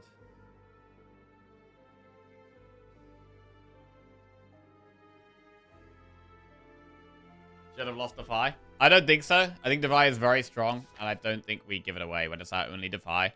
We don't have many ways of playing weak in the deck. I think we definitely keep the Defy.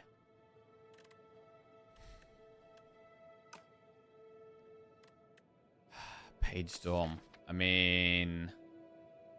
What Ethereal do we even have? It is just the Domain. And then it does work with the curses. Like, it's nice when we get the curses, but...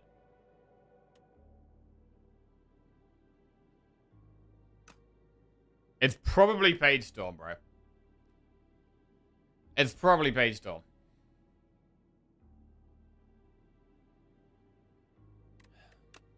Ugh. Right, I'm now really thinking twice about doing an elite. Do we really want to do an elite now? Because I think we've got to rest in this campfire afterwards. Like, we've almost definitely got to rest. And if we get the knights, they could do a whole load of damage to us. I don't want to have to use my potions up on elite. I want to use my potions on the bosses. So I think we have to skip the elite now, just because of the way this has gone.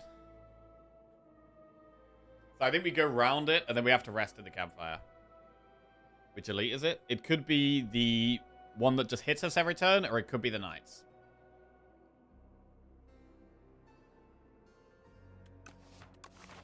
Hate bridges. Right, do the event. Okay, add Decay to your deck, enchant a card that exhausts with Soul's power, or obtain Forgotten Soul. Whenever we exhaust a card, deal 1 damage to a random enemy. That is good on Souls. However, removing Exhaust from Defy is very good. Oh, wait, no, it doesn't have Exhaust. It just has Ethereal. Hang on a sec. That doesn't even work. We could remove it from Grave Blast, which doesn't make any sense. So actually, it's probably just the other one. Afterlife? Summon 9? So it's it could be Afterlife.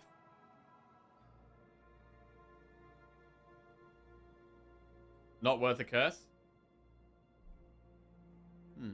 I mean, it is quite good.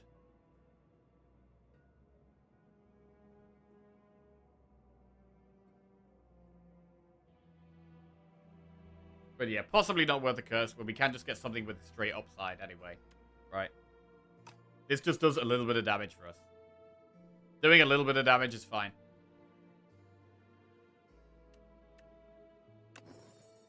Right. And I think we do have to rest here. I think we do have to rest. Oh, man.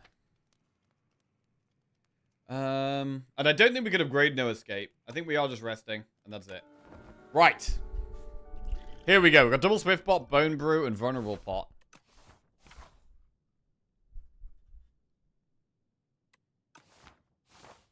Let's go. So which fight do we use Bone Brew in? Entropy. At the start of your turn, transform one card in your hand. I mean, Entropy is pretty nice. However, Shackles is strong. Shackles is strong.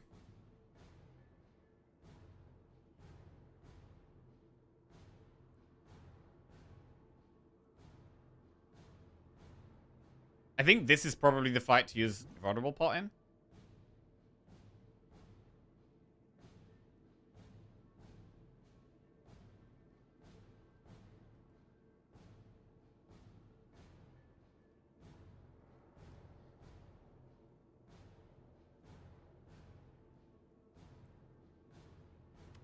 Let's do Entropy.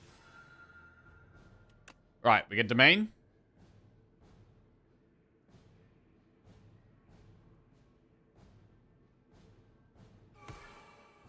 We play Entropy.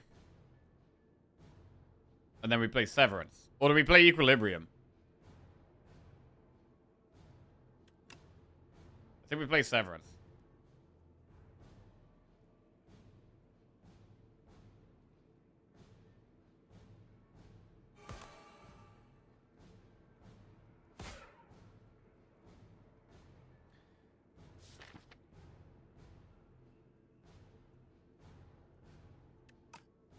And then I think we're just going to end turn here.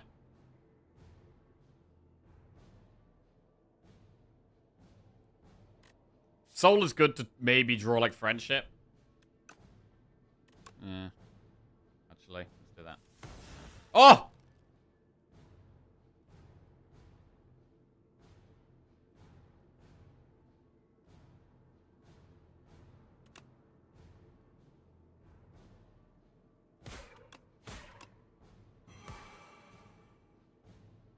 Right. Now what? Transform. I mean, transforming curses is generally not that good. I kind of want to keep the Doom cards. I kind of want to keep Bodyguard. I've got so much energy here, we may as well just play the Reap, to be honest. So we could just transform Strike. Melancholy.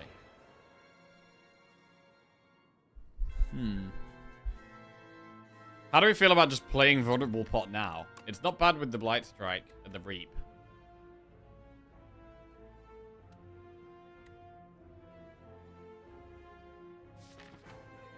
I think this is the fight to use Vulnerable Pot in. I'm going to use it now.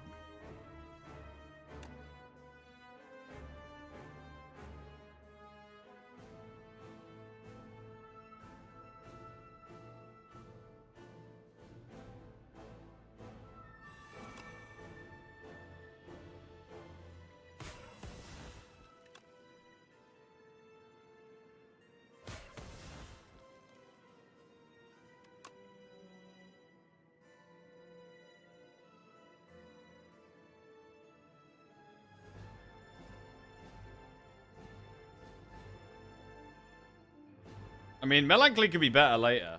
It could be worth doing Defender Bodyguard. Because this just gets cheaper. We would lose Bodyguard, which is like our only summon. I don't love that. Let's play this.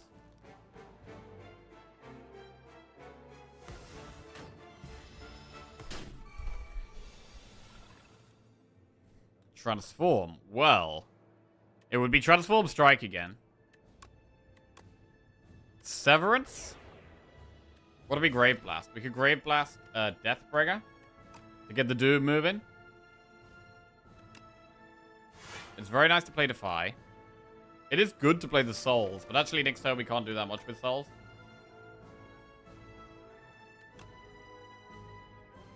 So I think Grave Blasting Deathbringer is good.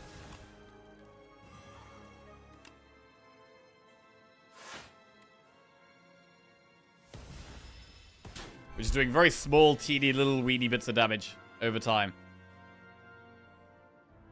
High Five is another way of getting some vulnerable down. It's not terrible here.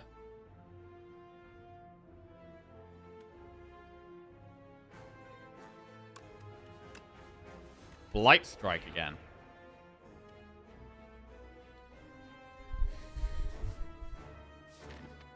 It'd be very good to play delay this turn.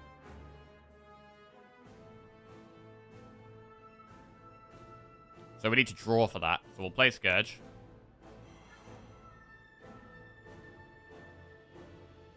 Playing one card gets us back to 1 energy.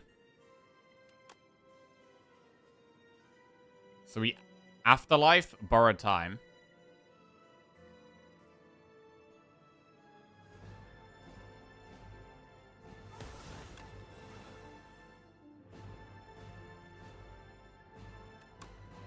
Delay, and then we can Undeath.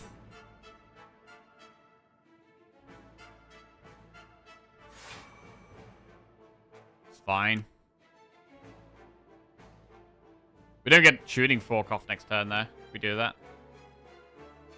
I think it's fine to play Undeath. Right. It's still a very long way from killing this. Transform Strike, makes sense. Call of the Void. At the start of your turn, add 1 random card into your hand against Ethereal. That's pretty good. That is pretty good. Gotta be playing that. Right, now what?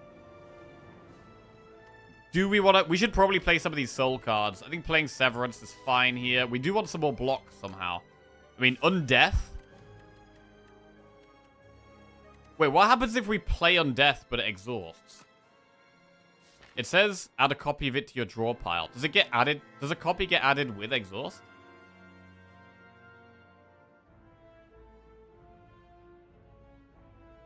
Probably not with exhaust, right?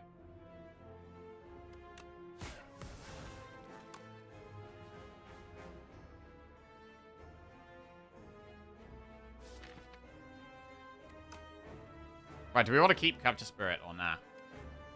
Because we could play it here if we wanted to just draw a lot. I don't think we need to play it here. Deathbringer? Deathbringer's very strong. I can't really bring myself to play No Escape here.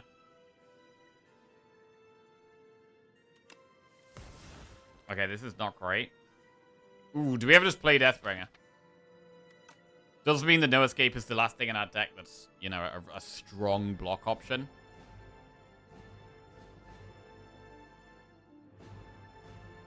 I think we maybe do play Deathbringer here. I mean, we are generating a random card every turn now as well, which is actually going to really help.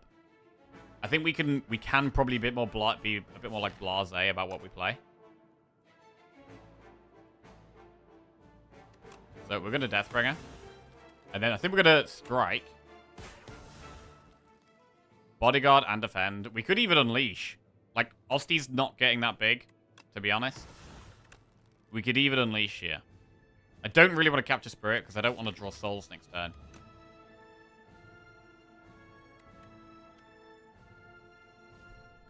But Defend Unleash is actually okay. And then we'll try and save all these pots for the next fight. Would be really good if we could do that.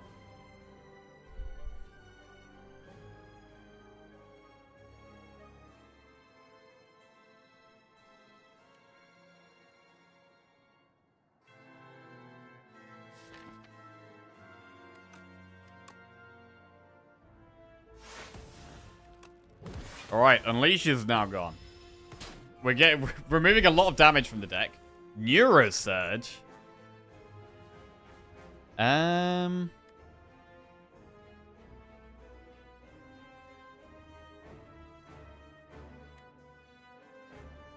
mean, Neurosurge doesn't do anything here. We could Transform Soul. Thinking ahead doesn't really help.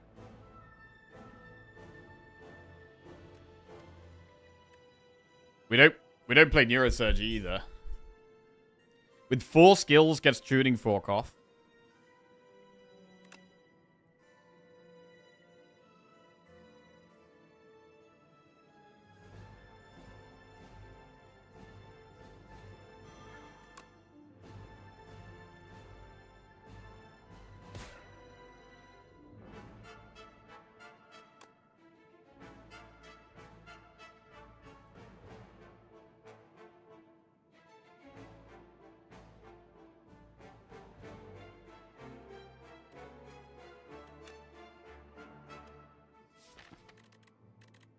We've got some good block in our deck. We've got some solid block.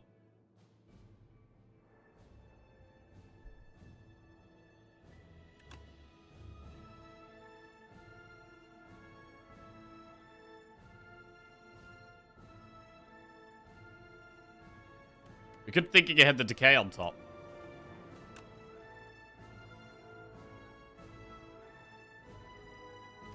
Get rid of it.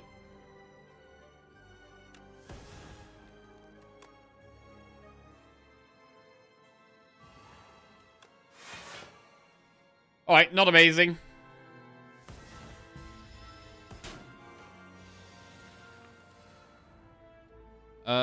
Pull from below. Bro, it only hits 2 times? What? It only hits 2 times. So we end on Death. We want to play Delay. We should probably play Blight Strike.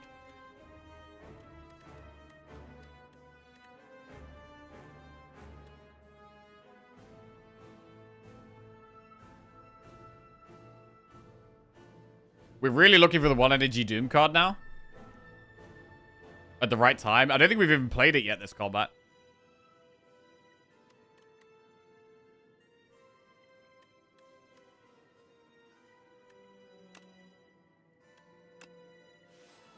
Sick'em. Not very good.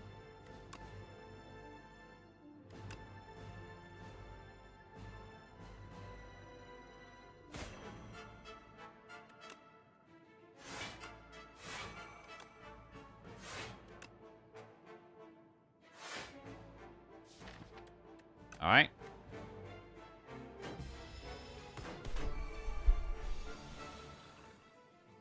Right, we need to defy this turn. We could... Wait, we can't no escape, dredge, no escape. That doesn't work. We don't have anything in our discard pile, so actually we should use it on dredge now. Cleanse. We could cleanse the decay. That's quite nice. It's good to defy here. We'll defy. Cleanse decay. Do we ever no escape? I mean, we could Blight Strike. We should probably Soul on Death.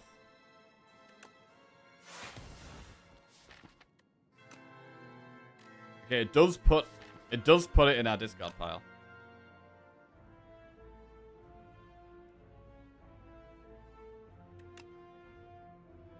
High 5, Blight Strike. And I mean, Undeath is quite a lot. We apply 65 Doom here.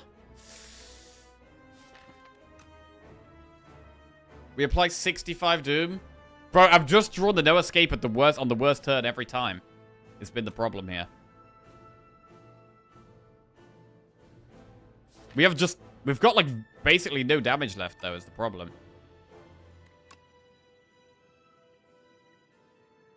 And we still need to do over 100 damage. Even if we play no escape, we still have to do over 100 damage.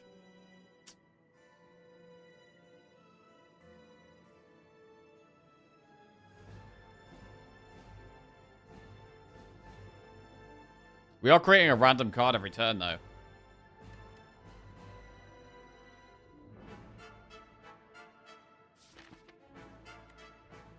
God, it's tough. The Grave Blast as well would be better on another turn.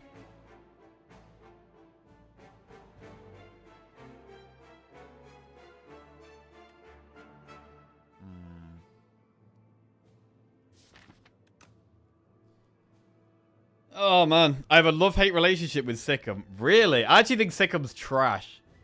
Unfortunately, I think Sikkim's pretty trash. It's got 8 strength now. It's doing quite a lot of damage. Do we have that much block in the deck? I mean, we've got the Undeaths, right? The Undeaths are great.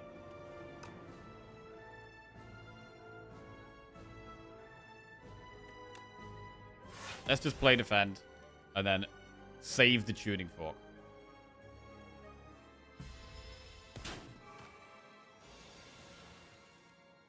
Invoke. Yeah, unfortunately, I do think Sikkim is just trash here. It's probably what we're going to transform. Into right-hand hand. Osty deals 4 damage. Whenever you play a card that costs 2 or more, return it to your hand. So that does return if we play Severance. Invoke is actually really good here.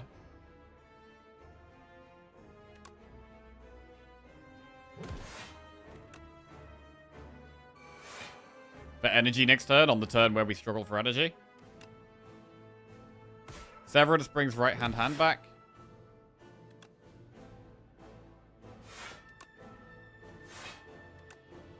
Bit more Doom. There's a bit more HP. Okay.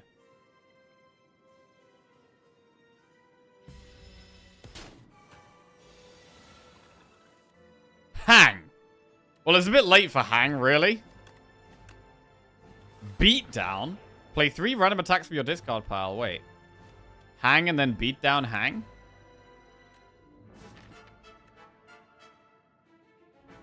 I mean, what attacks do we have? We have Severance.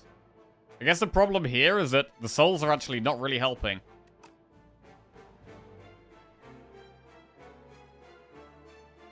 Beatdown can play Great Blast. How many attacks do we have? We have 1, 2, 3. So we guarantee it plays Great Blast, Right Hand, and Severance. We could actually guarantee that. But if we beat down, we've only got 3 energy left.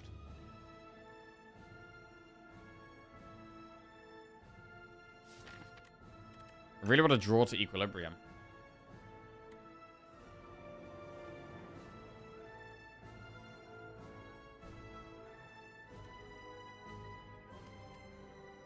Oh, wait. Wait, we lose energy after each attack played as well. Oh, shit. Okay, yeah, that's actually really bad. Okay, we probably can't do that then. We probably can't do that. I mean, Undeath blocks 9, Delay blocks 13. That's not terrible. I think we probably just start with a soul here. We lose 1 energy, but we have quite a lot of energy this turn. And we could borrow time at the end.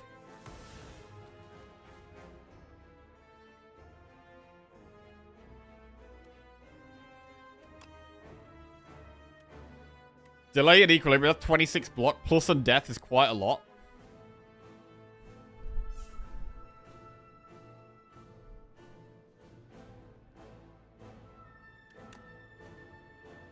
Hang is ethereal.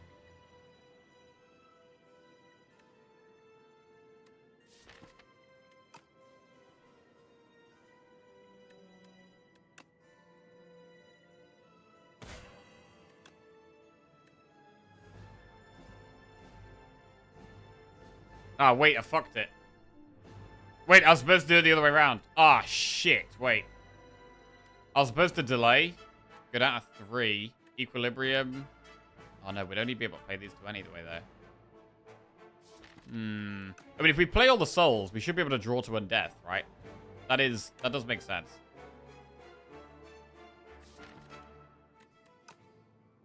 I kind of messed that up, though. Right, anyway. We'll play delay. We'll play Undeath.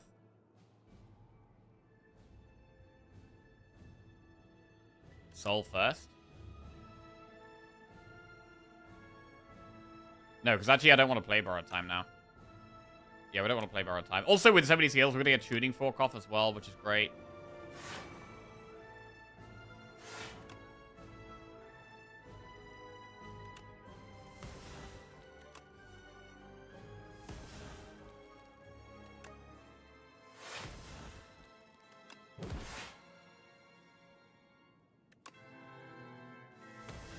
There's an Undeath. Okay, we now block it all. So we don't need to play Soul.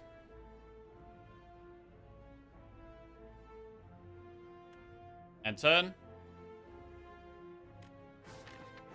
We've got loads of Undeaths next turn. Potentially. Right, everything gets exhausted. I mean, No Escape has got to be lethal, right? But only after it's attacked.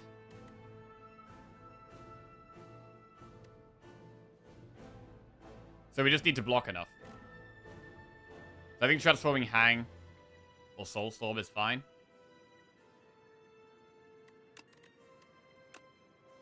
Deathbringer. Right, No Escape is 70 Doom, which will kill it.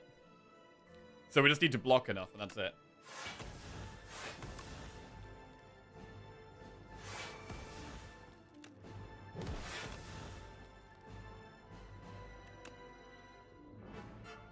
Brave Blast the... Equilibrium.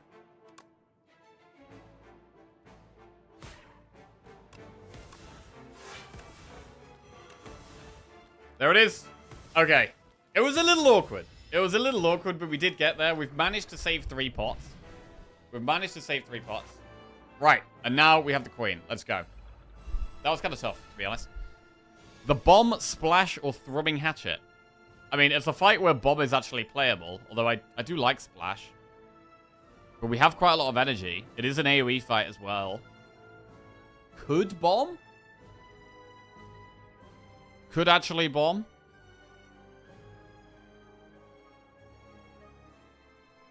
Alright. Gonna bomb it. Right, do we want to bone brew straight away?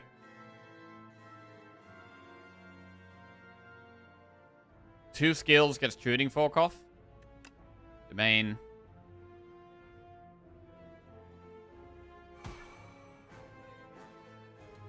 It's not the best start, to be honest.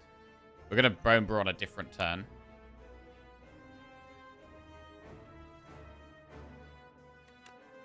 I mean, the play here is defend, strike, friendship, bomb.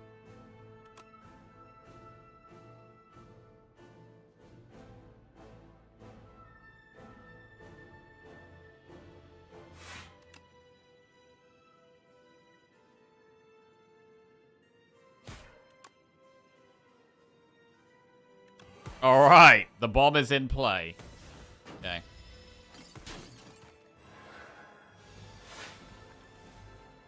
What does Queen even do on that turn? What did she even do? Oh, she makes us bound. Okay. So turn 1, she makes us bound, and then she does the debuffs.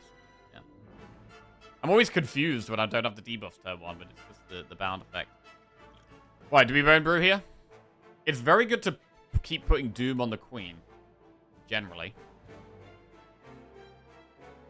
I mean, if we've got loads of energy, we could use Swift Pot kind of whenever.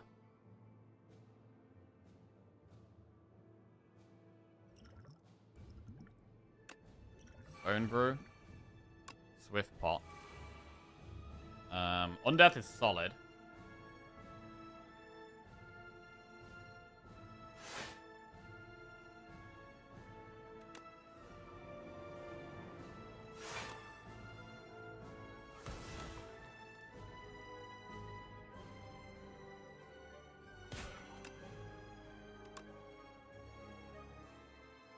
I'm just gonna make sure the Doom goes on the Queen here.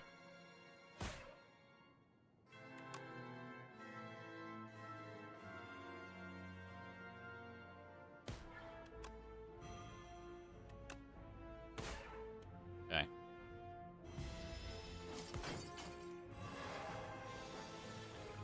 On the no escape to be as big as possible. Deathbringer is pretty big. I think we have to Deathbringer over the other plays here. The weak plus Doom on both of them is really strong. Delay is not giving us that much block. We don't have that much block here. We're a little bit concerned about the block in this deck.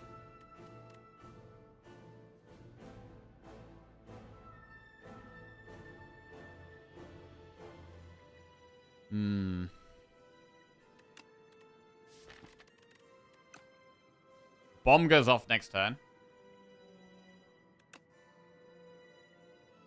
Deathbringer. Delay. Unleash this one. And it's not worth Swift Potting here, I don't think. Bomb goes off. Big bomb. Right, now what?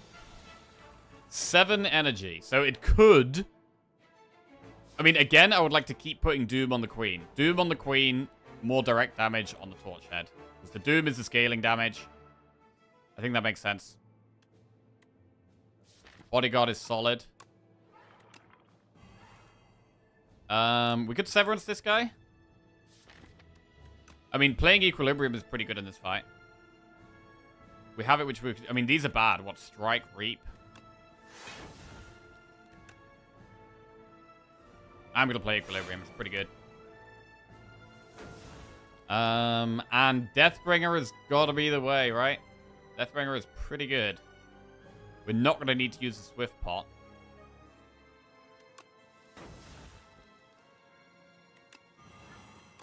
I mean, Unleash actually kills that. Do we want to kill that here?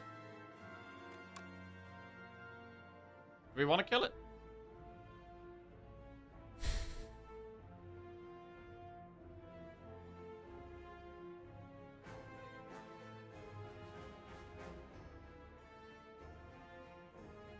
Yeah, I think we're fine killing it.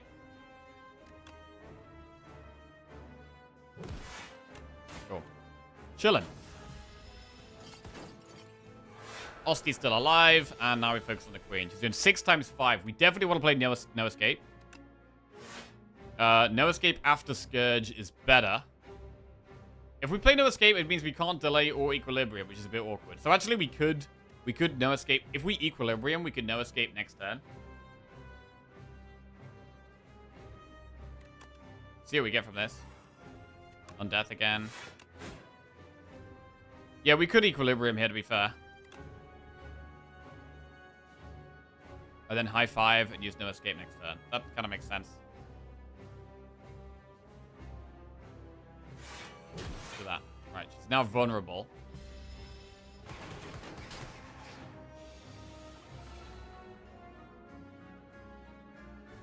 Wait, no escape.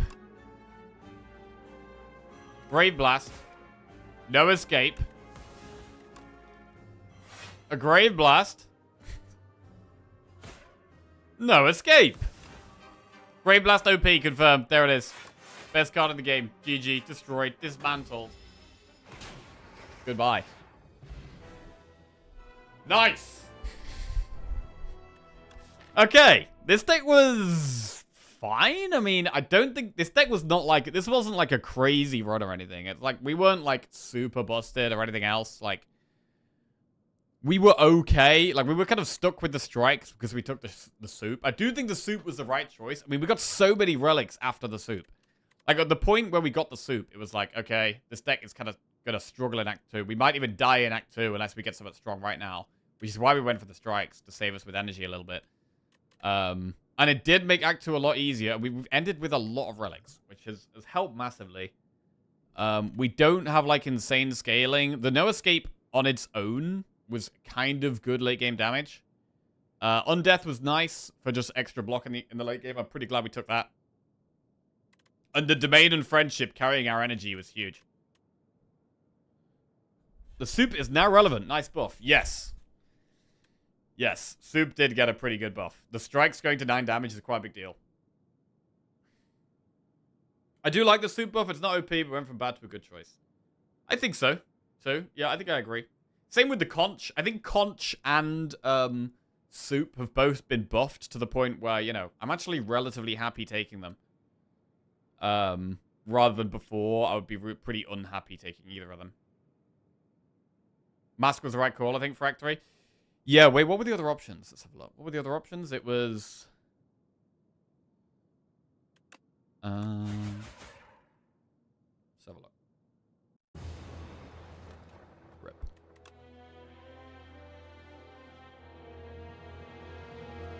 Play 20 cards in a single turn, kill 6 more elites, want to run with your max HP increased by 15 or more. And amassed 25 or more relics. Beautiful.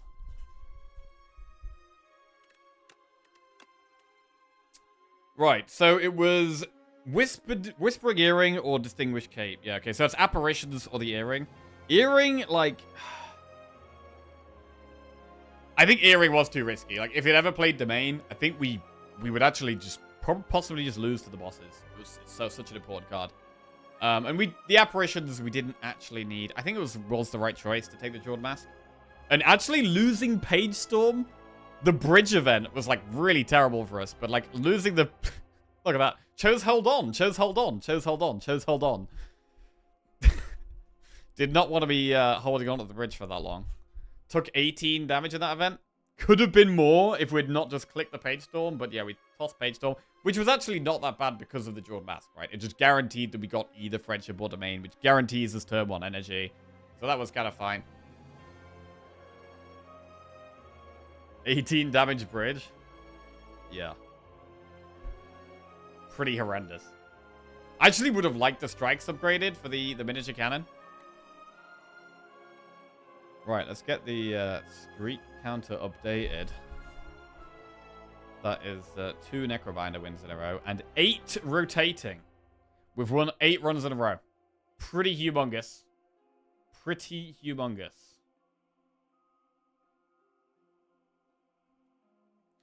Door means your deck just needs to be consistent? Yeah. Right, quickly go to the bathroom. Best rotating streak you did? So far, 17 is our best. 17 is our best so far. But I think we could beat it. I think we could beat it. Right. Just gonna pop to the bathroom and get a glass of water. Be 1 second.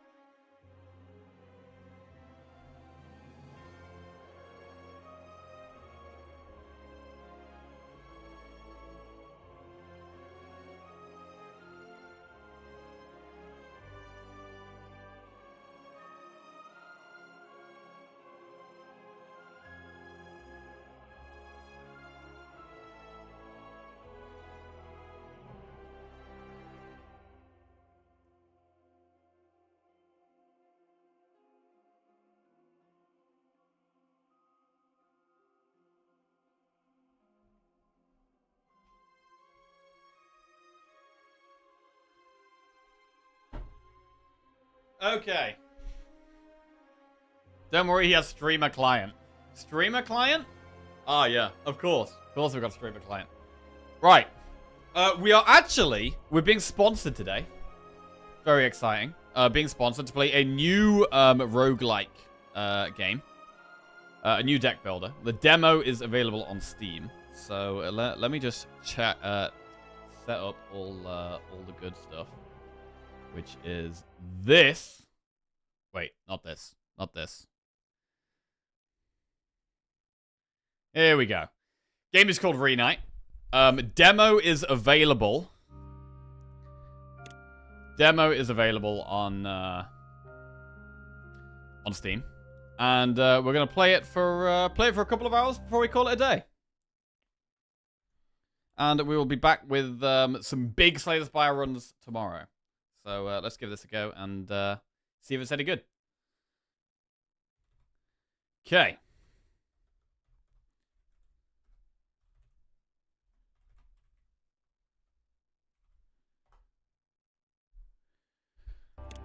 Right. New players are highly recommended to play the tutorial first to understand the basic mechanics. Okay. We should, we'll click that then. Do we have any tutorial skippers? Does anyone ever skip tutorials in new games, by the way?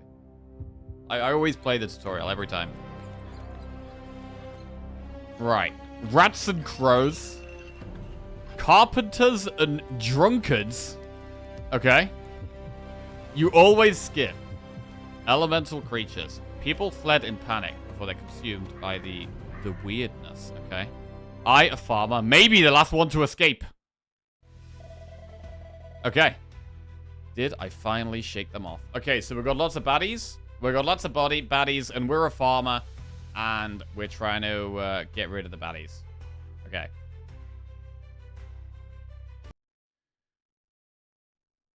Let's just gotta change one thing.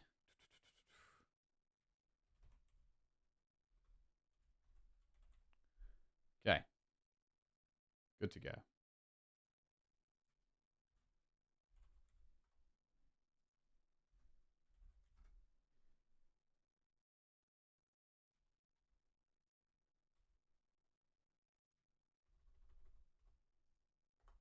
Okay. My god, what kind of curse has befallen our village? Squeak. This rat, how did it get so huge? Steady, steady. To see my daughter again, I have to carve a bloody path. Even with this broken pitchfork. Okay, so we're like... masculine dad farmer fighting through enemies to get back to daughter. Got it. Right. It's blocking my way. I'll rush in and teach it a lesson. Left click the green tiles to move on. Characters can move multiple times per turn. Okay, so we can move towards the rat. Left click the tile to move farther to the arrow's target. Okay, so we're going to go towards the rat. Time to smash you flat. Left click or drag a card onto a target to play it, and right click to deselect. Cool. Use punch on the rat. Punch rat. 1 neutral damage. Big. This beast is tough. I need to catch my breath and rest. Wait, we have to rest after 1 punch? Come on, bro. Click the end turn button in the bottom right corner. Okay. Action phase. Right, so we got scratched by the rat. Wait, I did 1 damage to the rat. The rat did 3 damage to us? What? We're weaker than the rat. Got scratched. Last time I got hurt in a fight was 10 years ago. My battle instincts are kicking in. I know how to handle this. I just need to figure out the right sequence of moves. Right. Cards display energy cost, range, exclusive restrictions, and effect descriptions. So we've got energy, range, how far the card can reach. Okay. Exclusive icon, character who can play this card. Okay, so we've got different characters. Only certain characters play certain cards.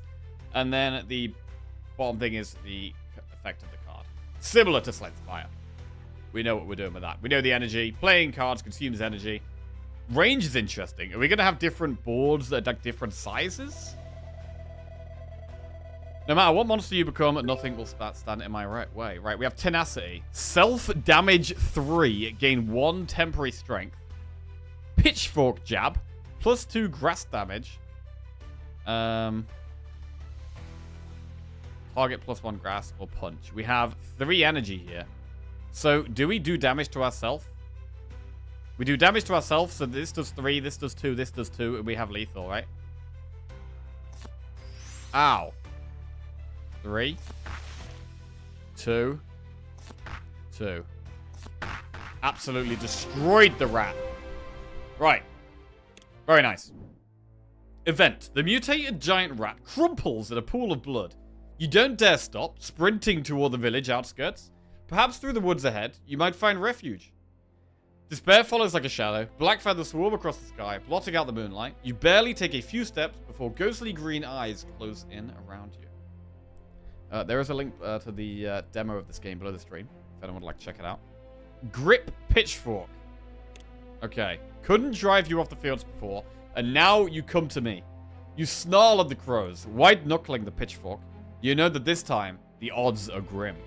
Fight to the death. Okay. Wait, this one's got 1 HP. Wait. I'm not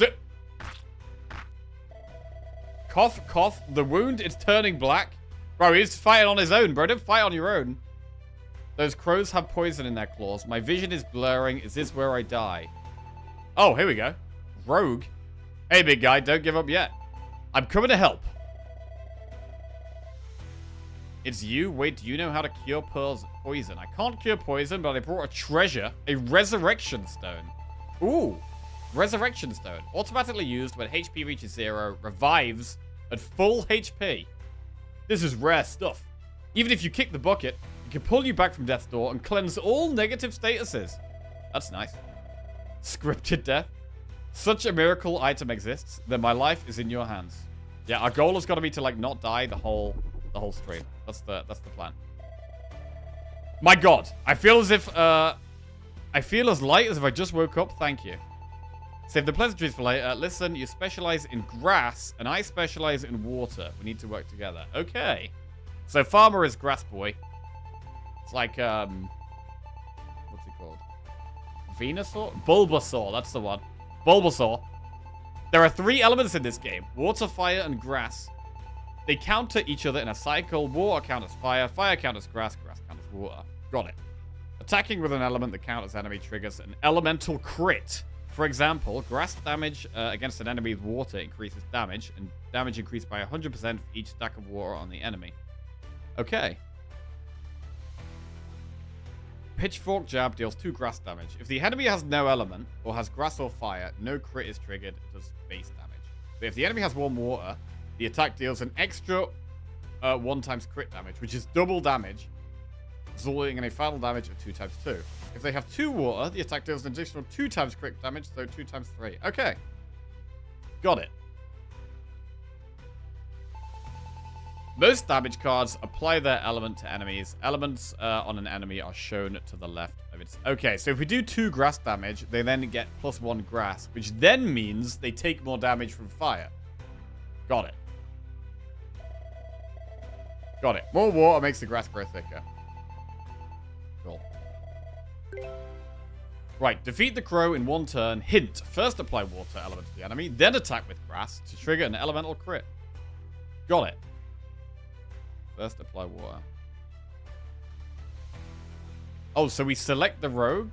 Okay, so we select the rogue. We can then use water blade. Does 2 and then applies 1 water. And then we go back to this guy. And the grass does double damage. Okay. We're starting to get it. Starting to get it. There's a makeshift camp by the stream. A few other unlucky souls who escaped to there. The rogue points towards the stream, cutting off your thanks. We'll first gather everyone, strengthen numbers, and then charge back into the village to save them. You nod. Fighting alone is certain death. And charging back into the village is exactly what you want. There's a makeshift camp by the stream. A few other unlucky souls who escaped to there. The rogue points towards the stream, interrupting your thanks. We plan to gather everyone first, strengthen numbers, then storm back into the village to save people. You nod. Fighting alone is indeed a dead end, and storming back into the village is exactly what you want. Okay. You follow the riverbank, hoping to catch your breath until several round gooey blobs suddenly block your path. Okay, gooey blobs. Well, that thing's got to be water, right? Being hit by this guy feels like getting smacked by jelly. Sticky and gross. Doesn't hurt much, though. Bro, we've got 7 health, bro. What do you mean it doesn't help much? Don't get cocky. There must be more nearby. We need to finish this quick. Then let it taste my new skill. Okay. Mighty Impale. What is that? Detonate the water on the slime. It'll hit hard. Right. +4 grass damage. Target +1 damage. Add +1 fleeting to the discard pile. Recover 1 HP. Ah! Okay. So this has 2 +3 water damage. 4 grass. 12 damage?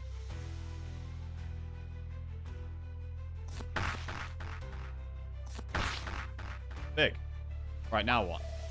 Another green one, no problem. I've got thick skin. I can take another hit. So we're not as good against the green ones. We need like a fire character. It's about to do grass smash. The enemy's next action is shown on the right. Hover over it to see its effect and range. Nice. Hover over it, we can see grass smash. Hits in a cone around it. That's 3 grass damage, but I've got 2 stacks of water. Grass count as water. That means this hit deals 9 damage. I'm finished. Oh, wait, we're dying? Wait, crits work on us as well. Okay, that's scary. Right, damn it. With just the 2 of us, there's nothing we can do right now. Okay, that means we've got to see the fire character now. Fire character? Hello? Wait. That's Shadow over there. There we go. Hunter. I could hear you 2 screaming and shouting from a mile away. Stop watching the show from afar and help us. Right, didn't have time to reload my gun, but saving him with just positioning is more than enough. Positioning? On the battlefield, positioning determines life and death. Watch closely. Use ally positioning to block attacks, prevent elemental crits, and reduce damage taken. Huh. So we hide in the corner.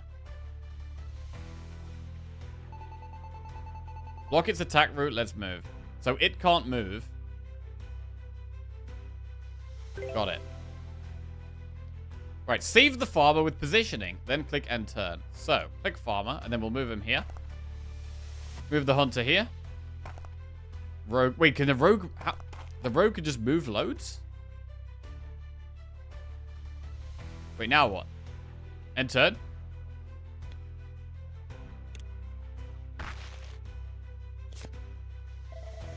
Nice. The habits of beasts are always easy to understand. That hit backfired. It's covered itself in grass clippings. Perfect kindling for my musket. Nice. Gunshot. It's only 4 damage. Wait, can we... I don't think we can attack diagonally, right? No.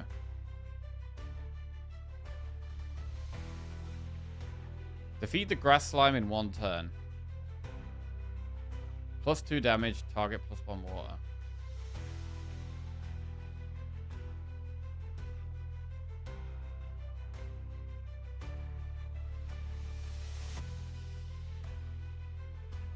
This is +1 fire. What's good against fire? Water's good against fire. This is only doing 2. This is doing 4.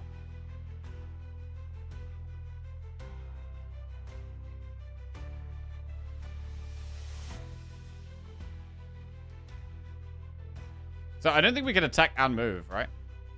I mean, that's only doing 4. Or can we attack and move? Oh, wait.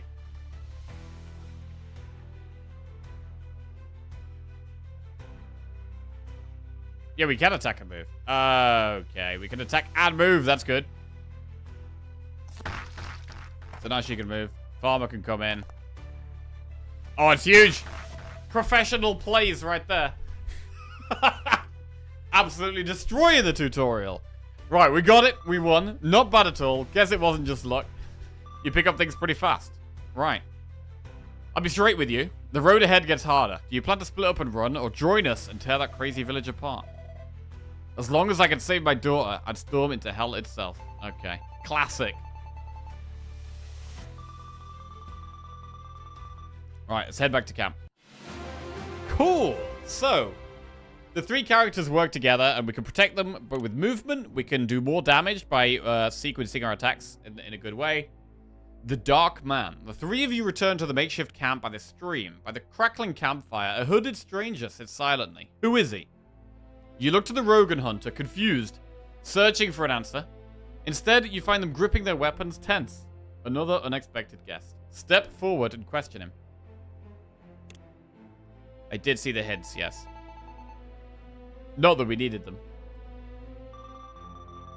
Right, names are merely labels. They are of no consequence. Wait, is this like boss? Think of me as an observer who also wishes to save the village from this nightmare. I've watched you for a long time. You have potential and your courage is commendable. But if I may be blunt, with just your current brute strength, returning to the village is a death sentence. Oh. This man's aura is unfathomable. Okay. You must have come prepared. I possess an artifact known as the Chrono Disc. It has the power to reverse cause and effect and rewind time. Rewind time. Even if you fall in battle, as long as you have it, you can return to the start of this night right now. You'll retain your memories and experience to start anew. I waited here just to lend it to you. Oh, he's not an enemy. It's actually friend. Maybe friend? I don't know. He's still got a red health bar. Can we go back to yesterday before all this disaster happened? Once it could, but regrettably, it's shattered. Its divine power is incomplete. I intend to repair it through your battles. Okay? In the endless cycles and adventures, you will gather power, infuse that power into the disc, and it will eventually be restored. Got it. Access the Chrono Disc from the main menu. There you can revisit each character's journey, take on a series of challenge stages, restore the Chrono Disc, and confront the force behind it all. Cool.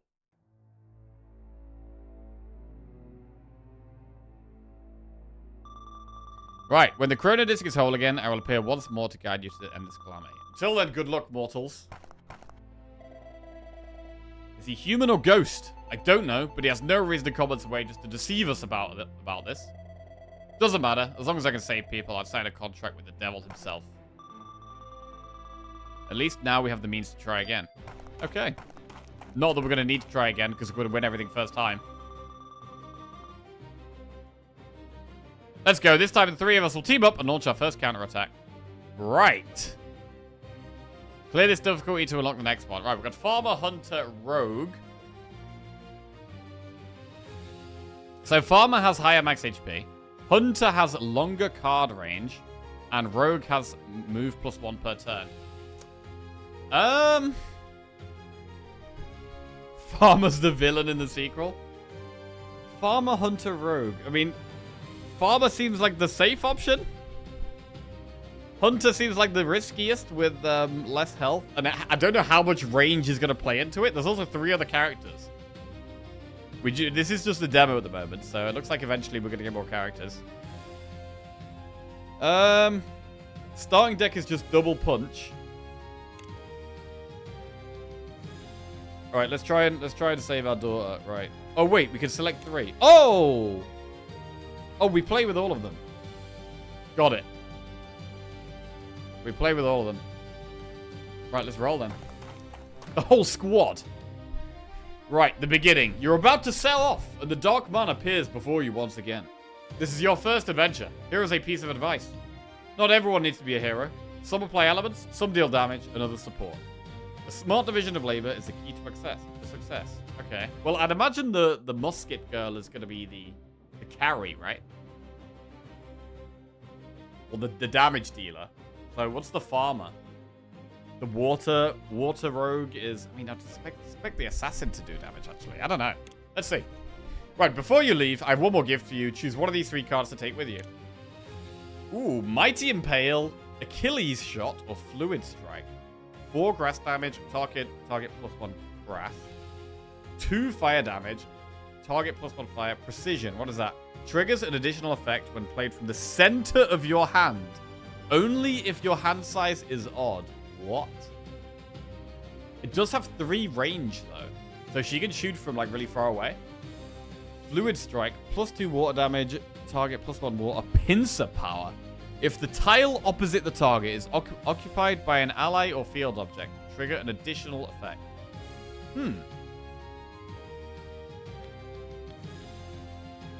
I kind of like this one. I don't know how much we're going to need to protect each other. If the boards are small, the Mighty Impale is probably just the best way to go. But if the boards are big, I kind of like the Achilles Shot.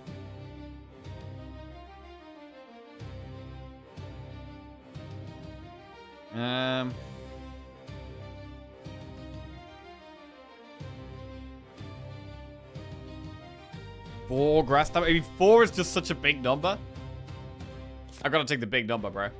Right, farmer's grass damage. Then on your journey, remember to add rogue cards that apply water element. Take it. I hope it helps you overcome the challenges ahead. You take the card, and under the gaze of the Dark Man, begin your first adventure. Ooh, Act 1. Stream. Right, what are these? We've got battles. Here you can upgrade a card. Here you can transform a card. Shop. Random event added. Okay. And we've got a big boss battle at the end. What's that? You can pray for the blessings of God here. Okay. Well, I don't think we're going to want to shop early on. We've only got 3 gold. So we probably don't go that way.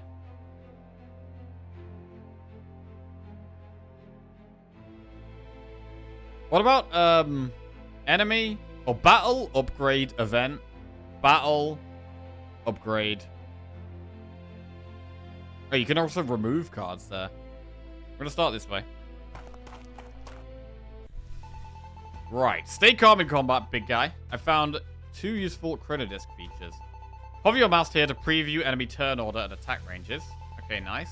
And on your turn, click here to rewind the battle to any point. Okay.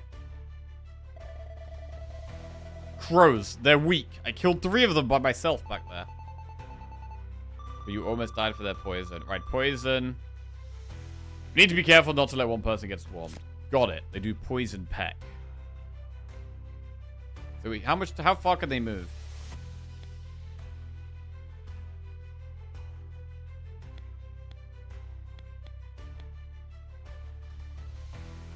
They can move 2. Okay. That's not great for us. We should try and focus one of them down, I think. We've only got water and fire damage in our hand. I mean, the gunshot can be fired from anywhere, which is nice. So we can move the hunter into the corner. But we need to shoot the crow.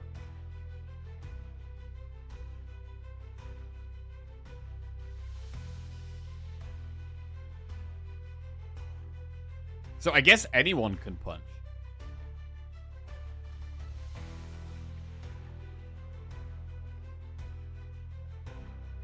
Bro, Rogue could just move so far. She can move 3. That's so many.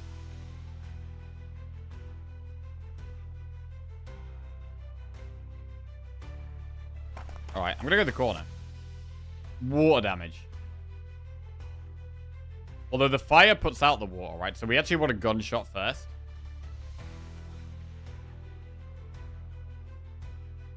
So we need to move the hunter first. So we'll move over here.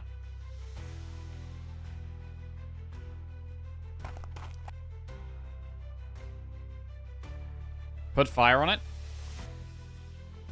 We can only play 3. We've only got 3 energy, so we can only play 3 cards. Fire first. And then if we were to use the rogue, that would do 4 damage, which is not enough right now. But we could do gunshot again, and then do water. Gunshot again. And now this does 6 damage. We can do 1 neutral. I don't know if there's any point moving the farmer. Let's move over here. I can't really do anything with him, though.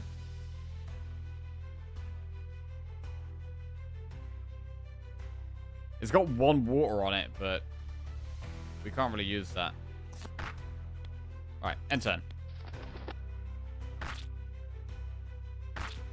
Okay, well, the farmer's taken all the damage, so he's got to run away, that's for sure. Oh, wait, he needs to attack first, though. We've only got grass cards.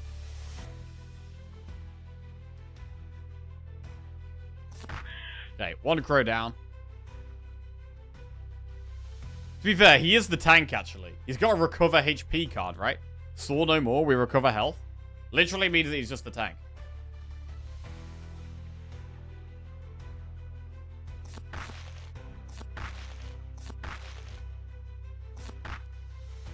We can hide him in the corner. And protects him. Smart. Good gameplay. Although, I think he is most of the time going to be our tank. 8 damage, big. Very good. Ooh, what's in here? 2 gold. Choose an item. Choose a card. What do items do? Let's have a look. Put it in the slot. Great, we got an item. Place the item in an item slot below to equip it. Click or drag an item to use on your turn. They're single use but can turn the tide. Okay. Does 2 neutral damage to a unit 2 times. Nice, and it's up there. Now we're going to look for some strong cards. Right, we get to pick 1 of 3 cards. Choose wisely. Waves target +1 mortar and knock back 1 tile. If it collides, gain a fleeting backwash. The right card could greatly boost our combat power, but if none are good fit, you can skip to avoid cluttering your deck. I mean, we've added a grass card, which I think now means we want to add fire. Wait, in a 3x1 area in front, place a wall on each empty tile? Huh. Right-click and hold a card to preview its upgrade. Discard any number of cards. Gain 1 temporary strength for every 2 discarded. This upgrades to costing 0. Walls? Place a wall on each empty tile. Huh. Bear fight. Discard any number of cards. Gain +1 temp strength for every 2 discarded. That could be good. That could be good. But we'd need to have things in our hand, right? We'd need to have things in our hand for that to work. Right now, we don't really have many ways of adding things to our hand.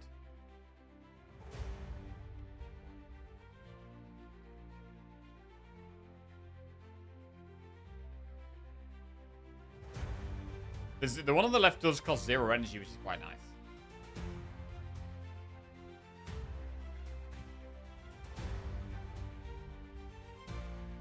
I think the bear fight could be good. Let's try it. But we're gonna need, because we've taken that, we want more things that add stuff to our hand. Whoa, 6 neutral damage. It costs 1 less energy for each gold you have. So we could stay rich, not spend too much gold. As long as we have 10 gold or more, it actually costs 0. 6 damage for 0 if we have 10 gold. Right, exhaust. Draw 1 shot card from the draw pile, if any, and place them in the middle of your hand. Okay. Exhaust. Draw 1 of your exclusive cards from the draw pile, if any. Gold Smite. Upgrades to 8.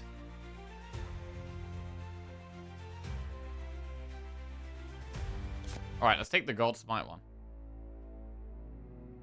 Right, so we're not going to an early shop. Here, you could upgrade a card. Right, this is a Forge, burning with the Eternal Sacred Flame. Placing an upgradable card inside will allow it to absorb the Forge's power and transform it into a superior version. A rare opportunity. Would you like to choose a card to upgrade? Yes. Leave, nothing happens. Okay, we definitely want to upgrade. What about Mighty Impale? Upgrades to 6 grass damage. It's quite good.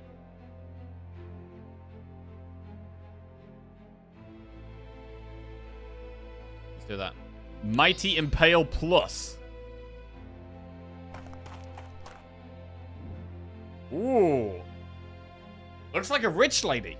Still holding her afternoon dessert. The scavenger's voice catches your attention. You look closer and see him carefully searching a corpse. Who are you? I saw it first, damn it. There's too many of you. Fine, you can have one thing at most. He shouts as you approach, before you can even speak. Since he offered, might as well pick something. I'll take the pastry, or I'll take the drink. Gain muffin or juice. Muffin. Equipment. At the end of the turn, if hand is empty, recover 3 HP. Juice. When moved by a card or item, recover HP equal to the distance moved. Only by a card or item. Let's do Muffin. We do have a discard card, so that could be good. You choose the most suitable item. The scavenger mutters a curse and reluctantly hands it to you. Fine, take it. Now get out of here. You take it without another word and continue on your adventure. Right, a new piece of equipment. Place equipment in a character slot to equip it. Ah, you could also swap gear among the team. Right, so each character gets individual equipment. That makes sense. If hand is empty, recover 3 HP. I mean, we do like HP recovery on the farmer, because he's kind of the tank. I'm kind of treating him as the tank. So I'm going to put the muffin on the farmer.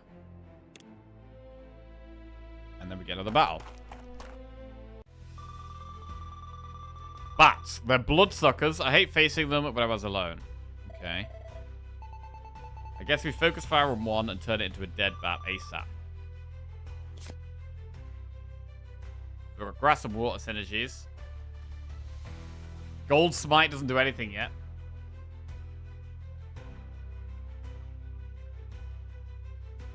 Discard any number of cards, get 1 temp strength for each 2 discarded. To be honest, we probably just move the farmer to the front. Because we can't move the water one out of the way.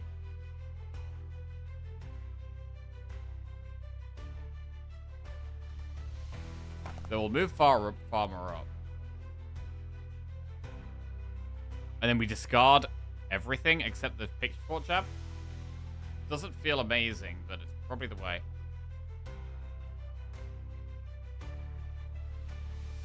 Wait. Discarding the number of cards, get 1 temp strength. I guess we use this on ourselves.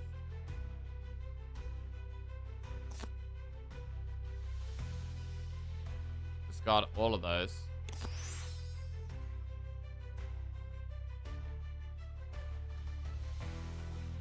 3 grass damage.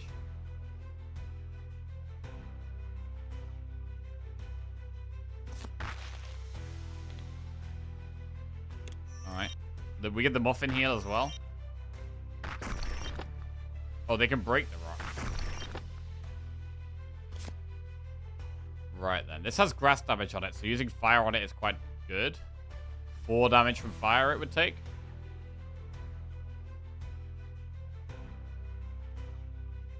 Six grass damage. It's quite a lot.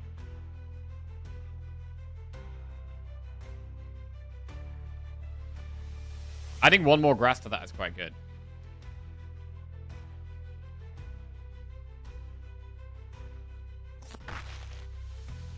That now does 6 damage. Great play. And goes down. And Mighty Impale's got to be the way here.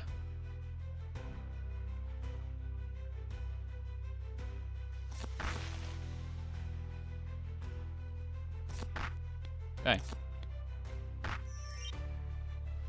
Ow. Okay, Farmer is dying. Wait, oh, it just healed. Hang on a second. It just healed for how much damage it did.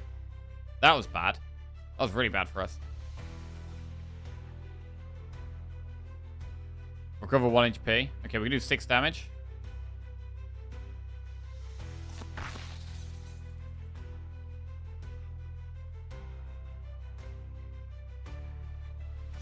Right, I'm gonna run away. Run! Move the hunter in the way.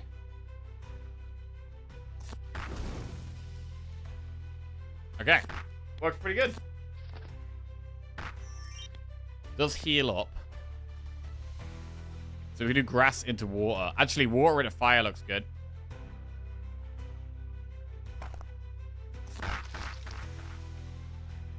Wait, it's only doing...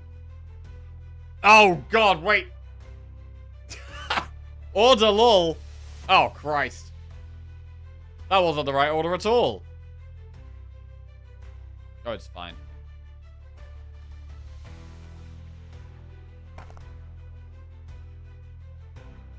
Farmer can come in. There we go. Okay. I love that we get chests with loads of things after. Bro, our deck is going to get pretty big, I feel like. Choose an item. Small holy water. Draw 2 cards. Okay. Lie in wait. Draw 1 random rogue card from the draw pile. Finale, draw 1 more. If this card's energy cost equals your current energy, triggers an additional effect.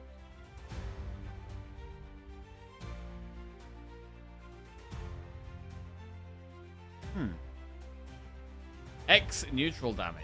Self-damage X. Power and self-damage equal to your HP minus 1. If the target has any element, +2 to its element count. Okay, so that can help with combos of damage.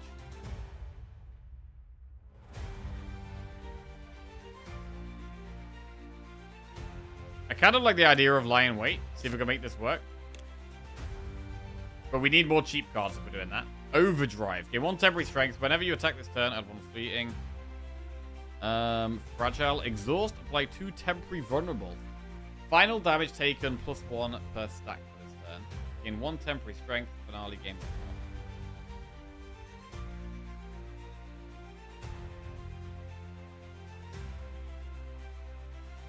Interesting.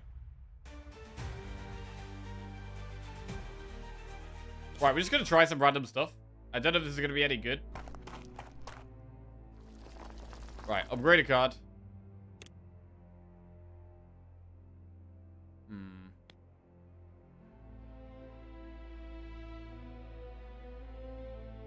I mean, Gold Smite is going to get stronger now.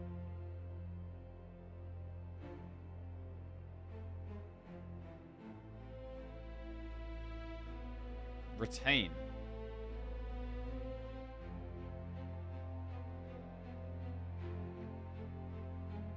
Alright, I'm going to upgrade the Gold Smite because we're actually using gold now. We actually don't want a shop because I want to sit on gold so that the Gold Smite does stuff. So we should probably do... Oh, wait. Can we do an elite? Hang on a second. We could use the boomerang or the small holy water to do an elite. But an elite is kind of scary. An elite is kind of scary. But I think we should do it. Let's go. The Rat General. Right. It inspires other rats and slashes its sword in a wide arc against the entire front line. Okay. It's got 28 health. We need to position carefully or get wiped out. As for the Rat Archer, its arrows are poison. Just be careful. Okay. So what do we have here? Draw 2 cards or deal 2 neutral damage to a unit 2 times. Gold Smite does just kill 1. We need even more gold for this to be super strong. which we could get from this fight. I mean, we could do 6 grass damage already, just like this. So we could already kill one. Which we should definitely do.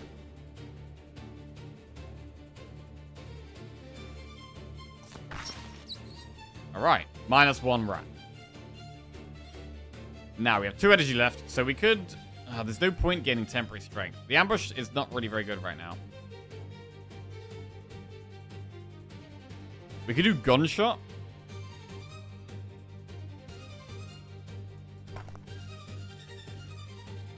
Wait, why can't I do that? Is that because the rock's in the way? Oh no, I can do that. Right, we're gonna use the boomerang. Draw 2 cards. We do have energy left.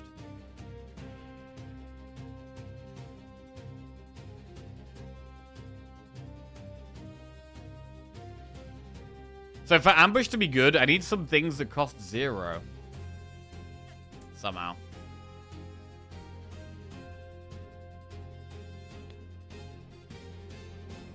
Which we don't currently have. Although, God's Might could cost 0. So it could work with that. If we've got the rogue attacking. That's kind of interesting. But we need 3 more gold first.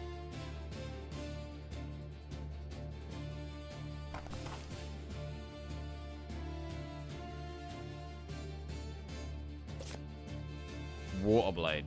Sure.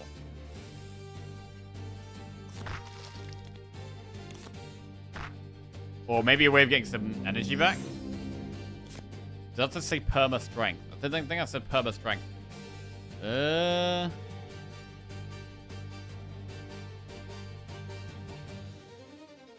move the farmer in the middle and start jabbing him up. That looks good.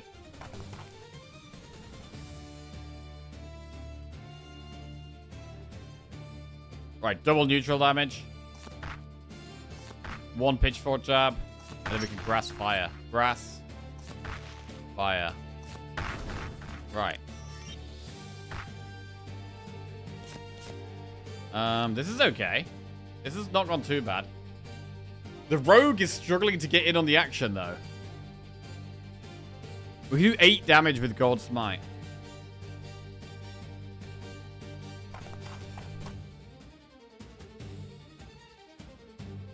All allies gain 1 perma strength. I actually need to punch the rock. Is that worth? It's probably worth. So I can get to him. 8 damage. Okay. Now he's doing a frontal sweep.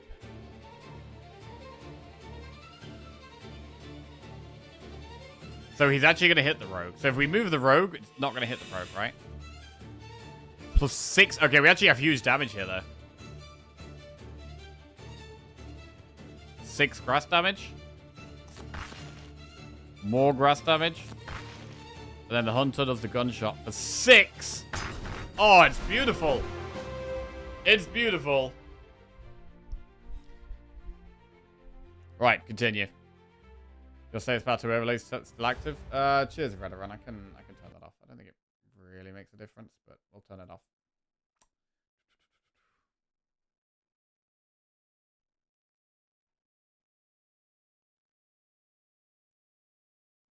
Right, deactivated that. If you refresh it, it'll be gone. Right, 3 gold. That gets us to 10. Getting to 10 gold is so big because now we've got this gold smite. Gold smite is now going to be 0 energy, 8 damage, which is huge.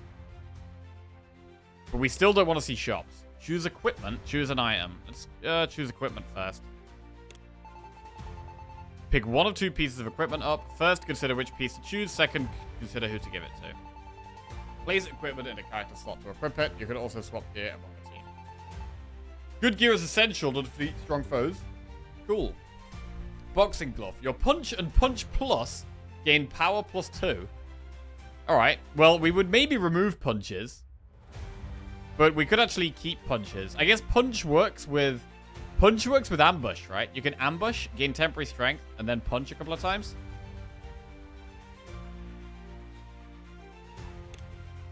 or balloon. The first time you take damage in each combat, draw 2 cards.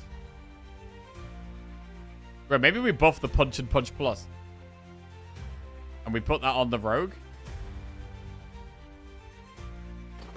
Nice. Targets element +2 if it has any. Cool. Right, volley. Choose 1 from 3 random fleeting shot cards and insert them randomly into your hand. Calibrate. This turn, all precision values +1. Precision triggers an additional effect when playing from the center of your hand. Gain +1 random fleeting shot card and insert it randomly, or convert all your temporary strength to permanent strength after being played. This card costs +1 for the rest of combat. Wow. Convert all your temporary strength to permanent strength. But the only temporary strength we have is the bear fight, which discards card, right? Gain 1 temporary strength for every 2 discarded.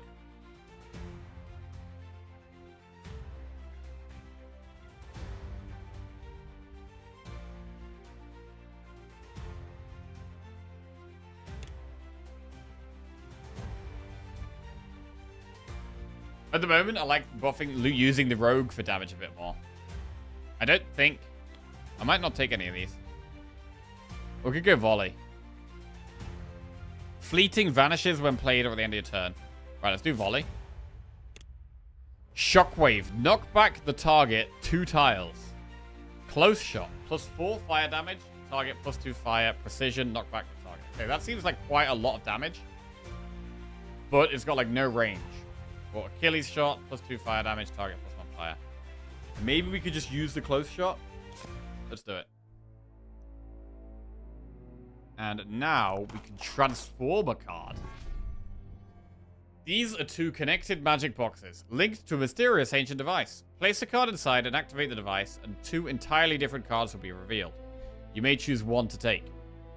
Too good to pass up. Choose a card to place inside. Yes. Right, what do we not want? Our punches are slightly stronger now.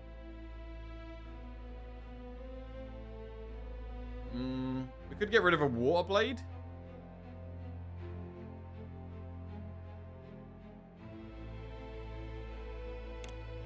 Into surge, 3 water damage, target +1 water, pincer.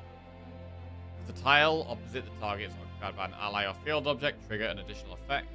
For duel, X neutral damage, self damage.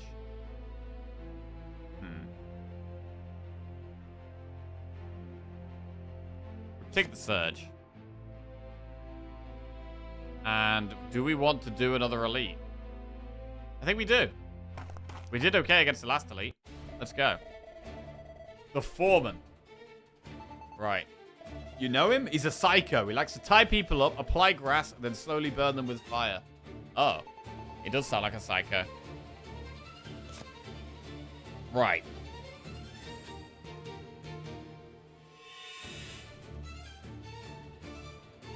So we'll move the farmer near the hunter. I like they can run through each other. That's pretty good for us.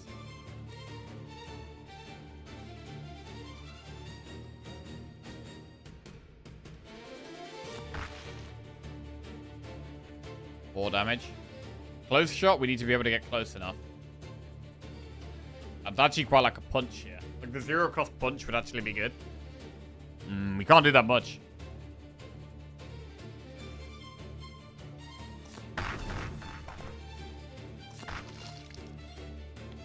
Okay, not a great turn, actually.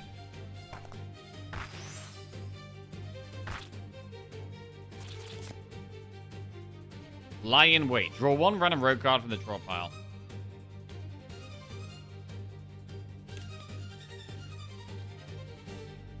Volley. Choose 1 from 3 random fleeting shot cards. Okay.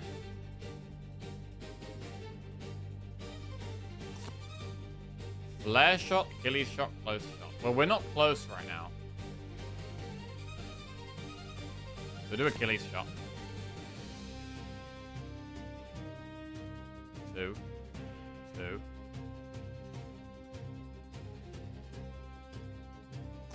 6 grass is big. We could move him as well.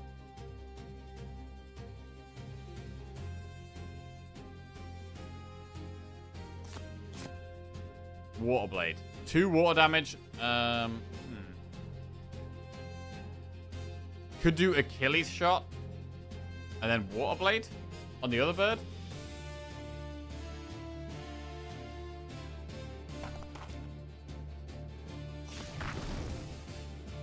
That works kind of okay.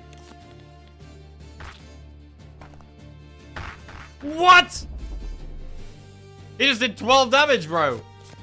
He just did 12 damage. Bro, that's so much damage. So punch does 1 damage, but if it's the rogue punching, she does 3 damage.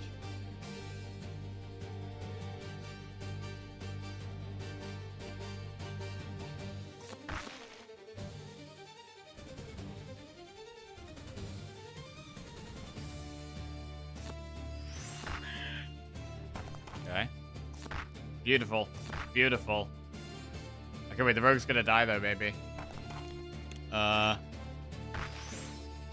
Okay. We're fine.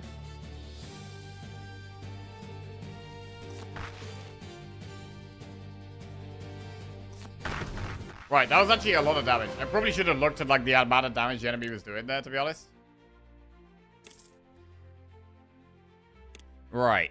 The first damage taken each turn is -1, or a hunter exclusive, 8x scope.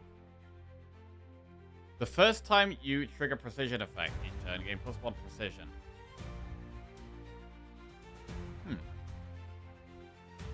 8 times scope. Buckler is probably fine on the hunter, though. We are mainly using it as a tank. Also, if the rogue is getting up close and personal... If the rogue is getting close and personal, Buckler could actually work on the rogue as well. But this feels like it's rarer. It's got a purple thing under it. Surely this is rarer, right?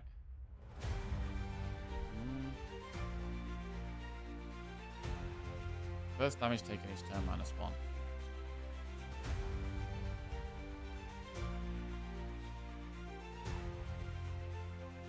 Let's go scope. Draw 2 cards, charge 1. Gain energy. Oh, that's good. Right, wall row, steady flow, 2 water damage, does not apply water. Finale, charge 1. Charge gets us energy back. So we get water damage, but we don't apply water. We get an energy back, which is quite nice. Drip feed. Exhaust, gain 2 fleeting. Take steady flow. This costs 2. Ground AoE 1. All units.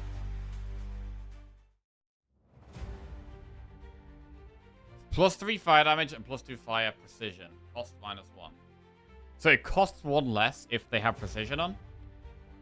Oh no, precision is when it's played from the center of my hand. Yeah, okay.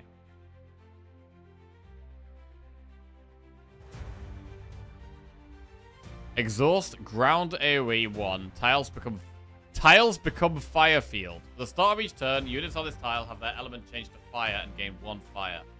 That sounds kind of crazy. But scatter shot is just more damage. I'm gonna take scatter shot. Right, remove a card. We could remove pitchfork jab or gunshot. I mean, I've added 3 fire shots.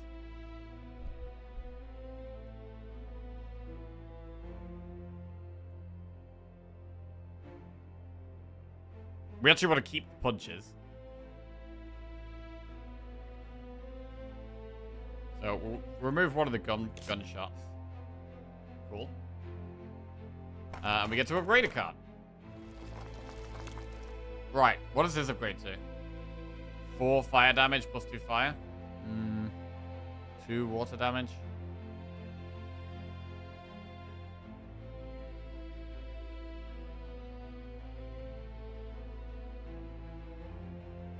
Knock back the target 3 tiles.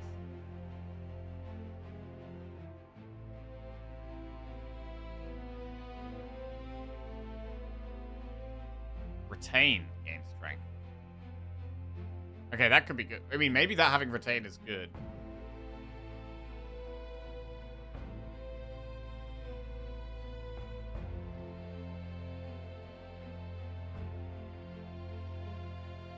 gonna do Scatter Shot. This looks cool. I think it's an AoE card. Right, you can pray for the blessings of God here. This is a roadside shrine. It bears a strange symbol and radiates a faint magical aura. You can pray for a gift here. Just think of what you want 3 times, then open the small door below the shrine to receive it. Resurrection Stone restore 1, where we did lose 1 of those. Equipment, gain 1 piece of equipment, or leave, nothing happens. Okay, I don't really want a Resurrection Stone. Let's get some equipment. Right, frozen grapes. Bro, actually, Lizzie's been freezing grapes lately, and that's actually quite a good snack. Quite like frozen grapes. If you take no damage in a turn, recover 2 HP at the start of next turn. Blood Mask. When dealing 6 or more damage in a single hit, recover 1 HP. I mean, the Hunter has a 6 damage attack.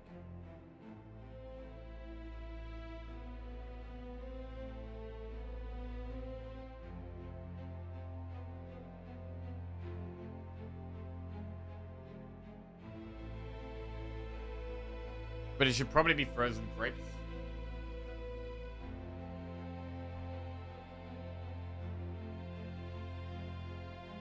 Let's do Blood Mask. Right.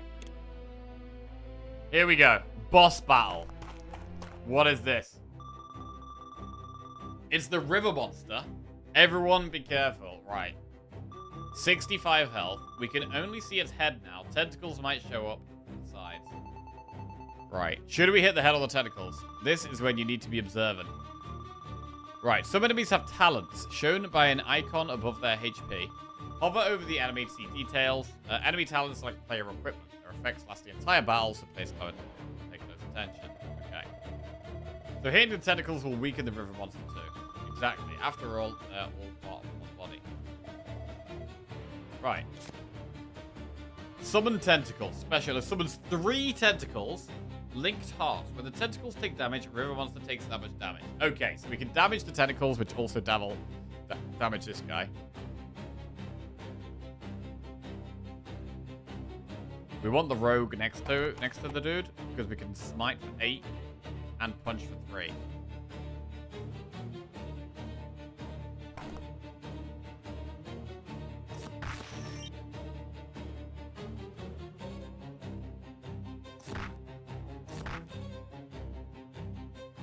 Wait.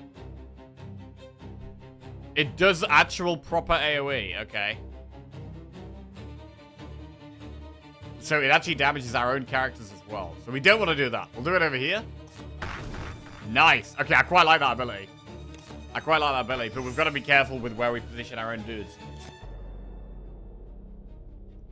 Cross whip. Okay, so they attack in like a line.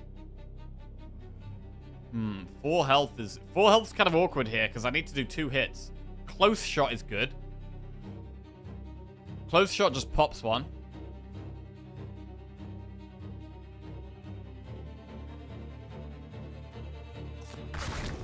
Right. And we can do 2 rogue attacks to kill this one.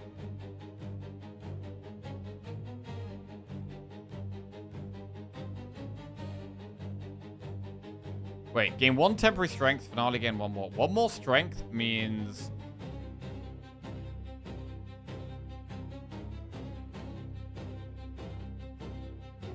We should, because it's a charge, we should get energy back. So we should be able to ambush. And then use this and get an energy back. Huge, and then surge. And we actually do a proper combo turn. Nice. Ow. Okay, standing... Oh, but wait. Holy crap. Okay, we're getting kind of overrun here.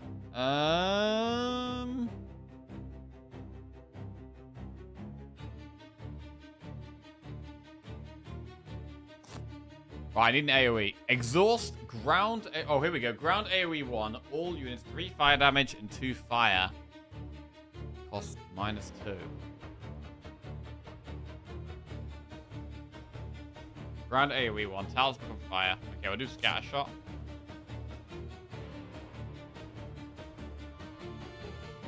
Wait, did it not go in the middle of our hand?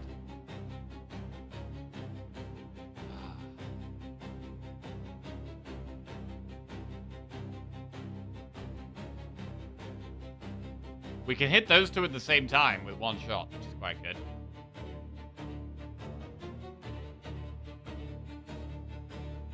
think that's got to be the way. We probably need to try and move her out the way as well. In fact, if we move her out the way, we could go there and hit 3 of them at once. That's pretty big.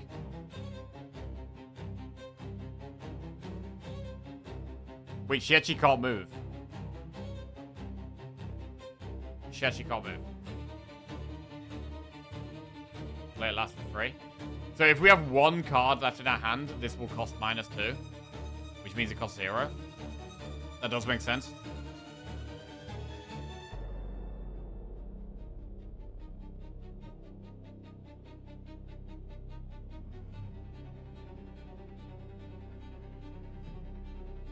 So we punch 1.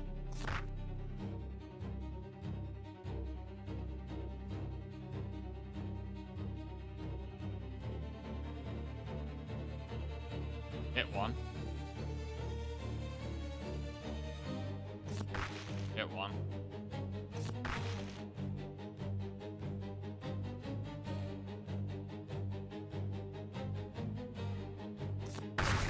Okay, it actually worked as well. That's big. And now we should move.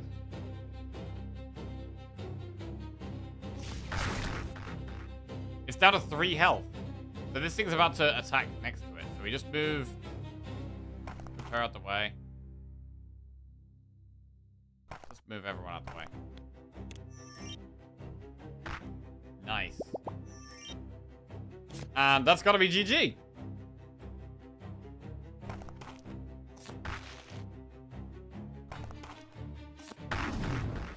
Big. Absolutely huge. Nice. That was a pretty good boss. Well executed as well. I really like that scatter shot. Love that scatter shot. Right, 4 gold. Choose equipment. These all look like fancy equipments. Probably strong ones. Right, draw 3 fewer cards on the first turn, but from turn 2 onwards, draw 2 additional cards each turn. Ooh.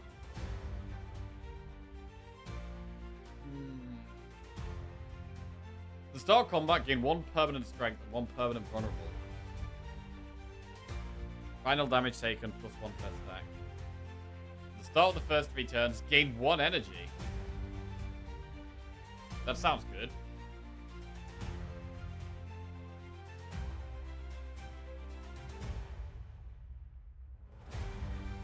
It's only going to be on 1 character. Does the 1 energy affect all of us?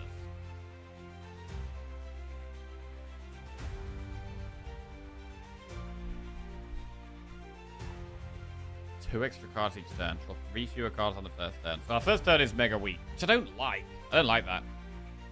I'd rather have the alarm clock, I think. And maybe be more willing to take some more expensive cards. That sounds like a good idea.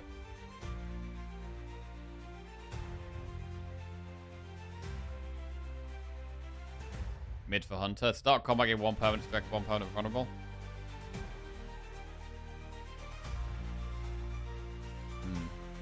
Hunter is big damage for us. I'm going to be kind of scared of her dying.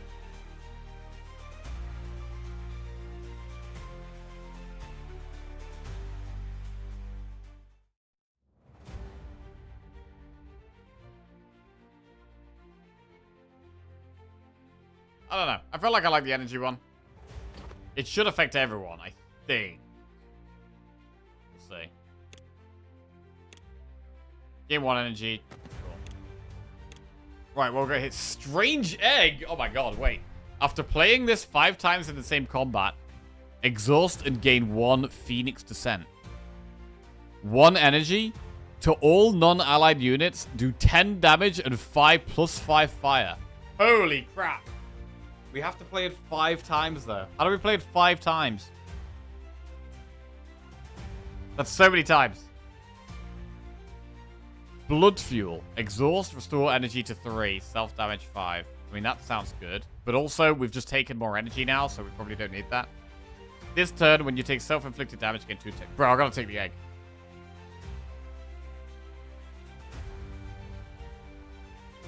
Innate means it's in our starting hand. Right, Strange Egg. Could we get 2 of them, maybe? Limber Up. Draw all fleeting cards from draw and discard pile. Discard all cards in your hand at the start of the next turn. Draw that many extra cards. That's good for cycling through our deck. 1 water damage.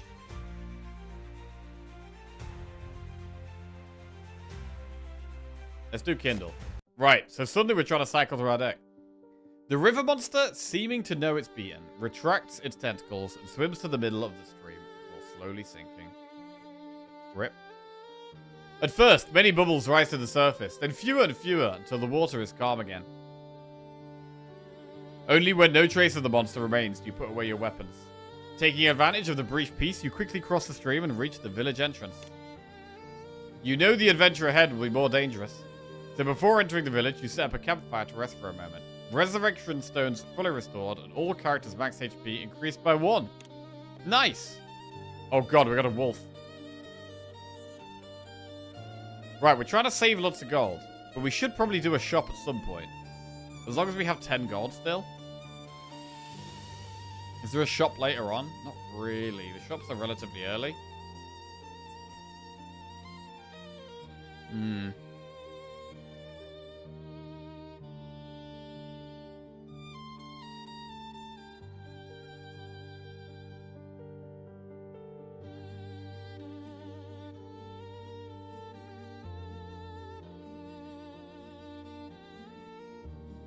I don't really want to do that many fights. We should probably do a shop.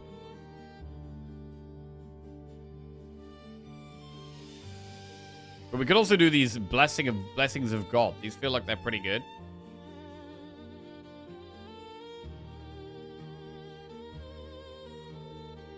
I don't want to go up the left path though, because there's 2 shops there.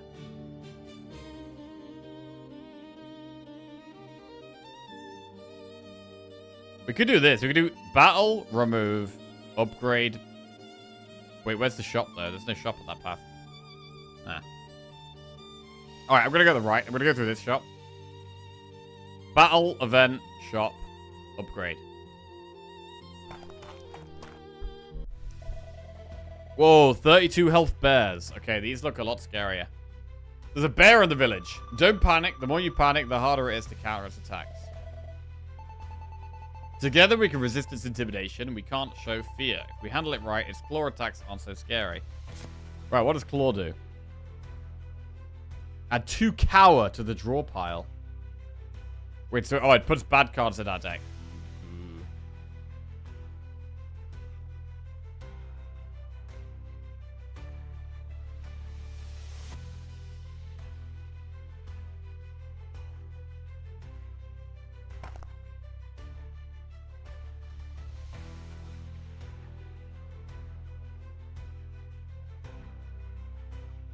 Get 1 energy, draw 2 cards. Target element +2. Nah.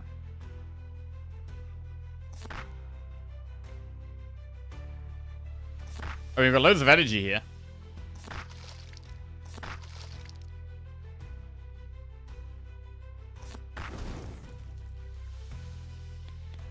Wait, so it actually they've lost the water. So the fire actually removed the water there, I think.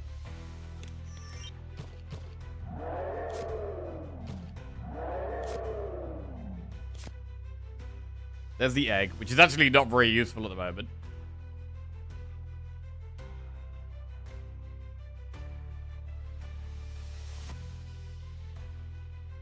Cower. Exhaust, retain. Does nothing when played. Bear. Claw power +2 while in hand. Ah. So it's about to do damage around itself.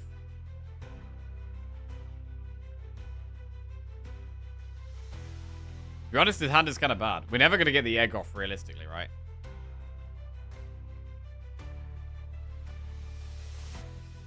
I want the deck to be small so I can keep doing the strange egg. I want to like have a strange egg cycle deck. Bro, it's never going to work, right? It's never going to work.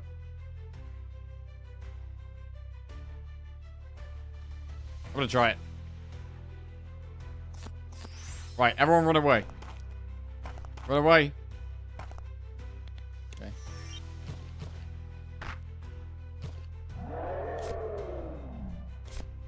Okay.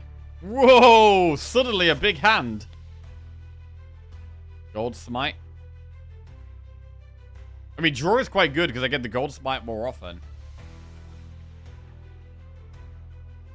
Which does do a lot of damage.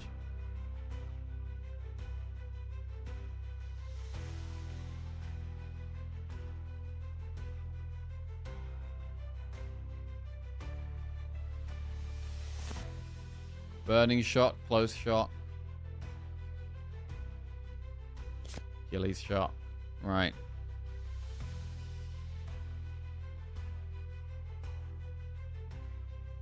Well, now we have more things to discard, to be fair.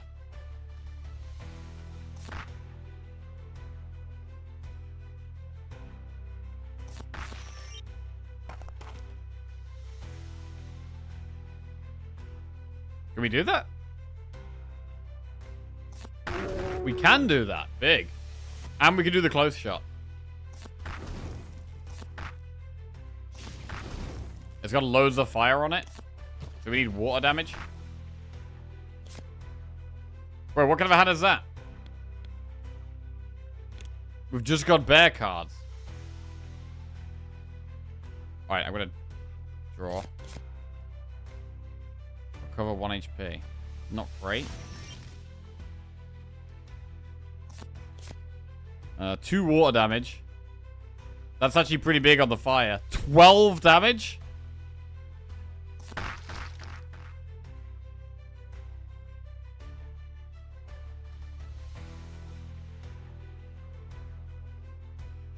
Right, and we'll do this as well. For lethal. Okay. That was a much harder fight. 2 gold, choose an item. Grant a unit 2 temp move. Plus move 1 plus 1 per move stack for this turn. Fine. Teleport to an empty tile within range. Encore. Plus 2 water damage. Target plus 1 water. If you have triggered final effect this turn, power plus 6.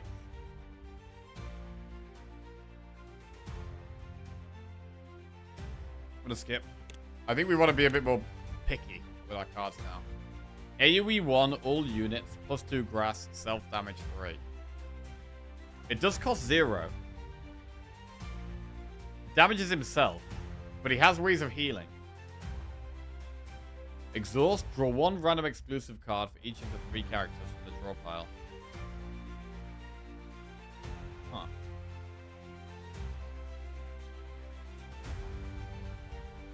Retain. This turn, whenever you trigger precision effect, apply 1 temp on all enemies. I kind of like the blood flower, but actually 1 each for the draw makes sense. Let's do that. And we will head towards the shop. Event first. Got 19 gold. Sob. A boy weeps over a man's body. My brother was killed by monsters. He was protecting me. Are you going to fight the monsters? You nod. Then take his clothes. You have to beat them. Avenge my brother. Tattered robe. Max HP plus 1. After a moment's thought, you accept the thin, worn clothes. You pat the boy's head and point him towards a safe place. Watching him run off, you make a silent vow. You will avenge his brother and help him get home safely. I think max HP on Hunter is fine.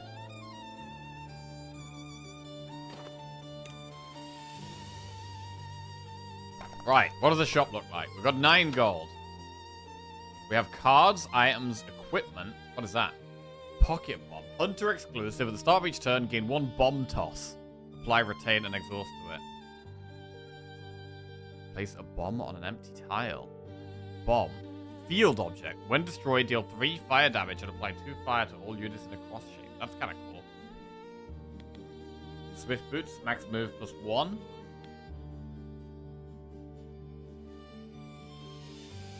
Crit bounty. Exhaust team quest.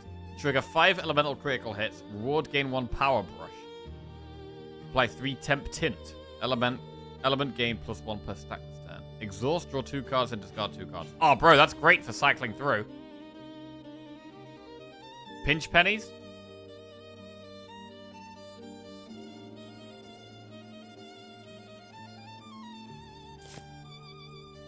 Removing. Oh, we could upgrade a card for 2.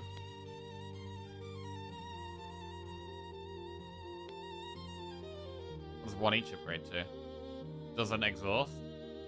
Pinch pennies also doesn't exhaust.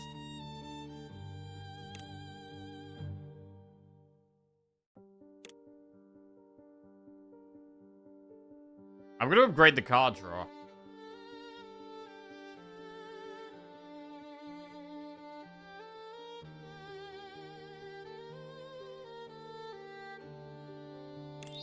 I really want to try and get this egg off. It kind of feels like it's gonna be hard to do. Remove fixed equipment. Price increases each time. I don't want to spend too much more gold. I'm going to put more movement on the hunter. And we'll leave. We could buy an item, actually. Deal 3 water damage per unit. Let's just get that. Right, and we move on. And we get to get an upgrade. We're going to upgrade the 1 each. For big draw. I really just want to get the egg off. I really want to do the egg. Right, what's that? You pass through a narrow path into an open space. In the center is a scene at odds with the surroundings. An empty camp. A bonfire burns brightly, crackling softly. Beside it, a basin of clear water reflects the dancing flames. Could this have been left behind by another group of adventurers? Ooh, let Strange Egg absorb the heat. It upgrades to Strange Egg Plus. Or soak Gunshot in the basin and remove Gunshot.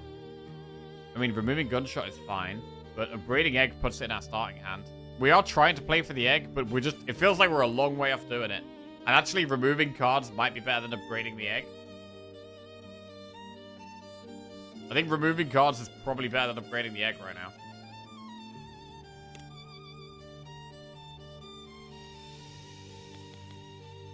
Have a look at the map. We get to remove twice here, maybe?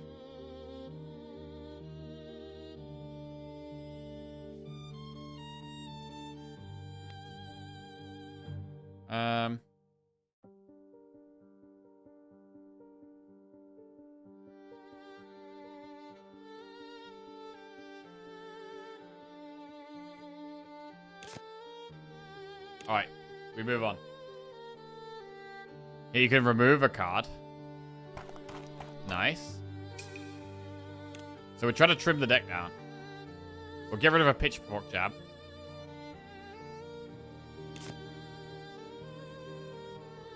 We do have an elite. This elite could be tough. We probably want to use items here.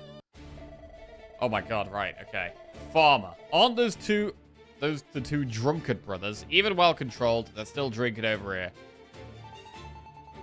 The layout of this tavern is strange too. Barrels everywhere. Right, what do these barrels do? Be careful with these barrels. If you break one, the fumes could knock you out. Watch out for their drunk fist pushing into the barrels. In short, none of us could hold our liquor, so let's be careful. Okay. Right, what do? They do damage next to themselves. The barrel, when destroyed, applies sleep for 1 turn to all characters in AoE 1. Right. Scattershot is already active. We can explode here, but I'd need to move Farmer out of the way. We can also make them sleep. We can put them to sleep if we explode that barrel.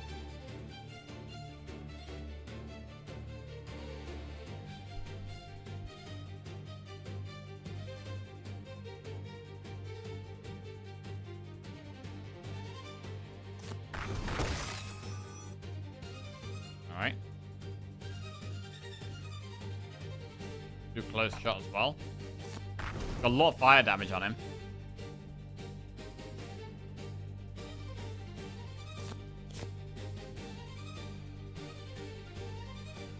Right, trying to cycle through.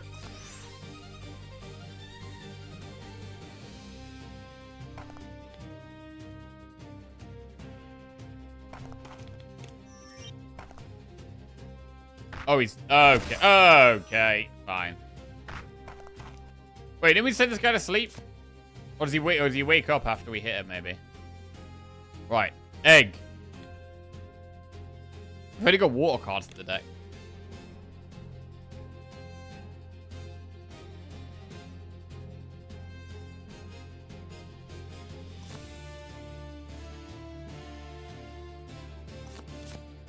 Yeah, that's not great.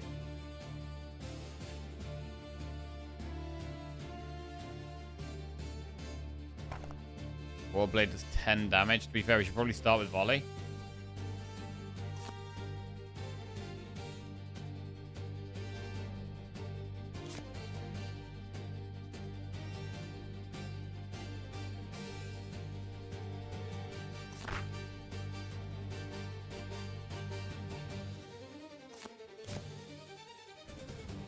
discard 2 cards. We can discard the jab and the water blade.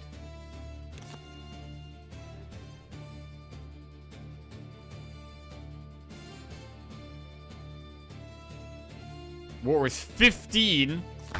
Plus 8 here is actually massive. Okay, that's actually pretty big damage turn, to be honest.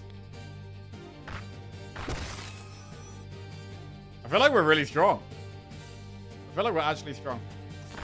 Doing the egg stuff is probably not worth right now.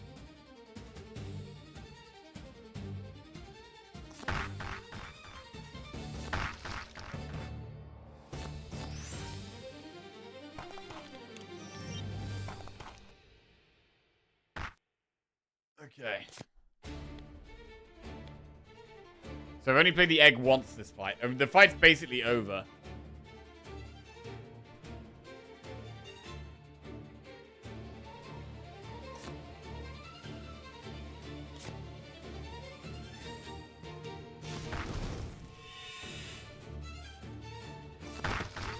Right, we actually didn't use a single item.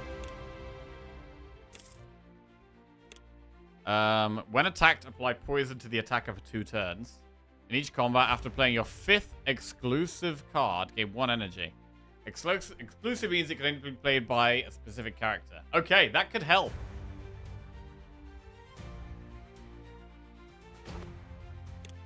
Get some energy. Recover 99 HP for a unit. Okay, I'm going to get that over the movement. Swap positions with the target. Both units plus 1 grass. Repeat for every 3 HP you've lost. Gain 1 fleeting. I'm going to skip. We're skipping way more now. We're being very specific. 2 water damage. Does not apply water. Gain 1 fleeting in the opposite direction. 8 neutral damage, but 3 self damage. Or in a 3x1 area in front. 4 grass damage. Plus 2 grass. Okay, that's quite good.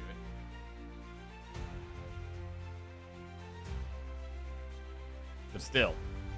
We're still skipping. Right, we get to remove another card. I've got a lot of water cards. We should remove a water card, really. And I don't think Ambush has been good at all. Ambush has just not been good. I'm going to get rid of it. We haven't quite been able to make it work.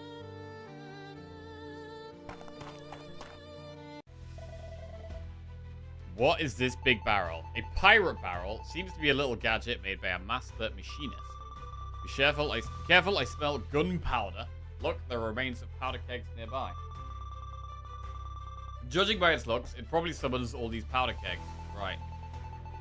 Then we'd better position ourselves well, or we'll be blown sky high. Right, summon 3 powder kegs. Wait, we've got to run for... Wait, hang on a second. That looks like it summons something on every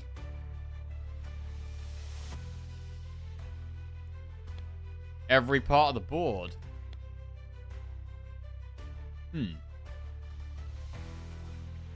Right, we'll draw.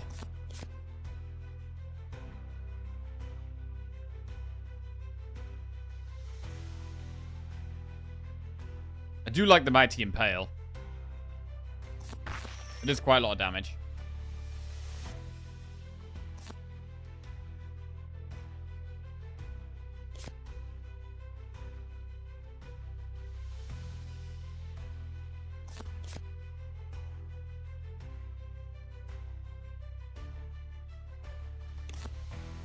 Achilles shot is in the middle of our hand, so it does lots of damage.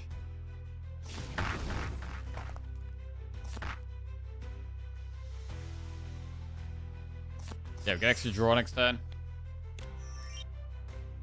Whoa. Loading ammunition. Doom shot. Range 2 enemies. Right. AoE 2 enemies, 4 neutral damage, then self-destruct. Okay, so we probably do want to try and kill those. Scatter shot is quite big here, but our dudes are in the way. Our guys are in the way.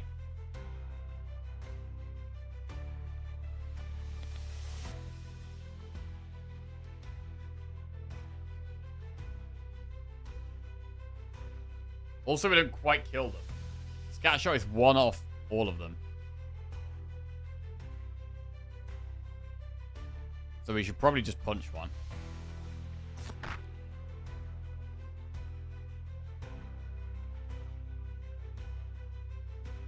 We need it to be in the middle of our hand.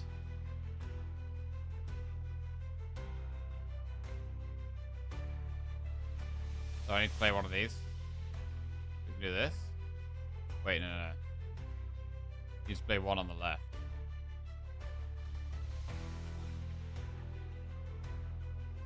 Egg is one on the left. Okay, now we can do it.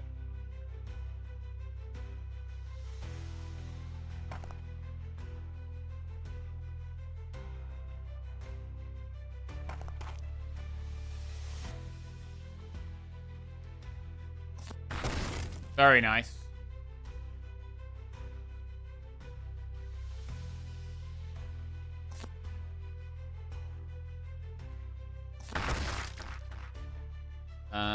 It is going to explode on this guy, though.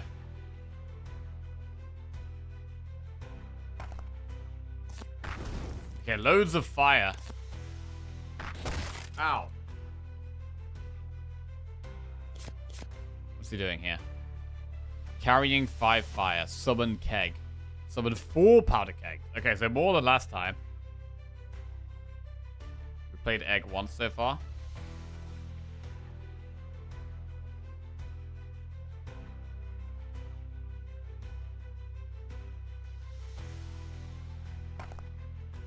$18 damage here is pretty insane. We should probably apply more fire first.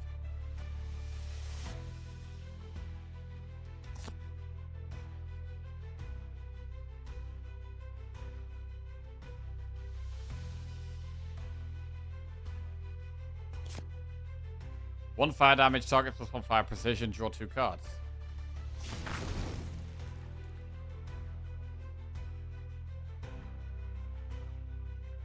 $18 plus 8. Pretty nice. We've got still 3 energy left.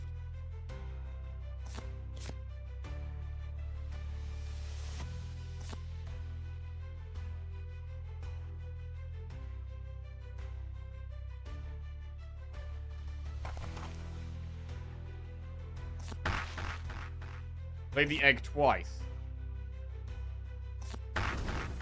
Alright, nearly there. Hopefully we don't need to kill the barrels and we can just kill the main dude.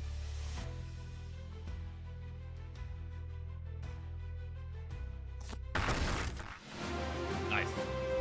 Nice. Okay. Gold, an item. To be fair, we didn't even use any items there.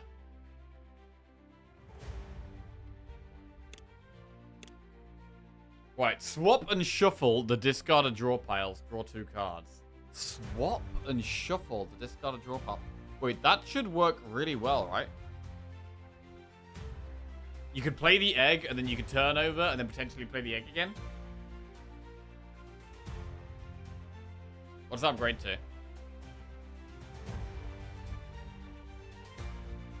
Oh, it is upgraded. Hang on a second. It's already upgraded. Okay. Choose a card in hand. Draw all same name card from the draw card exhausted. That would work if I had multiple eggs, but I've only got 1. So we'll go turnover. Exhaust. Draw 1 of your exclusive cards from the draw pile, if any. Upgrades to draw 2. Okay.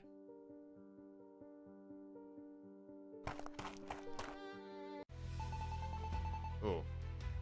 How did we get separated? In the distance, it's a wolf pack. Right. Everyone's got 1 wolf each. Don't be scared, everyone. We can find a way to regroup. Or we can take them on one-on-one. But be warned, their claws are poisonous. Don't drag this out if you want to live. Okay. So we can just punch a rock if we want to join together.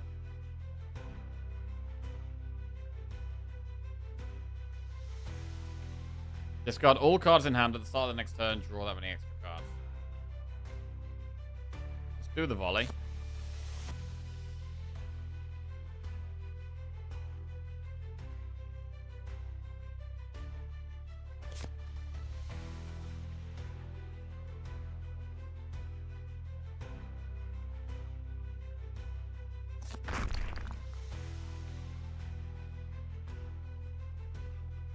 I mean, we could just do close shot, to be honest.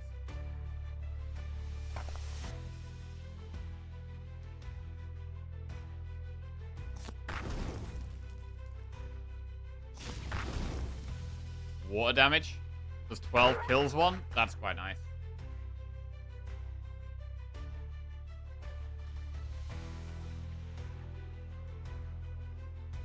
Okay, we'll go for extra then. This guy can run away.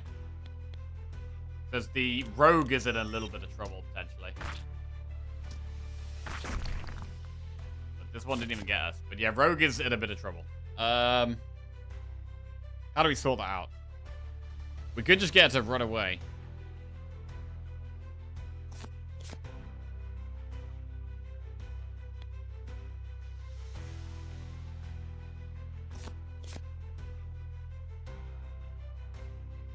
Okay, we play the egg, and then we can turn over. Oh man, we're actually playing loads of cards now.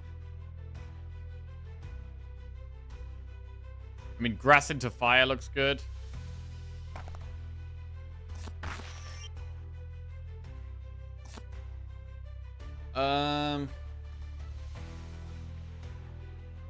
Draw cards.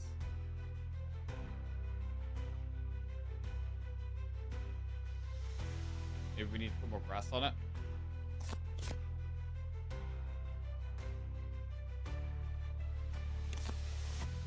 This will be the second time playing the egg. We're not far away from playing it 3 times here. But still not quite there.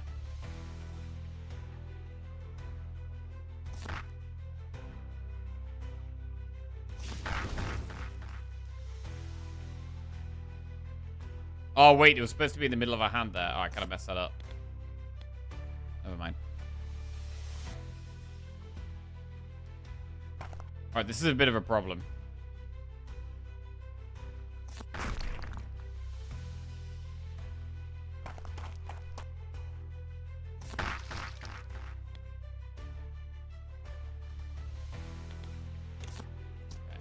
I wonder if they always attack the lowest health. No, they're not. Not always attacking the lowest health one. Close shot is 4 damage. Kills that. Great.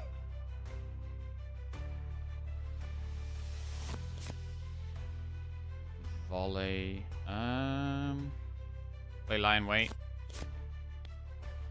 Water and grass. Can't actually get to that right now. To be honest, I think Kindle is good. We fully cycle. We're gonna have loads of cards this turn.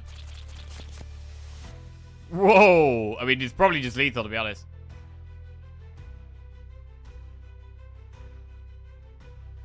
Punch that and then move here to use Gold Smite. Punch. This would be the 3rd egg, so there was the opportunity to play 3 eggs this time. A little bit closer to what we're trying to do. Still not quite there, though. Fine. Move the last card that entered the discard pile to hand. Bro, that's insane if we play it with egg. Egg, play this. Egg. Huge. That sounds huge. We have to have them in the same hand, though. But we've got to try it. Exhaust, draw 1 shot card from the draw pile and place it in the middle of the hand. This turn for each tile move, teleport. Nah, skip. I mean, I don't even know if this is going to be worth it. If we even do get the egg off. Right, we got 1 piece of equipment. If you play no cards end a turn, your next attack power, no. At the start of combat, draw 1 extra card. Big! Very big. 1 extra draw, love it. And now we've got a big boss. That sound, is it a wolf? No, it's a werewolf.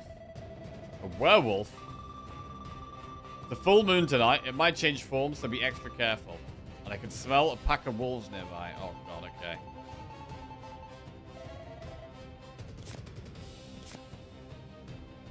Right. Summon wolves. It summons 2 wolves, can transform between human and wolf forms. Move the last card at the end of the discard pile to hand. I've still got lots of trash here. This is a terrible hand.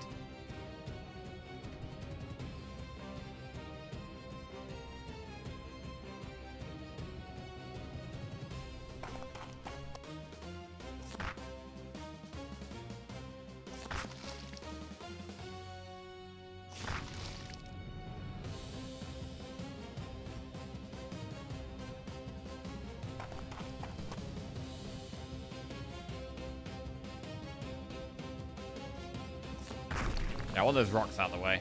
Makes it a bit easier for us. Oh, the wolves apply poison. Okay, this is actually going to be pretty tough, I think.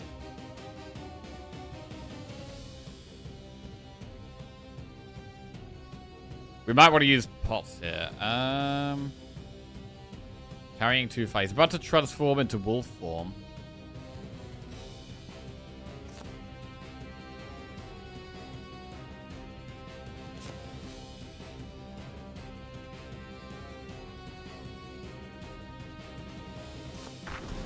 Knock the wolf away. Skillful shot needs to be in the middle. We probably kindle here. Which isn't great, but then what are we doing in terms of, like, staying alive? Running away? Running away?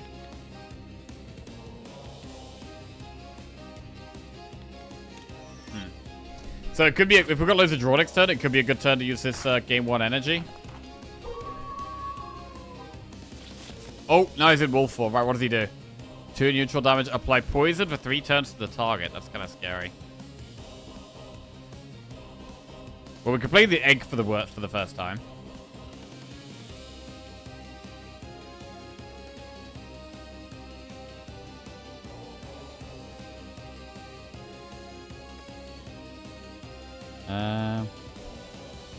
Got 1 random card. To be fair, I've only got 1 card there.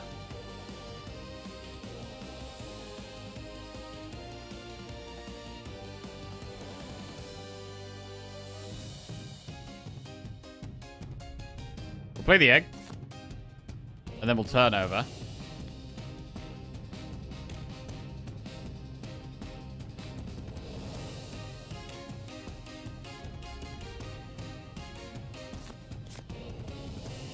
Right, Scattershot. I mean, Scattershot is quite good here if we could get it in the middle of the hand. It hits these 3. But I'd also want to apply, what, grass on all of them if we could.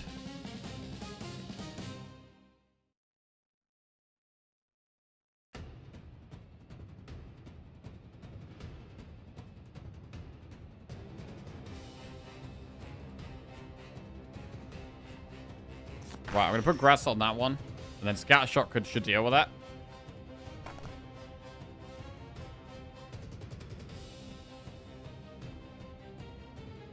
Got 3 cards. Get to play the egg again. Right, now what?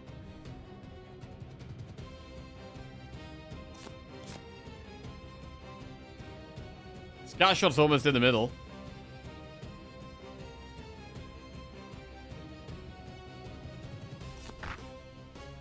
It's in the middle. But the rogue's in the wrong place.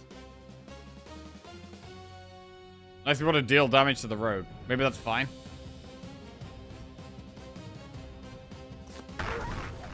Alright. Kindle. We'll cycle through the deck quickly. The Kindle's actually pretty good for getting the egg off.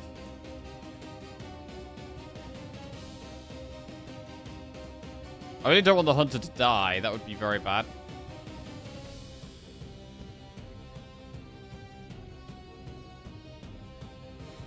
Alright, I think I've actually got to damage this rock so that I can move over here. And then do this. Which you can move back again. That's kind of good.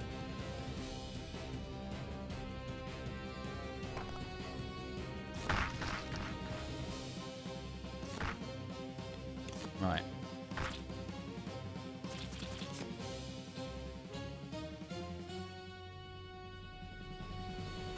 Poison Claw. 2 neutral damage. Fine.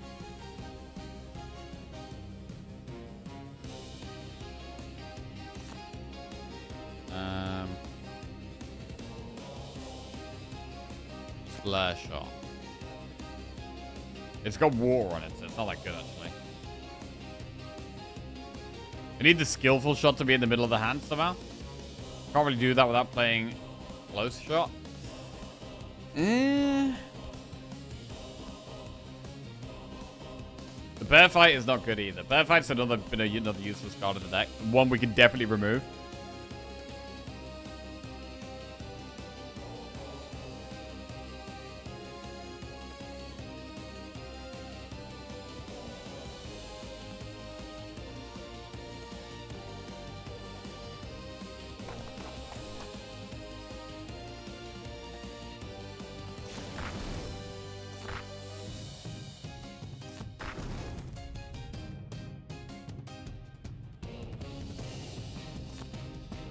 Okay. Now we get skillful shot off. We get to draw. Play it again. Move the last card at the end of the discard pile to the hand. Yeah. Not great.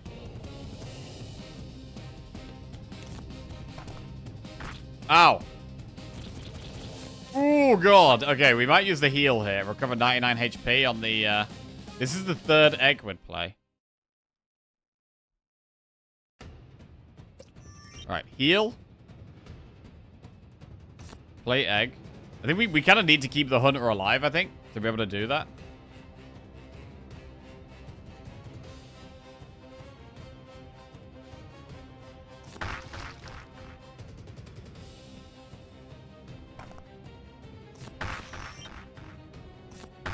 Nice. Water, then grass, then fire. Got it. Run away. Goes back to human form. So is this where he summons the wolves? Is he going to summon wolves? Yeah.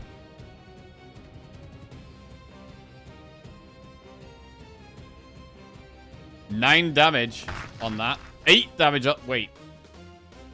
3 damage from the water.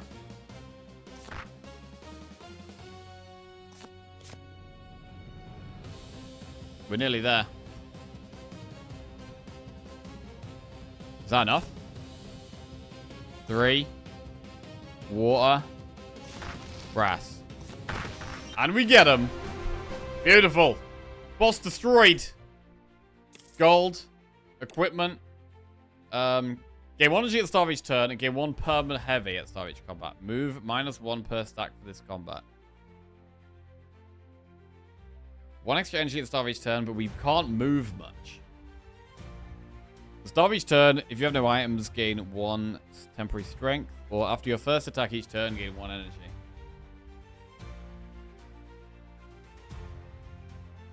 Energy band or perma heavy?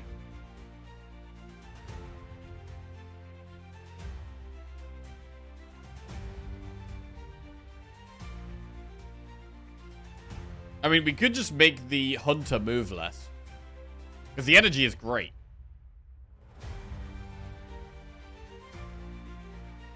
Right, the hunter can't move as much. But we should have loads of energy now. Grant our unit 5 temporary move. Right, discard all of the cards in your hand, then draw that many cards. Fantastically good for us. Get that. Draw until you have 4 cards in hand. Finale, draw until you have 7. Do we want that? I think yes. We're going full-on card draw. The werewolf leans weakly against a mound, panting. As you lower your guard, it leaps away, lets out a long howl, and transforms into a wolf before disappearing behind some tombstones. Though it's gone, the graveyard still feels eerie, as if unseen eyes are watching. You scan your surroundings cautiously and move through the cemetery towards the castle behind the village. It is shrouded in a purple mist, giving off an ominous aura, as if beckoning you closer. You know the adventure ahead will be more dangerous, so before entering the castle, you set up a campfire to rest for a moment. Resurrection stones fully restored and all characters max HP increased by 1. Lovely. Right, that looks like some kind of Joker guy. We have gold, so we could do a shop. I really like removing cards still.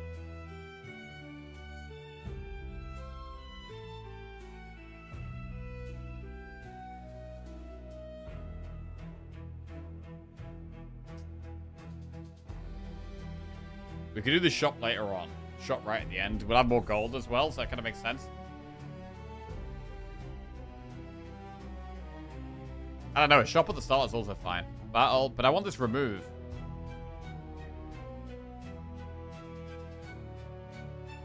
Like, we're actually getting towards an egg deck. We're not too far away. I don't think a transform is that good for us. So actually, maybe go this way. We go this way. Shop, remove, upgrade, remove.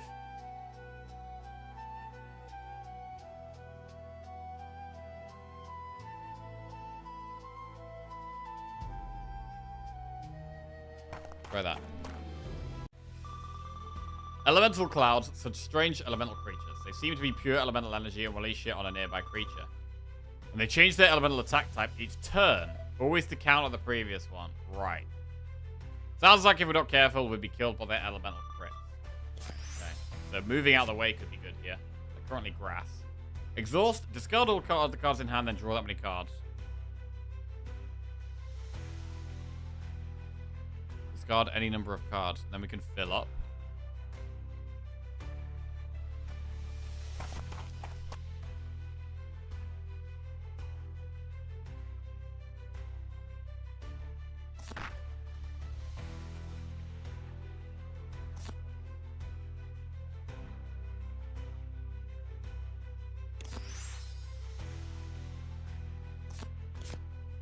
Okay. Draw 2, then discard 2. Just draw 1 your exclusive card from your draw pile. I guess we start with that.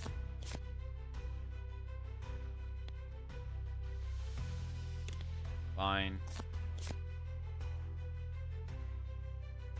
Draw 2, discard 2.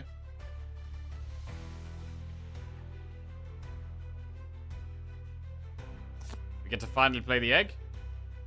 That's 1 egg.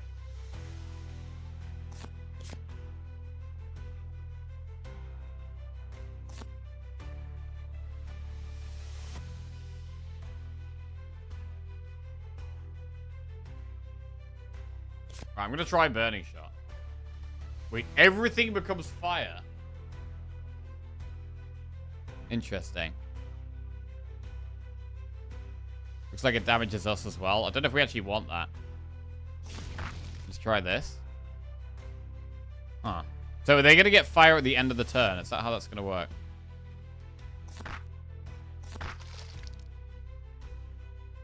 And maybe we would take fire damage as well. I think we should probably move not on those tiles. Yeah, they have fire on them now, yeah. Oh, God. Farmer's getting wrecked.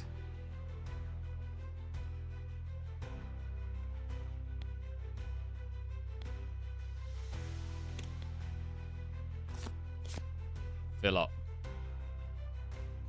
Right, that's the second egg.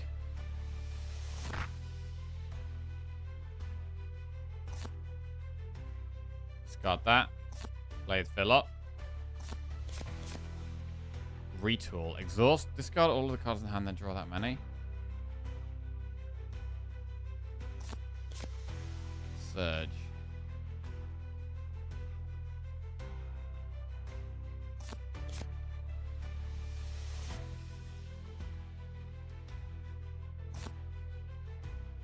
Exhaust.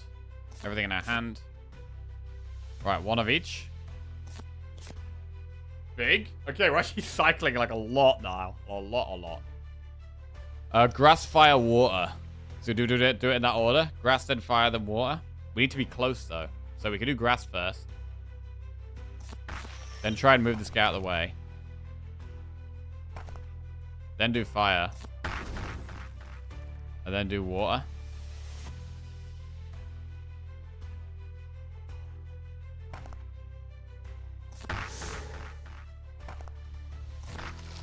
Okay. Pretty nice. Oh my god, okay. They're really going for this guy. Move the last card that ended this card's power to the hand. So smite is 8, and then we can play it again and smite again. Smite. Play it again. Smite. I mean, this guy's kind of going to die here, to be fair. But it's probably fine. We could use a temporary move thing to get him to run away. And he can run all the way over there. That works. He does have fire on him now, though. This would be the 3rd egg.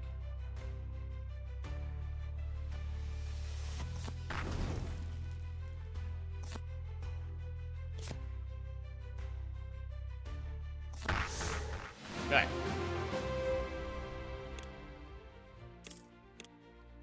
Add 1 grass to a unit.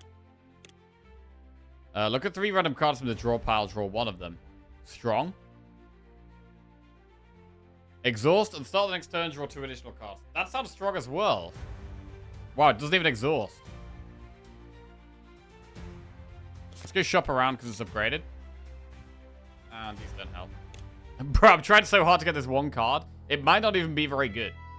It literally might not even be very good. Right, shop. Card upgrade. Another gold smite. I mean, gold smite is good. It's not graded though. Crowd smite. 6 neutral damage, costs 1 less energy for each character on the field.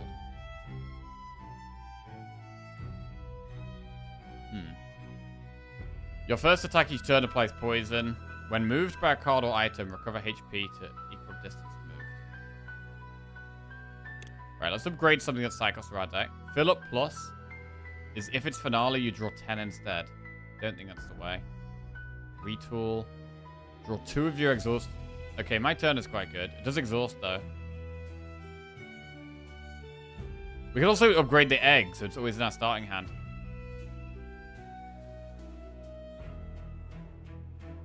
Alright, let's do that. Strange Egg Plus.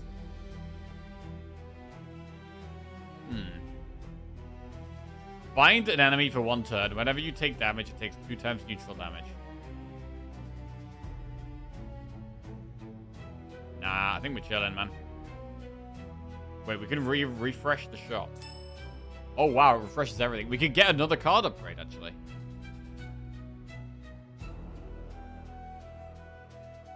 Rogue Exclusive. At the start of combat, gain 1 body flicker. Teleport to an empty tile. The first card you play each combat costs 2 less energy. Right, let's just go for another upgrade.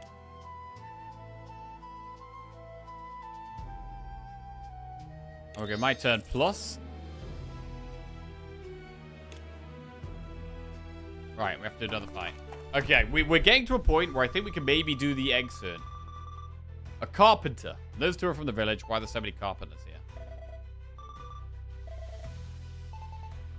Right, looks like you have to be careful with our cards, including the useless wood they give us. Okay, they give us useless wood.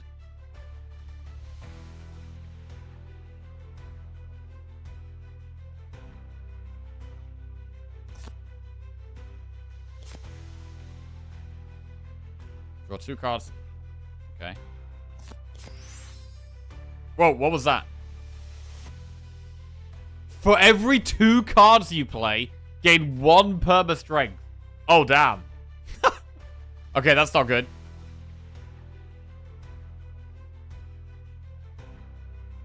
I gotta play a lot of cards, bro.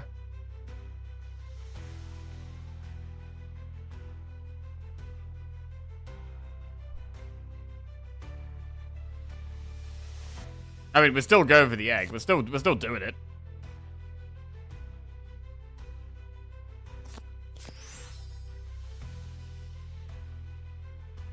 Alright. I mean, they're gonna get mega strong, though. Shop around. Egg! Bro, this is egg part 2. Second egg. Wait.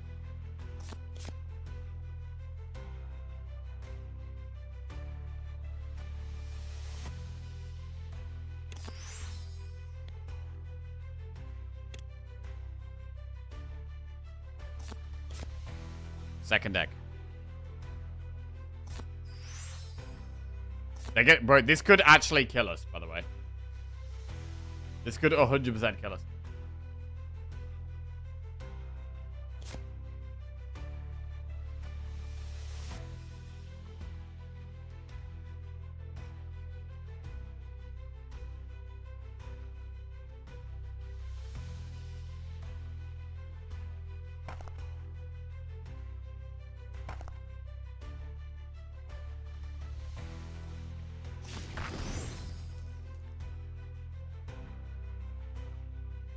Can't move any closer. Oh,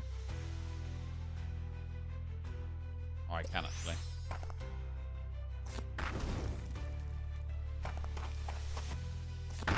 Ooh, killed one. That was big. That was quite big. However,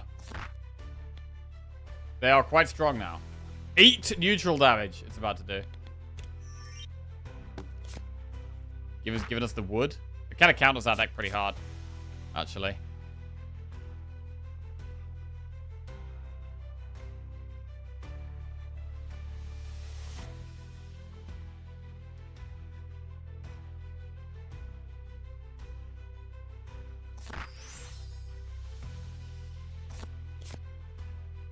discard wood.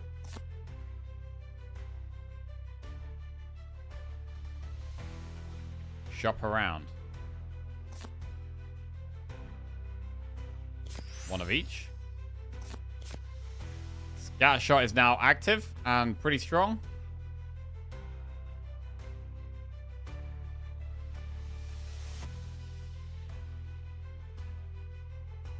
Fire, then water. Oh, I need to move the rogue out of the way, though, really. I mean, the rogue could punch 3.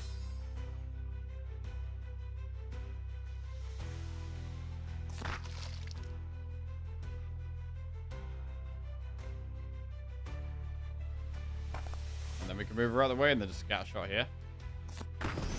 And then move the hunter down here. Move the farmer up here. Can't actually hit anyone there. So we just kindle.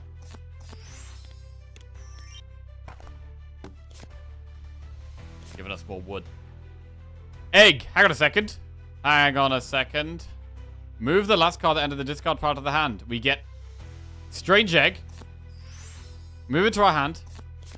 Strange Egg again. We've now played it 4 times. We only need to play it 1 more time. We only need to play it 1 more time.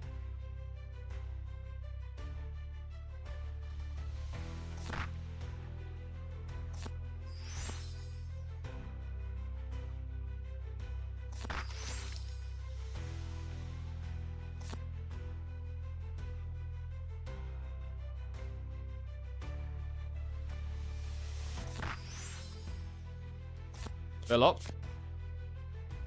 Alright, we're gonna try and find it. Come on. Water blade. Shop around.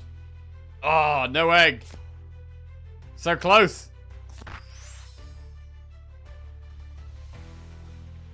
Add 1 grass to this guy. Kills him.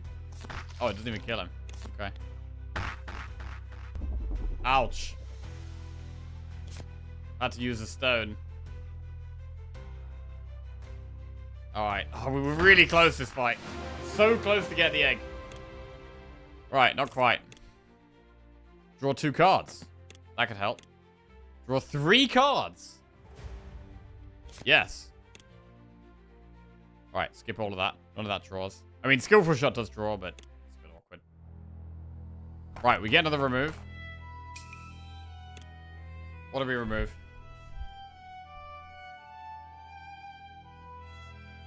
The bear fight is not really very helpful. Get rid of that. Event. Remove event? What's this? Right. Take my Fury Fist from a distance. You hear the sound of someone punching. As you get closer, you see a muscular fighter. He's slamming his fists against the wall, like he doesn't feel a thing. Hey, want me to practice the Fury Fist with me? It'll definitely help on your journey, he shouts, without even turning around. Replace 1 punch with Fury Fist. What is Fury Fist, bro? I can't see what it is. Oh. Exhaust, retain, 5 neutral damage. Oh yeah, that's better. It exhausts, which is definitely good. You can't refuse such an enthusiastic invitation, so you join him, punching the wall for a while and shouting, "Take my Fury Fist!" You deliberately avoid looking at your companions' faces, twisted from trying to hold back laughter. But it might actually be effective. You feel the power in your punches has significantly increased. Your old weak strikes now seem pathetic. You finally understand. The only true martial art is the Fury Fist. Okay. We get to upgrade a card. I need to upgrade something that draws.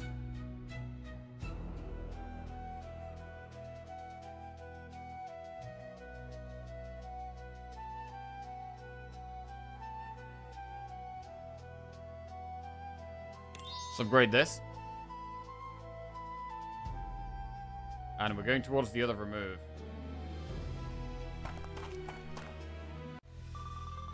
A Phoenix! It doesn't just call down fire burn its enemies, it also reverts into a Phoenix egg. When that happens, you have to deal a lot of damage to break the egg, otherwise it'll be reborn from the ashes. Oh shit, okay. Well, we have our own egg, bro.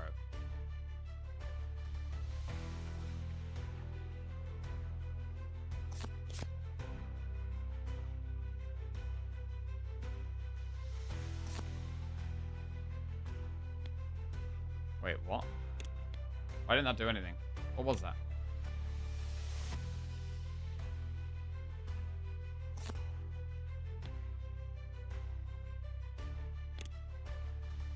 Yeah, I think I messed up there somehow.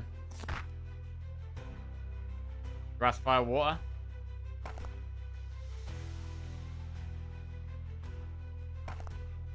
Grass.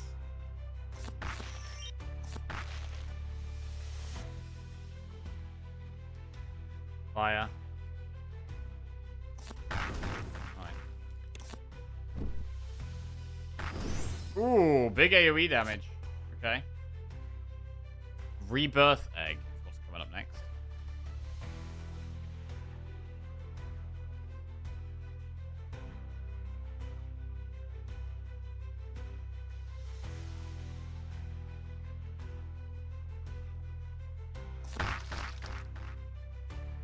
Kindle.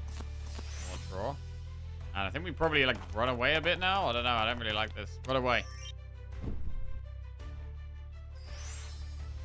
Turns into an egg. 30. After taking 30 damage this turn, revert to bird form and gain stun for 1 turn. Okay.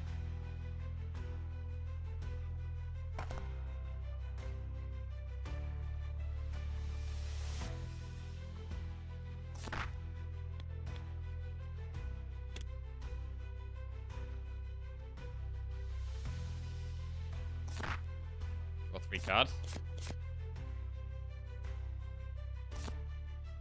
Strange egg. And then we can play it again.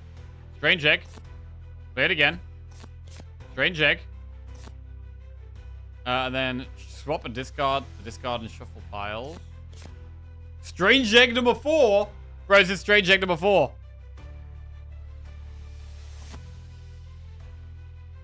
Draw 3 cards. Shop around.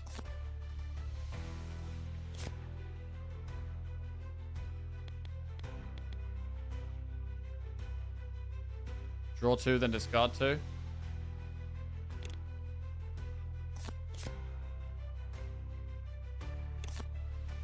Discard all of the cards, then draw that many cards. Bro, this is number 5. This is strange egg number 5. I think we actually get to play it. Right. Huge. Okay, we got a card that costs 1 to all non-allied units. It's 10 fire damage and also applies 5 fire. So, because it applies 5 fire, that means water attacks suddenly become very powerful.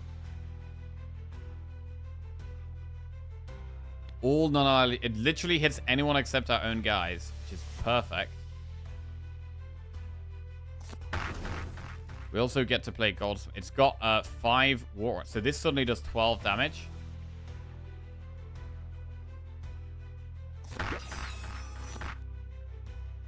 Scatter shot does hit it. And it's got a load of fire on it, so the water kills it. Oh, it's big. It's huge. The deck is actually working. The deck is actually working. Oops. Detonate bombs. We're not doing any bombs. I don't want any of that. Right, random event. Remove a punch from your deck. Yes.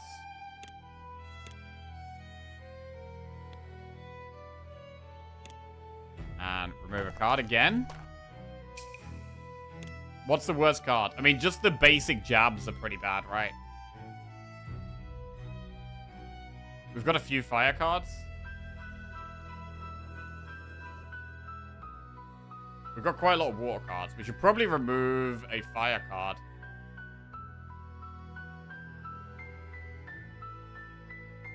Let's just remove the volley. Right, elite battle. This one's probably going to be hard. We're already at the castle. Why are there still bats? Right, we're going to vampire. It's got 75 health. Bro, we could just actually fully commit to trying to do egg stuff now. Play it again. Strange egg. Play it again. Strange egg.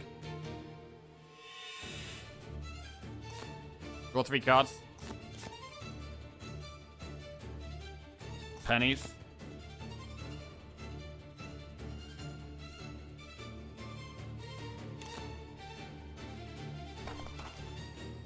smite the bat. Get rid of that. Wait, what does this guy do? Summons a bat.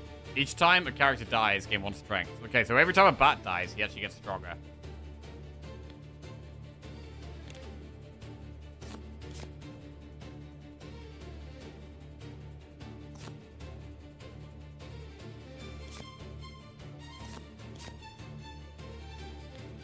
It's kind of awkward.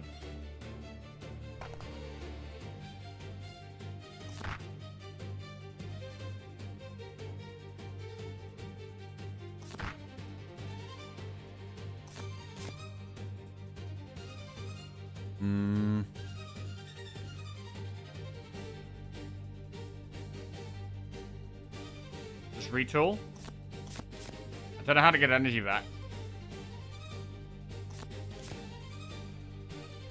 Turn over.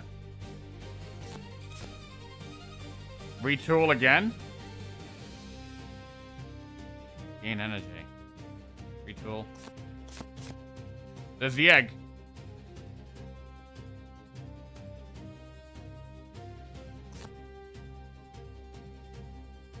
And then pinch pennies, actually.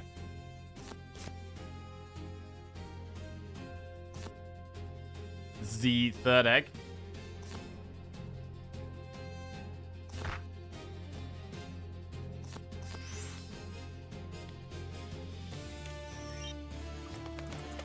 Right. Just won my first Ascension 10 run. Clone on Perfected Strike is GG. Hey, nice, Kwasi. Well played. Nice.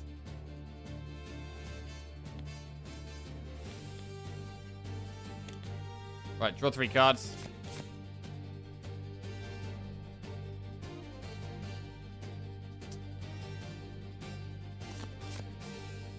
And we can do Strange Egg. Play it again. Strange Egg. We have it. To all non-allied units, deal 10 fire damage and 5 fire. So we can put grass on it first, actually. Or do we just keep trying to do this? It does 10 fire damage to the bat as well.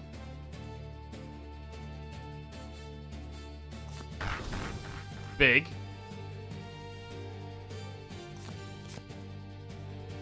But they both have water on. This now does 12 damage. If we have 1 energy, Steady Flow gives us energy back. So we can do that. To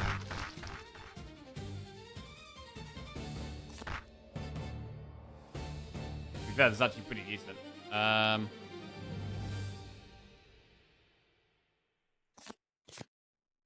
Scatter Shot is actually active. But she's too far away, so we've got to move her closer. We're kind of wrecking this guy. Where's the egg?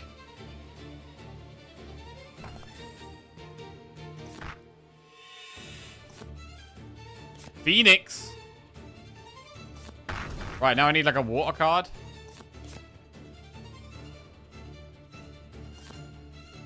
Need a water card.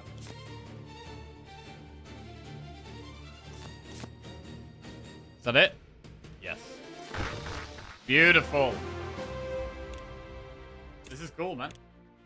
At the start of combat, add 2 random exclusive cards to hand and make them fleeting. Hunter exclusive. When you have an even number of cards, the 2 center cards can both trigger precision. Triggers an additional effect when played from the center of your hand. Oh, yeah, okay.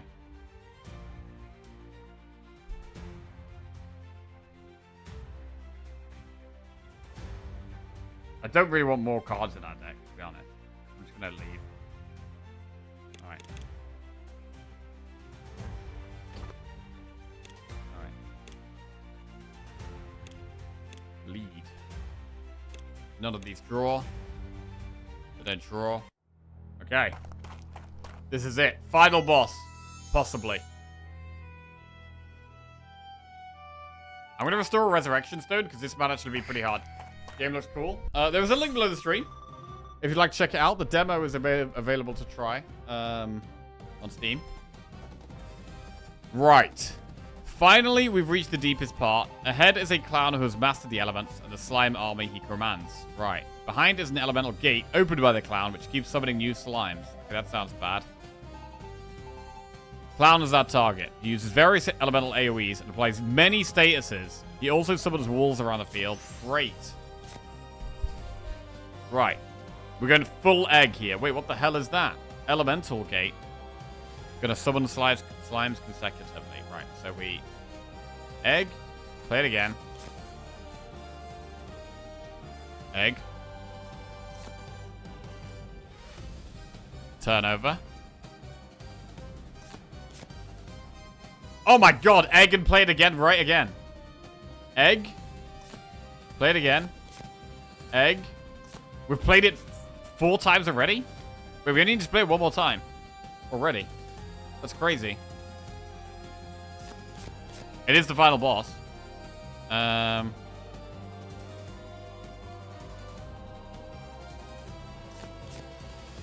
Oh! Egg is played. And we already have Phoenix Descent. To all non-allied units, deal 10 damage and get 10 fire on them as well. It's incredibly good. Wait, it damages the portal as well, which has 999 health. Okay. It does cost 1 energy, though. But I can't, like, Phoenix Descent, play it again, Phoenix Descent, unfortunately.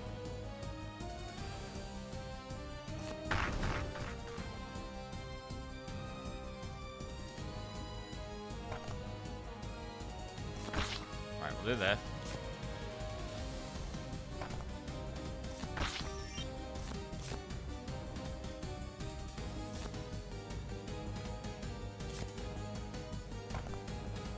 Alright, well, we killed the 3 elementals pretty nicely there. That was pretty solid. This guy's got fire on him. So water is great.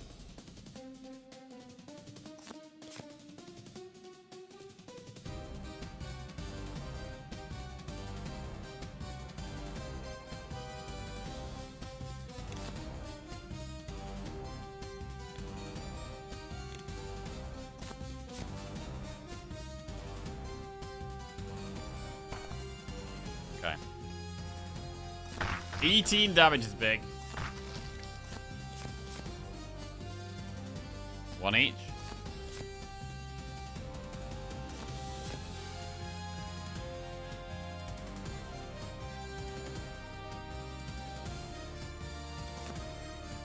Right, retool looks good.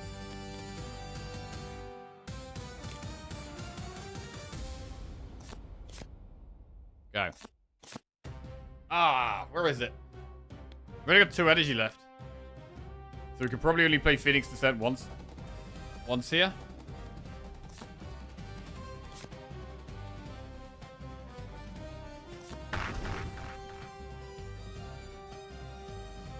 Got 3 cards, I guess.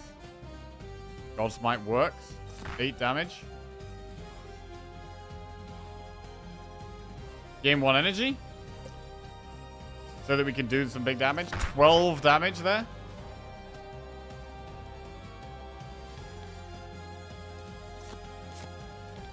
Right. I mean, getting him down to 40 already seems pretty big. There's a slime, but I mean, I'm not even too worried about that with the Phoenix Descent. Scatter Shot is kind of free. Does damage ourselves. That is kind of bad, actually.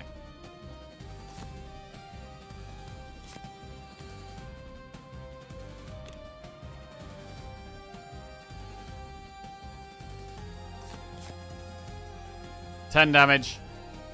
Again, it oh man, it damages the hunter. We need to heal the hunter, really. We'll do this. We'll heal the hunter. I don't even know if I want to play Scattershot, really. Alright, so we can lie in wait to draw. Draw more.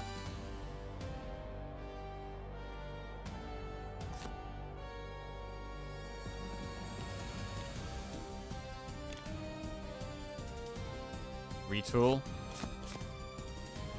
This isn't great. That is 12 damage, to be fair. And actually, this is 6, which is probably going to be worth overplaying Kindle. I guess we should see what we can draw. Clone shot.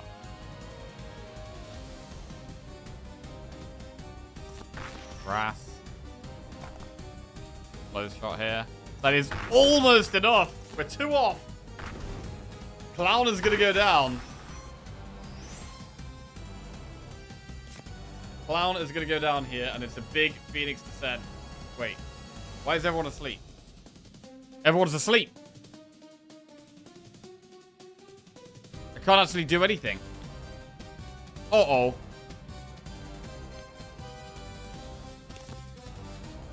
Ow. Ow. Okay. We're okay. We're fine. Maybe. Now they're all stunned. That means they can't move, I guess.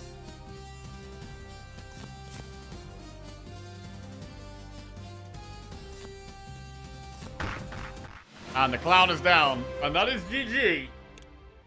Victory. The clown finally falls. The slimes shatter into countless gels, and the elemental gate vanishes into the void. You defeated the monster in the castle. The fight was hard, but you did it. Before you can celebrate, a blinding white light bursts from the giant mirror. As if in response, the chrono disc you carry begins to spin rapidly. The loop is about to begin. In a flicker of light and shadow, you see the clown rise again, waving its staff. The slimes around it reform. The traces of battle fade, and the castle seems to recede from you. As the sky and earth begin to blur. You know that under the chrono disc's power, the night is about to repeat. Everything will be restored to how it was. Close your eyes and forget everything. There it is. Massive score right there. Victory, flawless, elite hunter, unstoppable, filthy rich, elemental master, resourceful, energy saver, well-armed, sharp shot, super pet, RNG lover, unique. Huge. Leveling up everyone. Thanks for playing the Renight demo. If you enjoy the game, please consider adding it to your wish list. There you go. There is a link below the stream and in chat for anyone who would like to check it out. Demo is available on Steam. Check it out right now. And the full version should be coming out later this year. So, yeah, anyone who enjoys it, make sure to put it on your wish list.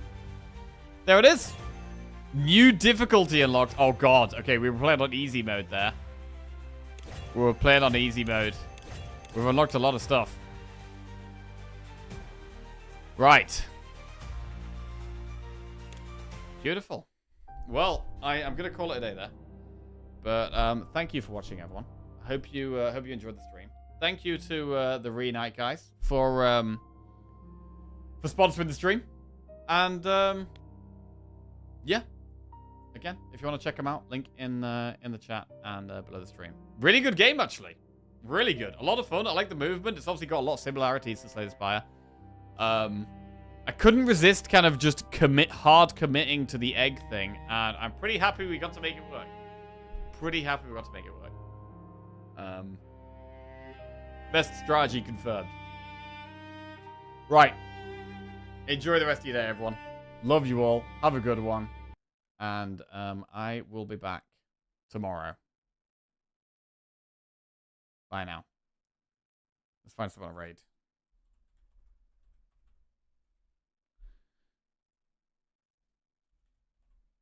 Right.